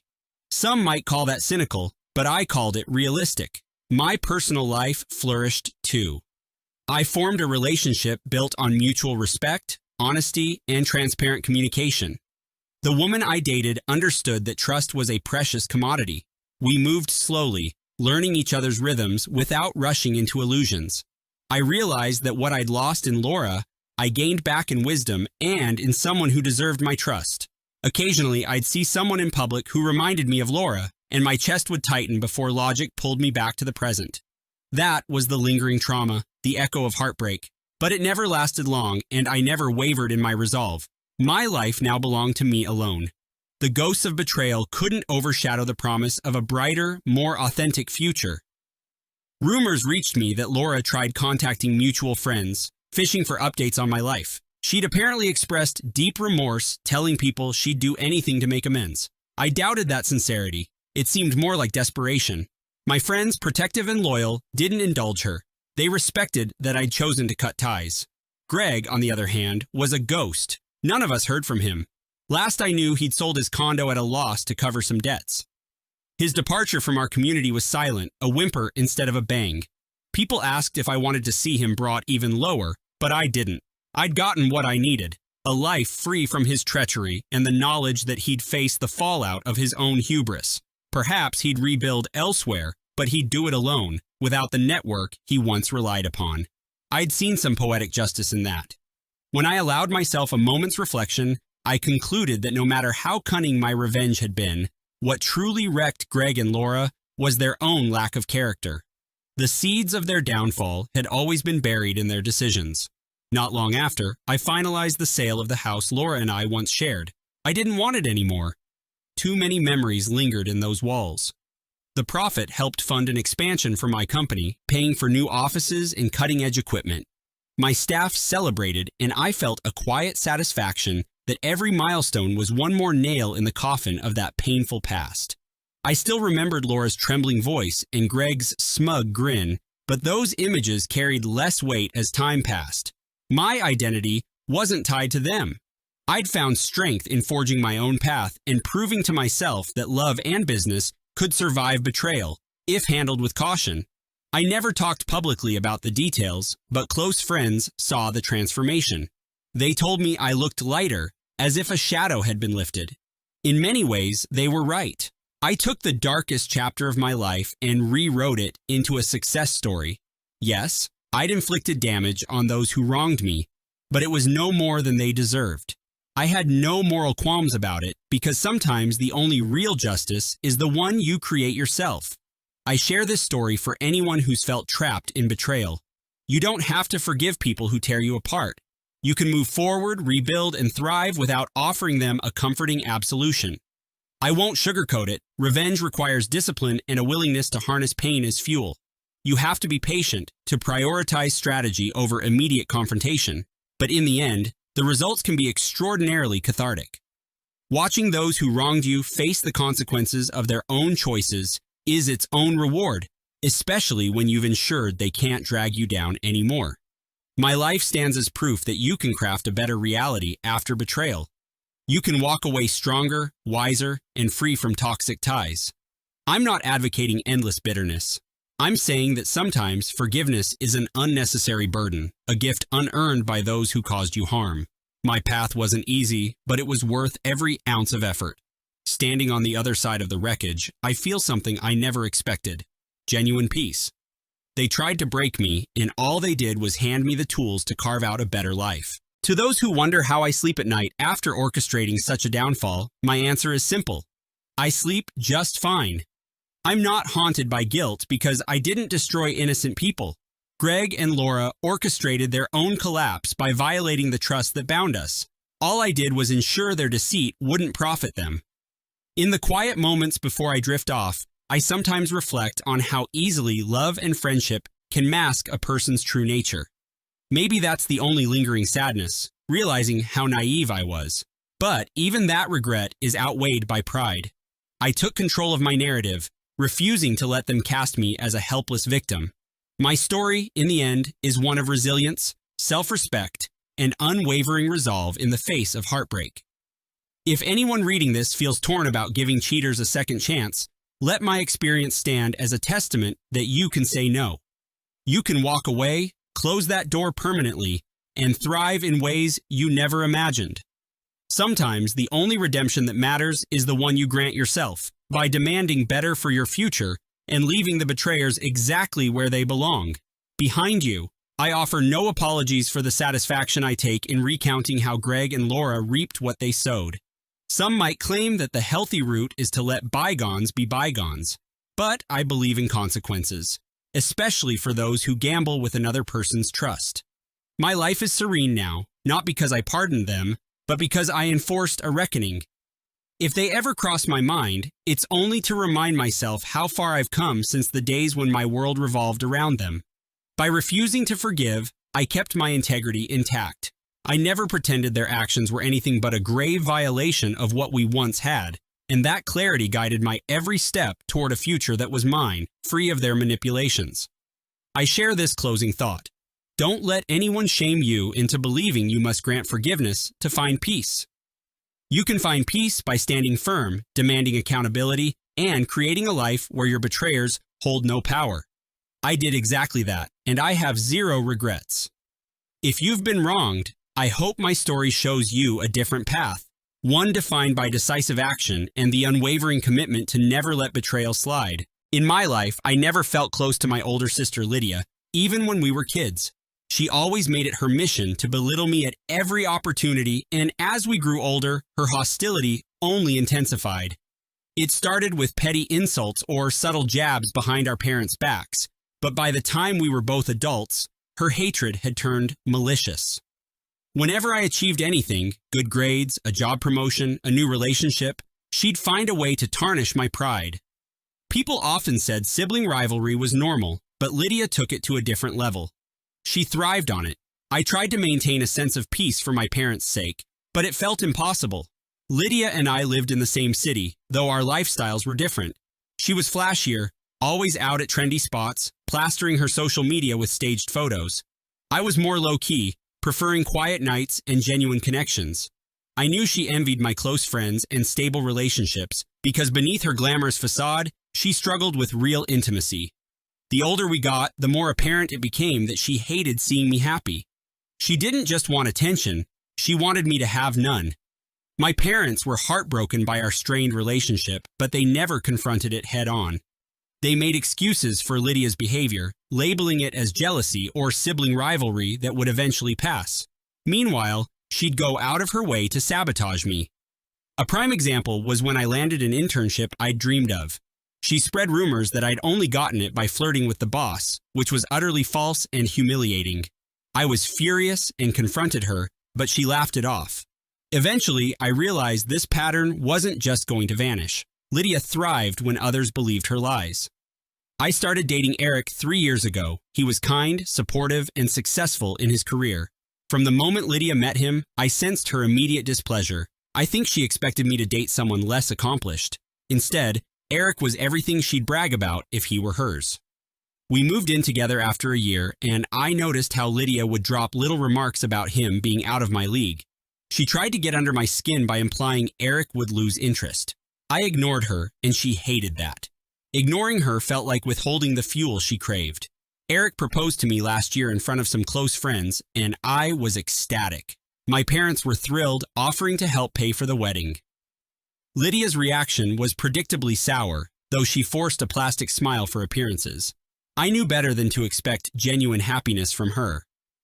Rather than share in my joy, she made disparaging remarks about weddings being overrated. Then she joked about how brides often get cold feet. It was a truly constant cycle of negativity. I tried to be the bigger person, but part of me dreaded how she might sabotage my day. As the planning began, I involved my mother and a few close friends in selecting my dress. I deliberately avoided including Lydia in this process. I wanted to preserve any sense of excitement without her meddling. We found a beautiful gown that fit me well. It wasn't overly flashy, but it highlighted my best features. I was in love with it. When Lydia caught wind that I'd already chosen a dress, she was livid. She demanded to see it, claiming she only wanted to help. I refused. I didn't trust her intentions for a second. She was fuming about exclusion. The drama escalated when Lydia began interrogating our mother about the details of my gown. She even cornered one of my friends to get a description. After that, she posted statuses on social media about tacky wedding dresses and brides with zero style. I couldn't be certain these were aimed at me, but everyone else seemed sure. It was immature, but I ignored it.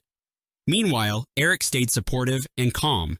He told me not to engage, reminding me that we had more important things to focus on. I tried to follow his advice, but Lydia was relentless in her pettiness.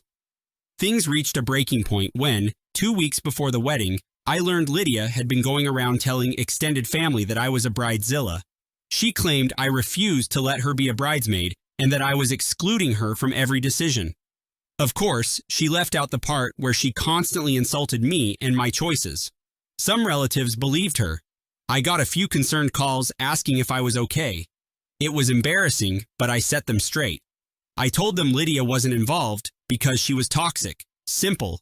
That's when the real trouble began. One morning, I got a text from an acquaintance who worked at a bridal boutique. It had a photograph of Lydia trying on a dress that looked almost identical to mine. She had apparently special ordered a design that matched most of the details. I felt sick to my stomach. I called the boutique myself and confirmed Lydia was indeed purchasing a gown nearly the same as mine. She claimed it was for an upcoming photo shoot, which sounded suspicious. I called my mother and showed her the photo. Mom was appalled, but she was scared to confront Lydia. I wasn't. I confronted Lydia same day, demanding to know why she'd purchased a nearly identical gown. She shrugged it off, insisting it was for a project unrelated to my wedding. I didn't buy it. I told her bluntly if she pulled any stunts at my ceremony, she'd be thrown out. She feigned innocence, then tried to turn the tables, accusing me of being paranoid. I couldn't prove her intentions, but I saw the triumphant look in her eyes. She wanted me anxious and unsettled. I was truly done playing nice. If she thought she could ruin my wedding, she was wrong. In the final week before the wedding, Lydia went radio silent, which worried me. My mother insisted maybe she'd come to her senses, but I doubted that. I tried to focus on last-minute preparations, meeting with the florist, finalizing the seating chart, and confirming with the caterer. My anxiety hovered in the background because Lydia rarely gave up. Part of me hoped she'd disappear entirely, but she was too vindictive to let such an opportunity go. I braced myself for a dramatic stunt. Eric kept reassuring me that we'd handle anything she threw our way. I wasn't fully convinced, though. On the morning of the wedding, I woke up early at my parents' house, feeling excitement and dread. My bridesmaids arrived, and we started getting ready. I tried to push Lydia out of my mind. My hair and makeup were done, and the photographer showed up for those candid shots. I glanced at my phone, half expecting a text from Lydia or a scandalous social media post. Nothing. Then, out of nowhere, my mother rushed in, looking pale. She stammered that Lydia had been seen walking around the venue in a white dress. Not just any white dress, apparently one like mine. I felt a flash of rage. I should have predicted this, but part of me wanted to believe she wouldn't stoop so low. Without hesitation, I told my mother to let security know. I refused to let Lydia derail my day. My bridesmaids tried to calm me as I slipped into my gown. It fit perfectly, and I felt a surge of determination. This was my wedding, and I wasn't going to be overshadowed by her antics. Still, my heart pounded with anger. I could picture Lydia flaunting herself in a knockoff version of my dress. I was beyond livid. Mom left to deal with Lydia while I finalized everything with my bridesmaids. We headed to the venue's bridal suite, and someone reported seeing Lydia near the entrance, wearing a white gown. I told security to block her until I was ready to walk. It felt harsh, but I had no choice. Eric called, really worried about my mood, but I reassured him I was fine. Inside, I was seething. The nerve of her trying to upstage me. My mother texted that Lydia was arguing with security, claiming she was part of the ceremony. She was desperate to disrupt everything. 15 minutes later, I was lined up, ready to make my entrance. My father stood beside me, offering comforting words. Just before the music started, the coordinator rushed in, saying there was a disturbance. Lydia had slipped past security and was already walking down the aisle in a white dress. My jaw dropped. She was parading ahead of me. Guests looked confused or horrified. The audacity took my breath away. My father squeezed my hand, and I signaled the coordinator to halt the music. I refused to step onto that aisle until Lydia was removed. My heart pounded with fury. Security intervened, but Lydia started sobbing theatrically, claiming I had abandoned her. The guests were confused, watching her crocodile tears. She insisted she was just trying to celebrate with me. My father stormed down the aisle, told her to leave, and signaled security to escort her out. She fought it, shouting that I was an absolutely horrible sister who never included her. My relatives looked on in disbelief. I stood at the back, trembling. I refused to let her meltdown ruin the ceremony. Once security finally dragged her out, the coordinator gave me a nod, and the music began again. I took a deep breath and walked down the aisle, determined not to let Lydia's drama steal my moment. The ceremony was beautiful. Eric and I exchanged vows, surrounded by friends and family who genuinely cared for us. Despite the initial shock, the guests seemed relieved once Lydia was gone. For a while, I forgot about her antics and focused on the love Eric and I shared. As the officiant pronounced us husband and wife, I felt an overwhelming sense of joy. We kissed, and everyone cheered. My sister's attempt to overshadow me had failed, at least for the moment. During the reception, I was constantly on guard. I didn't see Lydia, but I worried she might show up again. People were congratulating us, dancing, and enjoying the food. Eric noticed my tension and reminded me that we'd promised each other no one would ruin this day. I tried to relax. We cut the cake and shared our first dance. Everything felt perfect, except for the nagging thought that Lydia might still be lurking. Then, out of nowhere, a commotion erupted near the bar. I saw a flash of white and realized Lydia had returned, still wearing that ridiculous gown. She was yelling at one of my bridesmaids, accusing her of turning me against her. My friend looked stunned, not sure how to respond. I marched over, furious. Lydia started screaming that this was her place, that I was ungrateful, and how I'd always been our parents' favorite. People gathered around, forming a ring of onlookers. Eric hurried to my side, signaling the DJ to pause the music. I was shaking with anger, telling Lydia to leave. She refused, saying she had every right to celebrate her sister's wedding. Her voice was loud and slurred, as if she'd been drinking. Suddenly, she lunged toward me, grabbing the skirt of my dress. I recoiled, terrified she'd rip it. My bridesmaids intervened, pulling her back.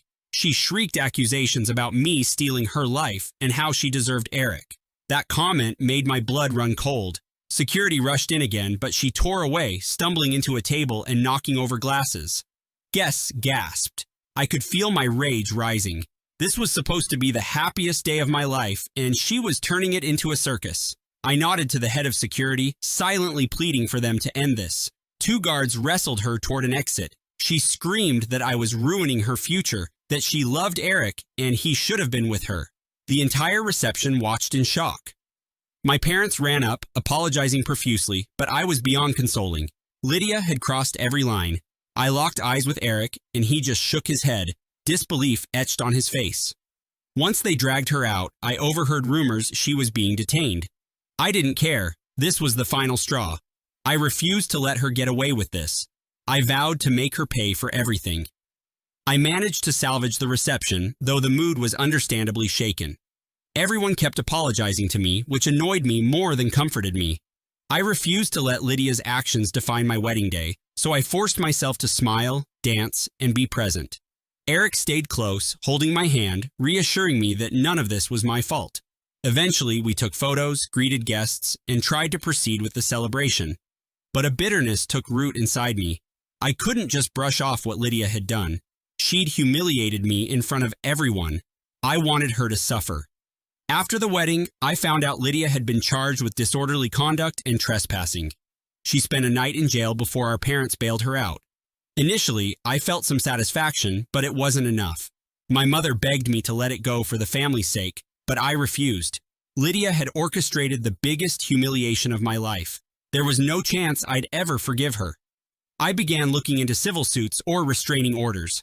However, my ultimate revenge was more personal. I knew exactly how to hit her where it hurt: her social reputation and fragile pride. I gathered every piece of evidence I had: screenshots of her malicious posts, witnesses who saw her wearing a dress identical to mine, and video footage from the venue's security cameras. A friend who worked in PR advised me on how to shape a compelling narrative. Then, I leaked everything to a local gossip page anonymously. I provided context on how she tried to ruin my wedding, complete with images. I knew her social circle followed that page religiously. Lydia always cared about her image, bragging about her lavish life. Now, everyone would see the truth behind her fake persona. Within days, the story blew up. People shared it on social media, condemning Lydia's behavior. Those close to her were horrified, and she was bombarded with negative comments. Brands she'd been angling for partnerships with distanced themselves. Suddenly, she wasn't the glamorous influencer she pretended to be. She tried to do damage control, posting sob stories about how I'd excluded her. But the video evidence told another tale. She was seen screaming, lunging, and wearing a wedding gown at someone else's ceremony. Her meltdown was captured from multiple angles. Any sympathy she tried to garner was drowned by the facts. As her online world collapsed, Lydia reached out, begging me to retract the story. She accused me of ruining her livelihood, but I ignored her messages. She even tried calling Eric, but he blocked her immediately. My parents pleaded with me to show mercy, worried about Lydia's mental state. I reminded them of how she'd made my wedding a spectacle. There was no forgiveness. She had threatened my marriage, insulted me for years, and humiliated me publicly. Now she wanted pity. I felt no obligation to protect her.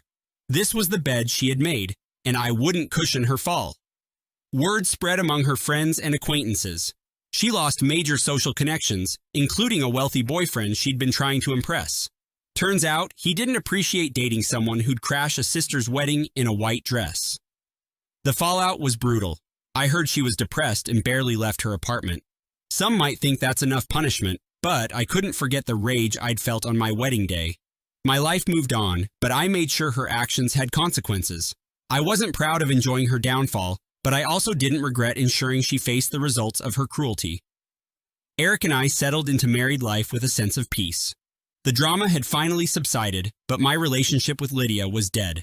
My parents kept hoping for reconciliation, but I made it clear I wanted no contact. Each time they tried to pressure me, I reminded them that she walked in my dress before me and tried to sabotage the most important day of my life. That was unforgivable. Over time, even they stopped bringing her up as often. Lydia, for her part, vanished from the public eye. Her social media accounts went dormant. Nobody missed her constant drama.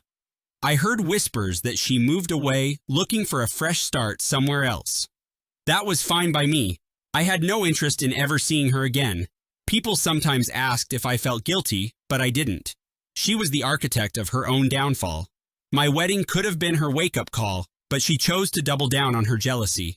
By the time I was done exposing her lies, she had no one to blame but herself. I learned that sometimes sweet revenge is the only closure you'll get, especially when dealing with someone who respects no boundaries. Even now, years later, I'm certain I did the right thing by refusing to forgive her. Some betrayals run too deep. I have my dignity, my self-respect, and the knowledge that I didn't stand by while she trampled on my happiness. She wanted to make my wedding a living hell by walking in my dress before me, and she paid the price for that choice. I'm not consumed by anger anymore. I'm content. I have a loving husband, a life, and genuine friends. Lydia remains a distant memory, a cautionary tale of what happens when envy takes you too far. I still remember the first time I realized that my family could betray me in ways I never imagined. It was nearly 2 years ago when my wedding plans were in full swing and I was excitedly anticipating the day that would change my life. Everything was supposed to be perfect. The venue, the guests, the small touches that made it uniquely mine. Yet, beneath the surface, tensions were simmering, especially between my older brother, Daniel, and me. Daniel had always been the rebellious one, the one who never followed the rules, and I had often admired his defiant spirit. But admiration turned sour when I discovered that his latest stunt was aimed directly at me. Without any warning, Daniel scheduled his birthday party on the day immediately preceding my wedding. I learned about it by chance when I overheard him laughing on the phone. He had deliberately chosen the date out of spite, knowing full well that my wedding would be the one event I held dear. The more I thought about it, the more I realized that this was not an innocent scheduling mistake. It was a calculated act of revenge, a way for him to steal the spotlight and, perhaps, to undermine my happiness. Adding insult to injury, my parents sided with him. They decided that his party was more important than my wedding day, a decision that left me feeling abandoned and betrayed. I had always expected that my big day would be celebrated with love and support, but instead, I was left to fend for myself. Their choice was a clear signal that family loyalty had its limits, and that sometimes blood was thicker than water only when it suited their interests.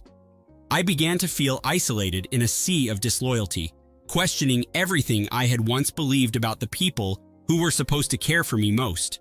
Every detail of my wedding planning, once a source of joy, was now tainted by the bitterness of betrayal. It was as if every invitation, every flower arrangement, was a reminder of my failure to command respect from those I loved. I started to wonder if I had been foolish to dream of a perfect day, or if perhaps I was destined to be the perpetual victim of my own family's selfish whims. In the days that followed, I struggled to come to terms with the unfolding betrayal. I reached out to my parents, seeking an explanation, but their responses were shallow and dismissive, leaving me with only bitter memories of broken promises. The phone calls and messages went unanswered, and every attempt to discuss my feelings was met with excuses or outright indifference.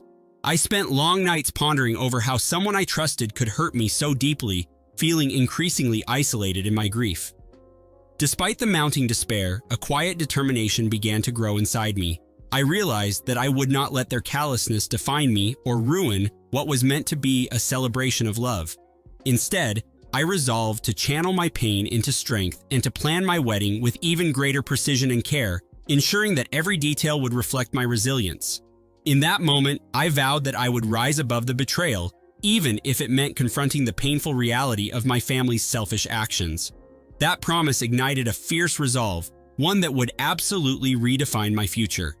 In the weeks leading up to my wedding, every day felt like a battle between excitement and despair.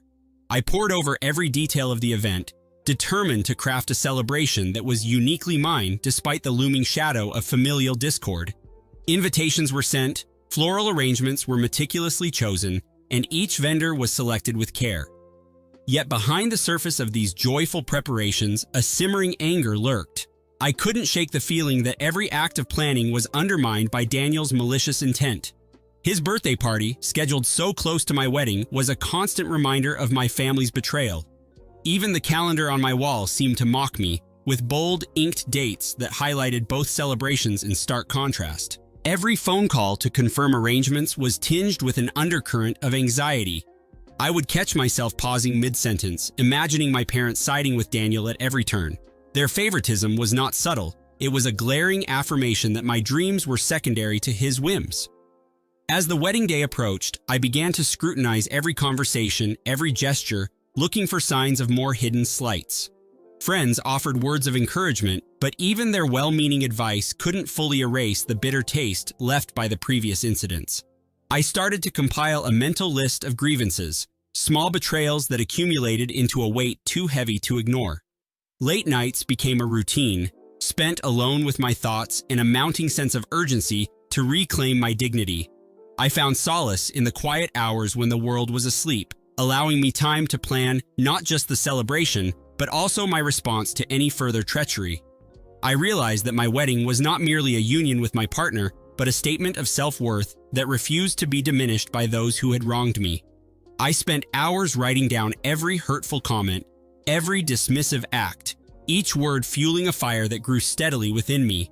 The more I documented, the more I understood that revenge, when executed with precision, could be a powerful form of justice. Despite the growing tension, I managed to maintain an outward facade of calm. I smiled at guests, nodded at well-wishers, and rehearsed speeches that conveyed gratitude and joy. Internally, however, I was steeling myself for a confrontation that I knew was inevitable. I began to envisage a future where I would not only celebrate my wedding, but also deliver a message to those who had wronged me. Every detail I arranged, every call I made, was an act of defiance against a family that had repeatedly shown their true colors. I meticulously organized my wedding timeline, planning every moment so that nothing could disrupt the order I had set in place. In that meticulous planning, I discovered a sense of control that I had long been missing. With each passing day, my resolve hardened, and I started to see my wedding not just as a celebration, but as a platform for reclaiming my narrative. Every morning, as I looked in the mirror, I saw not just a bride, but a warrior preparing for battle.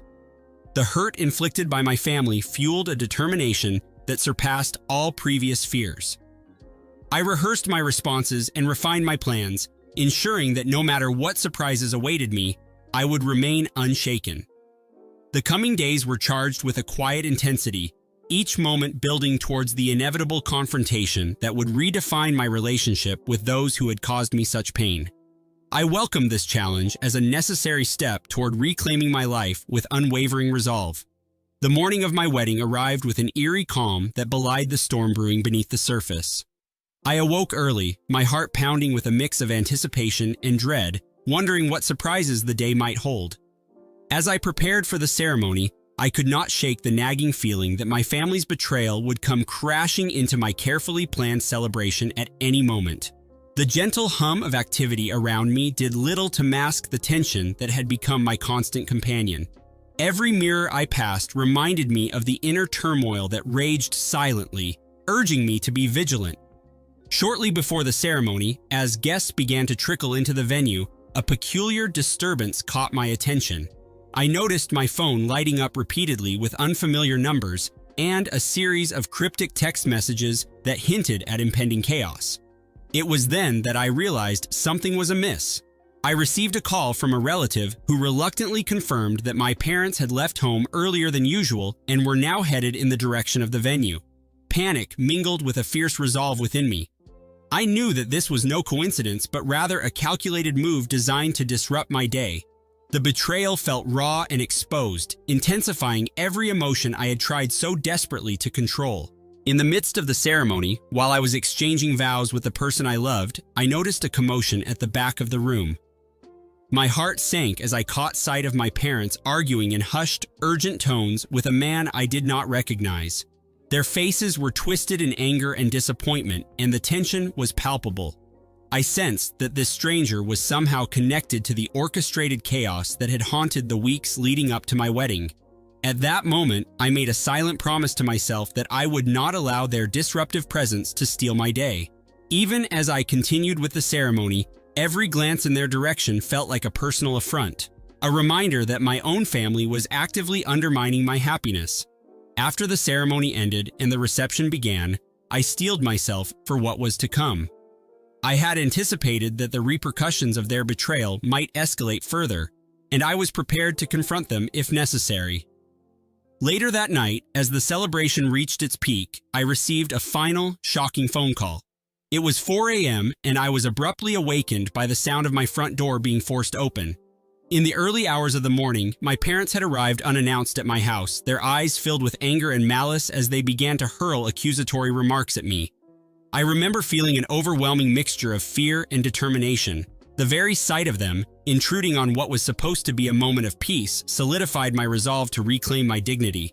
That night, rather than succumbing to the fear they intended to instill, I enacted the plan I had meticulously crafted over the past months. I gathered all the evidence of their neglect and betrayal, the messages, the call logs, every dismissive comment that had been exchanged over the years, and compiled it into a file that I would later share with close friends and associates. I recorded every word of their abusive tirade that night, ensuring that nothing would be forgotten. With a cold sense of justice, I confronted them the following morning. I delivered a measured, pointed speech that laid bare every slight, every calculated move they had made to undermine me. Their faces turned ashen as the truth unfolded, and I saw in their eyes the recognition that I was no longer the person they had once been able to manipulate. In that moment of confrontation, I knew forgiveness was not an option. My self-respect demanded retribution, a silent assertion of my worth. I walked away with a clear mind, having turned the tables and reclaimed my narrative. That day's betrayal fueled my transformation, setting the stage for a future defined by unyielding strength and the final, uncompromising victory over those who had wronged me. I emerged, unbowed and resolute, truly. In the days that followed the tumultuous events of my wedding, I found myself grappling with a mix of relief and lingering bitterness. I had anticipated that the confrontation would lead to further fallout, but surprisingly, the fallout was silent and isolating. Friends reached out to offer sympathy, yet many kept their distance, uncertain how to navigate the fractured dynamics of my family. As I attempted to rebuild my life, I realized that the true challenge was not merely in escaping betrayal, but in redefining my sense of self without the shadow of my past looming overhead. I began attending support groups and therapy sessions where I met others who had endured similar familial betrayals. Their stories resonated with mine, and I slowly learned that I was not alone in my struggle for dignity. Each meeting was a step toward healing, yet I remained vigilant, aware that the scars of betrayal never fully fade. In the quiet moments between sessions, I would reflect on the events of that fateful day, analyzing every word and gesture for hidden meanings. I understood that the actions of my parents and Daniel were not isolated incidents, but symptoms of a deeper, more insidious pattern of behavior that had plagued our family for years. One evening, as I was sorting through some old photographs and mementos, I discovered a letter tucked away in a box labeled Family Secrets. The letter, written in a familiar yet uncharacteristic hand, contained confessions and admissions that shook me to my core. It detailed secrets about past grievances, hidden resentments, and betrayals that extended far beyond what I had ever imagined. The revelations in that letter painted a picture of a family embroiled in deceit, where loyalties were constantly shifting and true intentions were buried under layers of manipulation. I was forced to confront the possibility that the discord I had experienced was only the tip of the iceberg. As I delved deeper into the contents of the letter, I began to uncover links between my parents and individuals I had once trusted. The letter hinted at financial improprieties, secret alliances, and long-standing feuds that had been carefully concealed from my view. Every new detail was like a puzzle piece, slowly revealing a larger, more disturbing picture of corruption and self-interest. I felt a surge of vindication mixed with horror as I realized that my own suffering was part of a much broader pattern of exploitation that had been allowed to fester unchecked within our family. The twist came when I decided to confront the author of the letter. I traced the handwriting to an old family friend, someone I had always regarded as trustworthy. When I met with him, expecting to find remorse or at least an explanation, I was met with cold indifference and subtle smugness. He revealed that the letter was meant to be a catalyst for change, a means to expose the rotten underbelly of our family dynamics. But what shocked me even further was his admission that he had orchestrated certain events leading up to my wedding. He claimed that the early morning intrusion at my house had been staged, that my parents were involved in a larger plan to humiliate me in order to seize control of family assets. It turned out that Daniel was not acting alone. There was a network of conspiracies and hidden agendas designed to keep me subordinate and manageable. In that instant, everything I thought I knew about my family was upended. The betrayal was far deeper and more calculated than I had ever imagined, and I felt a surge of both fear and exhilaration as the truth unraveled. Rather than succumbing to despair, I made a decision. I would fight back, not with reckless anger, but with a clear, unwavering strategy to dismantle the toxic legacy that had poisoned our lives. In pursuing this course, I embraced the unpredictable nature of truth, understanding that the final outcome was uncertain, but knowing that I had already taken the most important step, reclaiming my voice and my future. In the end, I realized that my journey was just beginning, and my future was mine to shape with unwavering resolve. I remember the day my older sister Serena first discovered that Dad wasn't her biological father. We were both in college then, she a junior, I a freshman. She called me late at night, her voice trembling as she confessed that she'd rummaged through some of Mom's old documents in a desperate attempt to find her birth certificate. Instead, she found letters and hospital forms that revealed the truth. The man who'd raised her, who'd taught her to ride a bike and danced with her at her high school homecoming, wasn't related to her by blood. She cried so hard I could barely make out what she was saying. At first, I thought she had to be mistaken. Our dad, the same stoic man who had served in the Air Force and later opened a small hardware store, had never treated either of us differently. He didn't differentiate between his firstborn and his youngest. He took pride in our accomplishments equally. But Serena claimed she had confronted Mom, who broke down and admitted to having an affair in her 20s with a businessman passing through town. That man lived in California, and once the affair ended, Mom vowed to raise Serena as Dad's daughter and never speak of it again. In the weeks that followed, our family unraveled in slow motion. I drove home from my own campus one weekend to find Dad sitting at the kitchen table, staring at a stack of papers, while Mom hovered nearby, wringing her hands. He looked exhausted, as though he'd aged years in just days. He told me he had known Serena wasn't his child from the moment she was born. He'd figured it out when he overheard a hushed phone call Mom made late one night, and he later confirmed his suspicion through old hospital records. But he stayed because he loved Mom and believed he could still be a father to Serena. He wanted to give her a stable home, something he hadn't had growing up. I watched him fight back tears. It was one of the rare moments I saw his stoic facade crumble. Serena tried to continue life as usual for a while, but the weight of the secret changed her. Whenever she visited for holidays, she avoided Dad's eyes. She would retreat to her old bedroom early in the evening, claiming headaches or jet lag if she'd come in from college. I could sense her resentment toward both of our parents, toward Mom for lying, and toward Dad for letting her believe a version of reality that wasn't true. She never said it directly, but I knew part of her felt betrayed by the very man who had raised her with so much love. When she graduated, she stunned us by announcing she had tracked down her biological father in Santa Monica. His name was Raymond Saunders, and he was thrilled to learn that he had an adult daughter he'd never met. Within a few weeks, she made the decision to move to California for graduate school and to get to know him better. Dad gave her a long, quiet hug on her last day in our small Midwestern town. I don't think I've ever seen a sadder expression on his face. After she left, I tried to maintain some line of communication. I'd text her memes or silly pictures of the dog we'd had growing up, hoping to spark a bit of nostalgia. Sometimes she responded with a polite laugh or a quick, "Hope you're well," but mostly the silence stretched. From Mom and Dad's perspective, the house felt empty without Serena around. It wasn't that she had been some huge extrovert who filled the place with energy, but her absence was a constant reminder of the fracture that had formed between us all. Still, Dad never spoke ill of her.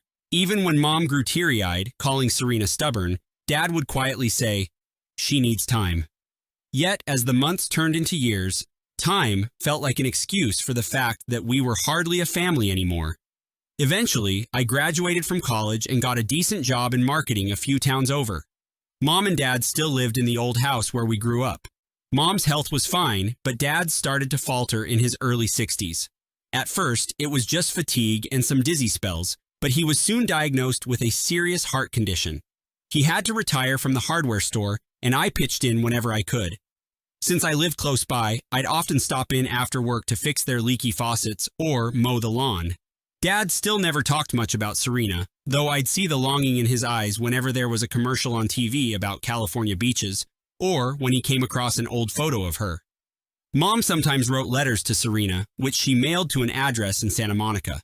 I doubted Serena wrote back, because Mom would sigh and shake her head every time the mail arrived empty of any response. One day, as Dad's health worsened, he asked me to meet him at a local lawyer's office. That was the first time he brought up the possibility that he might not have long to live. He explained he wanted me to serve as the executor of his estate. He wasn't wealthy, just the house, the property, and a small pension from his years of service. It was enough to settle any debts and still leave me with a modest inheritance. I asked him if he wanted to include Serena in the will, because even though she wasn't biologically his child, she'd been his daughter in every sense until she found out the truth. He hesitated, closing his eyes. Finally, he admitted he felt it was her choice that severed the bond, not his. "She has someone else to call Dad now," he said, his voice strained. "I don't want to leave her nothing, but she never came back." I saw the heartbreak in his gaze. It wasn't until several weeks later that Serena reappeared, at least digitally. She sent me a text out of the blue, asking about Dad's condition. At first, I was relieved to hear from her. Maybe she had felt a pang of conscience and wanted to reconcile, but the conversation quickly shifted to talk of finances. Does he have a will? Is it official? Who's included? I tried not to jump to conclusions, but it stung to think her concern might be more about her share of any inheritance than about Dad's well-being. Nevertheless, I informed her of the truth. Dad was in poor shape, and I wasn't sure how long he had. I didn't mention the original draft of his will, the one excluding her entirely, but I said he was sorting out legal matters. A week later, she flew back into town. The moment she stepped off the plane and into my beat-up sedan, I noticed she looked sophisticated, polished even. She wore a designer coat, her hair perfectly styled, and her nails meticulously manicured. It felt surreal. The sister I remembered was the girl who wore hoodies and messy ponytails to class, complaining about the Midwest winters. I drove her to our parents' house without much conversation. When she walked into the living room, Dad was sitting in his recliner, reading a battered paperback. He glanced up, and for a second, I swore I saw his eyes light up. But then an awkward stiffness set in, like neither of them knew how to hug or say hello. Mom hovered in the background, tears glistening in her eyes. Serena offered a small hug, and Dad gently patted her back. Over the next few days, she stayed in her old bedroom. Little had changed except for the new bedding and some old boxes stacked in the corner. She tried to reconnect, asking Dad about his medications and what the doctors had said.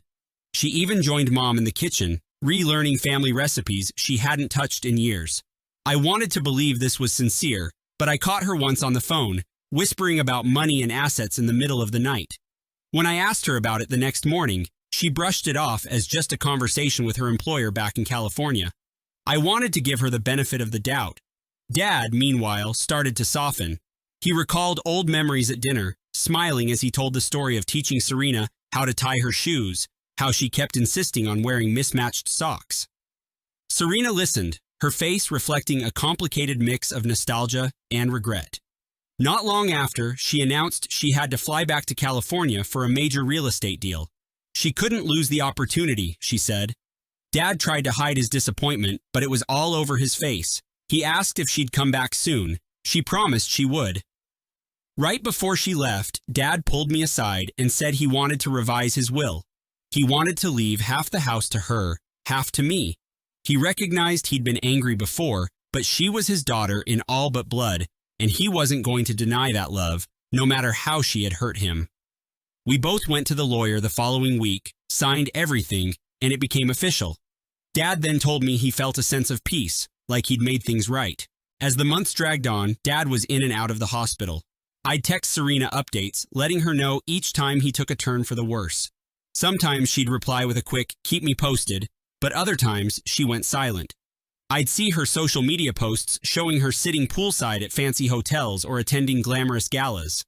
Part of me felt furious that she wasn't rushing to be by his side, especially now that she knew she stood to inherit half of his estate. I wanted to call her out on it, but Dad always said not to. He maintained hope that she'd come when the time was right, that she just needed to settle her affairs in California. One cold November morning, Dad's heart finally gave out. Mom and I rushed to the hospital, only to find the bed empty. He'd passed minutes before we arrived. The nurse offered hushed condolences, and we stood in numb silence, grappling with a grief we'd expected, but still couldn't handle. I texted Serena the news. She responded a few hours later with, "I'm so sorry, I'll try to make it for the funeral." That word, try, echoed in my head all day. The funeral was set for a Thursday afternoon. Family friends, neighbors, and a few of Dad's Air Force buddies showed up. Mom cried softly beside me as we listened to the minister's eulogy. I kept scanning the crowd, expecting Serena's familiar face, but she never appeared. After the burial, when we returned to the house, a delivery van pulled up with flowers, a huge arrangement of white lilies signed, "With love, Serena." My heart twisted in a mess of anger and longing. No matter how beautiful the flowers were, they couldn't replace her presence. 2 days later, the lawyer called to set an appointment for the formal reading of Dad's will. I emailed Serena the details. She asked if we could postpone. She claimed she was swamped with a major closing on a luxury property. I was done waiting. We moved forward without her. Mom and I sat in the lawyer's office, flipping through pages that detailed Dad's final wishes. As expected, he left half the house to Serena, half to me. He also left a modest sum to Mom, tied up in life insurance and joint savings. At the end of the session, the lawyer handed me a sealed envelope labeled with Serena's name and said Dad had wanted her to have it. I held on to it, not sure when I'd get the chance to deliver it. A week passed before Serena finally arrived, dragging her rolling suitcase into my apartment. She looked frazzled this time, lacking her usual polish. I tried to be courteous, offered her tea, and told her we'd already gone through the will reading. Her eyes went wide with panic, but I assured her that Dad had left her exactly what he intended. She asked if there was anything else. Wordlessly, I handed her the sealed envelope. She locked herself in my bedroom to read it. Through the closed door, I heard muffled sobs. Eventually, she emerged, red-eyed, clutching the letter to her chest. She refused to show it to me but said Dad had written that he forgave her for leaving, forgave her for seeking out her biological father, and that all he ever wanted was for her to be happy. She asked if we could go to the old house to see Mom. The three of us ended up there that same night, rummaging through Dad's belongings in a shared haze of grief. We found a stack of photo albums buried in the closet, old Polaroids of him teaching Serena to fish in the creek, pictures of him pinning a corsage on her wrist before a school dance, images of him helping me build my first science fair project. Serena lingered over these photos, tears staining the plastic sleeves. For the first time since her return, I saw genuine remorse in her eyes. I asked if she had regrets, and she nodded vigorously, saying she wished she'd found a way to balance her need to know her biological father with her love for the man who raised her. There was a new vulnerability to her that I hadn't witnessed in years. Mom gave Serena Dad's old wedding ring, something he'd taken off once his fingers got too swollen. Mom said she wanted Serena to have it as a reminder that despite everything, he had chosen to stay in this family. Serena wept openly, and Mom wept with her. I stood there, uncertain of what I should do, until I felt them both pulling me into a hug. The moment felt surreal, as if the three of us were trying to hold on to each other for dear life, determined not to let another secret or betrayal shatter what remained of our family. Over the next several days, Serena and I took turns sifting through boxes in the attic. We found old letters Dad had written to Mom during his service, long sentimental passages about how he dreamed of building a life for us that was secure and full of love. We also found notes Dad had scribbled in a small journal, mentioning how he always worried Serena would hate him once she learned the truth. In one entry dated back to my senior year of high school, he wrote, "Sometimes, love is about accepting that you don't get all of the credit. I only hope she sees my heart when all is said and done." That night, we cooked dinner in the outdated kitchen, the same place Dad used to flip pancakes on Sunday mornings. Mom sat at the table, telling us stories about the early years of marriage, how Dad had forgiven her but never truly let go of the pain. Serena was listening closely, tears filling her eyes every so often. I asked her if she planned to stay a while. She hesitated, glancing at her phone, which buzzed with what I assumed were work messages. Eventually, she admitted she couldn't stay indefinitely. She had responsibilities back on the West Coast, but she promised she would come back for Christmas, and I believed her this time. 2 nights before her scheduled departure, she pulled me aside. She confessed she wasn't doing as well in California as she'd let on. Raymond, her biological father, had gone through a nasty legal battle with former business partners and lost most of his capital. Her real estate career had plateaued when the market slowed, leaving her saddled with bills and debt. Part of why she'd rushed back was because she needed to secure her portion of Dad's estate. She hung her head, ashamed. She insisted she also wanted to reconcile, but financial desperation had loomed. My first instinct was anger, but I found myself recalling Dad's words about love being complicated, about how secrets poison relationships. I took a deep breath and told her that, if anything, I appreciated her honesty now. We could still figure out how to move forward as a family. On her final day in town, Serena and I drove to the cemetery to visit Dad's grave. The headstone was simple, adorned with a tiny Air Force insignia. We stood there in silence for a long time, letting the chilly wind rattle the skeletal branches overhead. Then Serena knelt down, placed a small photo of the two of them from her 10th birthday on the stone, and said, "Thank you for everything. I'm sorry it took me so long to come home." She sobbed in a way that suggested she might finally be letting go of the guilt and anger that had consumed her for years. When we got back to the car, I asked her if she planned to keep Dad's letter. She clutched it tightly and said she intended to frame it once she got back to Santa Monica. She also asked if I would consider coming out to visit sometime. "Raymond isn't the devil," she said quietly. "He just never had the chance to raise me, and I think I created this fantasy world where he'd make up for all that I was missing. It wasn't real, and by the time I realized that, I'd already burned so many bridges here."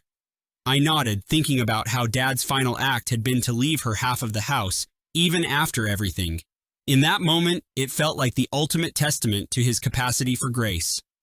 The following morning, she packed her bags, gave Mom a prolonged hug, and even took time to sit with me on the back porch to watch the sun come up. Birds chirped in the early light, and the fence we used to climb as kids creaked in the breeze. Neither of us spoke for a while. Then she turned to me, tears in her eyes, and asked if I thought Dad had really forgiven her in the end. I told her I had no doubt about that he'd forgiven her before she even asked. She sighed, a mixture of relief and sorrow. "I don't deserve it," she whispered, and I gently reminded her that love is rarely about what we deserve. When Serena walked to the taxi, she paused at the door and looked back at Mom and me, standing on the front step. It felt like an old scene replaying with a different cast of emotions. This time, her eyes glistened not with anger but with a profound longing to remain connected. She waved goodbye, and something about that moment felt like a fragile new beginning. Dad was gone, yet in his last weeks, he had forced us to confront the lies and the guilt that had driven us apart. Now, we had to figure out how to rebuild without his steady presence. I closed the door, watching the taxi carry Serena away, and I realized that the unpredictability of life is sometimes the only constant. Dad's final choice to include Serena in the will might have seemed risky to anyone who thought she'd only come running for money, but it gave her the chance to discover the depth of his compassion. It also gave me the chance to learn that forgiveness can transcend even the cruelest disappointments. Our mother's missteps, Serena's departure, my own resentment, none of it had been erased, but it had been laid bare. We were starting fresh, scars and all. Weeks later, I received an envelope from Serena. Inside was a Polaroid of the two of us with Dad, taken the day I'd finally mastered riding a bike. On the back, she'd written, "I miss him every day. I love you, brother." For the first time since she left for California, I believed her words without hesitation. I placed the photo on the mantel beside Dad's folded American flag. As I stood there, I thought about how I couldn't predict what the future held for either of us. Yet, I felt hopeful that this time, we wouldn't let secrets or guilt drive us apart. Family was complicated, and always would be. But maybe, just maybe, we could carry Dad's lessons forward, never again allowing shame or resentment to overshadow the bonds we once believed were unbreakable. And in that small flicker of hope, I felt Dad's presence, quietly reminding me that real love can outlast even the most painful revelations. Friend cheated on his wife, and I told him he was destroying his kids' lives. Now his wife forgave him, saying my words changed her mind, and my own wife thinks I unintentionally pressured her into accepting a cheater.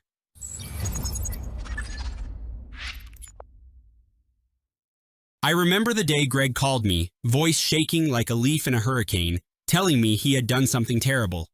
We had known each other since college, so I knew instantly that this wasn't just about missing a payment or forgetting a birthday. I asked him what happened, bracing myself for an answer I suspected was going to be grim. He wouldn't talk about it on the phone, so I invited him over that same evening. He arrived, eyes red and shoulders hunched, looking like he'd slept on the sidewalk. My wife, Caroline, went upstairs to give us space. Greg and I settled into my living room, the lights dimmed for comfort, and he stared at the floor.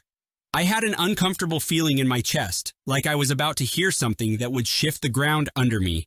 I asked him point blank if he was in legal trouble, or if it was about Hannah and the kids. He admitted he'd been having an affair with a woman from his office, a coworker he'd known for only 4 months. He told me about the late nights, the secrets, the feeling of excitement that made him lose himself. It was the first time I'd ever heard him sound small. I stood there in stunned silence. I'd grown up with Greg. I'd known him as the high school track star who never looked at anyone but Hannah, even when half the girls in town wanted a piece of him. After he and Hannah had kids, I'd see him toss them into the air, laughing with delight, as though fatherhood was all he'd ever dreamed of. To hear him now, talking about nights in cheap motels and hush-hush weekend trips, felt like an out-of-body experience. I didn't know how to respond without sounding like an angry parent, so I just asked, "Why?" He shrugged, as though the weight of the last few months was collapsing on him at once. He said he felt trapped by the responsibilities of marriage and fatherhood. He missed the carefree days of being able to pick up and go as he pleased. He felt guilty admitting that, but he couldn't deny the excitement of doing something forbidden. That night, I told him he needed to come clean immediately. I also told him, in the bluntest words possible, that he was destroying the stability his kids needed. When Greg left, my wife came downstairs. Caroline asked if he'd said anything about Hannah. She'd noticed the tension in my voice and read the lines on my face, but she wouldn't pry too much. The story wasn't hers to tell. I told her that Greg had admitted to an affair. She looked momentarily stunned, but she didn't pepper me with questions. She just sighed, made herself a cup of tea, and said she'd keep Hannah in her thoughts. A week passed without word from Greg. I was left in a swirl of emotions, uncertain if he'd been honest with Hannah yet.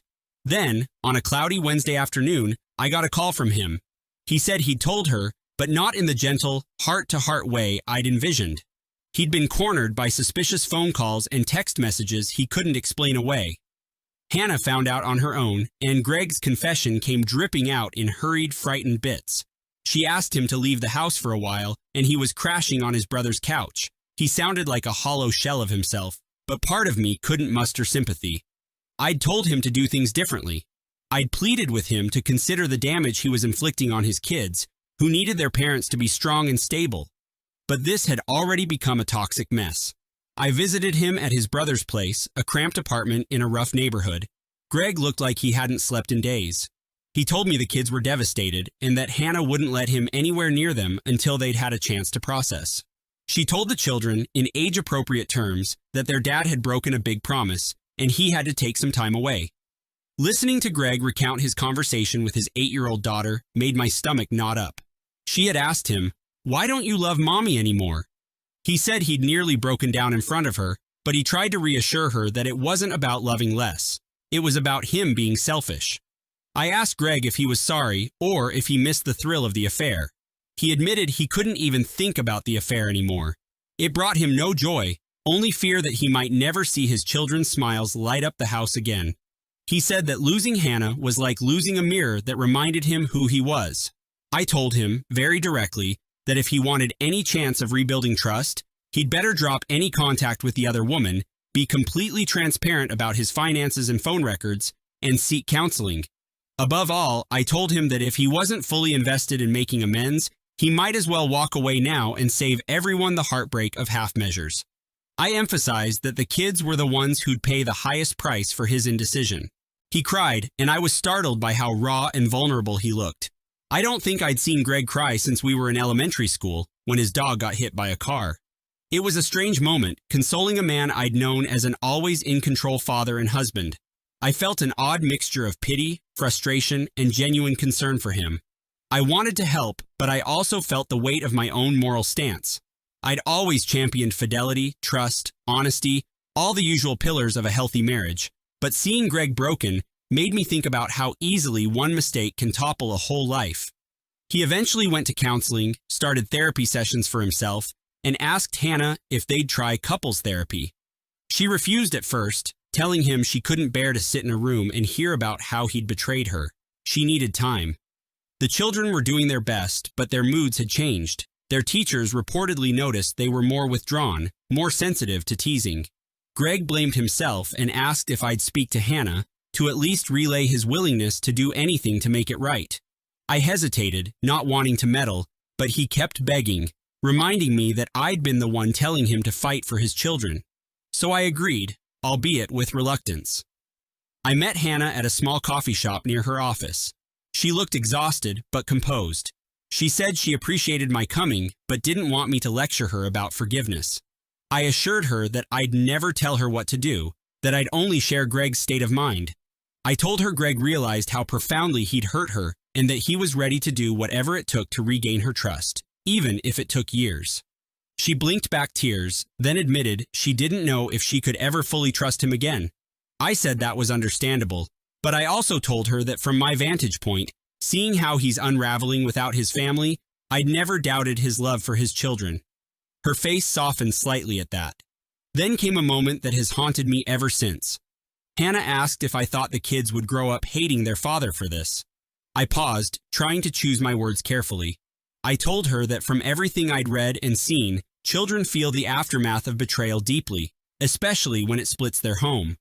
Even if a marriage dissolves, parents can still co-parent effectively if they're civil and respectful.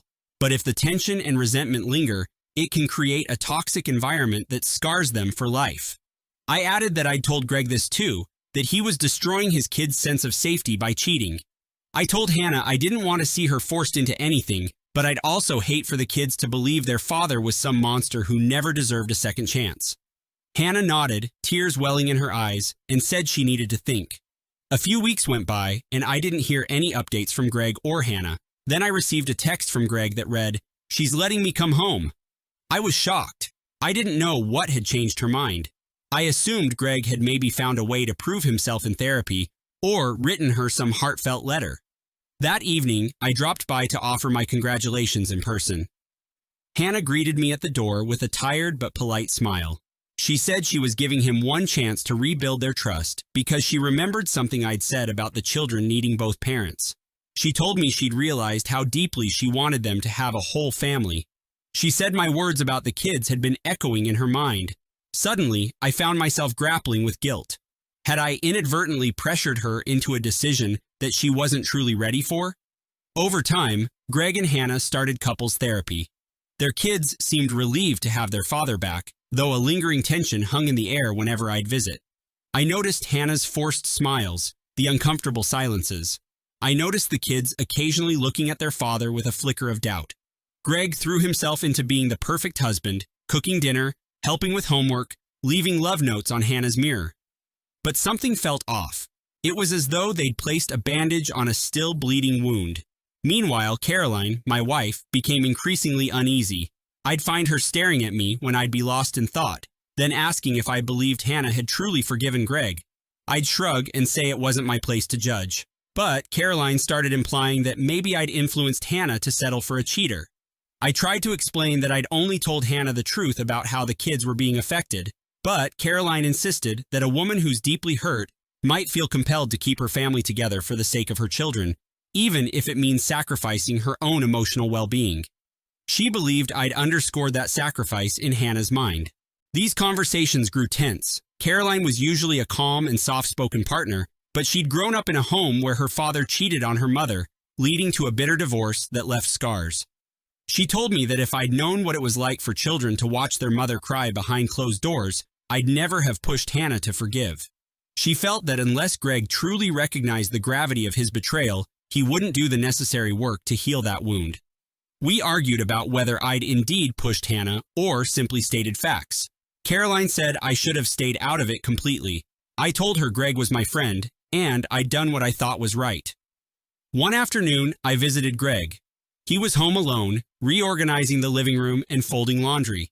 He looked happier, or at least determined to appear that way. I asked how things were going. He said Hannah had come a long way, but trust was still tentative.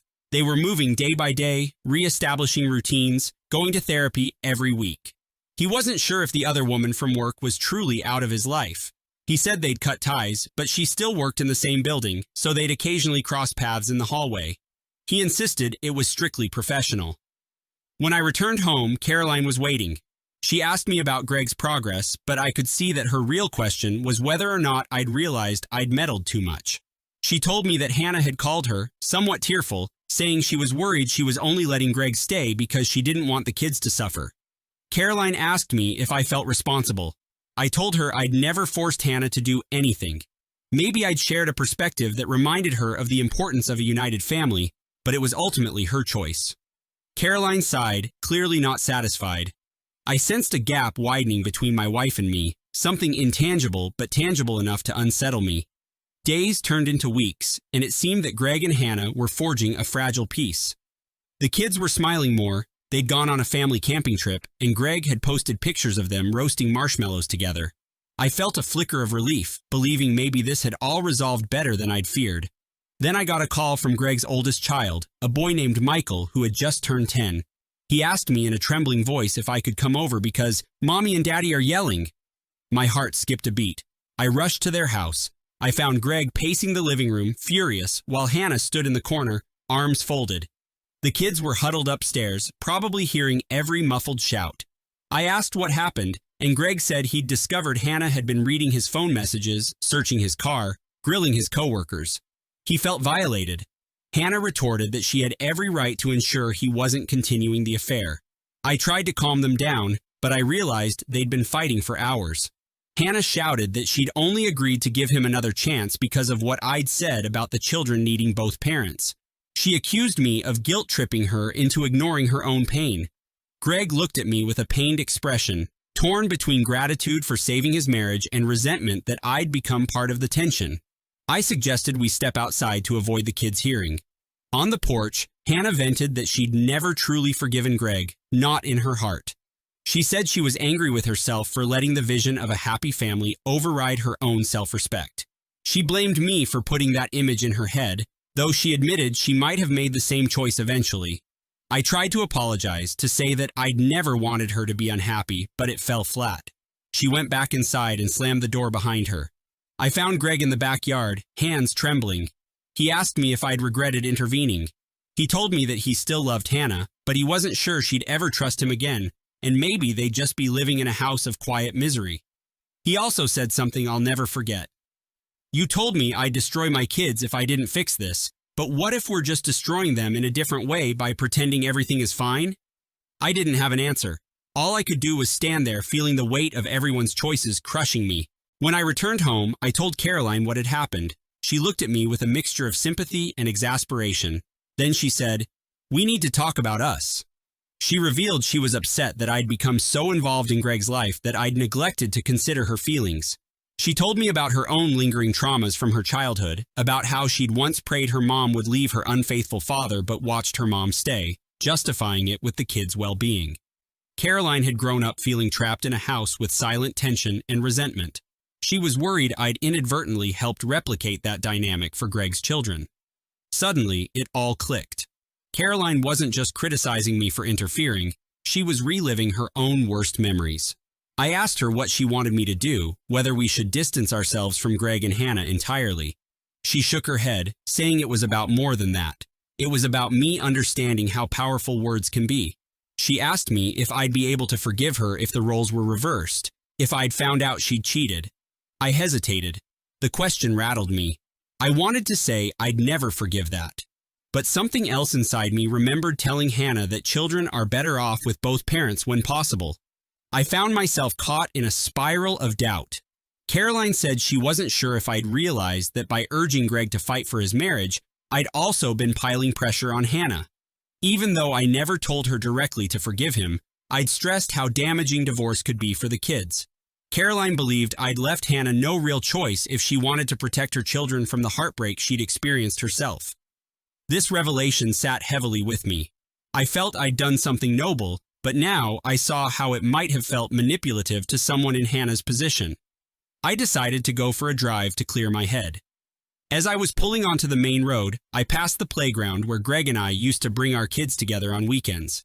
It was empty, the swings swaying gently in the late afternoon breeze. I remembered our old conversations about fatherhood, how we'd say we wanted our children to grow up secure and loved. And now, we were mired in a situation where love felt complicated and security was unraveling.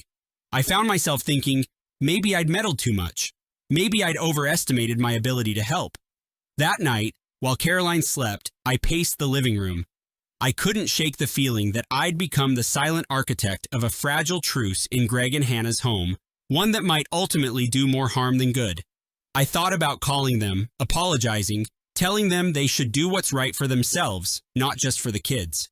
But at the same time, I believed in marriages working through the worst storms. I believed that people can change, that trust can be rebuilt through consistent honesty and effort. Was I naive? A few days later, Hannah called me. It was early in the morning, and her voice was calm but resolute. She said she wanted me to hear it from her first. She was leaving Greg. She didn't hate him, she told me, but she couldn't continue living in a state of guardedness and emotional turmoil. She felt that time apart might allow both of them to truly understand what they wanted. She believed the kids would be better off in two stable homes than one filled with doubt. She thanked me for caring, but said she needed to make a decision free of anyone else's expectations. I told her I'd support whatever she chose, and I truly meant it. When I told Greg, he seemed numb, as though he'd expected it. He said he hoped they'd find their way back to each other, but he wouldn't stop Hannah from leaving if that was what she needed. He seemed defeated, but also strangely at peace, like someone who knew that no matter what happened, at least the pretense was over. The kids would be sad, but they'd adjust in time.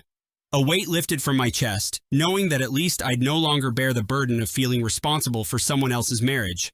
But the story doesn't end there. That same afternoon, Caroline came home from work with a grim expression. She said she had news. I'd gotten an offer for a job in another state a month ago, but I'd brushed it off, telling the company I was too settled here. Caroline said she'd just accepted a position with the same company, and they wanted her to relocate. We'd have to make a choice about leaving everything behind. She asked me if I wanted to go. I was stunned. We'd never discussed uprooting our lives, especially with our children in local schools. But Caroline looked at me with a determined glint in her eyes. She said, "Maybe we need a new start too, away from all this." I didn't know what to say. Part of me resisted the idea, but another part of me saw it as an opportunity to leave the complicated aftermath of Greg's and Hannah's marriage behind us. Caroline said she understood if I didn't want to uproot, but she also felt we were caught in a web of other people's drama. She was worried that we'd keep meddling if we stayed. And after all the tension and arguments, maybe it was time for a new chapter. We talked into the night, debating what was best for our children, who'd grown close to Greg's and Hannah's kids. Moving away would break those bonds, but staying might mean continuing to witness the slow-motion train wreck of their dissolving marriage. In the end, we decided to take a leap of faith and accept the move. Caroline felt strongly that a change of scenery could help us refocus on our own family, ensuring that we didn't let someone else's mistakes overshadow our own lives. When I told Greg we were leaving, he didn't react angrily.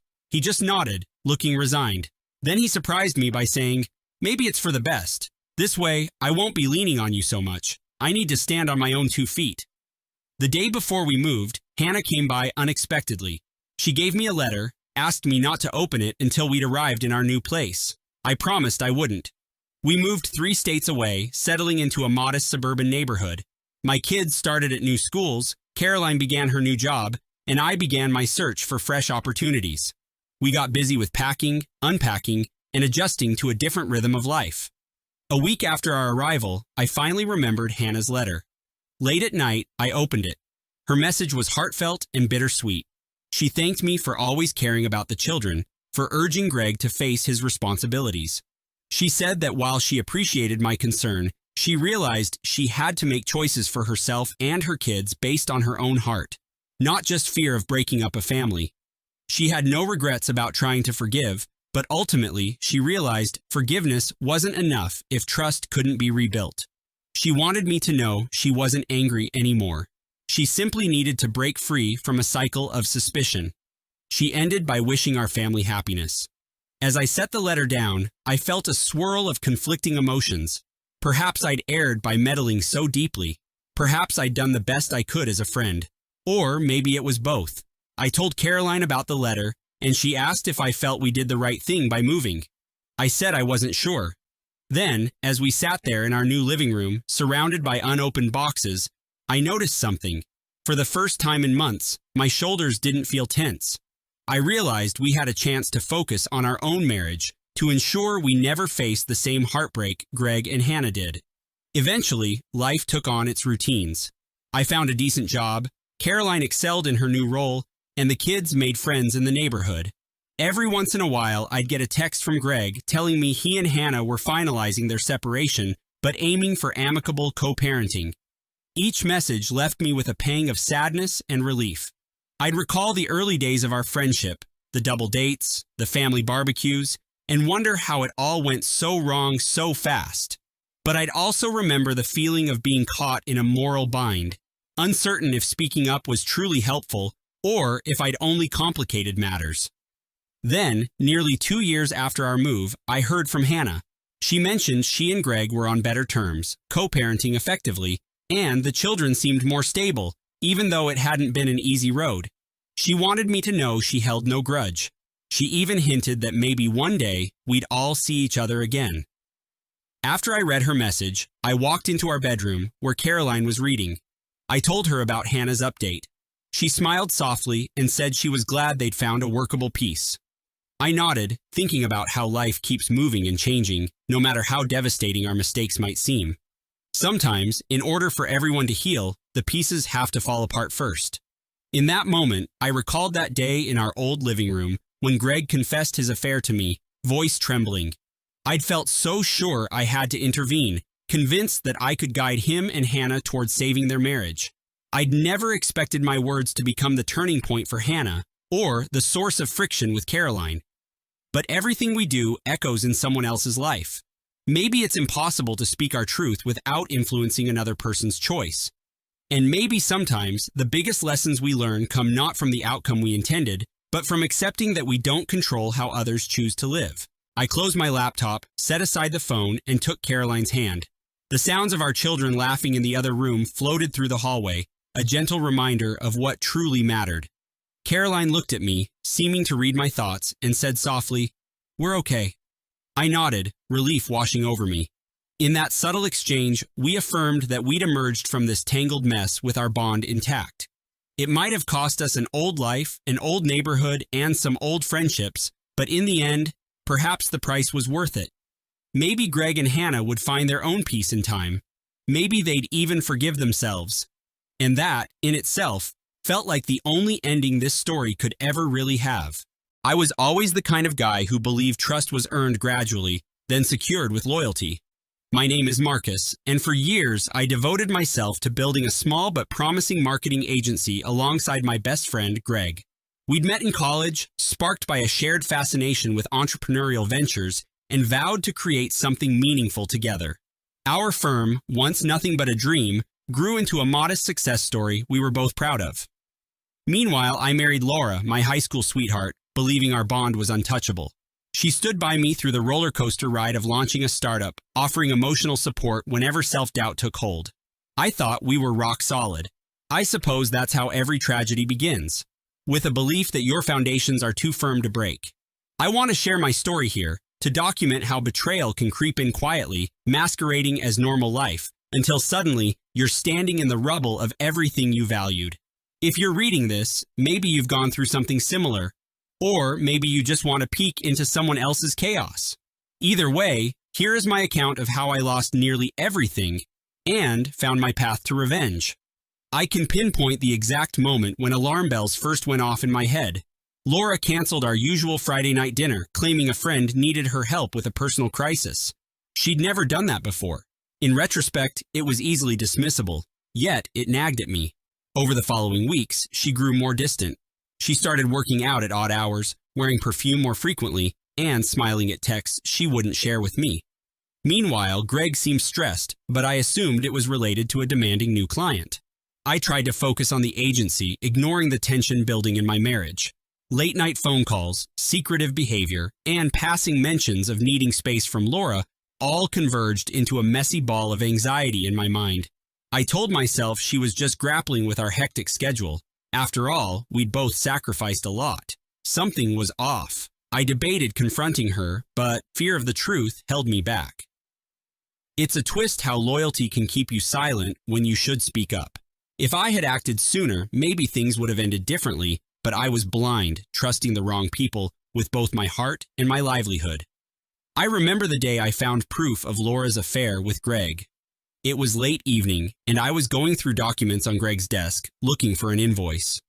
His computer was unlocked, so I clicked around to find the file. A chat window popped up, revealing a string of messages from someone labeled L. My heart hammered as I realized the conversation was anything but professional. They made plans for dinner, joked about shared secrets, and even referenced nights spent at Greg's condo. I knew right away this wasn't innocent chatter. My mind raced, connecting each suspicious dot from the past months. I scrolled, discovering conversations that confirmed a 6-month affair. Each line was like a stab, exposing my wife's betrayal and my best friend's duplicity.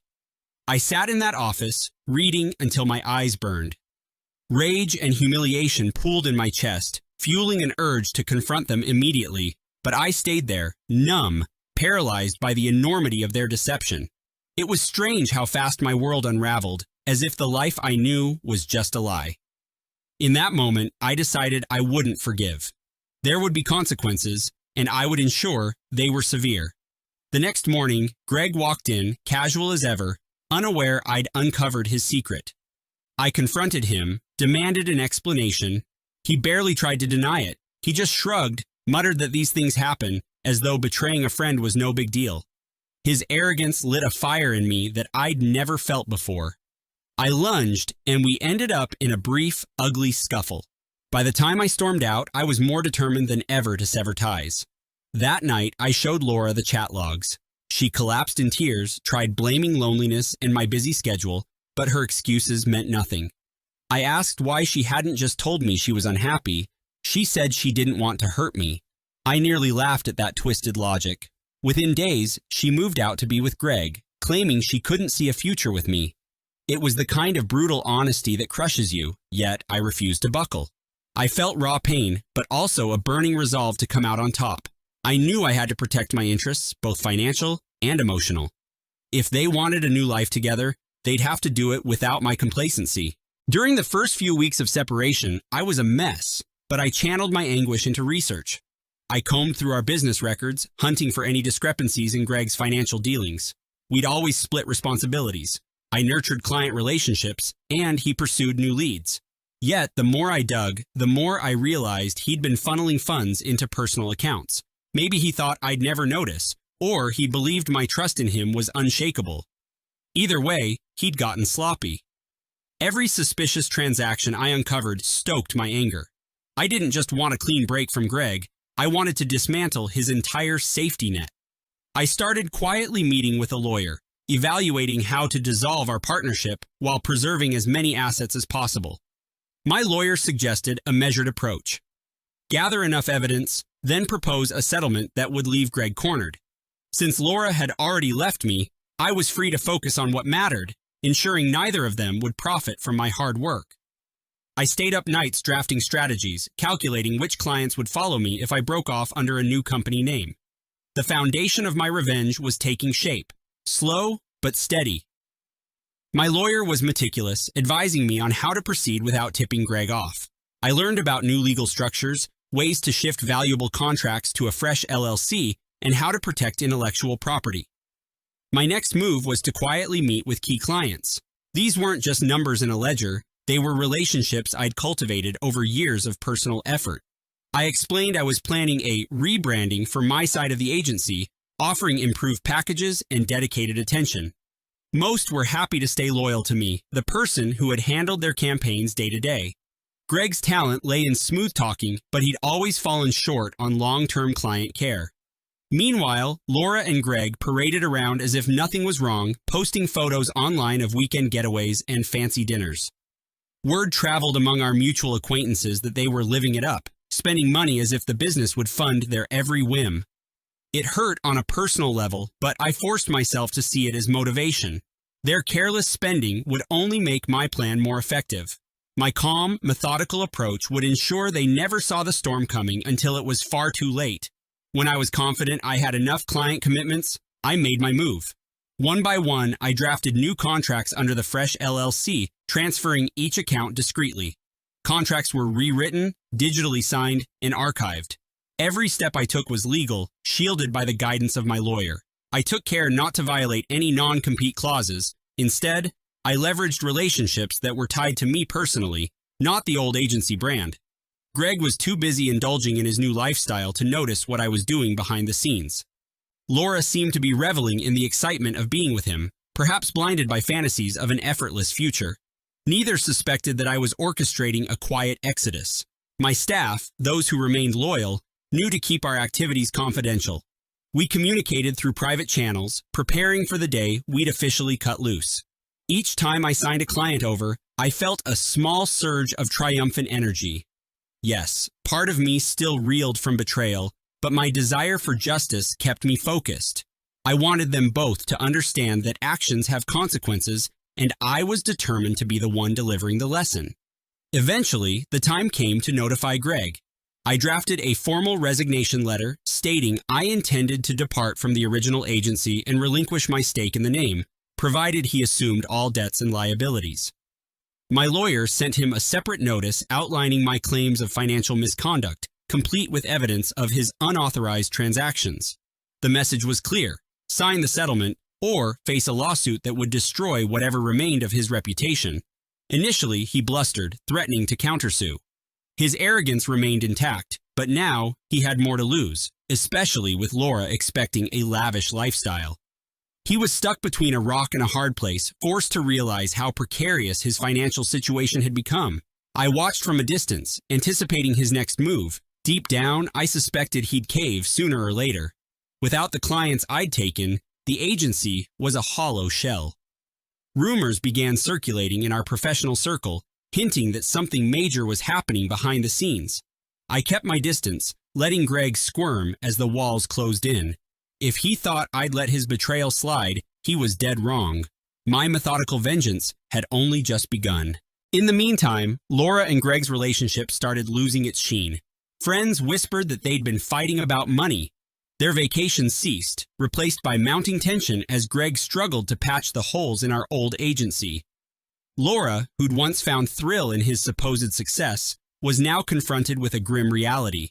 I took no direct action against her. She was free to dig her own pit. Yet I took comfort in knowing that my new company was thriving, with a loyal client base and staff who appreciated the fresh start. At night, I'd reflect on how drastically my life had changed. Hurt still lingered, but it was overshadowed by a sense of satisfaction that justice was unfolding in real time. I expected Laura to reach out, perhaps to apologize or probe for sympathy, but she maintained her silence. Maybe she was too proud, or maybe she thought Greg would rebound financially. Regardless, I didn't care. My heart had hardened to the point where her tears or excuses would mean nothing. My business was my priority, and every success made the memories of betrayal sting a little less. I kept pressing forward, determined to see them both crumble. About 3 months after our initial blow-up, Greg tried to negotiate. He emailed me a long message claiming we could fix this if I returned the clients or offered him a role in my new LLC. He insisted we'd been friends too long to let one mistake ruin everything. The nerve of it made me laugh aloud. I ignored his plea. The next day, Laura tried calling from an unknown number, leaving a voicemail about how we could talk things out. I deleted it without responding. She'd chosen her path. If Greg was no longer living up to her dreams, that wasn't my problem. Meanwhile, more former clients reached out to me, complaining that Greg had hiked their fees or neglected their campaigns. Each time, I politely referred them to my new company's services. The momentum was unstoppable. My revenge wasn't just a single act. It was a sustained campaign that left Greg scrambling to keep afloat. With every message from disappointed clients, my phone buzzed with confirmation that I was winning. Laura had bet on Greg's future. Now that his empire was crumbling, she could either sink with him or jump ship again. Either way, I had no intention of offering her a lifeline. Eventually, Greg's finances imploded. His lavish spending caught up with him, and loan payments for the fancy condo piled high. Laura, disillusioned and tired of making excuses, walked out. People said she packed her things and left one morning, no longer enthralled by the chaos they'd created. Greg tried to blame everyone but himself, ranting to mutual acquaintances that I'd sabotaged him. He never admitted that he'd sabotaged himself by betraying the one person who actually made the agency function. The final blow came when he realized I owned all the rights to the new software and proprietary processes we'd developed. There was no path for him to rebuild under the old brand, not without incurring massive debt. As for Laura, rumors circulated that she'd temporarily crashed on a friend's couch, presumably rethinking her life choices. I heard about it only in passing, too focused on scaling my new venture to pay much attention. The house we'd once shared remained in my name, something she'd forfeited during our divorce negotiations. In the end, all they had was a shattered partnership, a tainted reputation, and a trail of burned bridges. My plan had worked even better than I'd envisioned. When Laura eventually reappeared at my office, it was a jarring sight. She looked exhausted, eyes puffy and voice trembling as she asked for a private conversation. My receptionist hesitated, but I agreed, mostly out of morbid curiosity. We stepped into a side room where she broke down, pleading for a second chance. She claimed Greg never truly cared for her, that he'd used her for companionship and image. She tearfully confessed that she missed me, that she realized she'd thrown away our life for a hollow dream. The apology poured out like a script, but my heart felt no sympathy. I saw only a woman who'd betrayed me when it was convenient, and now sought refuge because her other option collapsed. I stayed silent, letting her tears fill the space. Finally, I told her we had nothing left to discuss. When she asked if I'd at least hear her out, I repeated that she should leave. She muttered something about being desperate, but desperation wasn't my burden. I'd already carried enough. Watching her leave for the second time, I felt a cold, final sense of closure. I wouldn't forgive, and I certainly wouldn't forget. Her attempts to contact me escalated. She sent long text messages, emails, even hand-wrote letters slipped under my door. Each one went unanswered. Sometimes she begged, sometimes she lashed out, accusing me of enjoying her suffering. The truth was simpler. I didn't care anymore. My life had moved on, my business was flourishing, and I'd started seeing someone new, a woman who knew nothing of my messy backstory and treated me with genuine respect. If Laura wanted redemption, she'd have to look elsewhere. She'd made her choice. Greg had dumped her, and I wouldn't offer her a safe harbor. That might sound cold, but I'd been through enough heartbreak to know I owed her nothing. While she flailed in regret, I thrived in the success of my new endeavor. People sometimes asked if I felt guilty for leaving her in that state, but guilt never crossed my mind. She'd initiated the chain reaction. My retaliation was simply a response, a meticulous plan ensuring neither she nor Greg would benefit from stabbing me in the back. Any illusions of reconciliation were gone, replaced by the clear understanding that betrayal carries a price. In the final settlement with Greg, he signed away whatever tiny fraction he still held in the old company, which was by then reduced to debts. I took full ownership of the brand name, only to dissolve it shortly afterward. The new company soared, bolstered by the shift in clients and the absence of toxic influences. People in our local industry gossiped about how Greg had fallen from grace and how Laura had vanished from the social scene. Occasionally, I heard small updates. Greg might be freelancing, or Laura might be living with her parents. None of it mattered.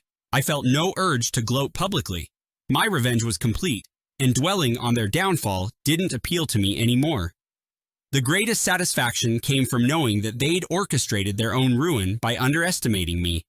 My day-to-day life improved, unburdened by distrust and resentment. New opportunities kept arriving, and I threw myself into my work with renewed passion. Whatever scars remained became reminders of lessons learned. Never place blind faith in people who haven't truly earned it, and never ignore the small signs that something is amiss. Sometimes, friends or family members would press me about whether I regretted not forgiving Laura. They suggested that holding on to anger might hurt me in the long run, but I felt no anger, just resolution. I had made my peace with what happened by channeling my energy into constructive action. Forgiveness wasn't a requirement for healing.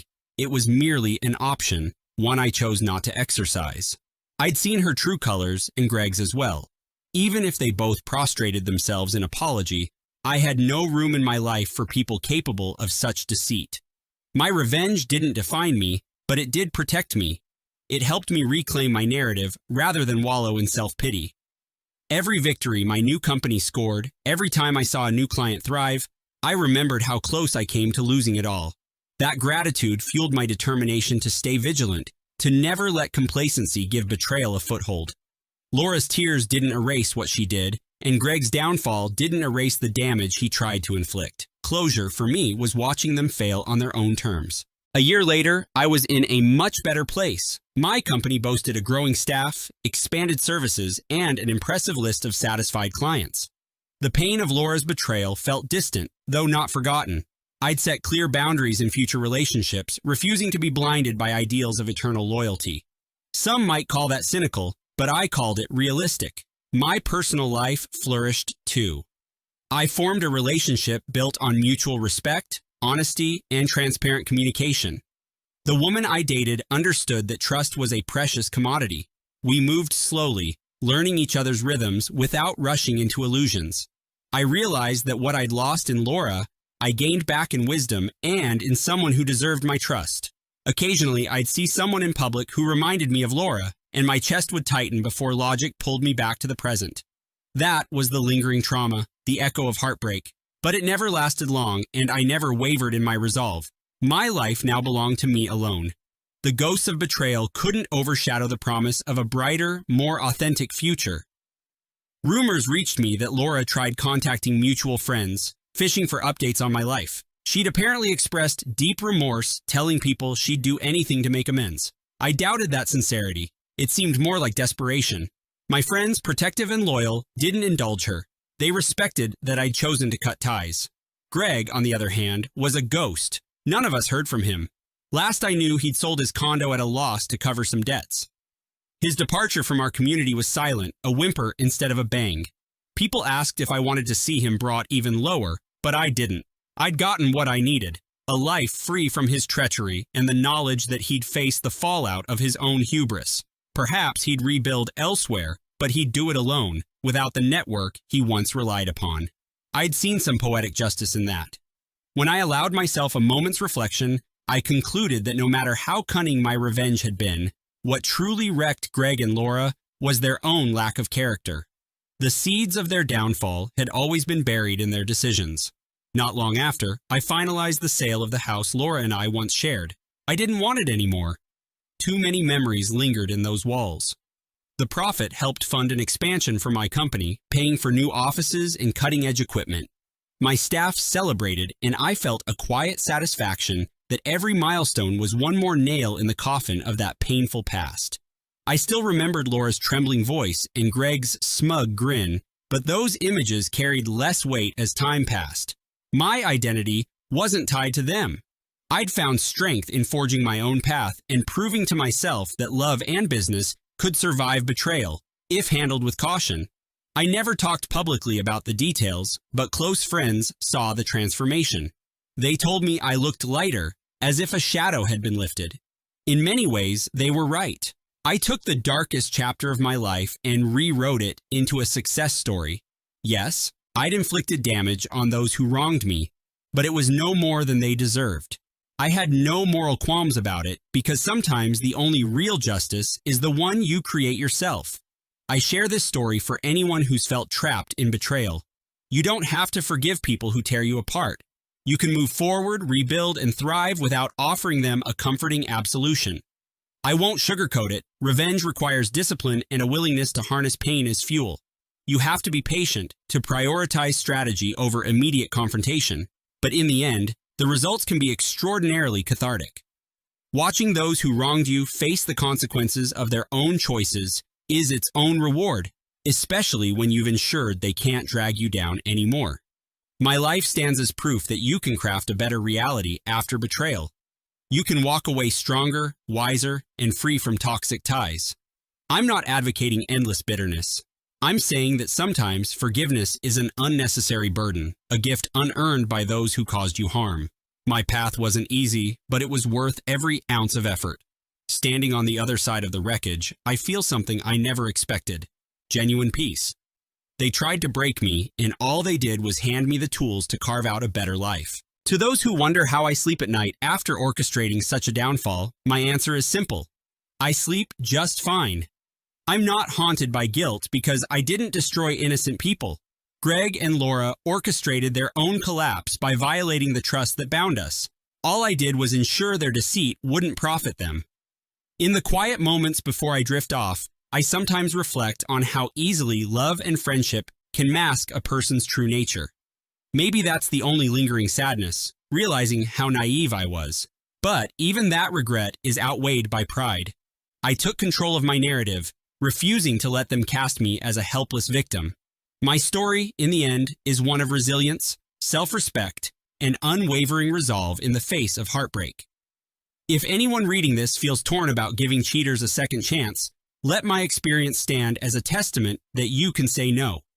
You can walk away, close that door permanently, and thrive in ways you never imagined. Sometimes the only redemption that matters is the one you grant yourself, by demanding better for your future and leaving the betrayers exactly where they belong, behind you. I offer no apologies for the satisfaction I take in recounting how Greg and Laura reaped what they sowed. Some might claim that the healthy route is to let bygones be bygones, but I believe in consequences, especially for those who gamble with another person's trust. My life is serene now, not because I pardoned them, but because I enforced a reckoning. If they ever cross my mind, it's only to remind myself how far I've come since the days when my world revolved around them. By refusing to forgive, I kept my integrity intact. I never pretended their actions were anything but a grave violation of what we once had. and that clarity guided my every step toward a future that was mine, free of their manipulations. I share this closing thought. Don't let anyone shame you into believing you must grant forgiveness to find peace. You can find peace by standing firm, demanding accountability, and creating a life where your betrayers hold no power. I did exactly that, and I have zero regrets. If you've been wronged, I hope my story shows you a different path, one defined by decisive action and the unwavering commitment to never let betrayal slide. I'm not the kind of person who expects a fairy tale romance, but I believe my relationship with Jenna was built on honesty and mutual respect. We met through a mutual friend at a small get-together and instantly connected over our love of live music and spontaneous road trips. She was fun, warm, and had this easy confidence that drew me in from the start. I'd had a few serious relationships before, but something about Jenna made me feel like we'd found the missing pieces in each other. After 2 years of dating, we decided to get married, confident that our bond was strong enough to handle anything life threw at us. On the surface, there were no obvious warning signs. We bickered sometimes, as couples do, but nothing stood out as a red flag. My parents adored her. My friends told me how lucky I was to have found someone who seemed so supportive and attentive. Every milestone in our relationship felt genuine. Moving in together, visiting each other's families during holidays, and the slow but steady intertwining of our everyday routines. We planned a simple wedding ceremony in the same ballroom where my sister got married. The plan was to keep it intimate, surrounded by the people who mattered most. I had no clue that the happiest day of my life would turn into a nightmare. The day started with excitement. Jenna and I parted ways early, following the tradition of not seeing each other before the ceremony. I spent the morning with my groomsmen, joking around and taking photos. My best man, Nate, kept me calm whenever nerves threatened to show. He reminded me that Jenna and I had a solid foundation, that we'd get through any jitters. Everything was running smoothly until about an hour before the ceremony, when I noticed Jenna's cousin, Lisa, frantically searching for someone in the hallway. She looked worried, and when she locked eyes with me, she immediately glanced away. That was my first indication that something was off. Lisa always greeted me with a smile, but this time she looked uneasy, as if she was torn about whether to approach me or not. I told myself I was being paranoid and tried to focus on the final preparations. I should have known better. Just before I headed toward the altar, I saw Jenna slip out a side door near the dressing rooms. She looked anxious and was scanning the corridor before disappearing around the corner. Curiosity got the best of me, so I followed, thinking maybe she needed help with something. I never expected what I found. She was not alone. I saw her leaning into one of my childhood friends, Matt, someone I'd known since high school. They were tangled together, locked in a passionate kiss. It was such a jarring sight that my mind went blank for a second. I couldn't believe my own eyes. It was like a punch to the gut, an electric shock straight to the heart. I must have made some sound of disbelief because they broke apart abruptly. Jenna's face went pale as soon as she recognized me. Matt stood there, guilty and petrified. My heart pounded so hard I could barely hear anything over the rush of blood in my ears. Instead of confronting them, I turned around and walked back into the hallway. I wasn't in shock as much as I was in a state of hyper-awareness. My body felt like it was running on autopilot, heart slamming in my chest. 1,000 thoughts raced through my mind. Did I misunderstand something? Was there some explanation that made sense? But any attempt to rationalize what I saw felt pathetic. I knew what had happened. I'd caught my fiancée, on our wedding day, making out with one of my oldest friends. I wanted to scream, but a strange calm fell over me instead. I decided that if she wanted to humiliate me in private, I would bring everything out into the open. I walked back to my groomsmen's suite, locked myself in the adjoining bathroom, and stared at my reflection. I breathed in and out, trying to keep it together. We had a whole wedding of guests waiting. People were sipping champagne, waiting for the bride to walk down the aisle. My parents were out there, her parents were out there, and the last thing they expected was the groom to publicly cancel the wedding. But that was exactly what I intended to do. I emerged from the bathroom and saw Nate waiting for me. He could tell something was seriously wrong, so I quietly told him what I'd witnessed. His eyes widened in disbelief, and for a second, he looked ready to drag Matt outside and beat him to a pulp. But I asked him to stay calm and help me handle this in the most direct way possible. I wasn't going to slink away in shame. I wanted everyone to know the real reason for the wedding's abrupt end. Nate agreed to gather everyone in the main hall. I stepped outside the suite and ran into Jenna's mother, who asked if I was ready. I said, "We'll be starting soon," and walked off, leaving her visibly confused. My stomach churned as I made my way toward the front of the room, where the officiant was preparing to begin. The guests were seated, the music was playing softly, and a low buzz of conversation filled the air. I took the microphone that was set up for the vows. People started quieting down. Jenna was still nowhere in sight, which was perfect for what I had in mind. I cleared my throat, trying to steady my voice. I addressed everyone, thanking them for coming and apologizing for what was about to happen. My eyes scanned the crowd until they landed on Matt, who was standing off to the side, looking like a statue carved out of guilt and panic. He wouldn't meet my gaze. I announced that there wouldn't be a wedding. At first, everyone thought it was some kind of joke. Nervous laughter rippled through the room. I explained that this wasn't a prank and that I'd discovered information moments ago that made it impossible for me to go through with the ceremony.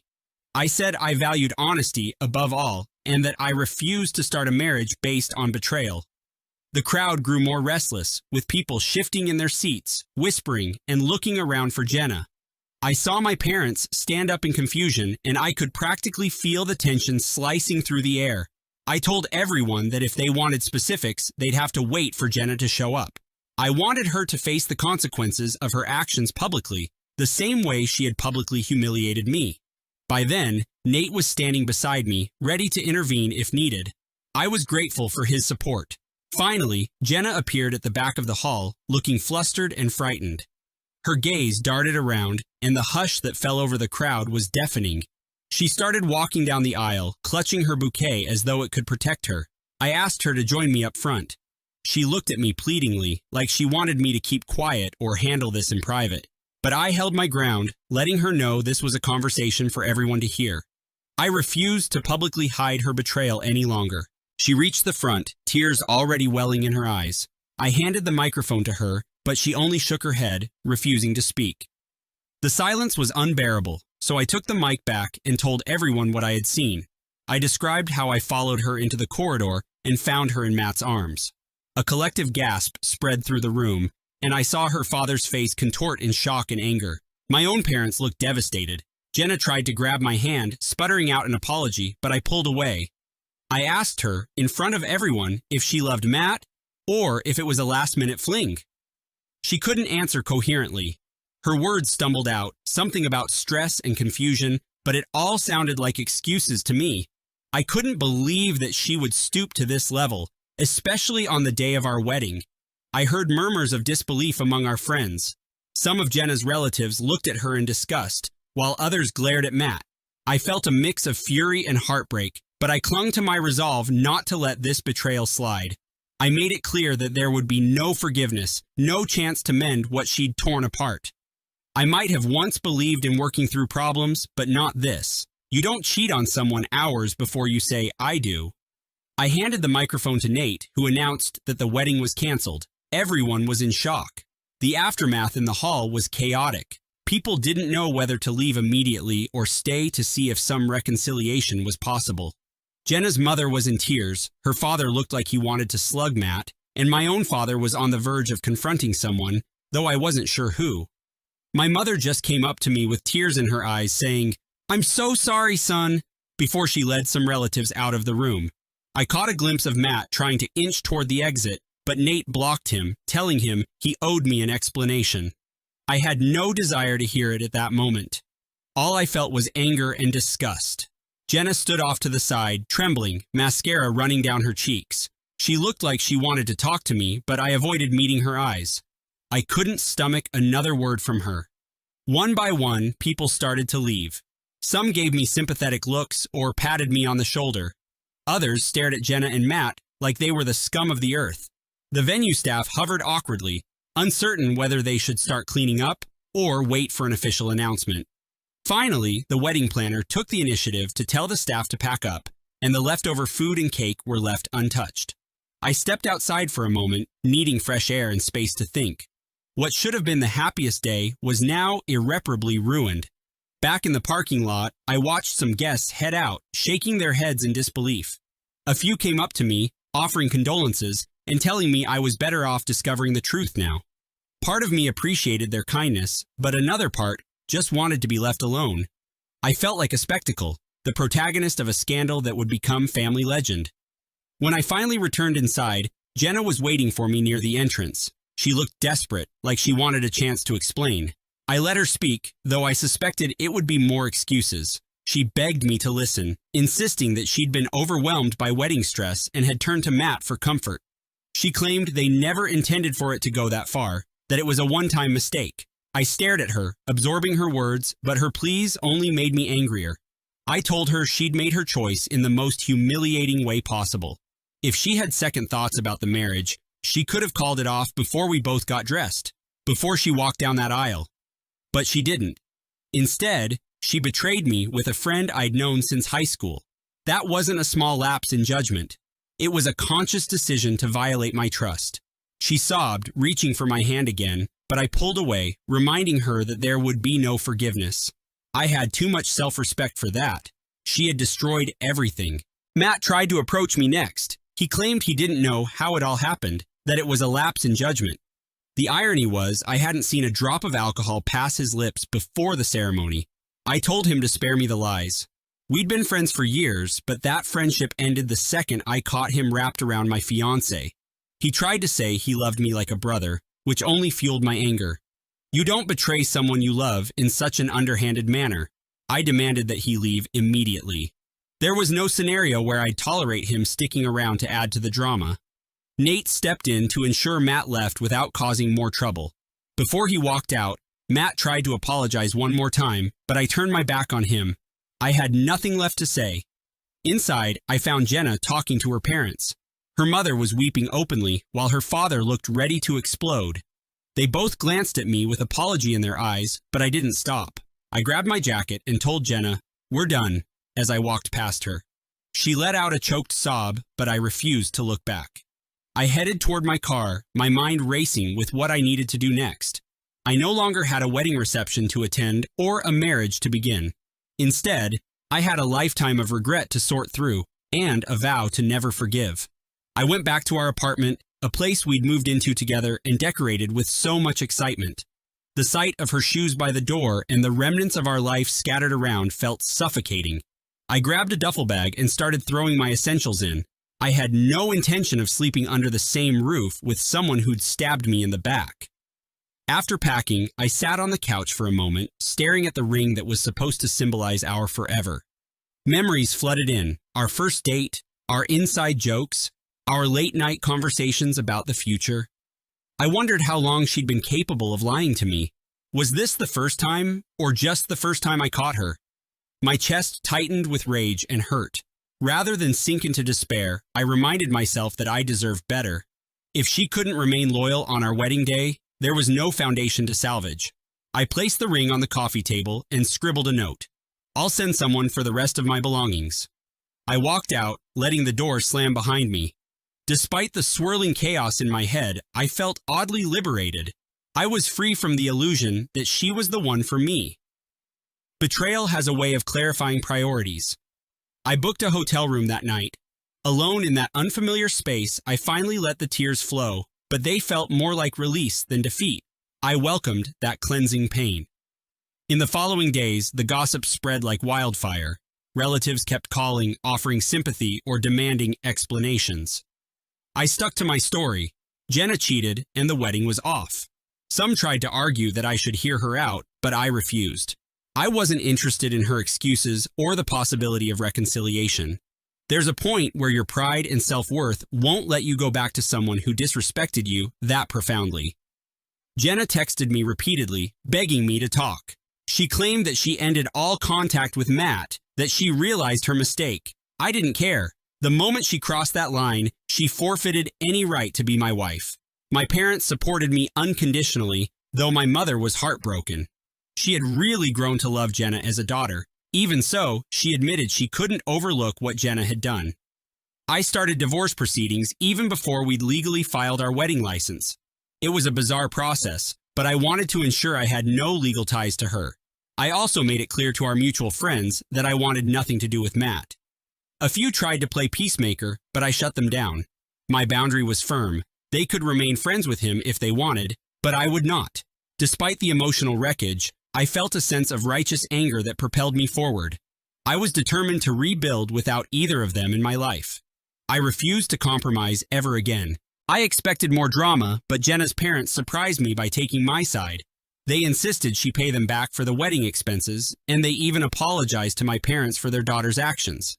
As for Matt, he lost his job shortly after. Apparently, he'd been missing work and slacking on projects. So, his employer finally let him go. I wouldn't say I felt joyful at his downfall, but I didn't shed a tear for him either.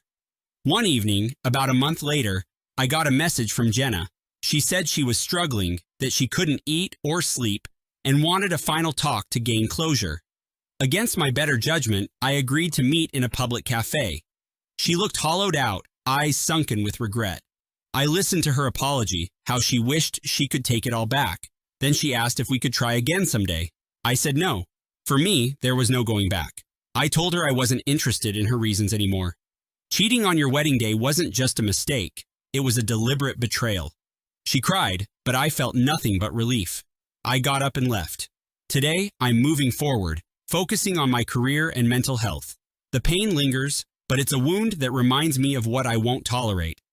If there's one thing I learned, it's that self-respect must never be compromised, even if it means walking away forever. That is my unbreakable personal law now. In my life, I never felt close to my older sister Lydia, even when we were kids. She always made it her mission to belittle me at every opportunity, and as we grew older, her hostility only intensified. It started with petty insults or subtle jabs behind our parents' backs, but by the time we were both adults, her hatred had turned malicious. Whenever I achieved anything, good grades, a job promotion, a new relationship, she'd find a way to tarnish my pride. People often said sibling rivalry was normal, but Lydia took it to a different level. She thrived on it. I tried to maintain a sense of peace for my parents' sake, but it felt impossible. Lydia and I lived in the same city, though our lifestyles were different. She was flashier, always out at trendy spots, plastering her social media with staged photos. I was more low-key, preferring quiet nights and genuine connections. I knew she envied my close friends and stable relationships because beneath her glamorous facade, she struggled with real intimacy. The older we got, the more apparent it became that she hated seeing me happy. She didn't just want attention, she wanted me to have none. My parents were heartbroken by our strained relationship, but they never confronted it head-on. They made excuses for Lydia's behavior, labeling it as jealousy or sibling rivalry that would eventually pass. Meanwhile, she'd go out of her way to sabotage me. A prime example was when I landed an internship I'd dreamed of. She spread rumors that I'd only gotten it by flirting with the boss, which was utterly false and humiliating. I was furious and confronted her, but she laughed it off. Eventually, I realized this pattern wasn't just going to vanish. Lydia thrived when others believed her lies. I started dating Eric 3 years ago. He was kind, supportive, and successful in his career. From the moment Lydia met him, I sensed her immediate displeasure. I think she expected me to date someone less accomplished. Instead, Eric was everything she'd brag about if he were hers. We moved in together after a year, and I noticed how Lydia would drop little remarks about him being out of my league. She tried to get under my skin by implying Eric would lose interest. I ignored her, and she hated that. Ignoring her felt like withholding the fuel she craved. Eric proposed to me last year in front of some close friends, and I was ecstatic. My parents were thrilled, offering to help pay for the wedding. Lydia's reaction was predictably sour, though she forced a plastic smile for appearances. I knew better than to expect genuine happiness from her. Rather than share in my joy, she made disparaging remarks about weddings being overrated. Then she joked about how brides often get cold feet. It was a truly constant cycle of negativity. I tried to be the bigger person, but part of me dreaded how she might sabotage my day. As the planning began, I involved my mother and a few close friends in selecting my dress. I deliberately avoided including Lydia in this process. I wanted to preserve any sense of excitement without her meddling. We found a beautiful gown that fit me well. It wasn't overly flashy, but it highlighted my best features. I was in love with it. When Lydia caught wind that I'd already chosen a dress, she was livid. She demanded to see it, claiming she only wanted to help. I refused. I didn't trust her intentions for a second. She was fuming about exclusion. The drama escalated when Lydia began interrogating our mother about the details of my gown. She even cornered one of my friends to get a description. After that, she posted statuses on social media about tacky wedding dresses and brides with zero style. I couldn't be certain these were aimed at me, but everyone else seemed sure. It was immature, but I ignored it. Meanwhile, Eric stayed supportive and calm. He told me not to engage, reminding me that we had more important things to focus on. I tried to follow his advice, but Lydia was relentless in her pettiness. Things reached a breaking point when, 2 weeks before the wedding, I learned Lydia had been going around telling extended family that I was a bridezilla. She claimed I refused to let her be a bridesmaid and that I was excluding her from every decision. Of course, she left out the part where she constantly insulted me and my choices. Some relatives believed her. I got a few concerned calls asking if I was okay. It was embarrassing, but I set them straight. I told them Lydia wasn't involved because she was toxic. Simple. That's when the real trouble began. One morning, I got a text from an acquaintance who worked at a bridal boutique. It had a photograph of Lydia trying on a dress that looked almost identical to mine. She had apparently special ordered a design that matched most of the details. I felt sick to my stomach. I called the boutique myself and confirmed Lydia was indeed purchasing a gown nearly the same as mine. She claimed it was for an upcoming photo shoot, which sounded suspicious. I called my mother and showed her the photo. Mom was appalled, but she was scared to confront Lydia. I wasn't. I confronted Lydia same day, demanding to know why she'd purchased a nearly identical gown. She shrugged it off, insisting it was for a project unrelated to my wedding. I didn't buy it. I told her bluntly if she pulled any stunts at my ceremony, she'd be thrown out. She feigned innocence, then tried to turn the tables, accusing me of being paranoid. I couldn't prove her intentions, but I saw the triumphant look in her eyes. She wanted me anxious and unsettled. I was truly done playing nice. If she thought she could ruin my wedding, she was wrong. In the final week before the wedding, Lydia went radio silent, which worried me. My mother insisted maybe she'd come to her senses, but I doubted that. I tried to focus on last-minute preparations, meeting with the florist, finalizing the seating chart, and confirming with the caterer. My anxiety hovered in the background because Lydia rarely gave up. Part of me hoped she'd disappear entirely, but she was too vindictive to let such an opportunity go. I braced myself for a dramatic stunt. Eric kept reassuring me that we'd handle anything she threw our way. I wasn't fully convinced, though. On the morning of the wedding, I woke up early at my parents' house, feeling excitement and dread. My bridesmaids arrived, and we started getting ready. I tried to push Lydia out of my mind. My hair and makeup were done, and the photographer showed up for those candid shots. I glanced at my phone, half expecting a text from Lydia or a scandalous social media post. Nothing. Then, out of nowhere, my mother rushed in, looking pale. She stammered that Lydia had been seen walking around the venue in a white dress. Not just any white dress, apparently one like mine. I felt a flash of rage. I should have predicted this, but part of me wanted to believe she wouldn't stoop so low. Without hesitation, I told my mother to let security know. I refused to let Lydia derail my day. My bridesmaids tried to calm me as I slipped into my gown. It fit perfectly, and I felt a surge of determination. This was my wedding, and I wasn't going to be overshadowed by her antics. Still, my heart pounded with anger. I could picture Lydia flaunting herself in a knockoff version of my dress. I was beyond livid. Mom left to deal with Lydia while I finalized everything with my bridesmaids. We headed to the venue's bridal suite, and someone reported seeing Lydia near the entrance wearing a white gown. I told security to block her until I was ready to walk. It felt harsh, but I had no choice. Eric called, really worried about my mood, but I reassured him I was fine. Inside, I was seething. The nerve of her trying to upstage me. My mother texted that Lydia was arguing with security, claiming she was part of the ceremony. She was desperate to disrupt everything. 15 minutes later, I was lined up, ready to make my entrance. My father stood beside me, offering comforting words. Just before the music started, the coordinator rushed in, saying there was a disturbance. Lydia had slipped past security and was already walking down the aisle in a white dress. My jaw dropped. She was parading ahead of me. Guests looked confused or horrified. The audacity took my breath away. My father squeezed my hand, and I signaled the coordinator to halt the music. I refused to step onto that aisle until Lydia was removed. My heart pounded with fury. Security intervened, but Lydia started sobbing theatrically, claiming I had abandoned her. The guests were confused, watching her crocodile tears. She insisted she was just trying to celebrate with me. My father stormed down the aisle, told her to leave, and signaled security to escort her out. She fought it, shouting that I was an absolutely horrible sister who never included her. My relatives looked on in disbelief. I stood at the back, trembling. I refused to let her meltdown ruin the ceremony. Once security finally dragged her out, the coordinator gave me a nod, and the music began again. I took a deep breath and walked down the aisle, determined not to let Lydia's drama steal my moment. The ceremony was beautiful. Eric and I exchanged vows, surrounded by friends and family who genuinely cared for us.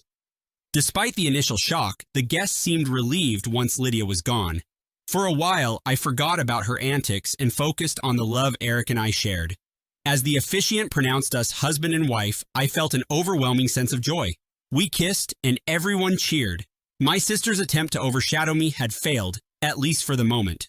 During the reception, I was constantly on guard. I didn't see Lydia, but I worried she might show up again. People were congratulating us, dancing, and enjoying the food. Eric noticed my tension and reminded me that we'd promised each other no one would ruin this day. I tried to relax. We cut the cake and shared our first dance. Everything felt perfect, except for the nagging thought that Lydia might still be lurking. Then, out of nowhere, a commotion erupted near the bar. I saw a flash of white and realized Lydia had returned, still wearing that ridiculous gown. She was yelling at one of my bridesmaids, accusing her of turning me against her. My friend looked stunned, not sure how to respond. I marched over, furious. Lydia started screaming that this was her place, that I was ungrateful, and how I'd always been our parents' favorite. People gathered around, forming a ring of onlookers. Eric hurried to my side, signaling the DJ to pause the music. I was shaking with anger, telling Lydia to leave. She refused, saying she had every right to celebrate her sister's wedding. Her voice was loud and slurred, as if she'd been drinking. Suddenly, she lunged toward me, grabbing the skirt of my dress. I recoiled, terrified she'd rip it. My bridesmaids intervened, pulling her back. She shrieked accusations about me stealing her life and how she deserved Eric. That comment made my blood run cold. Security rushed in again, but she tore away, stumbling into a table and knocking over glasses.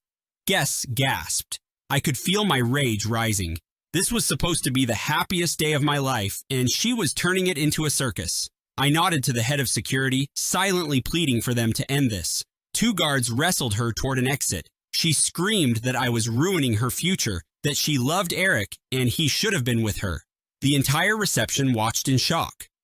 My parents ran up, apologizing profusely, but I was beyond consoling.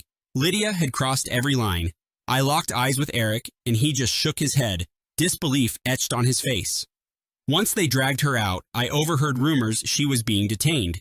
I didn't care. This was the final straw. I refused to let her get away with this. I vowed to make her pay for everything. I managed to salvage the reception, though the mood was understandably shaken. Everyone kept apologizing to me, which annoyed me more than comforted me. I refused to let Lydia's actions define my wedding day, so I forced myself to smile, dance, and be present.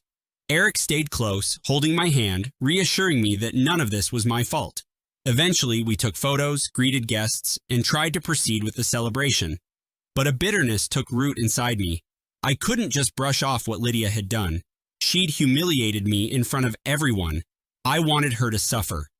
After the wedding, I found out Lydia had been charged with disorderly conduct and trespassing. She spent a night in jail before our parents bailed her out.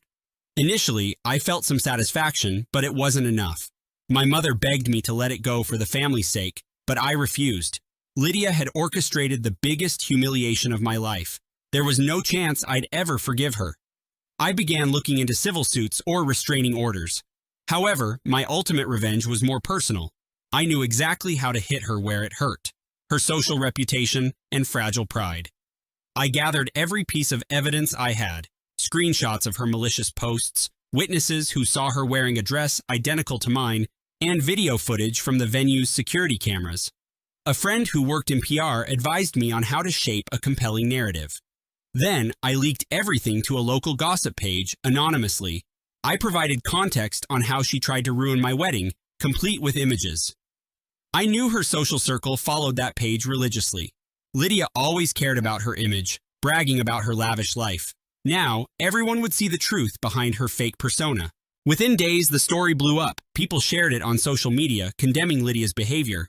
Those close to her were horrified, and she was bombarded with negative comments. Brands she'd been angling for partnerships with distanced themselves. Suddenly, she wasn't the glamorous influencer she pretended to be. She tried to do damage control, posting sob stories about how I'd excluded her. But the video evidence told another tale. She was seen screaming, lunging, and wearing a wedding gown at someone else's ceremony. Her meltdown was captured from multiple angles. Any sympathy she tried to garner was drowned by the facts. As her online world collapsed, Lydia reached out, begging me to retract the story. She accused me of ruining her livelihood, but I ignored her messages. She even tried calling Eric, but he blocked her immediately. My parents pleaded with me to show mercy, worried about Lydia's mental state. I reminded them of how she'd made my wedding a spectacle. There was no forgiveness. She had threatened my marriage, insulted me for years, and humiliated me publicly. Now she wanted pity? I felt no obligation to protect her. This was the bed she had made, and I wouldn't cushion her fall. Word spread among her friends and acquaintances. She lost major social connections, including a wealthy boyfriend she'd been trying to impress. Turns out, he didn't appreciate dating someone who'd crash a sister's wedding in a white dress. The fallout was brutal. I heard she was depressed and barely left her apartment. Some might think that's enough punishment, but I couldn't forget the rage I'd felt on my wedding day. My life moved on, but I made sure her actions had consequences. I wasn't proud of enjoying her downfall, but I also didn't regret ensuring she faced the results of her cruelty. Eric and I settled into married life with a sense of peace. The drama had finally subsided, but my relationship with Lydia was dead. My parents kept hoping for reconciliation, but I made it clear I wanted no contact. Each time they tried to pressure me, I reminded them that she walked in my dress before me and tried to sabotage the most important day of my life. That was unforgivable. Over time, even they stopped bringing her up as often. Lydia, for her part, vanished from the public eye. Her social media accounts went dormant. Nobody missed her constant drama. I heard whispers that she moved away, looking for a fresh start somewhere else. That was fine by me. I had no interest in ever seeing her again. People sometimes asked if I felt guilty, but I didn't. She was the architect of her own downfall. My wedding could have been her wake-up call, but she chose to double down on her jealousy. By the time I was done exposing her lies, she had no one to blame but herself. I learned that sometimes sweet revenge is the only closure you'll get, especially when dealing with someone who respects no boundaries. Even now, years later, I'm certain I did the right thing by refusing to forgive her. Some betrayals run too deep. I have my dignity, my self-respect, and the knowledge that I didn't stand by while she trampled on my happiness. She wanted to make my wedding a living hell by walking in my dress before me, and she paid the price for that choice. I'm not consumed by anger anymore. I'm content. I have a loving husband, a life, and genuine friends. Lydia remains a distant memory, a cautionary tale of what happens when envy takes you too far. I still remember the first time I realized that my family could betray me in ways I never imagined. It was nearly 2 years ago when my wedding plans were in full swing and I was excitedly anticipating the day that would change my life. Everything was supposed to be perfect. The venue, the guests, the small touches that made it uniquely mine. Yet, beneath the surface, tensions were simmering, especially between my older brother, Daniel, and me. Daniel had always been the rebellious one, the one who never followed the rules, and I had often admired his defiant spirit. But admiration turned sour when I discovered that his latest stunt was aimed directly at me. Without any warning, Daniel scheduled his birthday party on the day immediately preceding my wedding. I learned about it by chance when I overheard him laughing on the phone. He had deliberately chosen the date out of spite, knowing full well that my wedding would be the one event I held dear. The more I thought about it, the more I realized that this was not an innocent scheduling mistake. It was a calculated act of revenge, a way for him to steal the spotlight and, perhaps, to undermine my happiness. Adding insult to injury, my parents sided with him. They decided that his party was more important than my wedding day, a decision that left me feeling abandoned and betrayed. I had always expected that my big day would be celebrated with love and support, but instead, I was left to fend for myself. Their choice was a clear signal that family loyalty had its limits, and that sometimes, blood was thicker than water only when it suited their interests. I began to feel isolated in a sea of disloyalty, questioning everything I had once believed about the people who were supposed to care for me most. Every detail of my wedding planning, once a source of joy, was now tainted by the bitterness of betrayal. It was as if every invitation, every flower arrangement, was a reminder of my failure to command respect from those I loved. I started to wonder if I had been foolish to dream of a perfect day, or if perhaps I was destined to be the perpetual victim of my own family's selfish whims. In the days that followed, I struggled to come to terms with the unfolding betrayal. I reached out to my parents, seeking an explanation, but their responses were shallow and dismissive, leaving me with only bitter memories of broken promises. The phone calls and messages went unanswered, and every attempt to discuss my feelings was met with excuses or outright indifference. I spent long nights pondering over how someone I trusted could hurt me so deeply, feeling increasingly isolated in my grief. Despite the mounting despair, a quiet determination began to grow inside me. I realized that I would not let their callousness define me or ruin what was meant to be a celebration of love. Instead, I resolved to channel my pain into strength and to plan my wedding with even greater precision and care, ensuring that every detail would reflect my resilience. In that moment, I vowed that I would rise above the betrayal, even if it meant confronting the painful reality of my family's selfish actions. That promise ignited a fierce resolve, one that would absolutely redefine my future. In the weeks leading up to my wedding, every day felt like a battle between excitement and despair. I pored over every detail of the event, determined to craft a celebration that was uniquely mine despite the looming shadow of familial discord. Invitations were sent, floral arrangements were meticulously chosen, and each vendor was selected with care. Yet behind the surface of these joyful preparations, a simmering anger lurked. I couldn't shake the feeling that every act of planning was undermined by Daniel's malicious intent. His birthday party, scheduled so close to my wedding, was a constant reminder of my family's betrayal. Even the calendar on my wall seemed to mock me, with bold, inked dates that highlighted both celebrations in stark contrast. Every phone call to confirm arrangements was tinged with an undercurrent of anxiety. I would catch myself pausing mid-sentence, imagining my parents siding with Daniel at every turn. Their favoritism was not subtle. It was a glaring affirmation that my dreams were secondary to his whims. As the wedding day approached, I began to scrutinize every conversation, every gesture, looking for signs of more hidden slights. Friends offered words of encouragement, but even their well-meaning advice couldn't fully erase the bitter taste left by the previous incidents. I started to compile a mental list of grievances, small betrayals that accumulated into a weight too heavy to ignore. Late nights became a routine, spent alone with my thoughts and a mounting sense of urgency to reclaim my dignity. I found solace in the quiet hours when the world was asleep, allowing me time to plan not just the celebration, but also my response to any further treachery. I realized that my wedding was not merely a union with my partner, but a statement of self-worth that refused to be diminished by those who had wronged me.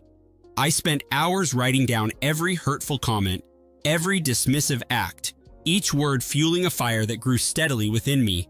The more I documented, the more I understood that revenge, when executed with precision, could be a powerful form of justice. Despite the growing tension, I managed to maintain an outward facade of calm. I smiled at guests, nodded at well-wishers, and rehearsed speeches that conveyed gratitude and joy. Internally, however, I was steeling myself for a confrontation that I knew was inevitable. I began to envisage a future where I would not only celebrate my wedding, but also deliver a message to those who had wronged me. Every detail I arranged, every call I made, was an act of defiance against a family that had repeatedly shown their true colors. I meticulously organized my wedding timeline, planning every moment so that nothing could disrupt the order I had set in place. In that meticulous planning, I discovered a sense of control that I had long been missing. With each passing day, my resolve hardened, and I started to see my wedding not just as a celebration, but as a platform for reclaiming my narrative. Every morning, as I looked in the mirror, I saw not just a bride, but a warrior preparing for battle. The hurt inflicted by my family fueled a determination that surpassed all previous fears.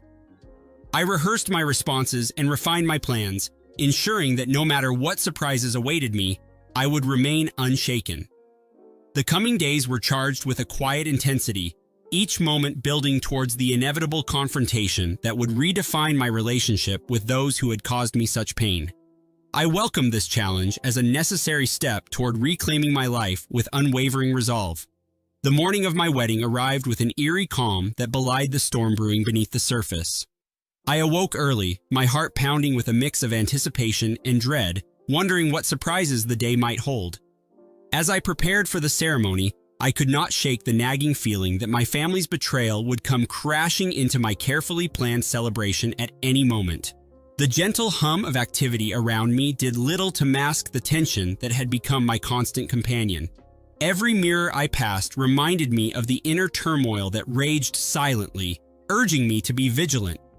Shortly before the ceremony, as guests began to trickle into the venue, a peculiar disturbance caught my attention. I noticed my phone lighting up repeatedly with unfamiliar numbers and a series of cryptic text messages that hinted at impending chaos. It was then that I realized something was amiss. I received a call from a relative who reluctantly confirmed that my parents had left home earlier than usual and were now headed in the direction of the venue. Panic mingled with a fierce resolve within me. I knew that this was no coincidence, but rather a calculated move designed to disrupt my day. The betrayal felt raw and exposed, intensifying every emotion I had tried so desperately to control. In the midst of the ceremony, while I was exchanging vows with the person I loved, I noticed a commotion at the back of the room. My heart sank as I caught sight of my parents arguing in hushed, urgent tones with a man I did not recognize. Their faces were twisted in anger and disappointment, and the tension was palpable.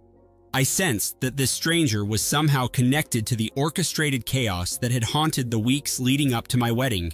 At that moment, I made a silent promise to myself that I would not allow their disruptive presence to steal my day. Even as I continued with the ceremony, every glance in their direction felt like a personal affront, a reminder that my own family was actively undermining my happiness. After the ceremony ended and the reception began, I steeled myself for what was to come. I had anticipated that the repercussions of their betrayal might escalate further, and I was prepared to confront them if necessary. Later that night, as the celebration reached its peak, I received a final, shocking phone call. It was 4 a.m., and I was abruptly awakened by the sound of my front door being forced open. In the early hours of the morning, my parents had arrived unannounced at my house, their eyes filled with anger and malice as they began to hurl accusatory remarks at me. I remember feeling an overwhelming mixture of fear and determination. The very sight of them, intruding on what was supposed to be a moment of peace, solidified my resolve to reclaim my dignity. That night, rather than succumbing to the fear they intended to instill, I enacted the plan I had meticulously crafted over the past months. I gathered all the evidence of their neglect and betrayal, the messages, the call logs, every dismissive comment that had been exchanged over the years, and compiled it into a file that I would later share with close friends and associates. I recorded every word of their abusive tirade that night, ensuring that nothing would be forgotten. With a cold sense of justice, I confronted them the following morning.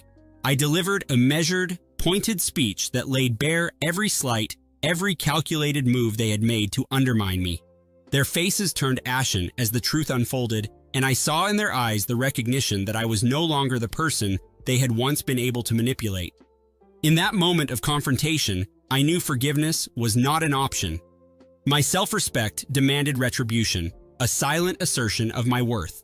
I walked away with a clear mind, having turned the tables and reclaimed my narrative. That day's betrayal fueled my transformation, setting the stage for a future defined by unyielding strength and the final, uncompromising victory over those who had wronged me. I emerged, unbowed and resolute, truly. In the days that followed the tumultuous events of my wedding, I found myself grappling with a mix of relief and lingering bitterness. I had anticipated that the confrontation would lead to further fallout, but surprisingly, the fallout was silent and isolating. Friends reached out to offer sympathy, yet many kept their distance, uncertain how to navigate the fractured dynamics of my family. As I attempted to rebuild my life, I realized that the true challenge was not merely in escaping betrayal, but in redefining my sense of self without the shadow of my past looming overhead. I began attending support groups and therapy sessions where I met others who had endured similar familial betrayals. Their stories resonated with mine, and I slowly learned that I was not alone in my struggle for dignity. Each meeting was a step toward healing, yet I remained vigilant, aware that the scars of betrayal never fully fade. In the quiet moments between sessions, I would reflect on the events of that fateful day, analyzing every word and gesture for hidden meanings. I understood that the actions of my parents and Daniel were not isolated incidents, but symptoms of a deeper, more insidious pattern of behavior that had plagued our family for years. One evening, as I was sorting through some old photographs and mementos, I discovered a letter tucked away in a box labeled Family Secrets. The letter, written in a familiar yet uncharacteristic hand, contained confessions and admissions that shook me to my core. It detailed secrets about past grievances, hidden resentments, and betrayals that extended far beyond what I had ever imagined. The revelations in that letter painted a picture of a family embroiled in deceit, where loyalties were constantly shifting and true intentions were buried under layers of manipulation. I was forced to confront the possibility that the discord I had experienced was only the tip of the iceberg. As I delved deeper into the contents of the letter, I began to uncover links between my parents and individuals I had once trusted. The letter hinted at financial improprieties, secret alliances, and long-standing feuds that had been carefully concealed from my view. Every new detail was like a puzzle piece, slowly revealing a larger, more disturbing picture of corruption and self-interest. I felt a surge of vindication mixed with horror as I realized that my own suffering was part of a much broader pattern of exploitation that had been allowed to fester unchecked within our family. The twist came when I decided to confront the author of the letter. I traced the handwriting to an old family friend, someone I had always regarded as trustworthy. When I met with him, expecting to find remorse or at least an explanation, I was met with cold indifference and subtle smugness. He revealed that the letter was meant to be a catalyst for change, a means to expose the rotten underbelly of our family dynamics. But what shocked me even further was his admission that he had orchestrated certain events leading up to my wedding. He claimed that the early morning intrusion at my house had been staged, that my parents were involved in a larger plan to humiliate me in order to seize control of family assets. It turned out that Daniel was not acting alone. There was a network of conspiracies and hidden agendas designed to keep me subordinate and manageable. In that instant, everything I thought I knew about my family was upended. The betrayal was far deeper and more calculated than I had ever imagined, and I felt a surge of both fear and exhilaration as the truth unraveled. Rather than succumbing to despair, I made a decision. I would fight back, not with reckless anger, but with a clear, unwavering strategy to dismantle the toxic legacy that had poisoned our lives. In pursuing this course, I embraced the unpredictable nature of truth, understanding that the final outcome was uncertain, but knowing that I had already taken the most important step, reclaiming my voice and my future. In the end, I realized that my journey was just beginning, and my future was mine to shape with unwavering resolve.